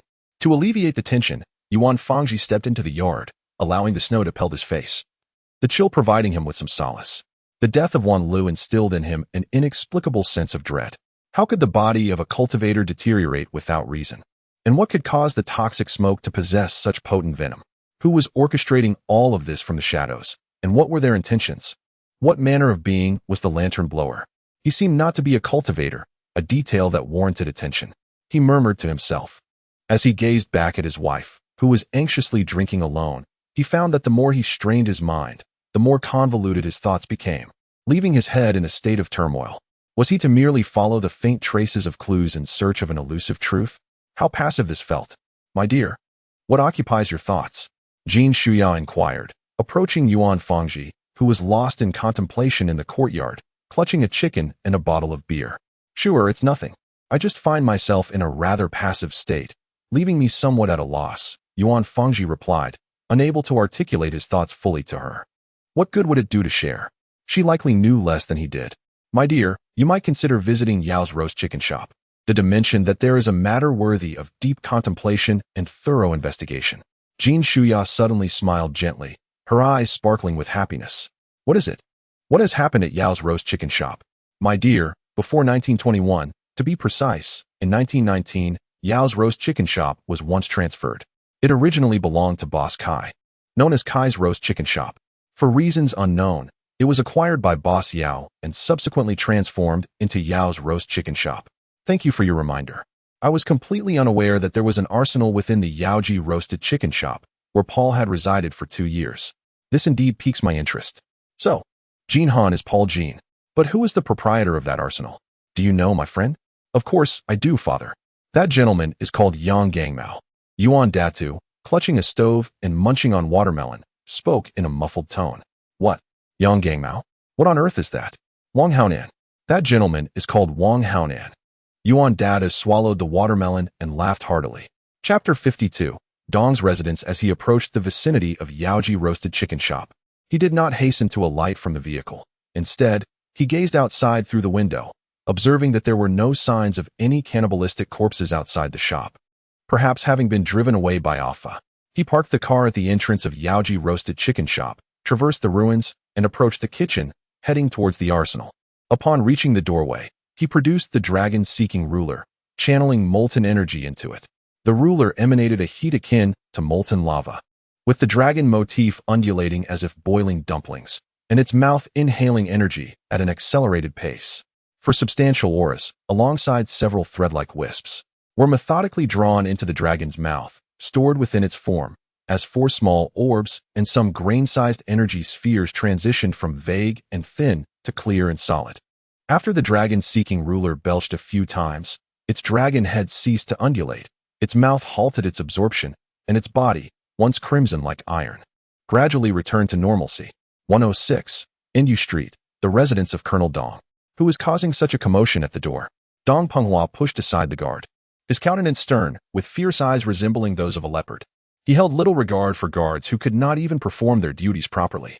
Commander, this senior gentleman is using a newspaper as his pass to forcibly enter the residence, claiming that Miss Dong may already be deceased. The guard captain, Wang Chao, exclaimed with a look of grievance. Wang Chao, around 30 years of age, was a tall and robust man, embodying the very essence of masculinity. Despite being unmarried, he found himself devoid of admirers, as the women who pursued him had become mere shadows of their former selves. A few maids had shown interest, but he had declined their advances, for his affections lay solely with Dong Yubi. With a wave of his hand, Dong Penghua signaled the guards to activate the protective formation of the residence, and Yuan Fangji proceeded to enter at a measured pace. Commander, I am Yuan Fangji, formerly a senior paranormal journalist for the Honest Qingyang People's Daily, now a freelance writer. I have penned numerous notable articles, such as Wanla is not a thing, The Death of Wanla, A Case of Self-Corruption, Ghost Blows Out the Lantern, Who is Playing Tricks, The Roast Chicken Shop, The Armory, Wang Haonan is truly a good man, and ice cold. Fire warm. Yuan Fangji stood tall, presenting himself with a dignified demeanor. Wang Chao was taken aback, utterly astonished to find himself in the presence of the esteemed journalist Yuan Fangji. He felt he had failed to recognize a titan among men. He held a deep admiration for journalists who reported the unvarnished truth, believing that such heroes should, like himself, possess a commanding stature and robust physique. You, follow me. This way, please. Dong Penghua remained composed as he walked ahead, while Yuan Fangji, trailing behind, covered his mouth and nose, stifling a chuckle. Yuan Fangji observed that the snow along the roadside had been completely cleared, as if a snowfall had never graced this place, and the plum blossoms along the path were adorned as if in a fiery tango. Seated upon a leather sofa, Dong Penghua gestured with his arm, leading Yuan Fangji to believe he was invited to sit beside him. He ambled over unhurriedly, nestled next to him, leaned back on the sofa, and could not resist crossing his legs while whistling. Have you finished your antics? Dong Penghua inquired, a hint of annoyance in his tone. Have you found my daughter? A flicker of excitement stirred within Dong Penghua, softening his expression as he gazed at Yuan Fangji with anticipation. I have some leads. I require further information regarding your esteemed daughter, such as her photographs, clothing, and frequented locations. Yuan Fangji hesitated for a moment, maintaining his composure as he regarded him. Very well, I shall instruct my people to gather her photographs, clothing, and other items for you. Please wait a moment. Dong Penghua rose and exited the living room, giving instructions to the butler. He then proceeded to the garden, neglecting even the customary offering of tea and fruit. Is this how one treats their guests? Just as Yuan Fangji was about to leave the living room, an arm barred his way. He fixed his gaze on Wang Chao, pushed his arm aside, and with a knowing look urged, "Brother Wang, do fetch me some tea and fruit. I am quite bored staring vacantly." Wang Chao initially wished to ignore him, but he could not resist the allure of being affectionately called brother by a senior he admired. Without hesitation, he dashed to the servant's quarters, busily grinding coffee, preparing tea, and arranging seasonal fruits and vegetables, utterly engrossed in his tasks. Yuan Fangji, observing his retreating silhouette, smiled faintly and hurriedly made his way to the backyard, retrieving his dragon-seeking ruler. Earlier, while they were in the parlor, he had discreetly concealed the ruler within his sleeve, rubbing it against his arm. It detected his scent and easily discerned that he had ventured to the backyard. The backyard was a forbidden zone, strictly off-limits. A guard intercepted Yuan Fangji as he attempted to enter, his expression stern. "I am the esteemed journalist Yuan Fangji. I seek access to the backyard to investigate the whereabouts of your esteemed young lady, hoping to unearth some overlooked clues." Yuan Fangji maintained a stoic demeanor as he produced a newspaper, pointing to the missing person notice with a serious gaze. We must consult with the head guard, Wang Chao." The guard hesitated momentarily, slightly reluctant. "There is no need for such formality. Here are 2 vials of fish scale pearls. Grant me entry, and they are yours." Yuan Fangji discreetly presented the 2 vials, and after a brief exchange of hesitations, the guards, reassured by his benign intentions, accepted the pearls and permitted him entry into the backyard. "Senior, please make it quick," the guards advised. "Thank you. Happy New Year. Consider this my gift to you." Yuan Fangji expressed his gratitude with a bow, patting their shoulders with a smile. "Thank you, Senior. Wishing you a prosperous New Year." The 2 guards saluted in appreciation. After Yuan Fangji entered the backyard, the dragon-seeking compass spun rapidly, perhaps due to an urgent need, or the cessation of its energy, or perhaps its essence was concealed. He found himself at a loss, stowing the compass into the fish bag and swiftly traversing the backyard, only to find nothing of significance. Undeterred, he made 3 more circuits, discovering only the towering rocks of the artificial mountain and the crystal-clear pond, devoid of any other elements. No specter in sight, which was indeed perplexing. Yuan Fangji, with a helpless gaze upon Wang Chao's earnest intentions, smiled and assured him, "Rest assured, Brother Chao, every morsel will be consumed, and not a drop will remain." Wang Chao, with a gleeful demeanor, stepped outside and stood guard at the door. After Yuan Fangji had indulged in 3 hearty belches, the steward arrived, pushing a small cart to the entrance. Upon placing it down, he entered and pointed to a box atop the cart, saying, "This contains some photographs and clothing belonging to our young lady." After a brief pause, he handed a notebook to Yuan Fangji, continuing, "This notebook meticulously records the places our young lady frequented and the individuals she interacted with." "Excellent. With these materials, alongside the clues obtained previously, we shall undoubtedly locate the esteemed lady's remains." Yuan Fangji responded without hesitation. "Remains? Are you implying that our young lady is deceased? What evidence do you possess?" The steward inquired, his tone somewhat hesitant. "A slip of the tongue. Merely a slip. I assure you, I will track down your young lady's whereabouts, alive or dead. I shall find her, even if she wanders as a specter," Yuan Fangji declared, thumping his chest in promise.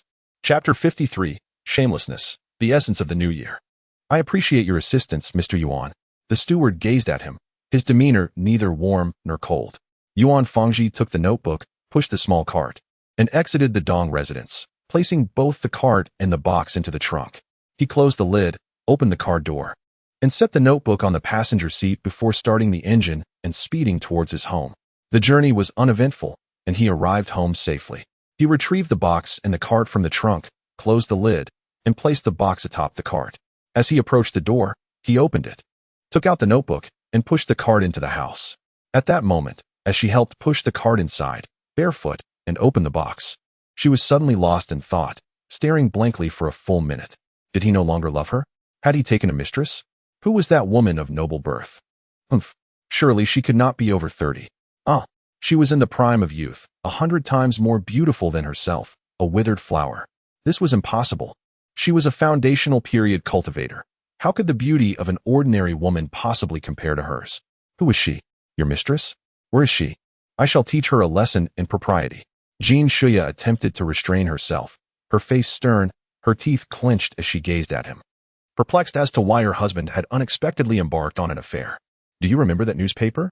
It contained a missing person notice, and the owner of these items is the very person who has vanished. I am working. I am not having an affair. Truly, I swear on my conscience. I love only you, Yuan Fangji exclaimed, pulling out the newspaper, pointing to the missing person notice, and earnestly looking at her, speaking rapidly in his fervent defense. In the end, he added, the floor is cold. My dear, let me put your shoes on for you. As he spoke, he retrieved a pair of shoes from the box, checked the size, and found them to be a perfect fit, slipping them onto her feet. But you mentioned that this could be their means of communication. How could anyone truly be missing? A missing person, no less, is the second daughter of a commanding officer. A lady of noble birth, a cherished young mistress. Jean Shuya, feeling somewhat guilty, cast a glance at the newspaper while rummaging through the box, hoping to uncover something. What exactly she sought, she could not articulate, merely sifting through photographs, shoes, and garments aimlessly. I merely speculated about the possibility. Who would have imagined that it was the residence of a commanding officer, and that his second daughter had coincidentally vanished? Have two esteemed ladies truly gone missing? Why have I not found the missing person notice for the other one? Jean Shuya flipped through the newspaper repeatedly, nearly tearing it apart. Yet she couldn't bring herself to stop. I am uncertain if another noble lady has indeed gone missing. Yuan Fangji touched her nose, closed the box, picked up the notebook, and made his way to the study, preparing to paint. Darling, could I have a glance at the notebook in your hand? Jean Shuya extended her palm, tugging at his coat, closely following behind him with an insistent demeanor. Dear, please don't ruin it. I still have need of this notebook. Yuan Fangji handed it over to her, and upon receiving it, she settled into the grand armchair, meticulously perusing its contents. Yuan Fangji unfurled the rice paper and, after grinding for a brief moment, infused his magical energy into the mouth of the dragon-seeking ruler. Its mouth gradually softened, coalescing into a brush tip akin to the finest wolf or goat hair, while the dragon's body remained firmly grasped in his hand. As he formed incantations and gestures, he dipped the dragon's head into the ink. Within moments, the dragon's belly began to churn, releasing four spherical orbs and several smaller air bubbles that swam forth like playful fish. The dragon's mouth exhaled these spheres, which upon contact with the ink, transformed into vivid and animated figures, gradually taking shape on the rice paper. Some figures held roasted chickens and floral teas, their heads disproportionately large. Others had shifty eyes and glimmering gazes, clutching a piece of iron wire. Some bore bushy brows, thick lips, and pronounced noses, brandishing a Tai Chi sword, while others, tall and robust like Yao Ming, had a circular disc upon their backs. The variety was endless. Yet, curiously, none of the figures in the artwork possessed faces. To be precise, their facial features were nearly devoid of detail. Although these depicted individuals lacked eyes, noses, mouths, brows, and ears, observers could still glean the essence of their emotions, sentiments, and psychological states through their postures and expressions. The esteemed Indian poet Rabindranath Tagore, the first Asian laureate of the Nobel Prize in Literature, once praised this audacious style of painting, stating, with just a few strokes, one can convey the essence of a character. Without eyes on their faces, we discern what they behold. Without ears, we understand what they hear. Such is the realm expressed by art at its highest elevation. Oh dear, this person lacks a face. Alas, this group of people is faceless. How amusing. This individual possesses but a mouth, devoid of eyes, nose, eyebrows, beard, and ears. Oh my, this person's fingers are strangely fused together. What a pity to be unable to appreciate beauty. The more one gazes, the more intriguing it becomes. A master of showcasing children. Yuan Datu and Jean Shuya leisurely admired the artwork, their playful banter echoing, instantly filling the study with warmth and a festive atmosphere. This is my inaugural attempt at painting, and astonishingly, my skill has reached the level of Feng Lao. It truly is remarkable, simply magical. The dragon-seeking ruler is indeed a wondrous tool for artistry. Yuan Feng, with a flick of his 5 fingers, conjured a fireball akin to molten lava, which he casually tossed out of the study, provoking a cacophony of firecracker sounds. Chapter 54. Reporting to the true person at Wuyang Mountain, on Tai Peak, within the Grand Hall of Tai. A faint glow flickered around Wuyang Zhenren's waist as a tea set materialized upon the table. The three individuals across from him knelt respectfully on their cushions, none daring to speak first. "Let us partake in tea." Wuyang Zhenren smiled gently. Although the three felt a tumult of emotions within, they tremblingly lifted their teacups, sipping cautiously, taking quite a while to finish the modest amount of tea. "I have heard that you three possess matters of significance to report, particularly of a private nature. This piques my interest." You three burst in together, almost shouting, as if this were a playground. Wuyang Zhenren lightly tapped the table, causing the three to hurriedly lower their bodies, murmuring apologies in fear and trepidation. "Let us draw lots. Whoever draws the best fortune shall report the important matters first." With a swift flick of his wrist, Master Wuyang sent the drawing tube soaring through the air, landing gracefully upon the table. The best fortune. Paul shook the tube and examined its contents, only to discover that they all bore the same auspicious message. A sudden chuckle arose within him. Could it be that Master Wuyang, before achieving his renown, was merely a charlatan, employing trickery to deceive the lovesick and the forlorn? Oh, how astonishing it was to find such an earnest soul in Master Wuyang. This was indeed intriguing, given that all were the best fortunes. An alternative approach must be taken, a friendly competition. Master Wuyang stroked his chin, gazing at the dueling arena in the center of the hall, appearing inscrutable. This was indeed the way it should be. Lu Ning hesitated momentarily before respectfully taking the drawing tube from Paul's hands, placing the three best fortunes within it. It was as it should be. Paul and his companion bowed with deference, obediently responding. Let the grand battle commence. A glimmer of cunning shone in Master Wuyang's eyes as he tightened his fists, clearly eager to witness the spectacle of the three engaging in combat.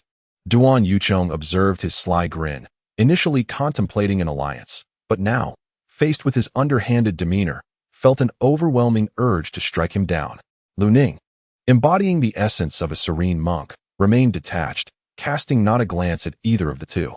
Instead, he summoned the Run Yao Ding, gracefully leaping into its depths. The lid closed automatically as he settled into a meditative posture, consuming the Bing Ying powder to continue his cultivation. "Let it begin," Lu Ning called out sharply, causing the lid to emit a grayish light. In a flash of brilliance, Paul vanished from the lid and reappeared outside the arena.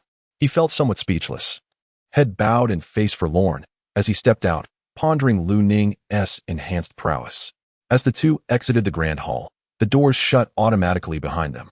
Lu Ning jumped out of the cauldron, chuckling mischievously, and remarked, "Master, Paul's cultivation technique is rather unique. It surprisingly radiates a pale green light. He has lost all his hair, becoming a bald youth.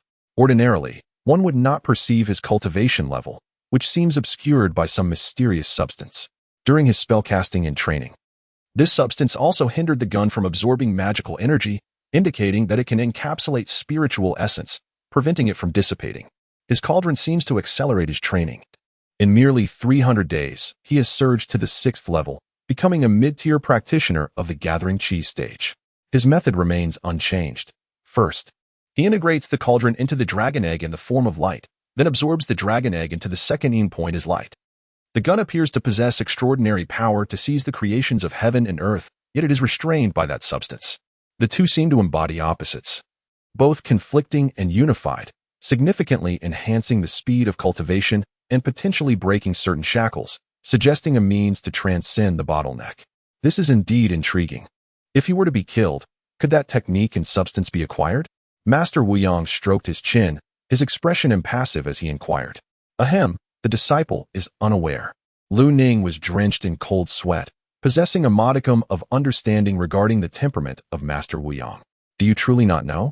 Or are you deliberately concealing the truth, so as to care for him throughout his life?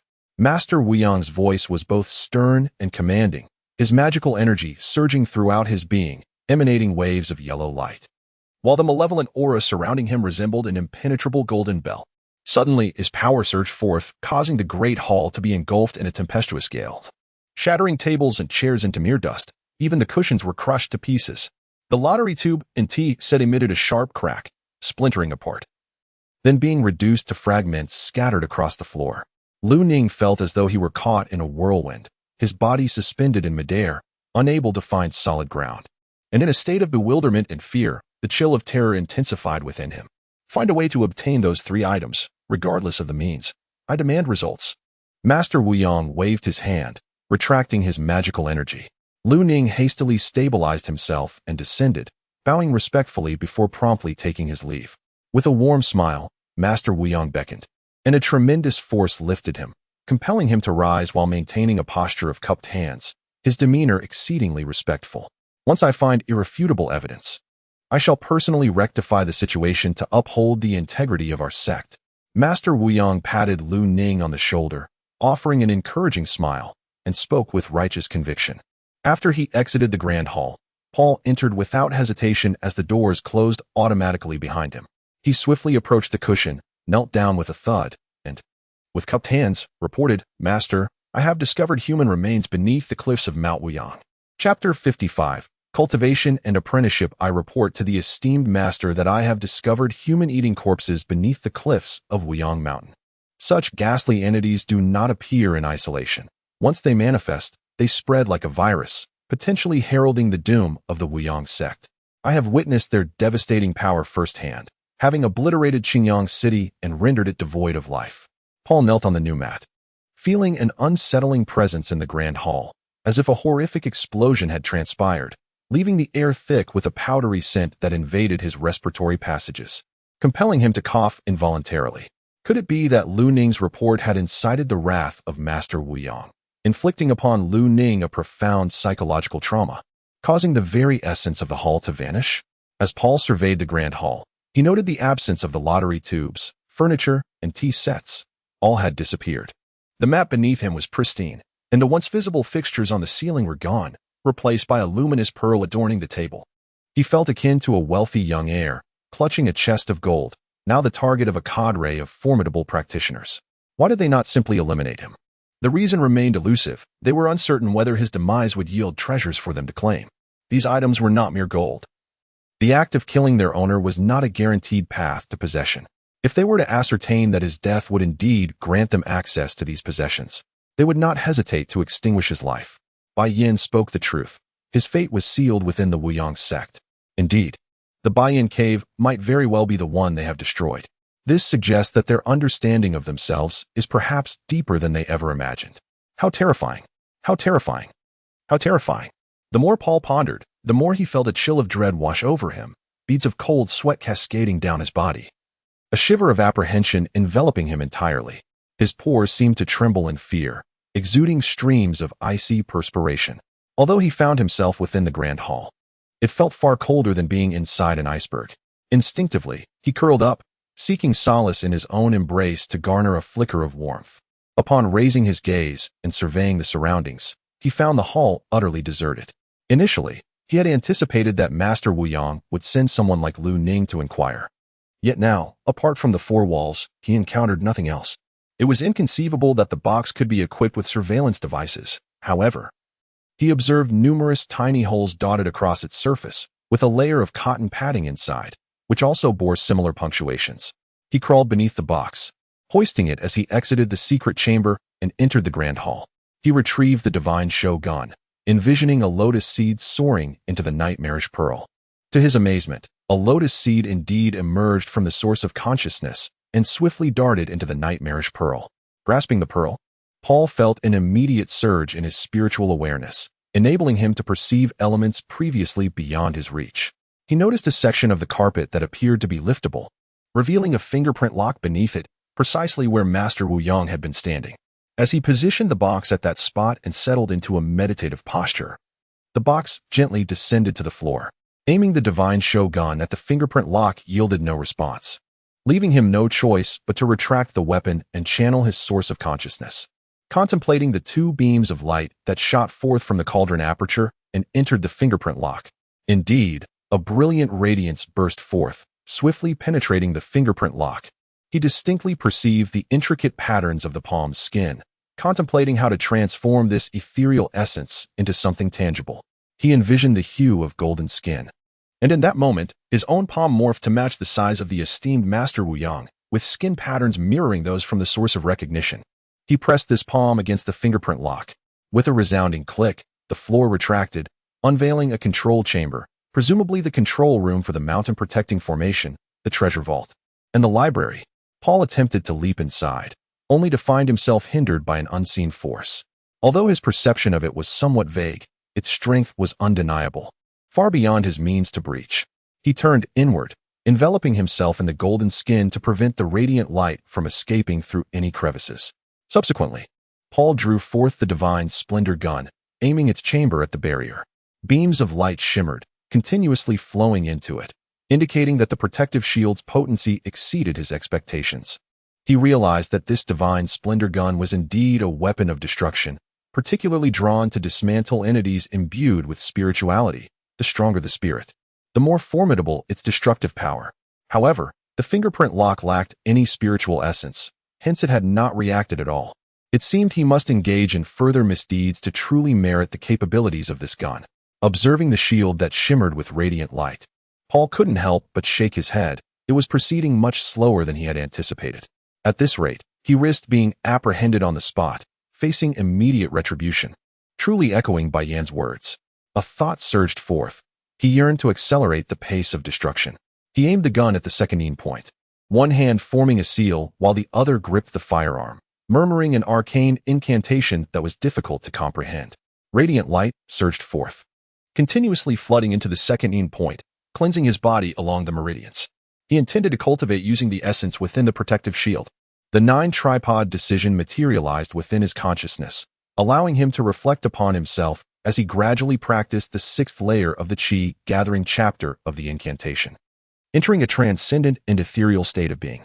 With the enhancement of the Nightmare Pearl, his perception was magnified severfold, and he was confident that at the moment Master Wuyang arrived at the Grand Hall, he would immediately conclude his practice, restoring everything to its original state. With a furtive heart akin to that of a thief, he approached the entrance of the Grand Hall. The doors opened automatically, revealing Paul standing at the threshold, his demeanor respectful as he bowed. Upon seeing Master Wuyang, he swiftly glided inside, closely followed by the disciples. Lu Ning also caught sight of Paul, and in that instant, her heart was a tumult of emotions, her eyes glistening with tear-stained ambiguity. With heartfelt gratitude, she smiled and said, "Thank you, Paul. You have accomplished a great feat this time. On behalf of the entire Wuyang sect, I express our deepest gratitude. I will take care of you for the rest of your life, sincerely." In that moment, Paul's heart shattered. His recent cultivation had been disrupted, and now he was to be cared for by someone who wished to kill him at any moment. He felt an overwhelming urge to bang his head against the wall. "Uncle, I too am a part of the Wuyang sect, and it is my duty to contribute to its prosperity. Your words are too formal. I should be the one thanking the Wuyang sect for sheltering me and not casting me out from Wuyang Mountain." Paul secretly mused that it would be wise for them to expel him swiftly, or alternatively, to refrain from disturbing his cultivation. He had already ascended to the 7th layer of the Gathering Qi stage and was progressing towards the 8th layer, only to have his progress abruptly interrupted by their return. "Have you truly eradicated the flesh-eating corpses so expediently? Are you intentionally obstructing my cultivation? Haha, it brings me joy to hear such reasonable words from you. Congratulations, my 21st junior brother, and welcome to the Wuyang sect as a nameless disciple of our master." Lu Ning gently patted his shoulder, taking his hand as they entered the grand hall together. I have become." Paul was instantly overwhelmed by a sense of absurdity, chuckling foolishly, yet struggled to articulate his thoughts as he opened and closed his mouth. "Are you jesting with me? Weren't you all destined to kill me eventually? Why then do you wish to take me as a disciple, junior brother? Moreover, I already have 20 senior brothers above me. Does this mean I now have an additional 20 pairs of eyes scrutinizing me? How terrifying. Utterly terrifying. One Lu Ning nearly claimed my life. How could I possibly manage 20 senior brothers? Have I developed a persecution complex?" Only Lu Ning and the esteemed Master Wuyang were privy to that incident, while the others remained oblivious. Hence, if I exercise caution, I would be graced with the affection of 20 additional senior brothers. When I ponder this, it does indeed feel rather peculiar. It's reminiscent of being surrounded by a throng of renowned courtesans at the Drunken Beauty Pavilion. Haha. Have I truly become so abnormal? As Paul found himself lost in thought, a figure unexpectedly assisted him in donning a Taoist robe. Glancing around, he noticed that others had also adorned themselves in more formal attire, transforming the entire hall into an atmosphere of solemnity. as if a grand ceremony were about to commence. Before he could fully comprehend the situation, Lu Ning lifted him into a wooden tub, subsequently submerging him in water for a full quarter of an hour. Following this, he was introduced to his fellow disciples: second senior brother Shi Pao, third senior brother Bai Sin Lin, fourth senior brother Bai Yushi, fifth senior sister Wu Shijie, sixth senior brother Lu Shi Xiong, seventh senior brother Qi Shi Xiong, and eighth senior sister Ba Shijie. Eventually, in a dazed state, he was pulled out by Lu Ning, who with a casual wave, restored him to his original state of cleanliness. Bewildered, he knelt upon the mat, listening as Lu Ning recited the sect's regulations, which likely included 10 prohibitions and 10 mandates. Overcome by fatigue, he nearly succumbed to slumber on the floor. At that moment, Master Wu Yang proclaimed, "Having joined the Wu Yang sect, you must adhere to our rules and regulations. From this day forth, you shall be my disciple, and many within the sect will regard you as the 21st Uncle Master and 21st Ancestor Master, excluding the disciples from Zhenwu Peak, your brothers and sisters, as well as myself. Thank you, Master. From this day forth, I shall diligently follow your teachings, taking the prosperity and decline of the Wu Yang sect as my own responsibility, aspiring to elevate our sect to greater heights, honoring my masters and valuing the teachings, striving to be an exemplary 21st Uncle Master and a filial 21st Junior Brother." With the formalities concluded, music resonated, and a sword dance commenced. Chapter 56, Dance of the Sky, Feast of 100 Families. As the final notes reverberated, the sound of music filled the air, and a group of elegantly poised Taoist priests emerged from the side hall, wielding their swords as they danced gracefully. The shimmering blade light flickered, akin to a dragon soaring from the sea, swift as a flash of lightning. Their electric movements, originating from the tips of their swords, gradually radiated throughout their bodies, rippling through the crowd with an elegance reminiscent of swaying lotus flowers and a lightness akin to drifting willow catkins. They glided through the grand hall like swallows and doves, soaring aloft with arms raised, commanding their swords with effortless poise. As swords descended in unison, their presence was both majestic and ethereal, embodying a dignified grace that resembled colorful clouds chasing the moon and cranes soaring through the sky, evoking a poetic imagery that filled the vast expanse. The enchanting essence of celestial beings was beautifully manifested in their dance, burrowing into the hearts of the audience, who found themselves entranced, lost in a dreamlike reverie akin to the celestial dancers of Dunhuang. As the performance concluded and the music ceased, the dancers gracefully exited the hall. The Taoist priests remained captivated by the ethereal sensation of flight, unable to extricate themselves from the moment, enveloping the hall in a profound silence. It was not until they all rose to their feet that the grand hall erupted with thunderous applause, roars of excitement, and shouts of admiration. Resembling a stadium filled with thousands, a spectacle of overwhelming grandeur. In a daze, the hall seemed to tremble, teetering on the verge of collapse amidst the mountains, as if it were about to break free from the earth and ascend into the cosmos. The ultimate celestial dance evoked an unparalleled shock, and such intensity birthed an extraordinary illusion. The sword-wielding immortals were indeed magnificent. Paul stood before the Taoist priests affiliated with Zhenwu Peak, with Lu Ning by his side. And after witnessing the celestial sword dance, a feeling of envy stirred within him, prompting him to express inwardly, "What a sight to behold." Paul surveyed his surroundings, observing that 20 of his senior brothers adorned their right thumbs with rings symbolizing the Peak Master, each inscribed clearly with the names of various mountains. Yet, he bore no such ring. Had his master forgotten this detail? Without a ring, he could not be regarded as a Peak Master. How then would the Taoists affiliated with the Zhenwu Peak address him? Would they refer to him as Little Master? If any among them were in the foundational stage, how would they address him then? He scrutinized the Taoists belonging to Zhenwu Peak, approximately a dozen in number, and noted that they all possessed advanced cultivation in the Qi gathering stage, with not a single foundational stage Taoist among them. Could it be that, apart from the 20 Peak Masters, the remainder had perished at the cliff's edge? 16 foundational stage cultivators had met their demise. How many Qi gathering stage Taoists had also fallen? 5 times? 10 times? 100 times? The battle below the cliff had evidently been ferocious, resulting in significant casualties even among the cultivators. Those man-eating corpses were astonishingly formidable, far surpassing the threat posed by the man-eating corpses that plagued Qingyang City. Were they 5 times as powerful? 10 times? 100 times? What a terrifying thought! Fortuitously, He had not been cast down from Wuyang Mountain. Had he been forced off? Would he have been assimilated by the man-eating corpses below? The likelihood of such an occurrence was perhaps 91%, with so many Taoists having perished. Wuyang's sect would undoubtedly seek to recruit cultivators widely. When that time came, he must exercise great discernment to prevent any impostors from infiltrating Wuyang Mountain. The greater the value one displays, the more reluctant they will be to end one's life. After all, with one's demise, the penetrating beams of light that discern the flesh-eating corpses shall cease to exist. The beams contained within the orb possess the remarkable ability to penetrate, revealing the dense permeation within physical entities. In the cavern that once served as Bai Yan's abode, Paul had utilized it to identify that ghastly flesh-eating corpse that had soared from the precipice.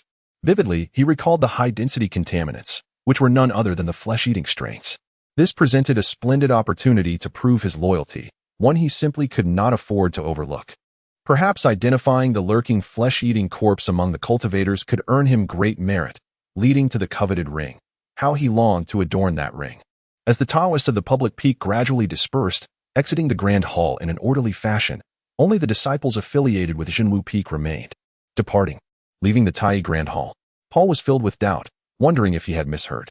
Without even acquiring the ring, would he just abandon the hall and venture to Jinwu Peak? Such an action might invite ridicule and serve as fodder for their daily amusement. Paul soon noticed the gathering of flesh-eating corpses at the base of the cliff. Though he had made a contribution, his cultivation level precluded him from being appointed as the leader of Jinwu Peak, thus denying him the ring. However, he must proceed to Jinwu Peak, for he had been accepted as the 21st disciple by the esteemed Wuyang Zhenren, albeit anonymously. He found himself in a predicament. Unable to remain in the Tai Grand Hall, nor to journey to Jinwu Peak, he resolved to patrol the surroundings, safeguarding the mountain gate while awaiting the moment to recruit disciples, contributing his humble efforts to the Wuyang sect. As Paul contemplated, a smile graced his lips as he gently clasped his hands together and remarked, "Indeed, it is time to depart from this grand hall. Let us take our leave. Esteemed brothers." He performed a respectful bow, saying, "Master, I bid you farewell." With a mere wave of his hand, the revered Wuyang signified Paul's departure, and the Taoists affiliated with Jinwu Peak mirrored his respectful demeanor. Jin Shuesan appeared momentarily taken aback, as if grasping an unspoken understanding. He addressed Paul, "Little master, please wait for me at the foot of Jinwu Peak. I shall make a swift visit to the treasure pavilion and will soon accomplish the task you entrusted to me with great finesse."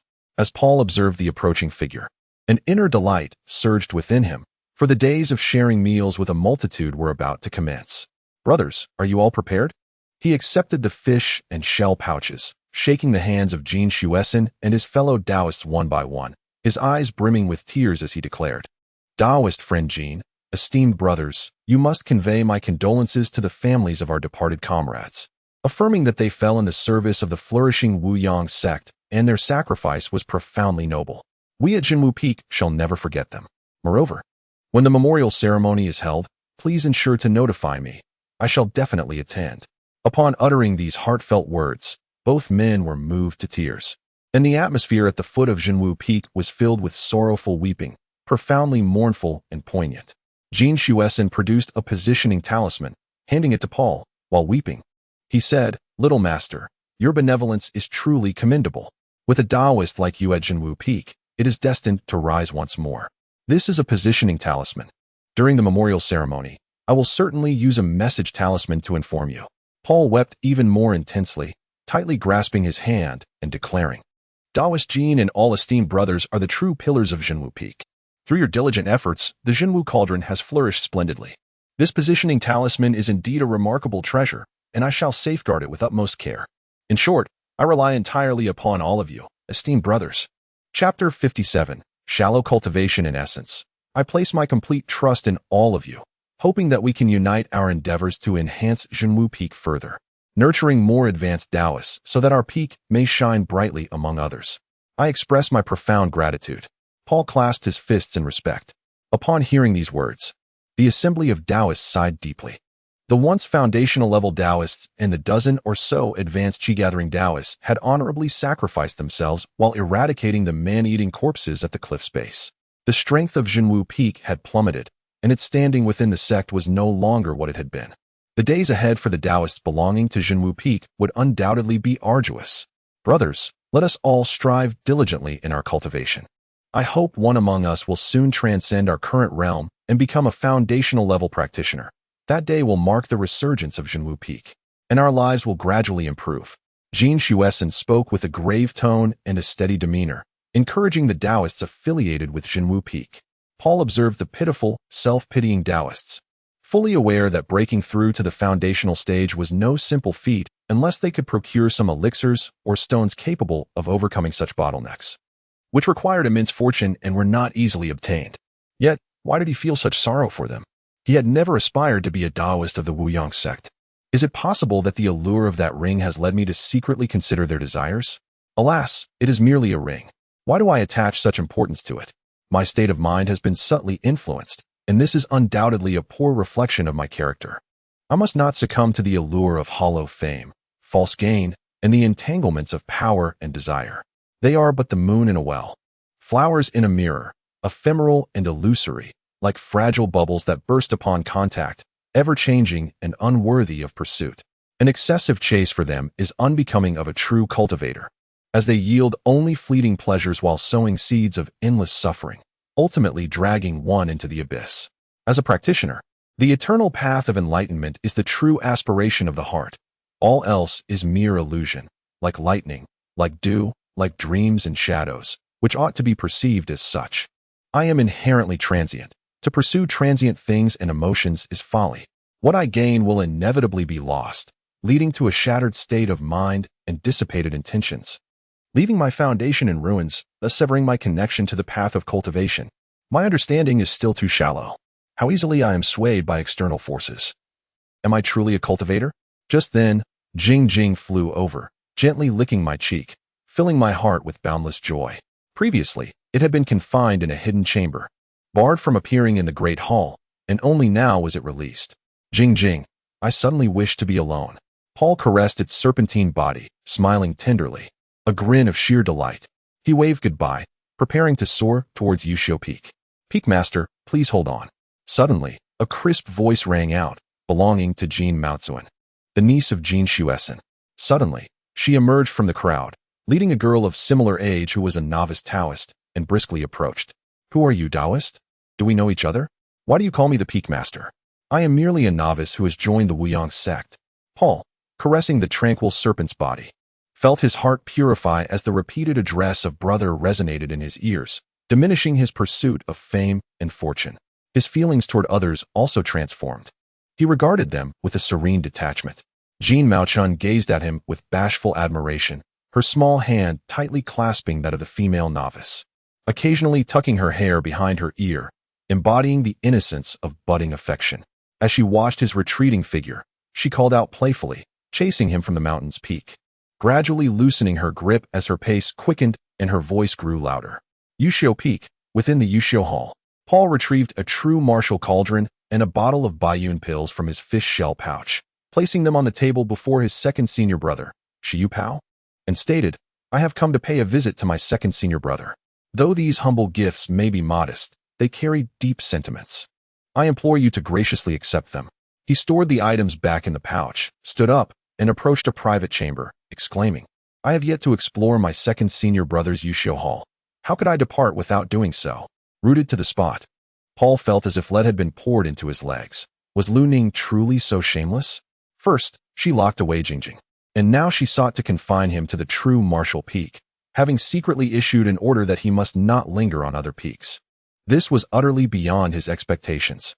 Second brother, what shall we have for dinner tonight? Paul crouched on the ground, his fingers tracing circles in the earth, as if drawing a prison for himself, or perhaps learning from the legendary Monkey King, Sun Wukong. Unlike Sun Wukong, whose circles were drawn to protect his master and fellow disciples, Paul's circles were a means of alleviating his inner turmoil. How does the atmosphere feel? Shiyu Pao sat at the entrance of a secluded chamber, consuming 3 white cloud pills, meditating to cultivate his energy and enhance his cultivation. Second brother, your Yushio Hall is ancient and grand, with a rugged and substantial presence. The air is fresh, and the environment is exquisite. It is delightful even to sip the northwestern winds here. Paul retrieved a self-made box, cradling it as he quietly crawled inside. From his fish shell pouch, he extracted 2 blankets and set them aside, followed by a bottle of spring rain elixir and another of the bigu pill, consuming 3 of each while placing the remainder on the blankets. After completing these tasks, he positioned a dragon egg to his right and the Runyao cauldron to his left. One hand formed a seal while the other grasped a spear, murmuring incantations. Return the poison. Return the poison. Return the poison. In a dazzling display of radiance, energy emerged from the Runyao cauldron, flowing along the divine show spear and merging into the dragon egg. Within the egg, a tumultuous energy swirled, resembling a shade of watercolored rouge. Envision oneself within the dragon egg, where the vibrant liquid resembles the Zhangye Danxia Geological Park, with its myriad folds, swirling vortices, and undulating clouds, creating a captivating interplay of beauty that is breathtaking and offers a profound visual impact. Chapter 58. His Highness as the majority of the Runyao Ding fused into the dragon egg, a surging, vibrant emerald light enveloped the interior, swirling and pulsating. The coiling egg white rendered the entire dragon egg restless, vibrating incessantly with an almost dreamlike turbulence, akin to a weeble wobbling in a frenzy. The emerald radiance, resembling flames, ascended from the base of the dragon egg, igniting a celebratory fervor within. Yet within this tumult, there existed a sanctuary of tranquility, the immutable dragon radiance. The hues transformed into a lush green, as the dynamic dragon egg bubbled with fervor. In the final moments, Paolo's curled form seemed to trace circles, akin to a fluttering butterfly, while the soft yet resilient light had already permeated the vast majority of the dragon egg. This luminescence, reminiscent of a sprawling forest, encroached upon the dragon radiance, resembling a bitten apple, gradually invading that sacred space. At this juncture, Paolo emitted a cry of anguish, a heavy malaise coalescing within his heart. Grasping the nightmarish pearl, he fortified his spirit, steadied his consciousness, and strained against the overwhelming tide, taking the most arduous step forward. Boom, boom, boom. The dragon radiance shattered, completely merging with the light, leaving Paolo sprawled upon the ground, as though he had just been retrieved from the depths of water, devoid of any strength. Even his fingers struggling to move. Hiss, hiss, hiss, silently extracting the spring rain pills and the bigu pills from the jade vial. 3 spring rain pills and the bigu pill floated at the mouth of the vial. A gentle breath sent them into Paolo's mouth, his eyes filled with admiration and reverence, revealing a distinctly starry-eyed demeanor. Paul chuckled at himself, grateful for Jingjing's presence, for such sentiments allowed him to recover swiftly. He believed that with just half a day's effort, he would regain his former self. Reflecting on this, Paul deemed the pain worthwhile, for it facilitated his rapid assimilation and nurturing of the essence. Are you still not departing from Yusho Peak? It has already been 3 days and nights, Si Yu Pao remarked, seated at the entrance of the hidden chamber. Upon opening his eyes, he was startled to find himself still within that box. He scrutinized the box before him with a disapproving tone, clearly intent on expelling its occupant. At that moment, a Taoist emerged from the chamber, rubbing his rumbling belly and avoiding Si Yu Pao's gaze. Bashfully, he spoke, "Peak Master, I have already consumed all my fasting salt. Might you spare me a little? Once my esteemed uncle moves this box, I promise to procure some fasting salt to return to you immediately." Si Yu Pao, irked, tossed a packet of fasting salt toward the Taoist, who hastily caught it, expressing his gratitude before swiftly departing, not daring to linger even a moment longer. Paul remained silent, merely observing as Jingjing draped a blanket over herself, her serpent tail gradually emerging from beneath, gently curling around her. Subsequently, she retracted her tail, resting quietly on another blanket while gazing at herself. Humph. The illustrious 21st junior brother, the remarkable box. How dare it disrupt the normal operations of my Yusho Peak? Si Yu Pao grumbled to himself, nearly inclined to overturn the box and hurl Paul about like a piece of meat on a chopping board. Let us see how long you can hide in that box. Si Yu Pao kicked the box in a fit of rage and stormed into the secret chamber, shutting the stone door behind him. Adopting an attitude of out of sight, out of mind, he resumed his cultivation. Meanwhile, Paul had acclimated to the confined space within the box, making it a trivial matter to remain there for 1 or 2 weeks. Not only did he successfully refine the cauldron and nurture it, but he also continued his cultivation, integrating the majority of the dragon eggs into his body while quietly consuming the remainder. The moment Paul stowed the box away, Si Yu Pao cast a distinctly unfriendly glance in his direction, clearly suspecting him of deliberately causing trouble in the Yushio Hall. However, Paul, appearing completely unperturbed, bowed respectfully and clasped his fists, saying, "Second senior brother, you have emerged from seclusion as well.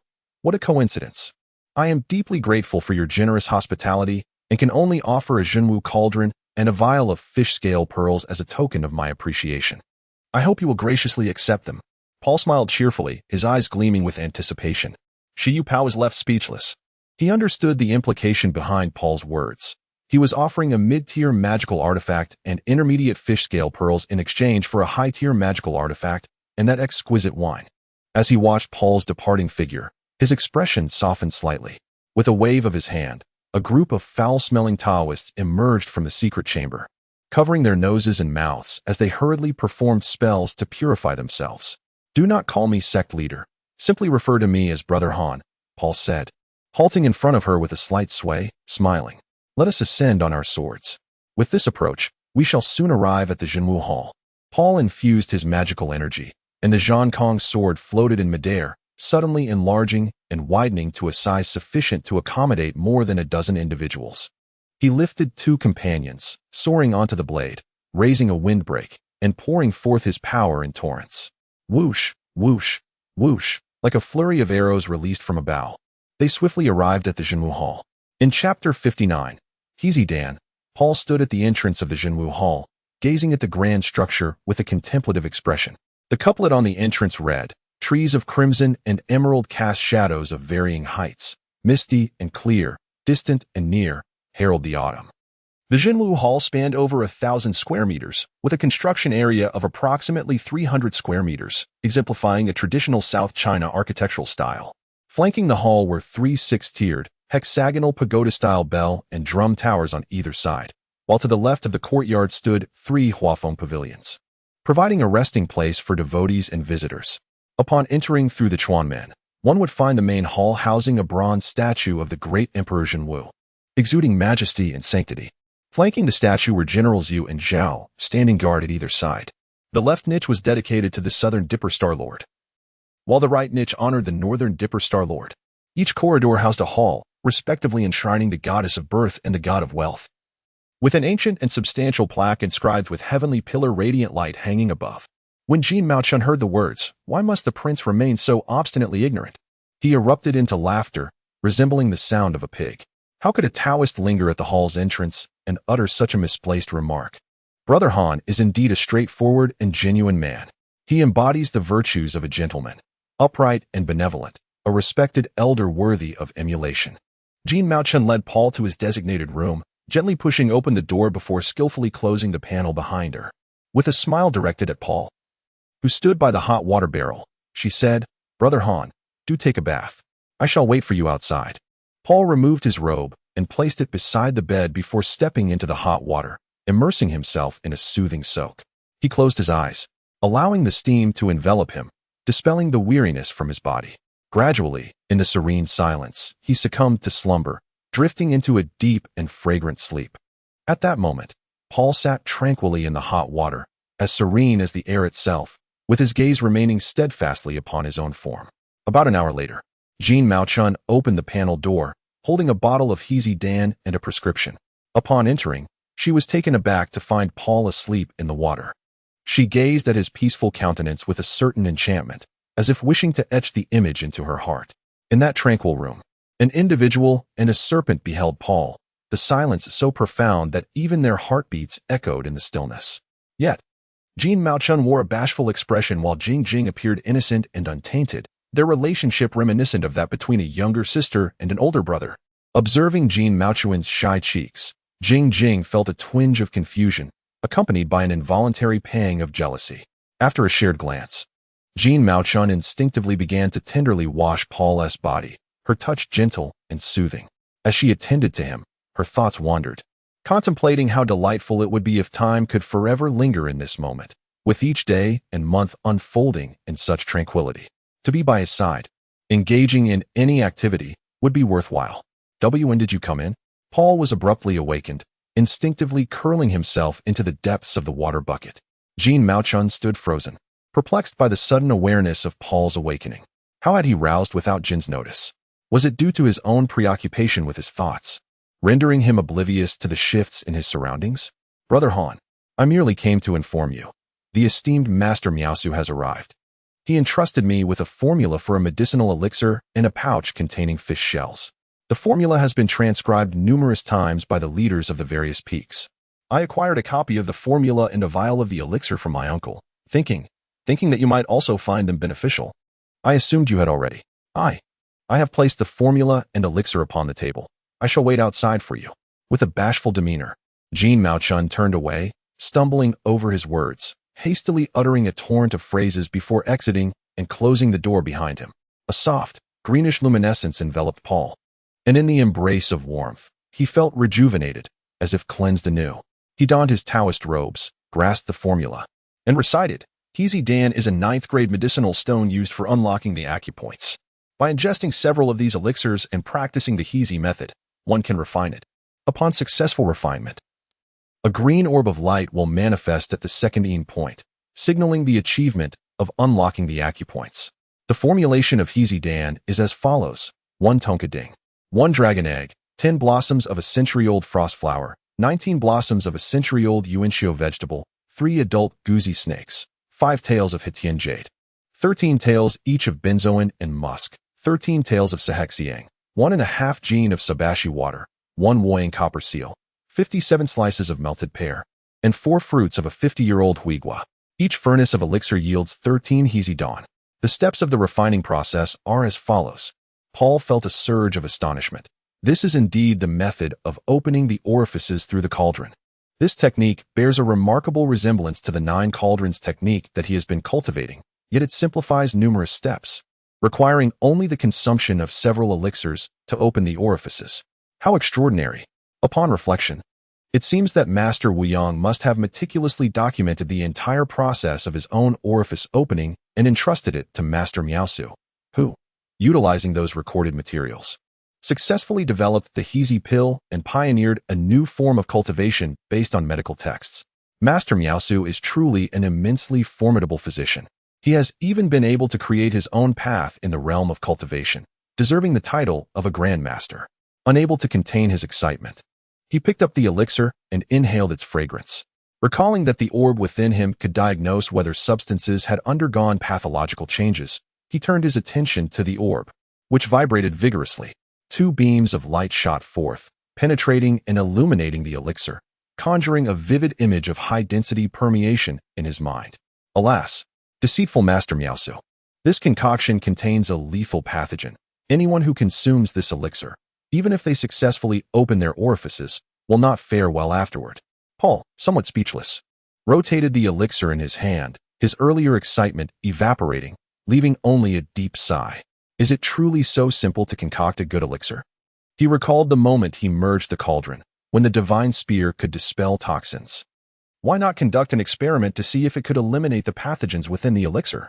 Resolute in his decision, Paul retrieved the divine spear from his bosom, aimed the magazine at the elixir, and with one hand forming a seal and the other gripping the spear, he intoned a profound incantation. Return the toxic to its origin. Return the toxic to its origin. Toxic substances lingered. Yet, as the pathogenic agents within the elixir wriggled forth like serpents, they surged from the muzzle, darting towards the hot water barrel. Just as he shook his head in quiet contemplation, a sudden flame flickered, incinerating them to ashes that scattered into the air. As the remnants dispersed, the room was filled with an acrid scent. He swiftly waved his hand, causing the window to tremble open, and with another gesture, the ashes flew out, drifting towards the cliffside. Paul once again grasped the elixir, and under the radiant beam of light, it shimmered with purity, perfectly rounded and exhibiting a true martial hue.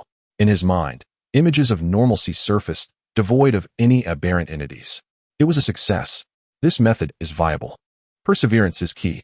Paul took the remaining elixirs, systematically eliminating the pathogens. In a brief moment, all the Heazy elixirs transformed into pure medicinal stones, free of lethal toxins, successfully evolving into superior quality 9th-grade elixirs. Brother Han, what are you doing? I caught a glimpse through the door's crack of the interior, where brilliant lights flickered, and saw a gun firing multicolored particles resembling worms. Those tiny particles seemed toxic, releasing a pungent odor as they burned. I could smell it from outside. Jean Mao-chun pushed open the door, chattering incessantly, while the two figures outside vanished as if they had never existed. He caressed the elixirs on the table, consuming 6 of them, feeling them gradually refine within him, coalescing into a stream of energy, akin to a small serpent weaving through his meridians, transforming into magical power. The spiritual essence contained in the 6 elixirs was entirely refined, augmenting his magical prowess slightly, yet he felt no pain, truly an unprecedented exhilaration. It turns out that cultivation does not have to be such a painful endeavor. One merely needs to ingest several medicinal pills and meditate to refine them. My previous self lived in such misery, enduring the agonies of merging and nurturing the cauldron, mistakenly believing that this was the essence of cultivation. How wrong I was. I was utterly oblivious to the remarkable benefits that medicinal stones provide, which not only bear no adverse effects, but also alleviate numerous troubles. If the formula for these medicinal stones were to be further refined, they could be consumed without hesitation, free from the worry of harmful pathogens. Moreover, they could pave the way for the development of even more advanced elixirs. The mid to upper grade Heezy pill, a 9th grade medicinal stone, is precisely what I require as a cultivation aid. Chapter 60. Among 3 people am I. Being spied on again? Do you think there is someone outside the door? Paul questioned whether he was merely imagining things. Although there was no one outside the room, an eerie sensation lingered, leaving him to wonder if this was a manifestation of post-traumatic stress. I truly did not intend to intrude. I was simply curious about what was transpiring within. There is genuinely no one else outside but me, I assure you, Brother Han. Jean Mao-chun continuously rubbed her reddened hands, her gaze occasionally darting towards the door. Upon confirming that there was indeed no one outside, she released a sigh of relief, lowering her head in shyness, unable to meet Paul's eyes. Observing Jean Mao-chun, whose face resembled a ripe apple, Paul opened his arms and enveloped her in a warm embrace, saying with a smile, "It is all right. If they had truly been outside, they would have witnessed everything and naturally known it was time to depart." Upon hearing these words, Jean Mao-chun immediately realized that Paul had discerned her subtle intentions. He truly did not hold any grudges against such trivial antics. He was indeed a considerate big brother. She had hoped to conceal her thoughts. Yet how could she possibly hide them? Paul observed Jean Mao-chun awkwardly retracting her neck, much like an ostrich trying to bury itself, and in her frantic movements, she inadvertently brushed against the fish bag nestled in her arms. A sudden chuckle escaped him as he contemplated pinching her cheek.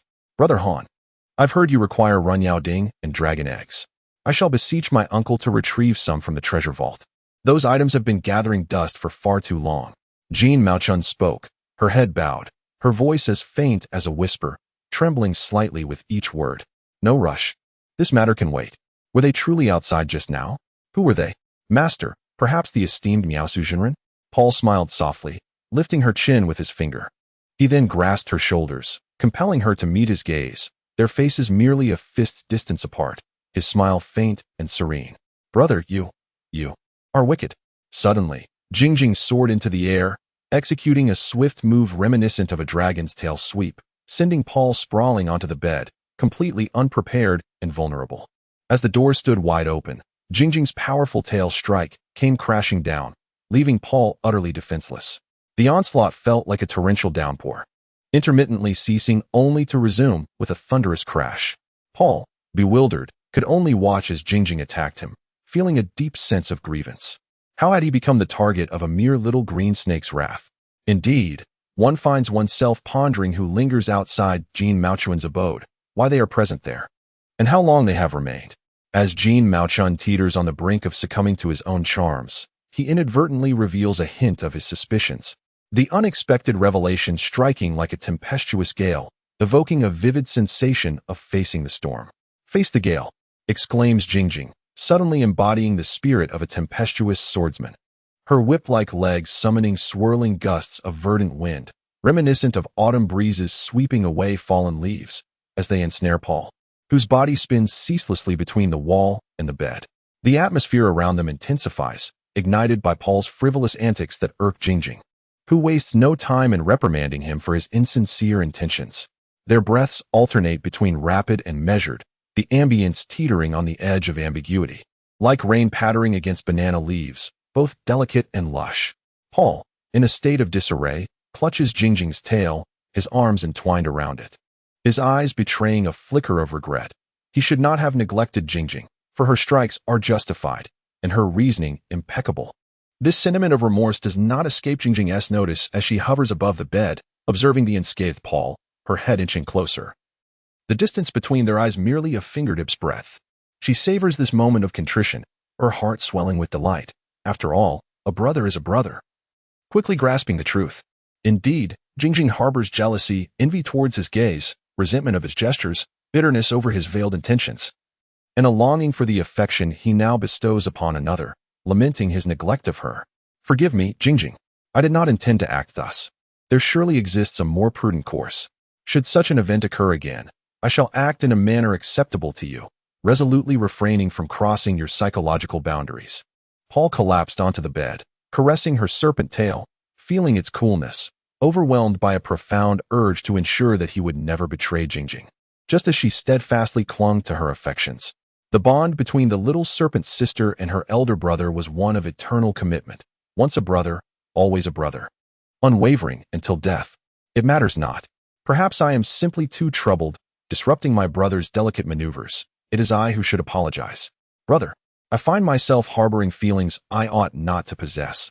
I seem to wish to claim you as my own, preventing anyone else from touching you even a fraction. Jingjing hissed through her tears, which streamed down her cheeks. How could it not matter? You are my little serpent sister, and I am your golden brother. Your desires are not excessive. It is merely that I have allowed my heart to flutter, primarily due to my insufficient cultivation, unable to restrain my inner impulses. Impulses? Indeed, a devil. You have exorcised that devil from my being. I am elated, immensely elated. Having a little serpent sister like you is the greatest joy of my life. Paul observed Jean Mao Chun standing motionless, akin to a puppet, easily manipulated. He felt a deep disappointment regarding the Wu Yang sect. He had believed they would not resort to beauty traps, yet they did just that. No wonder Lu Ning did not follow. They had devised another scheme. The Heezy elixir crafted by the true immortal Miao Su was, too, a bait, designed to entice someone like me, eager for a hunt, to eliminate the toxins from the elixir before consuming it. Alas, there are still 7 elixirs remaining. The elixirs must not be squandered. I must consume them promptly. With this thought, Paul swiftly rolled out of bed, approached the table, and seized 7 elixirs, which he promptly placed into his mouth. In a flash, he dove into the chest and began to meditate and refine the elixirs, seeking to evade unwanted attention. You're feeling jealous. Jean Mao Chun, seated at the table and resting his hand upon it, leisurely picked up a slice of watermelon and began to savor it. Despite his flushed face, he met Jingjing's gaze with unwavering resolve. Me? Jealous? How could that be possible? I am merely a small green snake. Do not spread baseless rumors, or you shall face the consequences. Jingjing stood upright, her body poised for defense, her head lunging forward as her tongue flicked out hissing, embodying both a defensive and offensive stance. What jealousy are you talking about? I am not jesting. Jean Mao Chun provocatively gestured with a downward thumb, his watermelon eating undisturbed, confidently taunting Jingjing. I can't be bothered with you. After hissing twice, Jingjing swiftly darted into the chest, completely disregarding his provocation. How foolish of her to compete with a child over jealousy. Was she not diminishing her own dignity? Truly, it was impulsive, far too impulsive, behaviors contrary to her true nature. Thankfully, she had restrained her actions. Otherwise, Paul might have inadvertently aligned himself with the enemy. At this moment, Paul was still engrossed in refining the elixirs. Yet a thought struck him. Wasn't he the memorial ceremony today?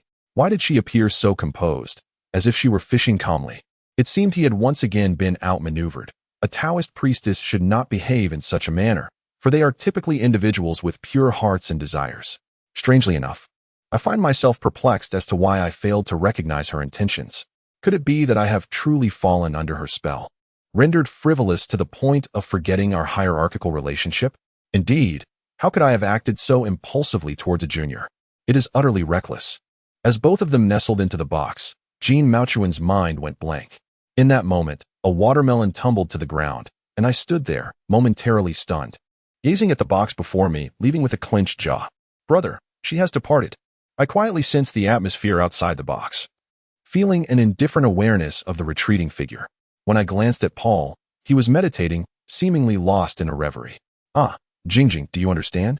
We still have to partake in the communal feast, so let us set forth immediately. On May 20th, 1922, Paul recalled his third senior brother, Basin Lin, whom he had yet to meet. However, he had heard whispers that he was a faceless man, quite literally devoid of a face, which implied a certain shamelessness. Oh, shameless third senior brother Basin Lin, your 21st junior brother is coming to pay you a visit. Do try to maintain some semblance of dignity. Suddenly, Paul squinted, scrutinizing Jean Mouchon, who seemed both near yet distant. Was it possible that he had misjudged her? Perhaps she genuinely harbored affection for him, but was merely a pawn in someone else's scheme, used to ascertain the efficacy of the elixirs he had painstakingly developed? Anticipating a stroke of fortune and a profound impact, what a marvelous encounter it is. Surmounting the lofty peaks and the layers of white clouds, where lies the green light. It is astonishing, electrifying, akin to a miracle, illuminating my life. Unlike any other significance, you are the green light, so uniquely singular. Green light. I am forever in search of you, resolute and undeterred. True love knows no conclusion. The green light in my life has led me to a legend, yet one that feels so familiar. In the celestial realm, a spirit beckons, urging me to listen to me. Where's happiness? It is astonishing, electrifying, akin to a miracle, illuminating my life. Unlike any other significance, you are the green light, so uniquely singular. Perhaps it is a myth I pursue, you say? Perhaps it is a wild dragon chase. Nonetheless, I shall heed the call of my heart and endeavor to forge ahead. I will gather my burdens and bid farewell. Ah, the green light resides right here, with love eternally by your side. Ever present, nah, this is the most exquisite transmission. In my heart, you are the one and only. As the melodious and soothing notes resonate, Jean Mouchon's pure and pristine voice breathes life into this song, infusing it with power and emotion. The entire Wuyang Mountain is enveloped in the melody, transporting listeners as if amidst a grand concert, igniting a cacophony of whistles that reverberate through the mountains and valleys. Dispersing the mist above. Do you foresee my impending fate? Although I appear to be living freely and effortlessly at present, they may very well be sharpening their knives. Their rage simmering within, ready to strike with a vengeance. Paul paused, gazing down at the still singing Jean Mouchon, suddenly gripped by an ominous sense of foreboding. Alas, merely a century-old skeleton, why must I invite trouble upon myself? Even my state of mind has been tainted, dusted with distractions that bring me no fortune but rather misfortune. I must resolutely rid myself of the entanglements of desire, sweeping them away from my heart, like autumn leaves caught in the wind. Even if such actions cause her pain, leading her to perceive me as cruel and heartless, I cannot afford a single tender sentiment. To covet a single rose is a grave sin for a practitioner. The mere presence of such yearning signifies my descent into degradation. The joy reflected in her eyes is but a mirage, an illusory oasis that, for me, amounts to drinking poison to quench thirst.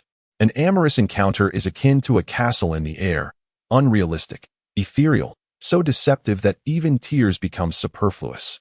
I am but a lotus in full bloom, a plant devoid of emotion, devoid of a destined love, unable to yearn for the perennial spring. Drinking poison to quench thirst. I find it strangely sweet. To long for that meager tenderness, the restless turmoil within me spreads unchecked, yet I am fortunate to have been quietly shaken back to reality. In the depths of such intoxication, how much softness and love-hate can one endure? The bitter fruits are difficult to erase. Life is but a fleeting few decades. Like a nightingale ensnared in a web of confusion and desire, the path is arduous, more challenging than ascending to the heavens. For me, this is not a blessing, but a curse. My cultivation remains too shallow. What transpired in that grand hall remains etched in my memory, with not a single detail forgotten. The mere thought of the scattered powder evokes a chilling sense of impending danger. For me, this is not a blessing, but rather a curse. Paul, no longer hesitating, amplified his magical power. The Zhongkong sword emitted a melodious and crystalline note, bursting forth in vibrant green light, swiftly soaring towards Xie Luo Peak. There, atop the colossal boulders, a group of Taoist priests craned their necks, wide-eyed and astonished, gazing at the two green beams. In a moment of daze, before he could discern their identities, Paul sheathed the Zhongkong sword and vanished from sight. Cloaked in the misty garb, he leisurely approached the Xie Luo Hall, chuckling quietly at the Taoists still searching around in bemusement. Bei Sun Lin emanated a faint luminescence, his features nebulous and ethereal, at times lacking a mouth, a nose, or even ears, his fingers seemingly fused together. Suddenly, with a swift motion, he summoned the misty garment into his grasp, adhering it to his palm. Seizing the opportunity while Paul was momentarily distracted, he deftly twisted his body, transporting him to the Cielo Hall. "You must be the 21st junior disciple." A gentle and affectionate voice resonated. Almost instantaneously, a commanding and forceful shout erupted, as if multiple voices were resonating in unison, reverberating endlessly. "You are truly beautiful, Jing Jing." A melodious and soothing tone whispered in his ear, only to transform into a cacophony that grated on the senses, reminiscent of a duck's quack, provoking a wince of discomfort. How utterly bizarre. For reasons unbeknownst to him, a vivid image suddenly materialized in Paul's mind, an encounter at the Xian Tower, where a master of vocal mimicry had dazzled the audience with his ability to replicate a myriad of sounds, evoking a surreal sensation akin to wandering through a zoo. Yet now, gazing upon the figure of his third senior brother, Bei Sun Lin, he was struck by a profound sense of inadequacy, as if he were merely a commodity to be discarded, overshadowed by the brilliance of others. The preceding years felt wasted, a chaotic existence devoid of purpose. Paul stared blankly at the faceless entity before him, marveling inwardly at the extraordinary technique he had mastered. What sort of cultivation method had bestowed upon him such wonder? Was he naturally endowed with an audacious disposition? His attributes were undeniably elevated, towering as high as a 3-story building. Just as they contemplated a discreet exit, Bei Sun Lin sprang into action. In an instant, the hall was filled with his myriad reflections. Their facial features blurred, he effortlessly extracted Paul from his initial recoil, transmitting him through a series of exchanges until he found himself ensnared within a mystical formation. As he attempted to pursue, it was already too late.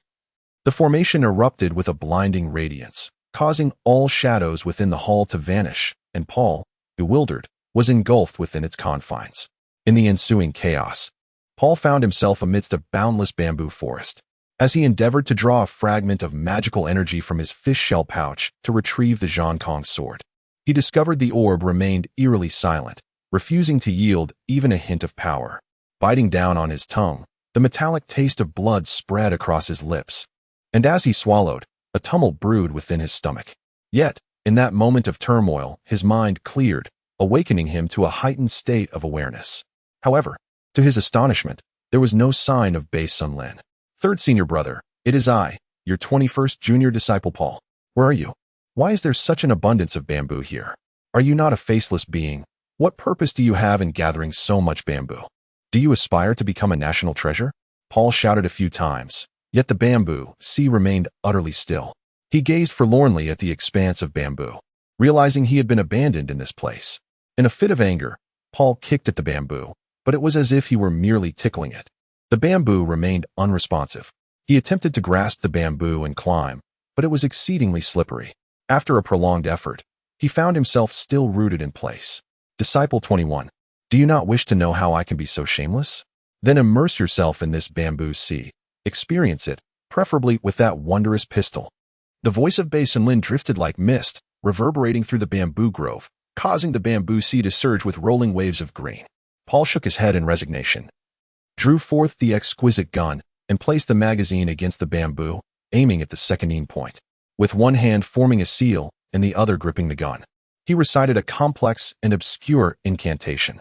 Suddenly, it appeared as though a face emerged from the bamboo, expressing a myriad of emotions, sorrowful and joyful. Though the features were indistinct, one could easily discern the essence of his expression. It seemed as though he lived in great hardship, each step akin to sinking deeper into a quagmire. Upon locking eyes with him, Paul was instantly enveloped in a haze, oscillating between sorrow and joy, as if he had succumbed to madness. He hastily sheathed the divine gun, wrapping it securely, and the golden-hued skin naturally enveloped it. He quickly stabilized his spirit, fortifying his essence and reflecting upon himself, imagining he was a lotus flower in full bloom for a millennium that only. Chapter 62, A Lotus.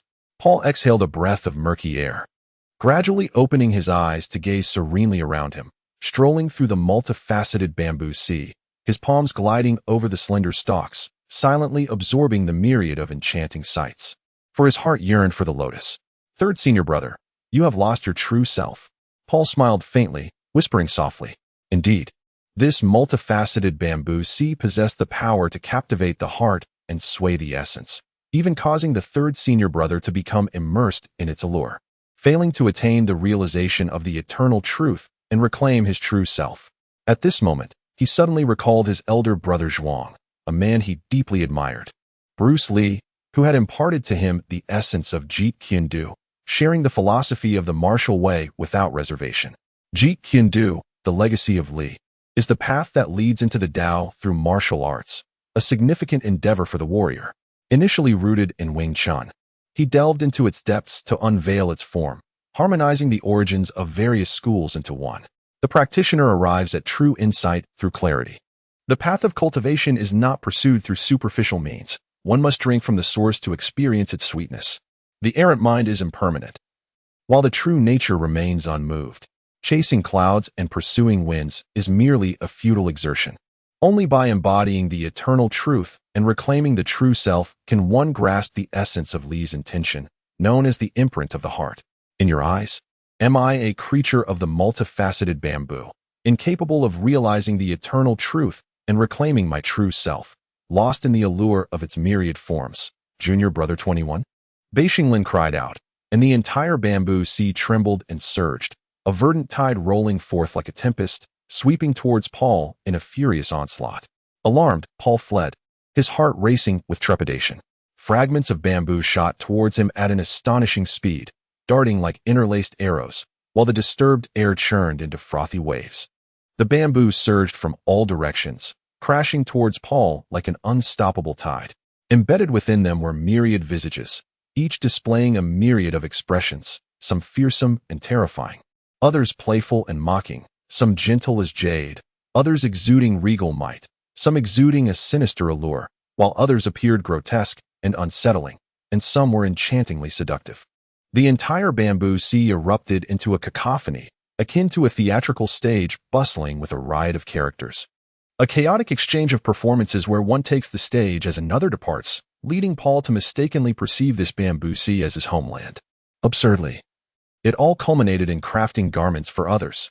Paul, in a state of vexation, dashed forward, deftly evading the oncoming bamboo as he quickened his pace.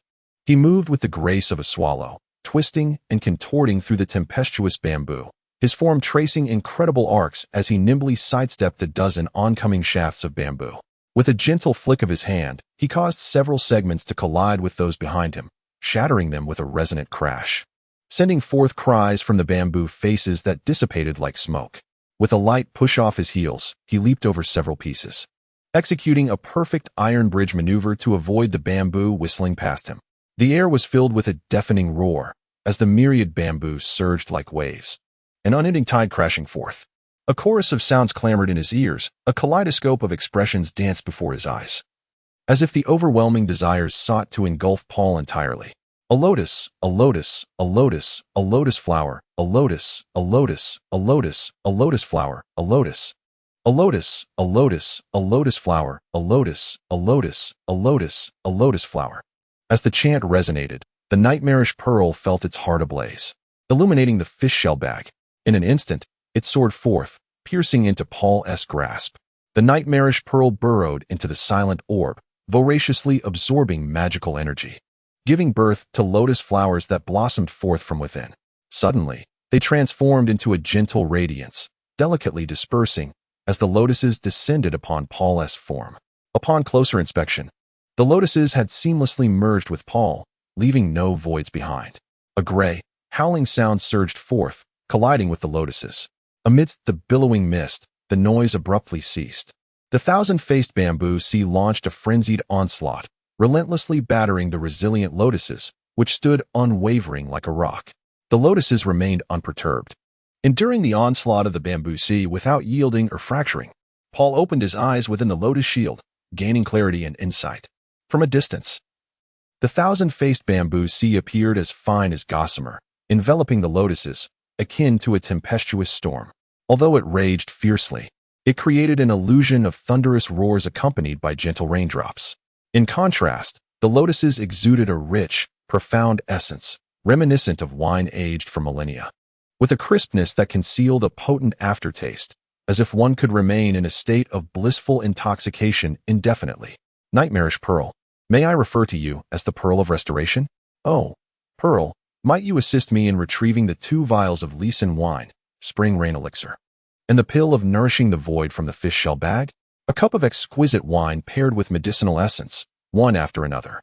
Paul's pores suddenly opened wide, and a clear, refreshing sensation flowed through his mind and heart. As the still sphere quivered, a thread of magical energy emerged, shooting into the fish shell pouch, from which Li Chen wine, Chun Yu Dan, and Bai Gu Dan materialized in Paul's hands. He took a bite of the elixir and sipped the exquisite 8th-grade wine, a serene smile gracing his lips, as if engaged in a conversation with an intimate friend. His tone was light, like water gently flowing past one's ear, as he remarked, "Do you not wish to return to your normal state? Is there a way for you to allow me to live like a human?" Bei Senlin's voice was somewhat urgent, while the assault from the 1,000-faced bamboo sea seemed to wane slightly. Savoring the fine wine and the elixir, Paul chuckled, pouting playfully as he said, "You've misunderstood my intent." 2 beams of light shot forth from the sphere, illuminating Bei Senlin. Naturally, high-density permeation images materialized in his mind, which he then transcribed and handed over to Bei Senlin, suggesting he use the transcription mirror to seek out the renowned healer, Yao Wang Miaosu, for treatment. Everything felt as if the rain had just ceased, with fluffy clouds drifting above the 1,000-faced bamboo sea, the blue sky reflecting against the bamboo, as if a celestial bridge spanned the realm. Walking amidst the 1,000-faced bamboo sea, severed bamboo stalks littered the ground, a common sight, with large patches of bamboo lying like dead wood across the surface. The 1,000-faced bamboo sea, while possessing a unique beauty, concealed dangers beneath its enchanting facade, akin to a merciless serpent harboring a fatal strike. Paul had long anticipated that Bei Senlin might be devoid of shame. Yet he had always believed that his mid-level energy cultivation would enable him to handle such shamelessness with ease. Little did he realize he was gravely mistaken, and the extent of his error was profound indeed. He suddenly felt that he and Bei Senlin belonged to entirely different worlds. Their martial arts were drastically dissimilar, their temperaments vastly divergent, their living environments starkly contrasting, and their mental states completely at odds. Yet, he found himself compelled to confront the challenge, leading to an unexpected acquaintance between the two. "May I begin now, 3rd senior brother?" Paul cautiously approached Bei Senlin, gazing at the indistinct, shapeless figure before him, feeling a surge of panic as sweat trickled down his forehead and soaked his palms. Suddenly, he halted in his tracks, retreating rather than advancing, only to be firmly grasped by Bei Senlin's swaying form, pinning him against a bamboo stalk that had been uprooted. With a loud thud, Paul collided with the bamboo. Wincing in pain, "Commence immediately." Bei Senlin's voice began softly, then grew forceful, ultimately resonating with an unpleasant, quacking tone. Paul felt as though his body had been drained by an array of bizarre entities, collapsing onto the bamboo in a state of utter bewilderment. Surrounded by a chaotic assortment of arms that treated him with apparent hostility, he silently pondered, "Heaven have mercy, I am but a healer. How have I fallen to such a fate, akin to that of a common prisoner? If Master Miaosu cannot cure him, will he not, in turn, uproot me and chop me into 8 pieces?" Attempting to feign nonchalance, he cast desperate glances at Bei Senlin, yet received no response. Reluctantly, he forced a smile and said, "3rd senior brother, kindly release one of my hands and help me unlock the magical restraint so that I may unleash my radiance." Ah, so that is the case. In the forest of magic, fingers danced with grace, casting ethereal spells upon Paul. As these mystical energies made contact with his form, he underwent a bizarre transformation, at times devoid of eyebrows, at others lacking a mouth, or even a nose. Most amusingly, his fingers and lower body became inexplicably fused, merging and permeating each other, rendering him increasingly indistinct. Within him, a spherical entity abruptly morphed, as though crushed by a compactor, emanating 2 beams of twisted green luminescence that illuminated various parts of his being. His mind was besieged by a myriad of images, all drenched and conjoined in an indistinct haze, scarcely taking shape. With a transformed projection mirror in hand, he captured each fragment and presented them to the forest conjurer. "What do you think, 3rd senior brother?" he inquired, referencing the enigmatic 6th faceless mirror. "These projections vividly reflect the state of your internal organs, do they not?" Paul gazed despondently at his own form, pondering its potential irreparability, hoping for a restoration upon his departure from this realm. The surreal imagery felt overwhelmingly dreamlike, evoking an illusion of being amidst a flamboyant cosmos, perhaps consumed by the tumultuous currents of magic swirling around him. The twisting, agitated energies distorted the sphere, causing the naturally emerging images to become chaotic and nearly frenzied.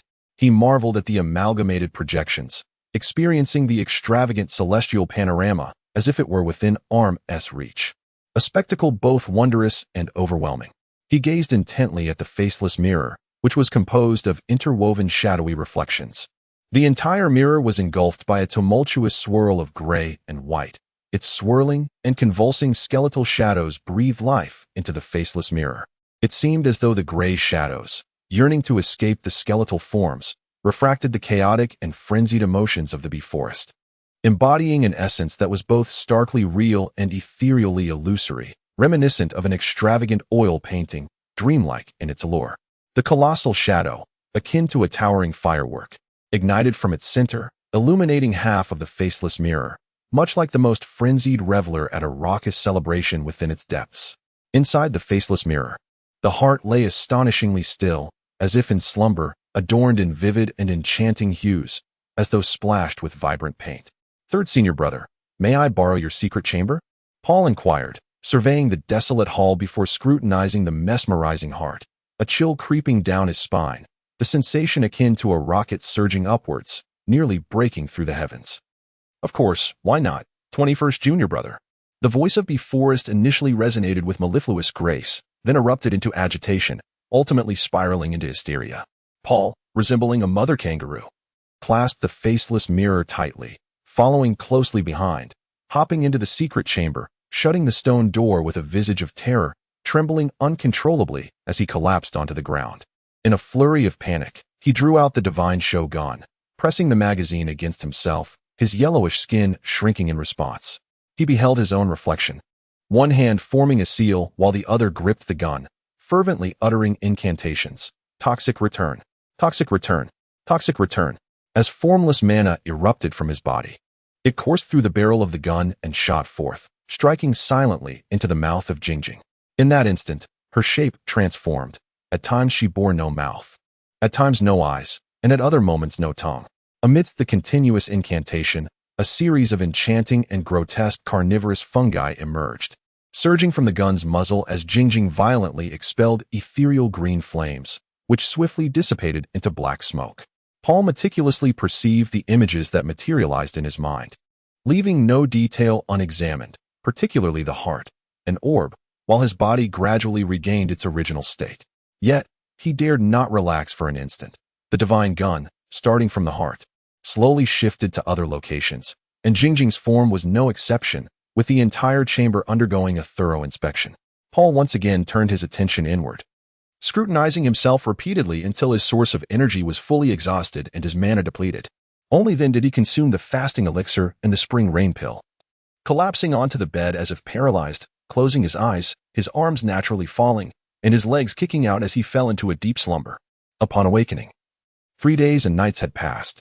He opened his eyes in horror, as if emerging from a nightmarish dream, letting out a piercing scream, the terror on his face undiminished. When he awoke once more, he felt invigorated. The orb within him quivered incessantly, radiating beams of light that danced throughout his body. Normal images flooded his mind, and at last, he expelled a breath of stale air, finding solace within himself. Without a moment's pause, he suddenly recalled that Jingjing's body had yet to undergo a follow-up examination. He hastily activated the spherical device, emitting 2 beams of light that penetrated her form. Strange images materialized in his mind, swirling, agitated, and rotating, as if proclaiming that Jingjing had transformed into a faceless serpent. The exhilarating news was that there were no carnivorous strains within her, and certainly, Paul was devoid of them as well. It was inconceivable for the secluded chamber to harbor such entities. Paul gazed at the stone door of the chamber, lost in contemplation. At the moment he opened the door, would the third senior brother's face split open, his tongue flicking out like a serpent, devouring him whole as if he were a living chicken, leaving not a trace behind? It seemed quite plausible. Suddenly, he recalled AFA and felt relieved that he had entrusted that mask to a sage. Otherwise, he might have met his demise. He remembered Brother Zhuang's assessment. IFA devours chickens as adeptly as CXK plays basketball, a rather astute observation. He exhaled deeply, lighting 3 sticks of sandalwood incense. Retrieving the runao ding and the dragon egg, preparing to meld the two.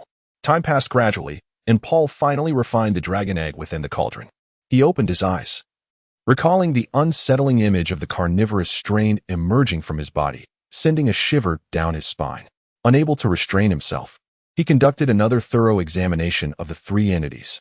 With nothing pressing to occupy his time, he extracted all the fish and shellfish pouches, along with the pillow, placing them on the bed to examine the artifacts, elixirs, and assorted items within.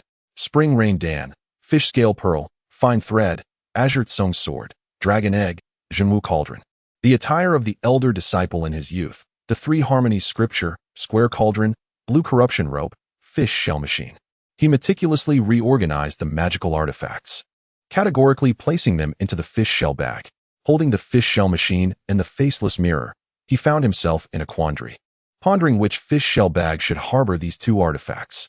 The faceless mirror, an object of peculiar malevolence, raised concerns. Mingling it with others might render them equally deranged and flamboyant. He dared not undertake such an experiment, fearing that the ensuing madness might ensnare him as well. Casting a glance at the faceless mirror and then at the pillow, which merely contained some exquisite garments from Linglong Pavilion, silken handkerchiefs, wooden combs, and mirrors, he concluded that it would be suitable to place them together. After all, Bai Yin had an affinity for the fantastical. Resolute in his decision, Paul swiftly encased the faceless mirror within the pillow, then picked up the fish shell machine and began to toy with it. Noticing several buttons on its surface, he felt an irresistible urge to press them. After a moment's hesitation, he set the fish shell machine upon the bed, observing it as it rolled back and forth like a blind person feeling about an elephant, seemingly unaccustomed to its new form. Paul gazed, entranced by the charming sight of Jingjing, and couldn't help but chuckle, momentarily lost in admiration. Just as he was captivated by the spectacle, Jingjing suddenly manifested a mouth and tongue, hissing with a grin. "Big brother, I absolutely adore this secret chamber, and I cherish being by your side." She glided toward him, inadvertently pressing a button, which triggered another voice to resonate within the chamber. "I am the humble Taoist Lu Ning. May I inquire who the esteemed friend is?" "Master brother." "It is Paul. Where are you? Why can't I see your figure, yet I hear your voice? Your voice is so comforting that it brings tears to my eyes." "Master brother, I miss you dearly." Paul moved away from his still body, clutching the fish shell machine. Weeping uncontrollably, he continued, "Master brother, I have been gravely harmed by 3rd brother Bai Sunlin. He has been infected, and there is not a soul left in the Xieluo Hall. Please, you and Master come to my rescue." "What? 3rd junior brother has been infected, and everyone in the Xieluo Hall is dead? What has he been infected with? Why can't you stay put in the Zhenwu Hall and create such a commotion? Even if you fancy Jean Maochun, you could simply confess your feelings in person. Why must you make it a spectacle for the entire sect to witness?" Lu Ning was also at a loss for words. Fortunately, this junior brother was not her disciple, or else she might have found herself in a predicament. Little Third's disciple had fallen for a young Taoist maiden and, under the moonlit sky, publicly displayed their affection before the entire Wu Yang sect. It's truly embarrassing. Where could I hide my old face? Thankfully, he did not become my disciple. He was infected by a mesmerizing and enchanting creature, transforming into a monstrous being that devours humans without remorse. It was terrifying. I nearly lost my life at his hands and am now hiding in a secret chamber on the verge of starvation. While Paul chewed on the fasting elixir and the spring rain pill, sipping some Li Chen wine, he wept bitterly, feeling utterly helpless, realizing that he had underestimated the faceless one, thinking him merely shameless, never expecting that he had even fed his heart to the dogs. What? The 3rd junior disciple has transformed into a cannibalistic corpse. This is impossible. For his body exhibits no alterations, neither ghastly nor alluring, and his tongue remains that of an ordinary human. Lu Ning, feeling astonished, noted that to prevent any possible infections, Master Wu Yang personally stationed himself at the cliff's edge, steadfastly remaining there for a fortnight, meticulously examining each Taoist body to ensure they had not undergone discoloration or developed forked tongues, before leading everyone back to the Grand Hall of Tai. As for the 3rd senior brother, Bai Sunlin, his heart. Chapter 64. A dream within a dream. Startled by the revelation, Lu Ning was taken aback. It appeared that Paul had the ability to detect the hidden cannibalistic spores within the body, and Bei Sun Lin was in a state of infection, with the potential for transformation looming ever closer. Stay in the secret chamber and refrain from moving. I shall report to Master at once. Lu Ning instructed before disconnecting the communication device. Senior brother, please come quickly, I am in dire need. Paul exclaimed, clutching the communication device. His voice laced with urgency as he yearned to escape the confines of the secret chamber. A thought struck him. If one could concoct elixirs, then it would also be possible to deduce the types and proportions of materials used through the finished product, thus allowing for the creation of a genuine Heezy pill. Embracing the cool, tranquil presence of Jingjing, Paul gradually closed his eyes, his mind racing with thoughts, slowly descending into slumber. With his back pressed against the soothing, cool form of the serpent, the sensation akin to cool water seemed to calm his anxious nerves. Beginning from his spine, he gradually found inner peace, clarity washing over him. The nightmarish pearl immediately transformed into a substance resembling obsidian, with tendrils of darkness enveloping Paul's being, reminiscent of a rattlesnake consuming its own tail. Paul's body curled up, his hands wrapped tightly around the still serpent form, unable to shake off the haunting memory of the carnivorous spores that once burrowed within him. The nightmare loomed intensely, as if it were poised to engulf him entirely. The moment he encountered the Bay Forest, Paul had never anticipated that the voracious spores could intertwine with magical energy. Once the forest's power infused him, those spores began to alter his being gradually. Fortunately, he managed to expel them in time. Had he failed, he would have been consumed by the nightmare, trapped forever in a realm of terror, never to awaken. Help! Help! Brother Zhuang! Help! Help! Brother Zhuang! Paul cried out in anguish, desperately seeking salvation from Zhuang Xinyan, his face contorted in distress and his body trembling. It was evident he was speaking in his sleep. Yet his words were remarkably lucid. Jingjing gazed at him with wide eyes, a blend of curiosity and unease flickering within her. Brother, what is the matter? Are you unwell? Are you having a nightmare? In his dream, the landscape was filled with visages from the Bay Forest, some bearing frog-like features, others resembling cicadas or crows. Suddenly, they erupted into cacophonous sounds, overwhelming the atmosphere, only to unfurl their enchanting tongues, sweeping towards him. Amid a startled gasp, he heard a melody akin to celestial music. Instantly, all the grotesque faces vanished with the ethereal sound, and a fairy-like figure, seemingly seated upon the moon, beckoned to him. As his form was drawn uncontrollably towards her, they exchanged a bewildered glance.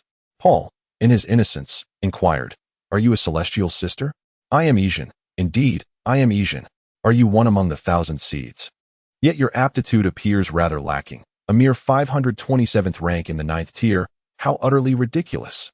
With a flick of her hand, Paul's figure abruptly descended, only to be engulfed by the peculiar faces of the forest of strange visages. "Follow me, Paul."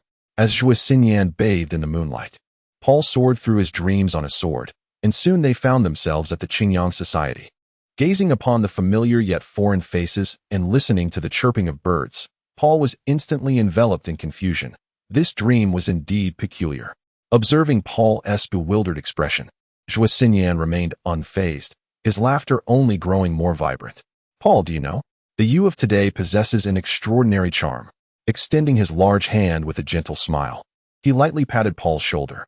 Instinctively, Paul smiled back, gazing at Zhuo Xinyan, whose demeanor was even more exuberant than usual, perplexed by the situation. Was he not in Qingyang City? Why were all around him speaking foreign tongues? Since when had Qingyang City seen such a multitude of foreign-speaking inhabitants? Lost in thought. "Brother Zhuo, this place does not seem to be Qingyang City, does it? These people are likely not merely Qingyang locals, are they? What connection do they have with you?" After a brief moment of confusion, Paul summoned his courage, blurting out 3 questions in quick succession, feeling bold in Zhuo's domain to voice his doubts freely. "This is not Qingyang City. These individuals have traveled through several places from Qingyang City to reach Chinatown in Chicago. And like me, they are all part of the Qingyang Society." Zhuo Xinyan replied with a hearty laugh, his eyes brimming with the excitement and thrill of entering a foreign land, nearly bursting with joy. Paul was taken aback. Brother Zhuang had unexpectedly arrived at Chicago's Chinatown. Wasn't he supposed to be in Qingyang City with that enchanting goddess? How could he possibly be here? Were his mother and brother doing well? Chicago's Chinatown is located on Clark Street. Should you ever seek me out, make your way to the old Qingyang Noodle House, and order 3 bowls of the beloved Yanchun noodles. When you settle the bill, hand a note to the attendant, and he will ensure it reaches me. Once I receive your message, I shall come to find you." Zhuang Xinyan clearly instructed him on how to locate himself. Clark Street, Chicago's Chinatown, the old Qingyang noodle house, 3 bowls of Yanchun noodles, and the note for the attendant. "Yes, I shall remember it all, Brother Zhuang," Paul reiterated, reinforcing his memory. Though uncertainty lingered, after all, this could merely be a dream, and he might forget everything upon waking.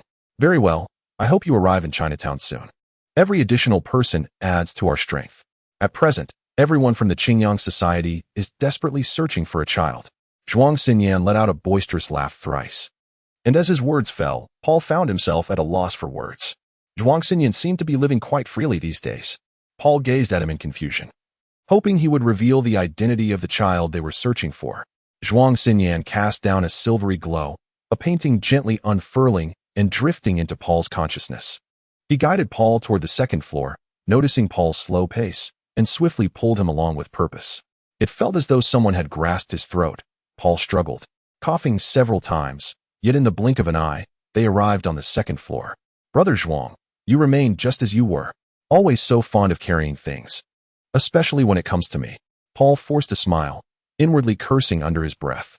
He dared not confront him, for this was his territory, and opposing him would only lead to self-inflicted misery.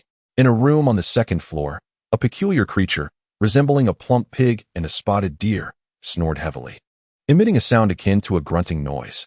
An exceedingly tall and thin elder reclined against its belly, his head resting on the table leg, seemingly asleep, yet perhaps merely feigning slumber. The two appeared to have coexisted for an extended period, their eccentricities and vices blending seamlessly, accompanied by the rhythmic grunts of snoring. The fingers of the hermit, Sanwei, found their way into the creature's nostrils, and a viscous substance oozed from his fingers, dripping onto the floor, corroding it into a sizable hole, which continued to expand. Paul gazed in astonishment at the bizarre spectacle before him, suddenly noticing the pig's head shifting in the ever-widening hole. He shouted, "This fat pig possesses the grace of a spotted deer. It is on the verge of eroding the entire 2nd floor floorboards." The man and the deer remained oblivious, merely shifting their positions, while Sanwei's head remained resting on the table leg, utterly unperturbed by the risk of a stiff neck. "Brother Zhuang, hurry and inform those below. If the floor collapses, this hefty pig could crush many." Panic surged within Paul as he rushed downstairs, only to be seized by Zhuang Xinyan. "You must remember, your family is still with Yuan Fangji. They are doing well. If you wish to seek a mentor, go to Maple Street in the northwest of Qingyang City, and find a residence protected by a grand formation. It is known as the Huang Residence." Zhuang Xinyan's eyes flickered with an unusual hue, signaling the impending collapse of the dream. He hurriedly informed Paul of the location of Sanwei Jushi in Qingyang City. "If my family is thriving, then I shall rest easy," Paul murmured to himself. As for taking on a master, it is rather peculiar that Zhuang's mentor is not that divine female figure. Within the Huang residence, there existed a grand hall adorned with a painting. "You must sincerely perform the rite of apprenticeship, hoping that your master will accept you as a disciple," Zhuang Xinyan remarked. Upon his words, the entire floor of the 2nd story corroded and collapsed, causing Paul to plummet into the original dreamscape. As he surveyed this dream world, he found himself surrounded by the myriad visages of the Bay Forest, each face bizarrely unique, froggish, cicada-like, crow-like. Suddenly, a cacophony of sounds erupted, resonating throughout the dream, as they unleashed their vividly variegated tongues, engulfing the entire realm and encircling Paul without the slightest gap for escape. With a startled cry, he abruptly awakened, momentarily disoriented, before realizing he was in a secret chamber. Gazing at the stone door of the chamber, Paul abruptly sat up in bed, leaped out, and opened the door to the corridor, only to find it utterly deserted. He raised his voice, calling out, "Zhuang, are you all right? Where are you now? It seems you entrusted me with something, yet I cannot recall a single detail." In that moment, Paul stood frozen like a statue upon the massive stone, gazing blankly towards the east, yearning to remember everything about Zhuang, yet unable to capture even a whisper of the dreams or the dreamer in his mind. Chapter 65. X-Ray Paul chuckled awkwardly as he cradled Jingjing in his arms. After an hour of soaring through the skies, he finally arrived outside the Tai Palace. He clasped his fists in a gesture of respect and announced, "Master, Your disciple seeks an audience to convey an urgent matter. A murmur emanated from within the grand hall, and the doors swung open of their own accord, revealing the esteemed Wuyang Zhenren and Miaosu Zhenren engaged in a game of chess. Paul entered the hall, performing a respectful bow. I pay my respects to you, master. Greetings to you, Miaosu Zhenren. The term pathogen was imparted to him by Zhuang Xinyan. He elucidated that pathogens are microorganisms, including bacteria, viruses, rickettsia, fungi, parasites, or other vectors that can induce diseases in humans or animals. Cultivators, to varying degrees, harbor these pathogens. Typically, this poses no significant threat. However, when the pathogens become excessively virulent, cultivators risk falling into a state of irreversible calamity. Cultivators are akin to pitiful souls perpetually battling against madness and degradation. They must not only guard against their own descent into irrationality and corruption, but also contend with those afflicted by madness. He concluded, cultivators embody a profound enigma. Pathogens shadow them, silently lurking within their bodies, ready to engulf them in madness at a moment's notice. They reside in every corner of a cultivator's being, causing pain when dormant, discomfort when mildly ill, and excruciating torment upon succumbing to madness. The pursuit of immortality is, indeed, a malady. After much contemplation, Paul decided to set aside his pride and seek refuge within his master's esteemed sect, aiming to harness the greater potential of the 9-tripod technique. As the saying goes, it is wise to take shelter under a grand tree. How far can a solitary leaf drift on its own? Paul had once presumed they would come seeking him, yet he found the two calmly waiting, fishing for his arrival. The hall of Xiaoluo was devoid of any presence. Surely his master had dealt with the third senior brother by now. Master Jin, how many furnaces of elixirs do you deem appropriate to refine? Asked the amiable Master Miaosu, stroking his beard, his eyes glimmering with a vague brilliance. 365 furnaces would be optimal. Paul replied with a sincere smile. Master Miaosu's beard quivered. The number Paul had uttered caught him completely off guard, leaving him nearly convinced he had misheard. That is far too many. 365 is excessive, he exclaimed, lightly patting Paul on the shoulder, puffing out his cheeks, and narrowing his eyes in mild frustration. Is it truly too much? Paul gazed at his master, eagerly awaiting his nod of approval. After careful consideration, Master Wuyang instructed Lu Ning a few times and then nodded in agreement. You three have conspired together to bully this old man, Master Miaosu said, somewhat speechless. Master Wuyang cast him a glance before addressing Paul. What do you think of my master's formidable presence? Paul, scratching his head and appraising Master Wuyang, praised, when the tiger stirs, it exudes an aura of sovereign power, causing all spirits and phantoms, as well as musical instruments, to tremble in fear, bowing in submission. Miaosu, in a moment of frustration, playfully tapped Paul on the forehead before departing. He entered a meticulously prepared alchemy chamber, where all materials were arranged with precision. With a flourish of his sleeve, the stone door closed automatically behind him. Suddenly, flames ignited in his hand, and various ingredients soared methodically into the towering alchemical furnace.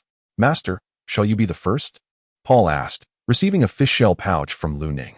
He then produced a shadow mirror, its spherical form quivering slightly as two beams of light shot towards Wuyang, eager to conduct an examination. Just as he spoke, an abrupt voice interjected. Lu Shixiang respectfully bowed, inquiring, Master, would you like me to perform a divination first? No need. Both Wuyang and Paul replied in unison. Master, shall we begin with you? Paul pressed. Very well. Wuyang responded. As his words faded, two beams of light penetrated from the top of his head, gradually illuminating other parts of his body. The shadow mirror displayed a continuous stream of images, eventually coalescing into a complete grayish-white X-ray. Paul handed the X-ray to Wuyang, who observed it intently, marveling at the astonishing sight. The intricate structure of the body, typically revealed only through inner vision, was vividly manifested within the shadow mirror. Truly an extraordinary phenomenon. Senior brother, it's your turn now, Paul exclaimed, only to find Lu Ning retreating towards the great hall's exit, seemingly attempting to evade the examination. He hastily roused Wuyang, who was still absorbed in the X-ray. With a slight hum, Lu Ning halted in his tracks. Senior brother, do you need a divination first? Lu Shixiang inquired, eyeing the fleeing figure with amusement. No need, Lu Ning retorted. Lu Ning was rendered speechless. He was already struggling to manage his own affairs, yet here was someone meddling in his business. Senior brother, come on. I have something urgent to attend to, Lu Ning exclaimed, a spark of inspiration igniting within him. He harbored an inexplicable dread towards these two peculiar beams of light, fearing that his cultivation techniques might be exposed. Very well. You must swear to me that my techniques will remain undiscovered, an oath to the heavens. Lu Ning approached slowly, his expression grave as he regarded Paul. The sincerity in his eyes revealed no deceit, and from his master's gaze, it was evident that his techniques had not been compromised. All right, senior brother. I swear to the heavens that your techniques will remain confidential. Now, let us hasten. There are many disciples waiting behind. Paul grinned, amused by the earnestness of the promise regarding the secrecy of his techniques. It was rather humorous. Why was the senior brother so apprehensive about the leakage of his methods? Could it be that he practiced a forbidden art? The forbidden art was indeed a peculiar cultivation method, rumored to require practitioners to undergo self-castration. This technique had long since faded into obscurity along with the fall of dynasties, and the last known practitioner, a eunuch, seemingly vanished from the world, shunning all affairs of society. It was said that he was a stammering eunuch, surnamed Chen, perpetually sporting a pale visage, and no cultivator ever held him in high regard. During his active years in the cultivation realm, he instilled widespread fear, and upon hearing his name, people would flee in haste. Now that it was established that his techniques would remain undisclosed, Lu Ning felt a sense of relief wash over him. Lu Ning's figure darted swiftly, hurrying to Paul's side, internally pondering the situation. The elder brother had become yet another source of amusement. He had long hesitated to examine his own body for a simple reason. He feared the leakage of his martial arts secrets. But why did he harbor such fear? The truth was singular. He had self-castrated. Elder brother, I am quite curious. Was the martial art you practice imparted by our master? Why do you dread the potential exposure of your techniques? I had even intended to present my skills to our sect. As Paul directed the beams of light to move up and down, he momentarily gazed at Lu Ning with a look of bemusement, his eyes glinting with mockery. Lu Ning's martial arts were not taught by me. Before I took him as my disciple, he had another master. Zhen Wuyang stroked the Tuaing mirror, having examined it 33 times in succession. Upon comparing the results with his internal observation, he found them to be perfectly aligned, truly remarkable. Indeed, my master was another individual, but certainly not the infamous Gong Gong. My master is not a eunuch, and I cannot be one either. Lu Ning hurried to clarify, as he wished to keep his techniques undisclosed, yet he feared being mistaken for a eunuch. If that were the case, the entire sect would shun him. And how could he possibly establish himself within the Wu Yang sect in the future? There is no infection. Everything remains intact, albeit with a somewhat androgynous hue. I understand now. Elder brother, you are inherently a handsome fellow. Paul scrutinized the X-ray film, unexpectedly focusing on Lu Ning's lower region, which took him by surprise. Quickly return it to me, junior brother 21. Hurry, the other junior brothers are still waiting in line. Lu Ning urged, nearly reaching out to snatch it away. Elder brother, we are not in a rush. The Taoist behind chuckled softly as the group engaged in light-hearted banter, their voices hushed. The prospect of a physical examination seemed to inject a sense of amusement into the, I'll just take another quick peek. I'll return it to you promptly. Patience. Dear senior brother, Paul chuckled. Time is abundant. I cannot complete the examination before it emerges from the alchemy chamber. Serving the sect also comes with its due recompense, namely, a grand total of 365 batches of. No matter how arduous it may be, I must persevere. Good junior brother, return it to your senior brother, begged Lu Ning. I promise to bestow upon you 3 cauldrons. No, 4, 5. I can offer you a maximum of 8. He was unable to snatch it by force as their master and fellow disciples were gathered in the main hall. Why didn't you say so earlier, senior brother? Paul extended his palm, accepting the 8 cauldrons, which he stored in his fish scale pouch. With evident delight, he handed the X-ray film to Lu Ning. 4th senior brother. Should we perform a divination first? Lu Shixiang asked, unwilling to give up. Unnecessary. Bai Yoshi retorted, not even glancing at him before stepping forward to undergo the examination. 4th senior brother, it's about to commence. Paul exclaimed with a smile, gazing at Bai Yoshi, 2 beams of light eager to commence. Very well, 21st junior brother. Bai Yoshi replied, taken aback by the 2 verdant beams before him. What kind of cultivation technique was Paul practicing? Could he be the same person who openly displayed affection that night? It was quite possible. This was indeed sensational news. one must devise a means to convey the news to Yuan Fangji, urging the eminent journalist to personally investigate the intricacies of this information, while simultaneously composing a significant article. How splendid it is to have yet another intriguing newspaper to peruse. Fourth senior brother, why do you appear so elated? Paul observed the gleeful and somewhat self-satisfied Baiyoshi, unable to suppress his astonishment. Could it be that Baiyoshi is akin to a laughing Buddha, radiating joy in the presence of all? 20th junior brother. I wonder what has sparked your merriment as well. Baiyoshi gazed at Paul, whose eyes sparkled with curiosity. Might those beams of light reveal his innermost thoughts, perhaps indicating his acknowledgement of that heartfelt confession under the green light on that fateful night? Fourth senior brother, your joy naturally brings me joy as well. Devoid of any romantic inclination, Paul grew increasingly convinced of his notion that Baiyoshi is indeed a laughing Buddha, which is quite delightful. For he is soon to visit this fourth senior brother. Indeed, devoid of any romantic inclination, my own happiness mirrors yours. Observing the jubilant 20th junior brother, I too cannot help but share in the joy. Baiyoshi pondered the notion of lacking romantic motives. Clearly, he was attempting to conceal something, as his explanations only served to betray his guilty conscience. The absence of romantic inclination is a statement even a ghost would find hard to believe. Baiyoshi's grin widened, almost rendering him unable to contain his laughter, to the point of nearly collapsing in mirth, emitting sounds reminiscent of a pig's squeal. In the Hall of Ease, he must maintain composure and uphold decorum, lest he lose his sense of propriety. This is your projection mirror. I have examined it and found no issues. It would be prudent to have Master and the esteemed Miao Su also take a look, Paul remarked, handing the projection mirror to him with a smile and a gentle reminder. Junior brother, you speak with reason. I shall first observe for myself, and then allow Master and the esteemed one to review it at their leisure, Baiyoshi said with genuine mirth. Meanwhile, Lu Ning had fainted from tears in the restroom, lamenting why, despite sending 8 Ruanyao tripods, she did not receive such attention. Baiyoshi merely smiled, receiving such generous treatment, while Paul mused, you are rather too lenient, are you not? Senior sister Wu Shiji, do you require a divination?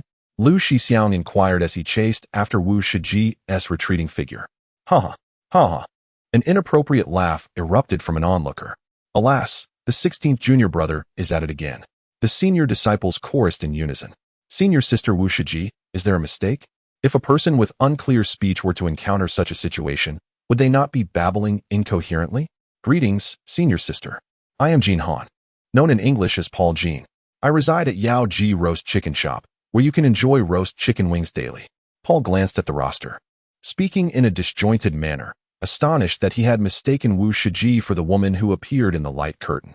In the Yao Ji Roast Chicken Shop, a fox demon had once appeared in a secret chamber, taking the form of the woman clad in the exquisite Taoist robe seen in the light screen. He was utterly captivated by the woman, nearly confessing his feelings in a moment of uncontrollable emotion. However, the object of his affection turned out to be misdirected. Wu Shiji was neither the enchanting figure on the screen nor the intended recipient of his heartfelt declaration.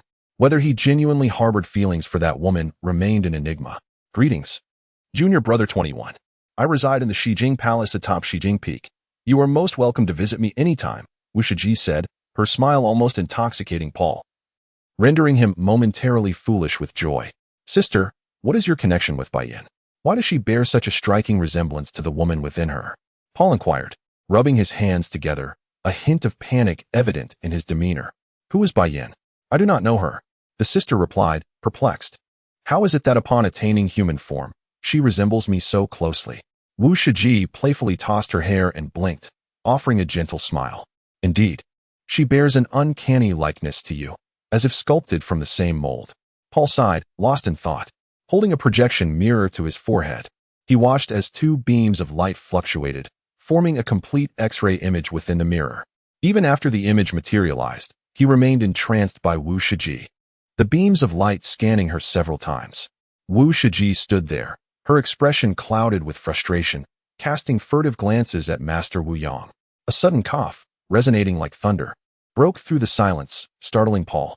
He absent-mindedly handed the projection mirror to Master Wu Yang, his gaze still entrapped by the captivating figure of Wu Shiji. Wu Shiji departed with a sense of indignation. Even if this junior disciple harbored feelings for her, he ought not to speak so indiscriminately, tarnishing her reputation without cause. To equate her with a fox demon that had yet to assume human form. How utterly absurd. Sixth senior brother Lu Shixiang. Alas, such a name. What is the matter? Could it be that these names are whimsically bestowed by our master, far too dismissively? Sixth brother, shall we commence? Paul observed Lu Shixiang, who was still engrossed in his card game, feeling a mix of disbelief and exasperation. At your age, still playing cards? Why not aspire to become a gambling deity instead? This remark echoed the words of Brother Zhuang, who, upon hearing Afa's name, had exclaimed, "What skill is there in picking locks and stealing? If you have any talent, go become a gambling god." Seventh senior brother Qi Shixiang, perhaps you would like to go first? Paul glanced at the roster, feeling utterly drained of sarcasm. Inadvertently calling out the name Qi Shixiang, he watched in a daze as the three engaged in their antics, gradually realizing that since fourth senior brother Bai Yoshi, his seniors seemed somewhat unhinged. I am not in a hurry. I shall wait until senior brother Tuoing finishes before I take my turn. Qi Shixiang, donning a mask, waved his left hand, transforming the mask into another visage, then with a flick of his right hand, altered it once more. In a playful dance of hands, the mask shifted like a phantasm, a captivating spectacle. And what of eighth senior sister Bashaji? Will you also be waiting? Paul looked down the list, and indeed, it was so. Sighing, he lamented, Master, I am quite exasperated. Could you not take the naming process a bit more seriously? Fortunately, I was not taken as your apprentice from birth. Otherwise, I might have been referred to as 36, 37, or 38.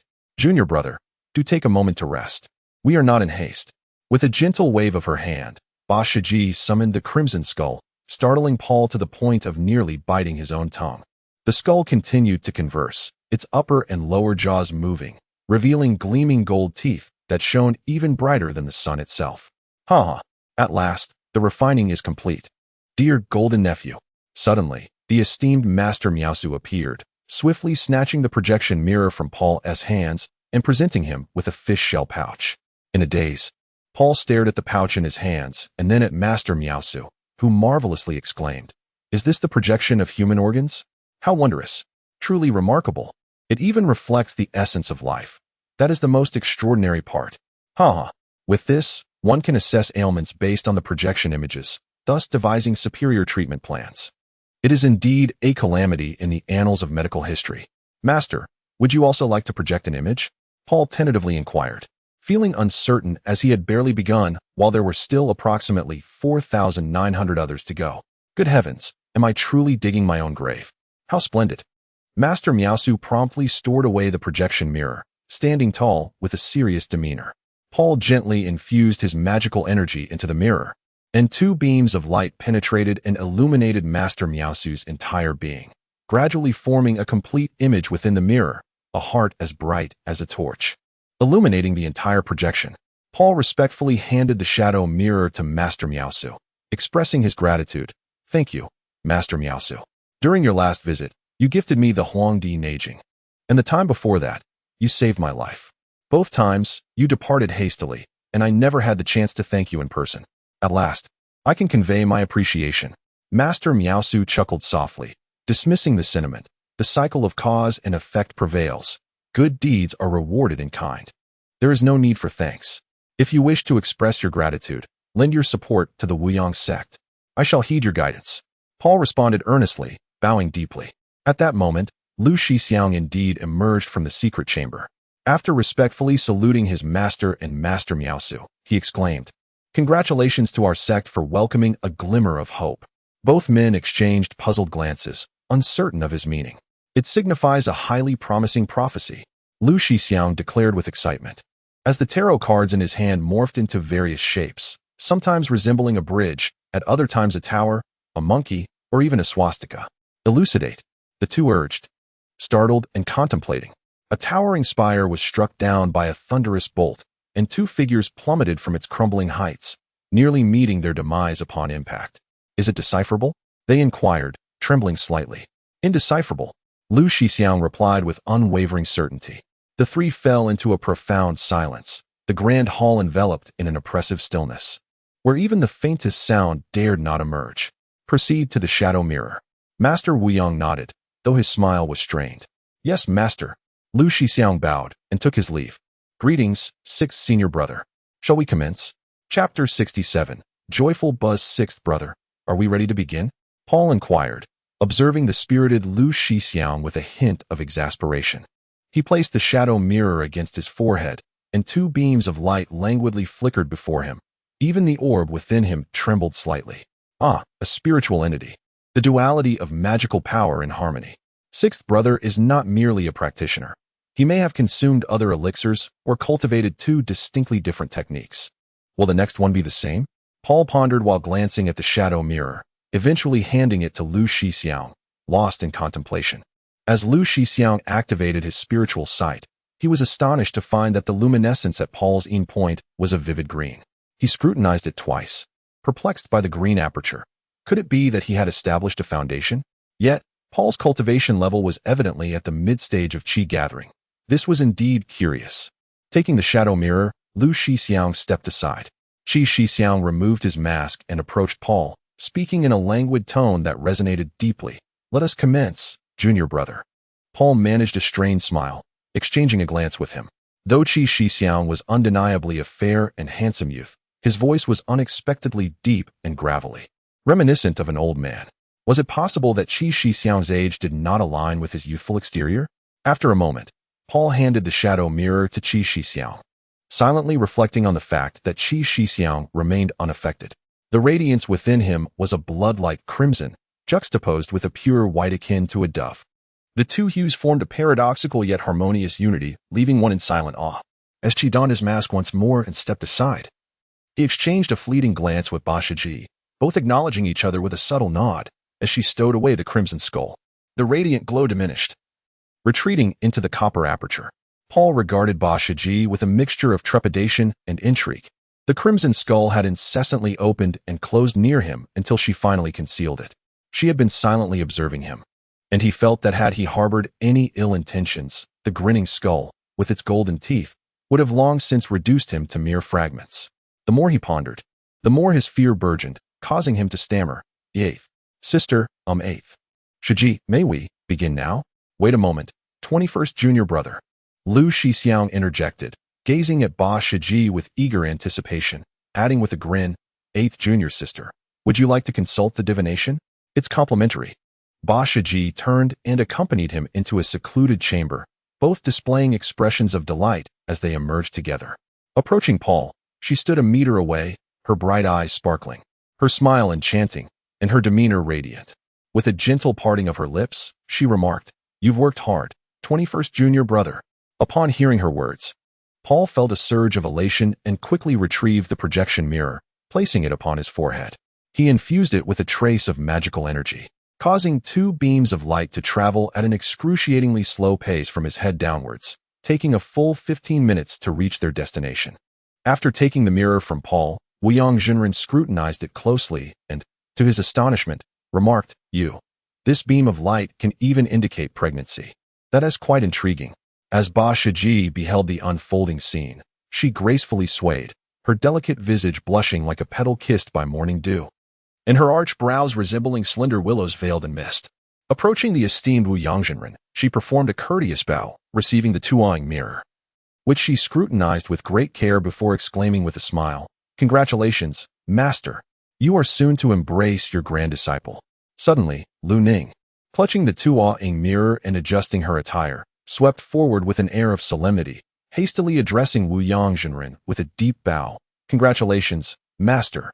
You are about to welcome a grand disciple, for I am his father." Wu Yangzhenren, upon hearing this, was filled with joy and could not restrain his laughter, exclaiming, "Splendid. A truly delightful sibling romance. Master sincerely wishes you both a lifetime of happiness together."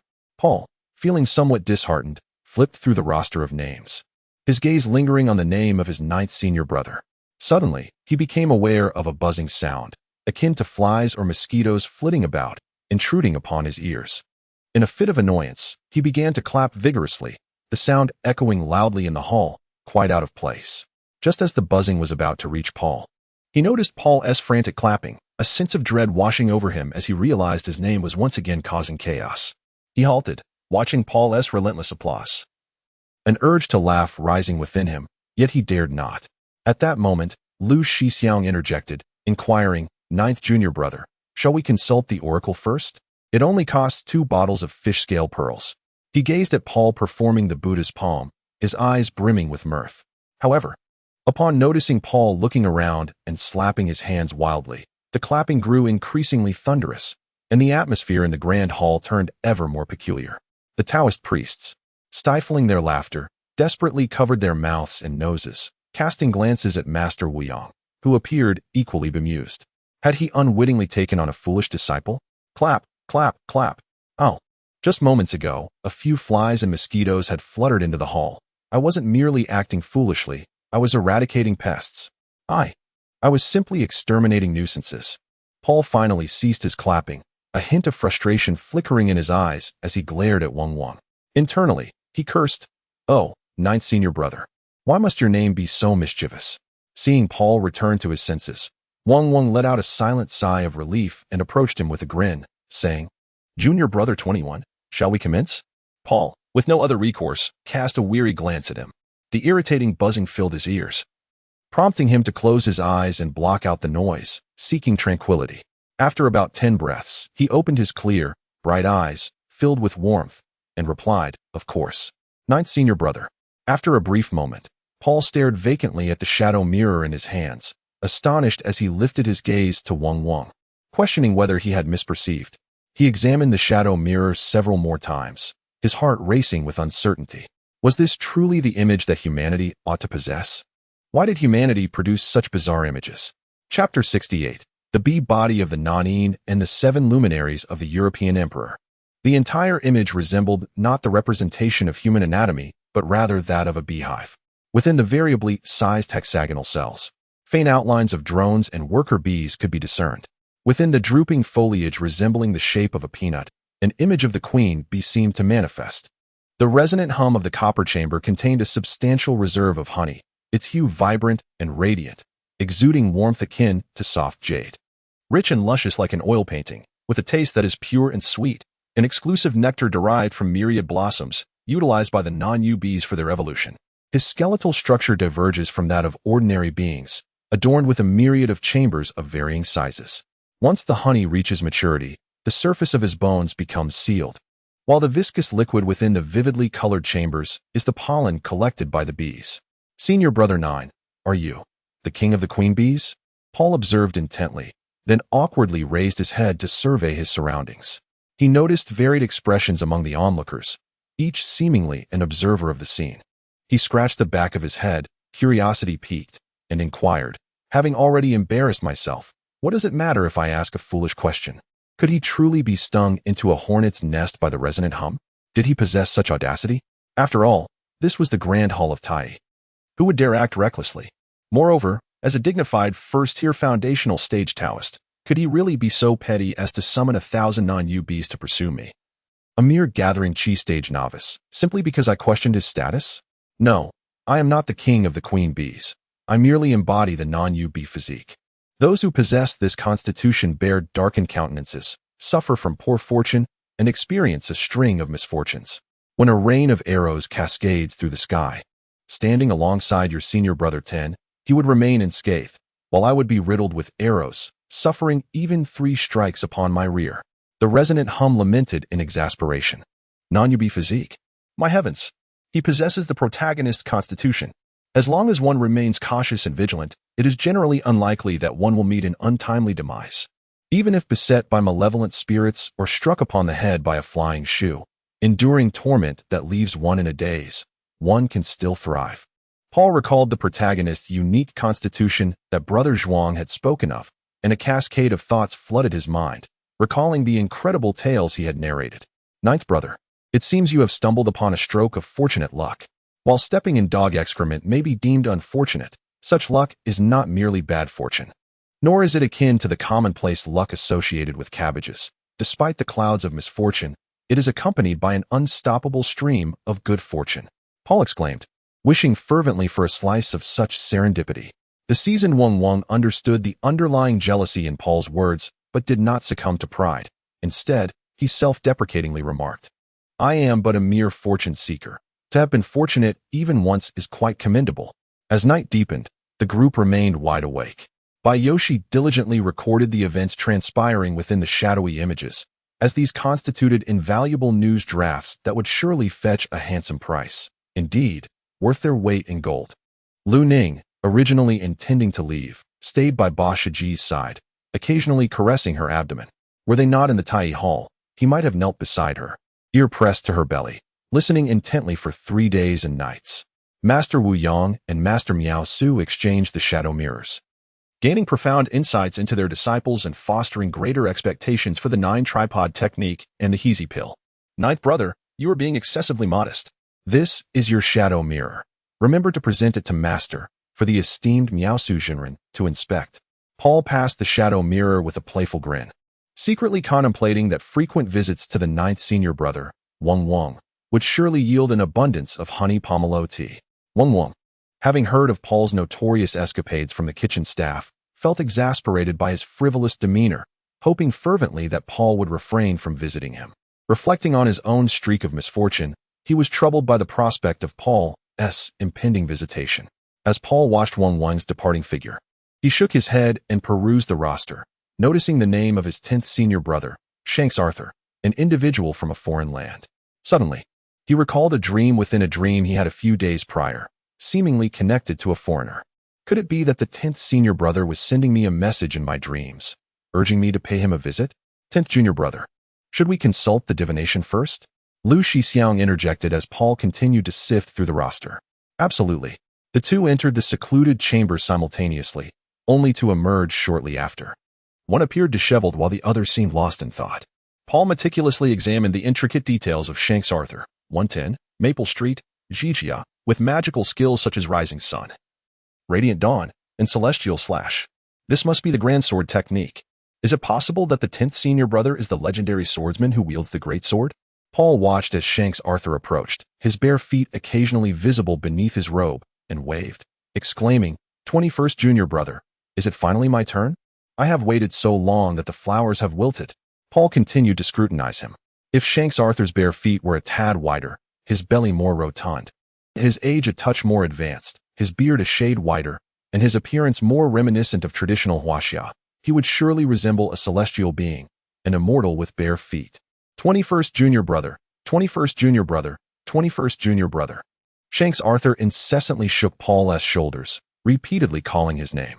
Yet, Paul remained lost in his reverie, envisioning an encounter with the barefoot immortal, luring him elsewhere while indulging in a grand feast at the peach banquet all alone. 21st junior brother, what is the matter? Is the Jade Emperor coming? I am in the Tai Palace. Upon hearing a cold snort reverberate in his ear, Paul's mind abruptly cleared. He feigned confusion, mumbling incoherently. 10th senior brother, shall we commence? Shanks Arthur shook his head in exasperation, a wry smile gracing his lips. Junior brother, let us begin.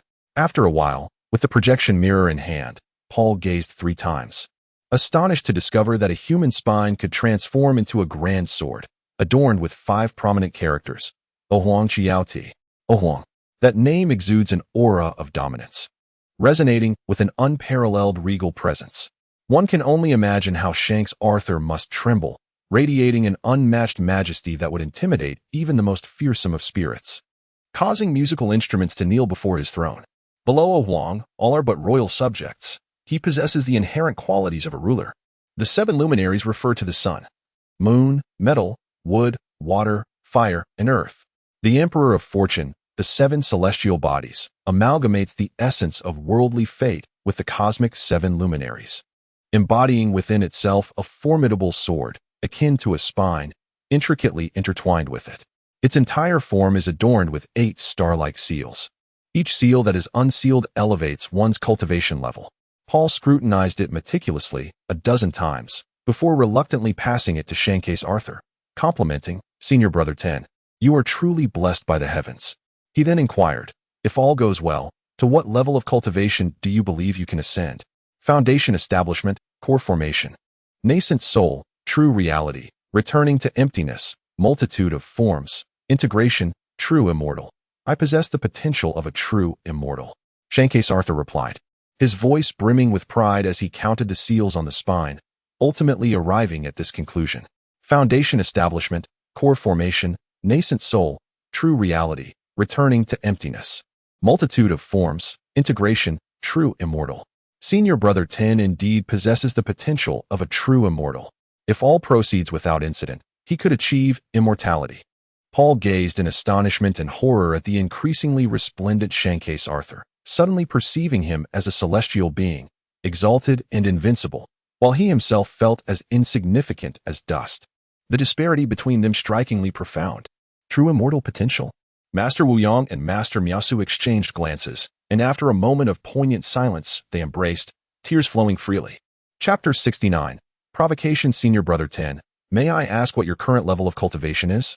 Paul inquired, rubbing his palms together, gazing at Shankcase Arthur with eager anticipation, his countenance reflecting an uncontainable excitement. I am nearing the middle stage of foundation establishment, Junior Brother 21, came the reply. Shankcase Arthur chuckled awkwardly, harboring a deep-seated concern regarding his own cultivation, a persistent source of anxiety for him. Why was this the case?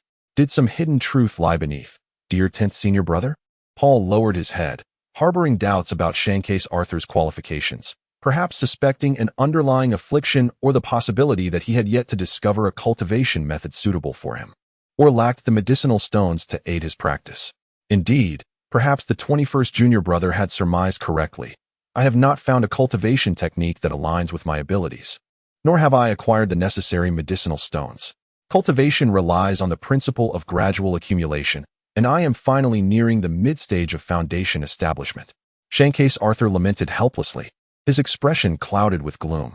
Perhaps I could offer some assistance within my means, but it will have to wait until I complete my current task and ascertain the viability of that method. 10th Senior Brother. Paul silently chuckled to himself. It seemed that even the illustrious 7 celestial bodies of the European Emperor had its shortcomings. Indeed, starting from a lofty point is not always advantageous. Then I shall rely on you, 21st Junior Brother. A glimmer of hope flickered in Shankcase Arthur's eyes, though he remained somewhat skeptical.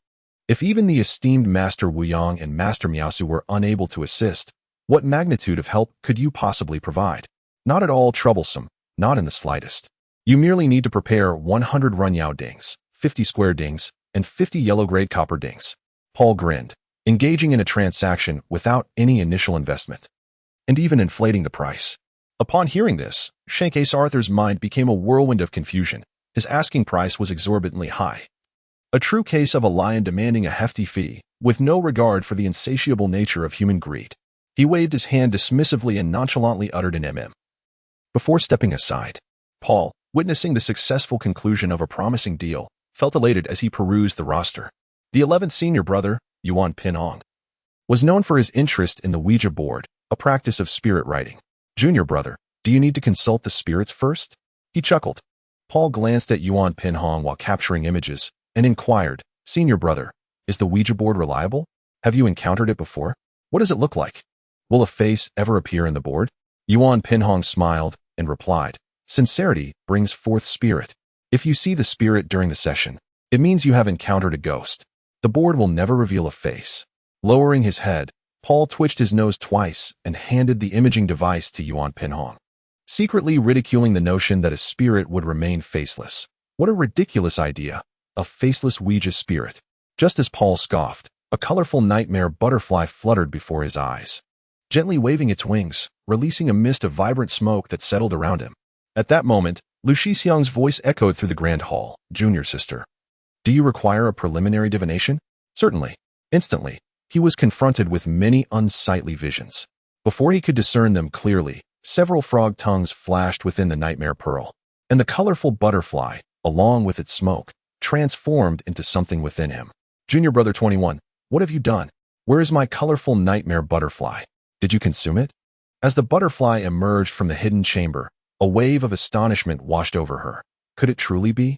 The vibrant nightmare butterfly was an 8th-tier spiritual beast, yet it had vanished without a trace, leaving her completely oblivious to the events that had transpired. What did you say, Senior Sister 12? I seemed to drift off and lost track of what was happening around me. Paul was equally perplexed. It was the dead of night, and yet, how could one indulge in spring dreams? The moment had barely begun before it concluded, and such tantalizing allure should not have been so fleeting. Fanning himself, he felt a renewed sense of clarity. Once the light of the penetrating illumination subsided, and he handed the tuo-ing mirror to the butterfly, he suddenly realized that he had not been lost in a dream, but rather, the butterfly was stirring up mischief. The depth of Senior Sister 12's prowess was truly unfathomable. Junior Brother 13, shall we consult the divination first?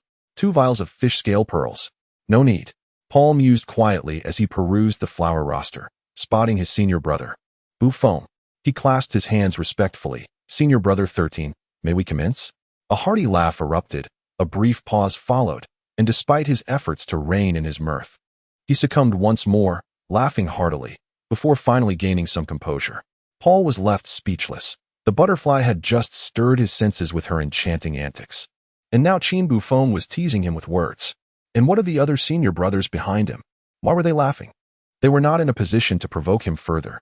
It was time to abandon conventional tactics. He must strike back decisively, taking the initiative to catch the others off guard. He handed the divination mirror to Chin Buffon, smiling. I have learned much, 13th senior brother. Internally pondering, he thought that the next steps would depend on fate. After all, fate reigns supreme. Who dares to defy it? Do you require a divination first, 14th junior brother? No need. 6th senior brother. I appreciate your kindness. No need to thank him. It's not complimentary. Chin Buffon replied with mild irritation. Paul lit 2 sticks of sandalwood incense, placing one on each side of where his senior stood. He then retrieved a candle infused with rosemary, igniting it to emit a soft blue glow. He set the candle on the candlestick and adjusted it beside his seniors. Instantly, Qin Zhuing was enveloped in a faint blue aura. Paul produced a box, laid down a felt mat, and sat upon it, donning a Taoist robe complete with a hood. His face was painted in a camouflage of green, red, and yellow, with a wooden talisman, a ritual sword, a chime, a ceremonial tablet, 5 colored flags, a 3 pure ones bell, a celestial measuring stick, and a token suspended between his palms. Qin Zhuing stood amidst the incense, slightly flustered, gazing at the neighboring blue candlelight. What was this 21st junior brother up to? Why had the previous 2 beams of light sufficed? Yet here the atmosphere had suddenly grown so solemn. Master Wu Yang cast a glance at him, finally displaying some Taoist demeanor. But what was his disciple doing perched upon the box? And could the paint on your face be any thicker? Surely, the ritual instruments should not be levitating in one's palm. You are merely causing trouble for the Wu Yang sect. Paul, the somewhat inept little Taoist, had a glimmer of pink and green light in his eyes as he gazed at Qin Zhuing, respectfully stating, 14th senior brother, please wait a moment. I shall first recite the profound principles aloud. Above lies the profound root of the 3 realms. Below are the residences of the 36 heavens and the 3 worlds. Above corresponds to the 3 purities and the 36 heavens, while below aligns with the 9 layers and the 36 palaces. Thus, the human head possesses 9 chambers. The heart has 9 orifices, the navel contains 9 spirits, and the form has 9 doors, collectively forming 36 abodes. Qin Zhuing was astonished. Was it not merely a physical examination? Why did it escalate to reciting profound doctrines? Could it be that the 21st junior brother, having failed to identify an internal traitor, sought to communicate and summon divine generals? He straightened his body, adopting a solemn demeanor, refraining from any movement, lest he fall victim to the unjust wrath of Paul's summoned deities. Paul, while shaking the 3 purities bell and expanding the shadowy images, chanted softly for quite some time before exhaling a breath of powdery green mist, shaking his head with a wry smile. The demon conceals itself more deeply than one could imagine. He handed the shadow mirror to Qin Zhuing, offering a respectful smile. Congratulations, 14th brother. You have not been possessed by the fiend. With a chuckle, he added, I appreciate your efforts, 21st junior brother. Qin Zhuing received the shadow mirror, displaying a knowing expression, and stepped aside. 15th junior brother, shall we divine first? That's enough, 6th brother. Paul's gaze shifted to Long Jili, and he pointed towards the incense. His expression serious as he said, please stand between the incense, 15th brother. I shall commence the ritual. Understood, 21st junior brother. Long Jili nodded eagerly, approaching with measured steps. Standing upright, a quiet apprehension brewing within. May the process proceed smoothly. How could he possibly be possessed by a demon? It had never been this way before. Alas! Who had provoked Paul? One's own body may remain an enigma, but there is no cause for fear or panic. After all, one is the master of their own domain. How could one display even a hint of trepidation? Such a display is absolutely unacceptable. The sensation is unbearable. The green light dances before my eyes. The chimes flit about my ears, and the sword of law swirls and stirs around me. This experience is truly distressing. Qin Zhuoying could not suppress a bitter expression, nearly succumbing to a tremor, yet managed to regain control just in time. As Paul approached him, he let out a heavy sigh, maintaining a stoic facade as he accepted the Tua-ing mirror, his demeanor serious as he remarked, "Thank you for your efforts." Junior brother, 21. Paul, inwardly delighted, thought to himself, even a rather unorthodox ritual can dazzle you. To provoke me in the dead of night, this is merely inviting trouble. Let us see who dares to maintain a nonchalant demeanor now. In the 71st chapter, reflecting on the image of Long Jili, Paul was astonished to discover that his own body harbored dragon radiance, the intensity of which far surpassed his expectations. Upon comparing the two, he noted that his own dragon radiance was merely the size of a soybean and variegated in color, while Long Jili's was as large as a sweet melon and possessed a pure hue. Comparison brings clarity. One's worth is evident in contrast. As Cho Xiaoxiao stood beside the candlestick, Paul channeled his magical energy fervently into the token. With a swift motion, the token soared with a delightful vigor towards Cho Xiaoxiao, spinning and pulsating as Paul intoned. The thunder god descends, the thunder cleaves the malevolent. 5 bolts of lightning descended in a blink, striking the grotesque figure of Cho Xiaoxiao, causing him to tremble uncontrollably while emitting a jubilant laughter. His pale golden eyes sparkled with mirth as he gazed at Paul and exclaimed, "Thank you, dear junior brother, for this lightning, neither too coarse nor too abundant. It merely provokes a delightful tingling sensation, accompanied by a touch of pain. Your gentleness brings me great comfort, though it has left some marks. Next, I wish for the sandalwood to be replaced with frankincense essential oil, which penetrates the cell walls within 3 to 5 seconds, revitalizing even the damaged and hardened cells, thereby obliterating viruses. After being struck by lightning, I find myself in dire need of such treatment. The best approach would be to mix the frankincense oil with coconut oil and apply it to the areas affected by the strike. Additionally, I hope you can provide me with 5 more bottles of spring rain elixir to nourish my damaged meridians. An ample supply of this restorative liquid would be splendid." Paul, feeling exasperated, tossed him 10 bottles of the elixir while contemplating silently. It was indeed Cho Xiaoxiao, this very individual, who had laughed heartily while the likes of Hu Dai and Qin Buffing toyed with him. This time, however, he sought vengeance, resolving to strike him 10 times with lightning to alleviate the resentment festering within. With a swirl of pale green magic infused into the token, 5 bolts of lightning materialized instantaneously, crackling against Cho Xiaoxiao's form. He consumed the spring rain elixir, closing his eyes to relish the refreshing baptism of lightning, waves of joy blossoming within him. Yet, this scene felt awry. Cho Xiaoxiao's expression was one of excessive delight. Was he, perhaps, losing both his lady and his soldiers, while bestowing both elixirs and lightning upon him? Why, oh why, do the eyes of this unsightly figure gleam with a pale golden hue? Could it be that his spiritual root is of the lightning attribute, and his talents are indeed unparalleled? Such abnormalities. Paul couldn't help but click his tongue in disbelief, shaking his dazed head in astonishment and horror. The grotesque figure chuckled heartily, proclaiming, "No need for astonishment, nor for pity. Unlike other brothers, I have the ability to absorb lightning, provided its grade does not exceed my capacity. My previous just was merely to encourage you to strike me a few more times, without any malice intended. Come now, brother 21. Paul disregarded his request, retracting his token. As the light beam swept across, a complete image suddenly materialized in the reflection mirror. He infused a thread of magical energy into it, and with a swift whoosh, it flew into the hands of the grotesque figure. Brother 21, why have you stopped? A man must stand his ground against those who tease him. Strike me with lightning. Come on, do not hesitate. Ravage me without mercy, and spare me no compassion simply because I am your 16th brother." Paul gazed at the grotesque figure in bewilderment, pondering whether the cause of his incessant laughter was a result of being struck by lightning. 16th brother, you are no different from Sister Pomegranate, both equally obstinate and, most regrettably, equally unattractive. Zhuang Xinyan had recounted numerous amusing tales, and one of the most memorable characters was indeed Sister Pomegranate. I understand your sentiments.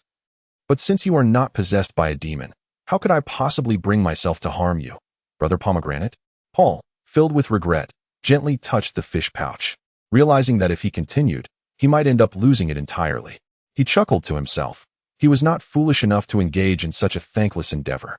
Lowering his head, he perused the roster, noting the name of his 17th senior brother, Deng Xingshi, the head of the Xingyang Hall, responsible for the penal laws, public safety, and stability within the Wuyang sect. This individual wielded considerable power, and it was prudent to cultivate a friendship with him. 17th senior brother, greetings. May we commence? Paul hastily tucked away his ritual implements, mindful of maintaining decorum in the presence of someone so significant. He feared that should Deng be a vengeful person, his future could be fraught with difficulties. The mere thought was unsettling. Deng Xingshi smirked, amused by Paul's anxious demeanor. Did he truly believe Deng would harbor ill will? He was not a person to hold grudges, but rather a fair-minded custodian of principles. Do not worry, 21st junior brother. As a guardian of the path, you need not feel anxious. As long as you adhere to the precepts and refrain from wrongdoing, the Xingyang Hall will always welcome you as a guest. He handed the Tuo-ing mirror to Deng Xingshi, reminding him, 17th senior brother, do not forget to let Master and the esteemed Master Miaosu take a look. Deng Xingshi accepted the Tuo-ing mirror, nodding with a smile. Of course, 21st junior brother. After this exchange, he stepped aside. Following him were 18th senior brother Bai Jin and 19th senior brother He Guixia, and then came Wan He, who unscrewed a jade bottle and dripped a dozen drops of night-scented orchid oil into the pale blue flame of a candle. Unsatisfied, he added another dozen drops. This bottle of essential oil is derived from the essence of a century-old night-blooming jasmine, possessing a potent toxicity that can impair the brain of those who inhale it. The mildest effects may render one foolish, while the severest can lead to cerebral palsy. This is frankincense oil, which, when dripped into a candle, promotes tranquility and serenity. It has a delightful fragrance, does it not? Suddenly, Jingjing's mind quivered slightly, as if sensing an unusual aura. In an instant, it sprang forth, hastily darting to the candlestick. And with a swift motion, it consumed the candle. As the candle melted, it prepared to shoot towards the back of the box. You vile creature, daring to thwart my endeavors, you are truly courting death. Wana's mouth opened wide, and a sudden burp erupted, releasing a stream of crimson smoke that shot forth like an arrow towards Jingjing. Jinren Wuyang moved, a malevolent aura enveloping him with a resounding boom, akin to a protective layer of diamond, abruptly manifesting before Jingjing, who gazed intently at the red smoke. Before even nearing the great hall, Paul caught a whiff of an intensely aged liquor, its pungent scent filling his nostrils. He was utterly astonished. Who would drink at such a time? Upon reaching the hall, he discovered that the aroma emanated from his master, who had taken several swigs of liquor, intensifying the malevolent aura surrounding him. A fiery orb erupted from his mouth, and upon contact with the red smoke, it dissipated into thin air. Wana's mouth was filled with continuous burps, astonishingly capable of releasing a dozen in one go. As 10 streams of crimson smoke shot forth. Remarkably, he could still articulate words, his deep voice resonating. Brother Wanla, your demise is most tragic. I can hardly contain my desire for vengeance. I long to personally slay Yuan Fangji. My hatred is boundless. As the crimson smoke dissipated, Vang's voice ceased abruptly. He was reduced to ashes in the incandescent flames and carried away by a gust of wind down the precipice. When Paul turned his gaze towards his master, Martial Sun also looked at him. Instantly, he felt a violent tremor throughout his entire being, and an indescribable pressure bore down upon him, causing his vision to blur as if he were at the foot of a colossal mountain. Thereupon, he intoned a lotus, ablaze with ardor. The nightmare pearl released a cascade of lotus blossoms that gently alighted around Paul. His eyes were suddenly illuminated by a light reminiscent of an oil painting, as if he were immersed in the starry night. His body writhed and spiraled, and a cacophony of sounds assailed his ears, the plaintive drone of cicadas, the raucous croaking of frogs, and the grating caw of crows. In his bewilderment, the lotus flowers shattered into fragments, leaving only a delicate quintet remaining. He suddenly recalled the scene of Baesun infecting him. As he contemplated himself, beams of light illuminated his form, creating a complete image within the shadow mirror. With a swift motion, it shot towards Martial Sunday. Martial Sun received the shadow mirror and scrutinized it intently, repeating the process time and again. He then exhaled a long breath, and his cognitive pressure vanished. At that moment, the lotus emitted a mournful cry and transformed into a faint light that entered the nightmare pearl, signifying that the clear lotus had been greatly depleted and would require a considerable time to recover its former glory. Paul collapsed to the ground, curling up, and was captivated by the dream pill before him. It emanated a sapphire luminescence, and within it, a fairy seemed to reside upon an ethereal moon.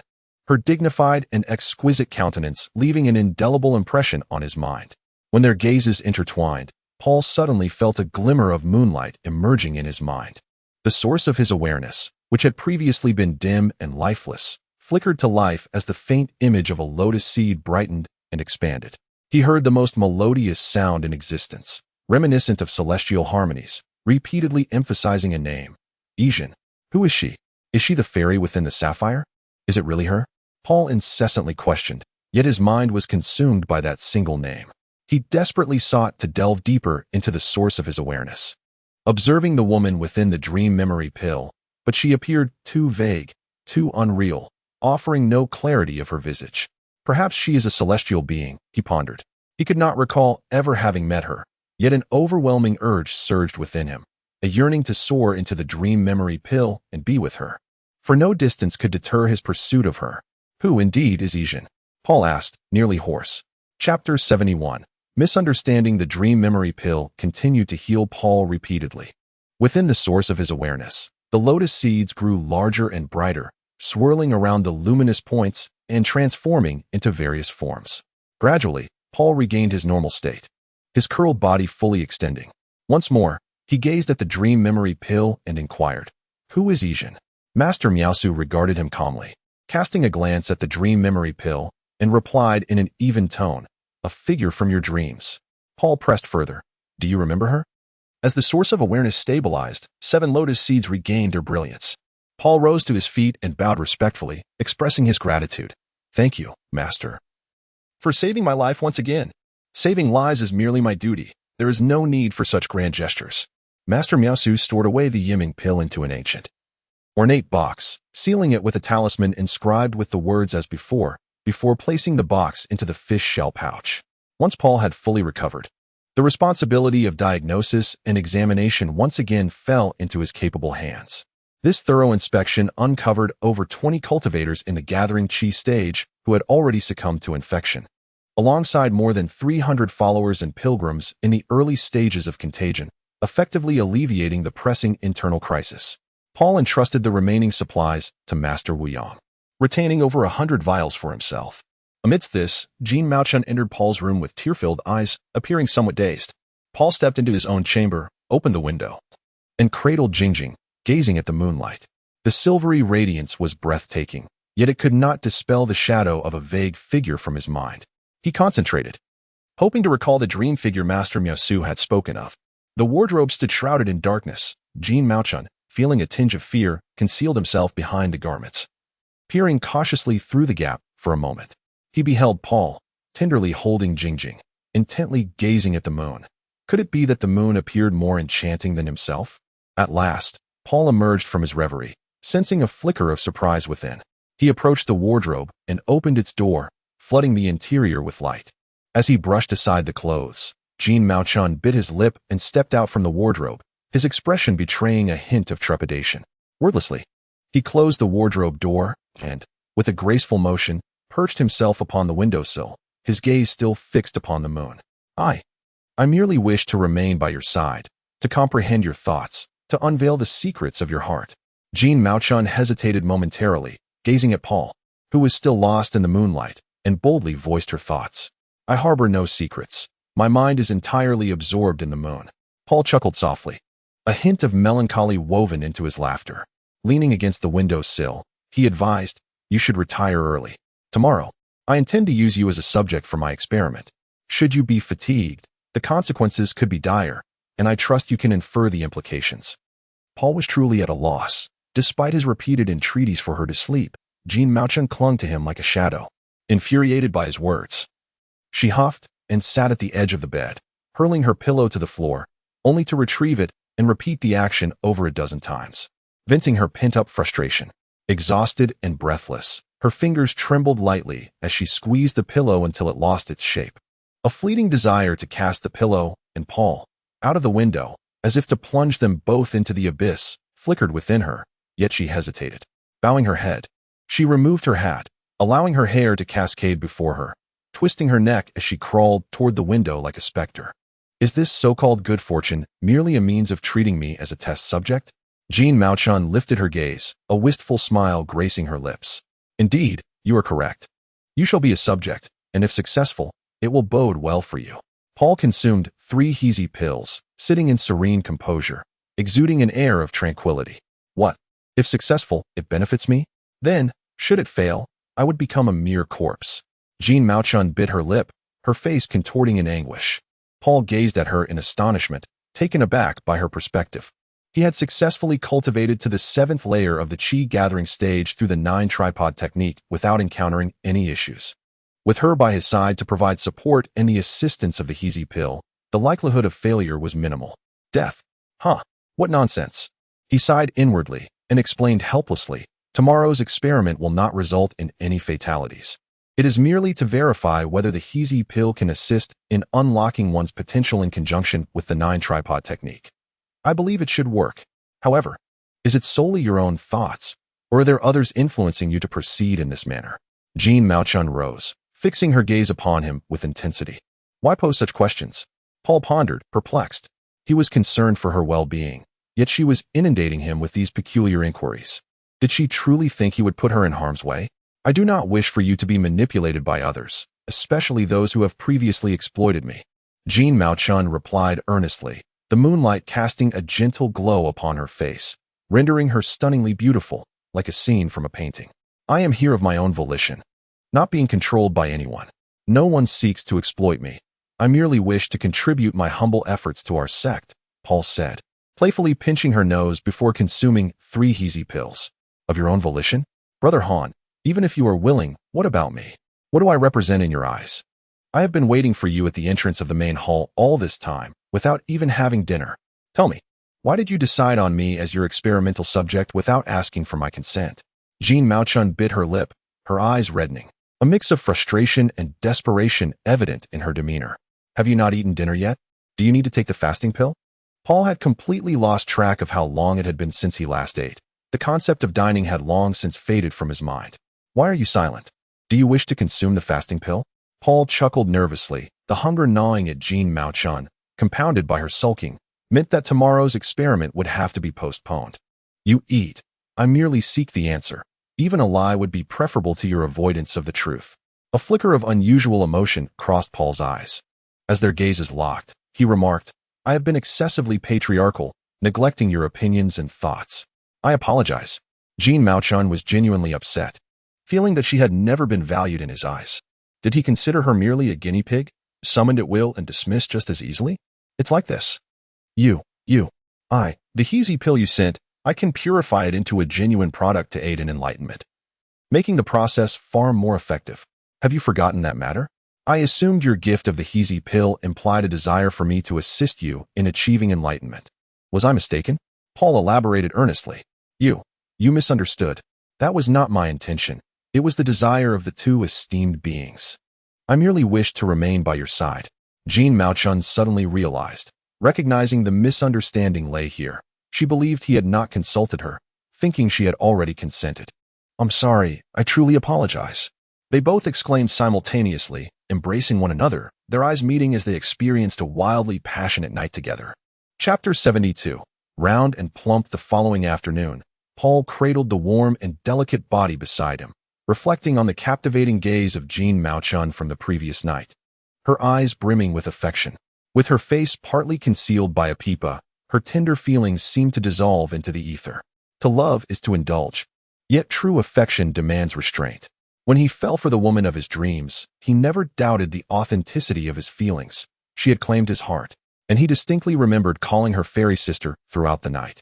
Jean Mouchon must have felt a flutter in her heart, believing he was calling for her, and she rejoiced, convinced she had found her soulmate. She had plunged into the depths of love, unaware that Paul's feelings were merely fondness. Shall we simply lie here? She mused. You called me fairy sister last night, and I adored it. I hope you will call me that for a lifetime. The most beautiful expression of love is encapsulated in those 4 words. Jean Mouchon, with her gentle demeanor and eyes like flowing water, radiated sweetness and tenderness. What could be done? How could he tell her that fairy sister was not her, but rather a figment of his dreams? What if she, in her despair, chose to leap from a cliff before him. She had once remarked that even a lie is preferable to evasion, so perhaps he should weave a gentle falsehood.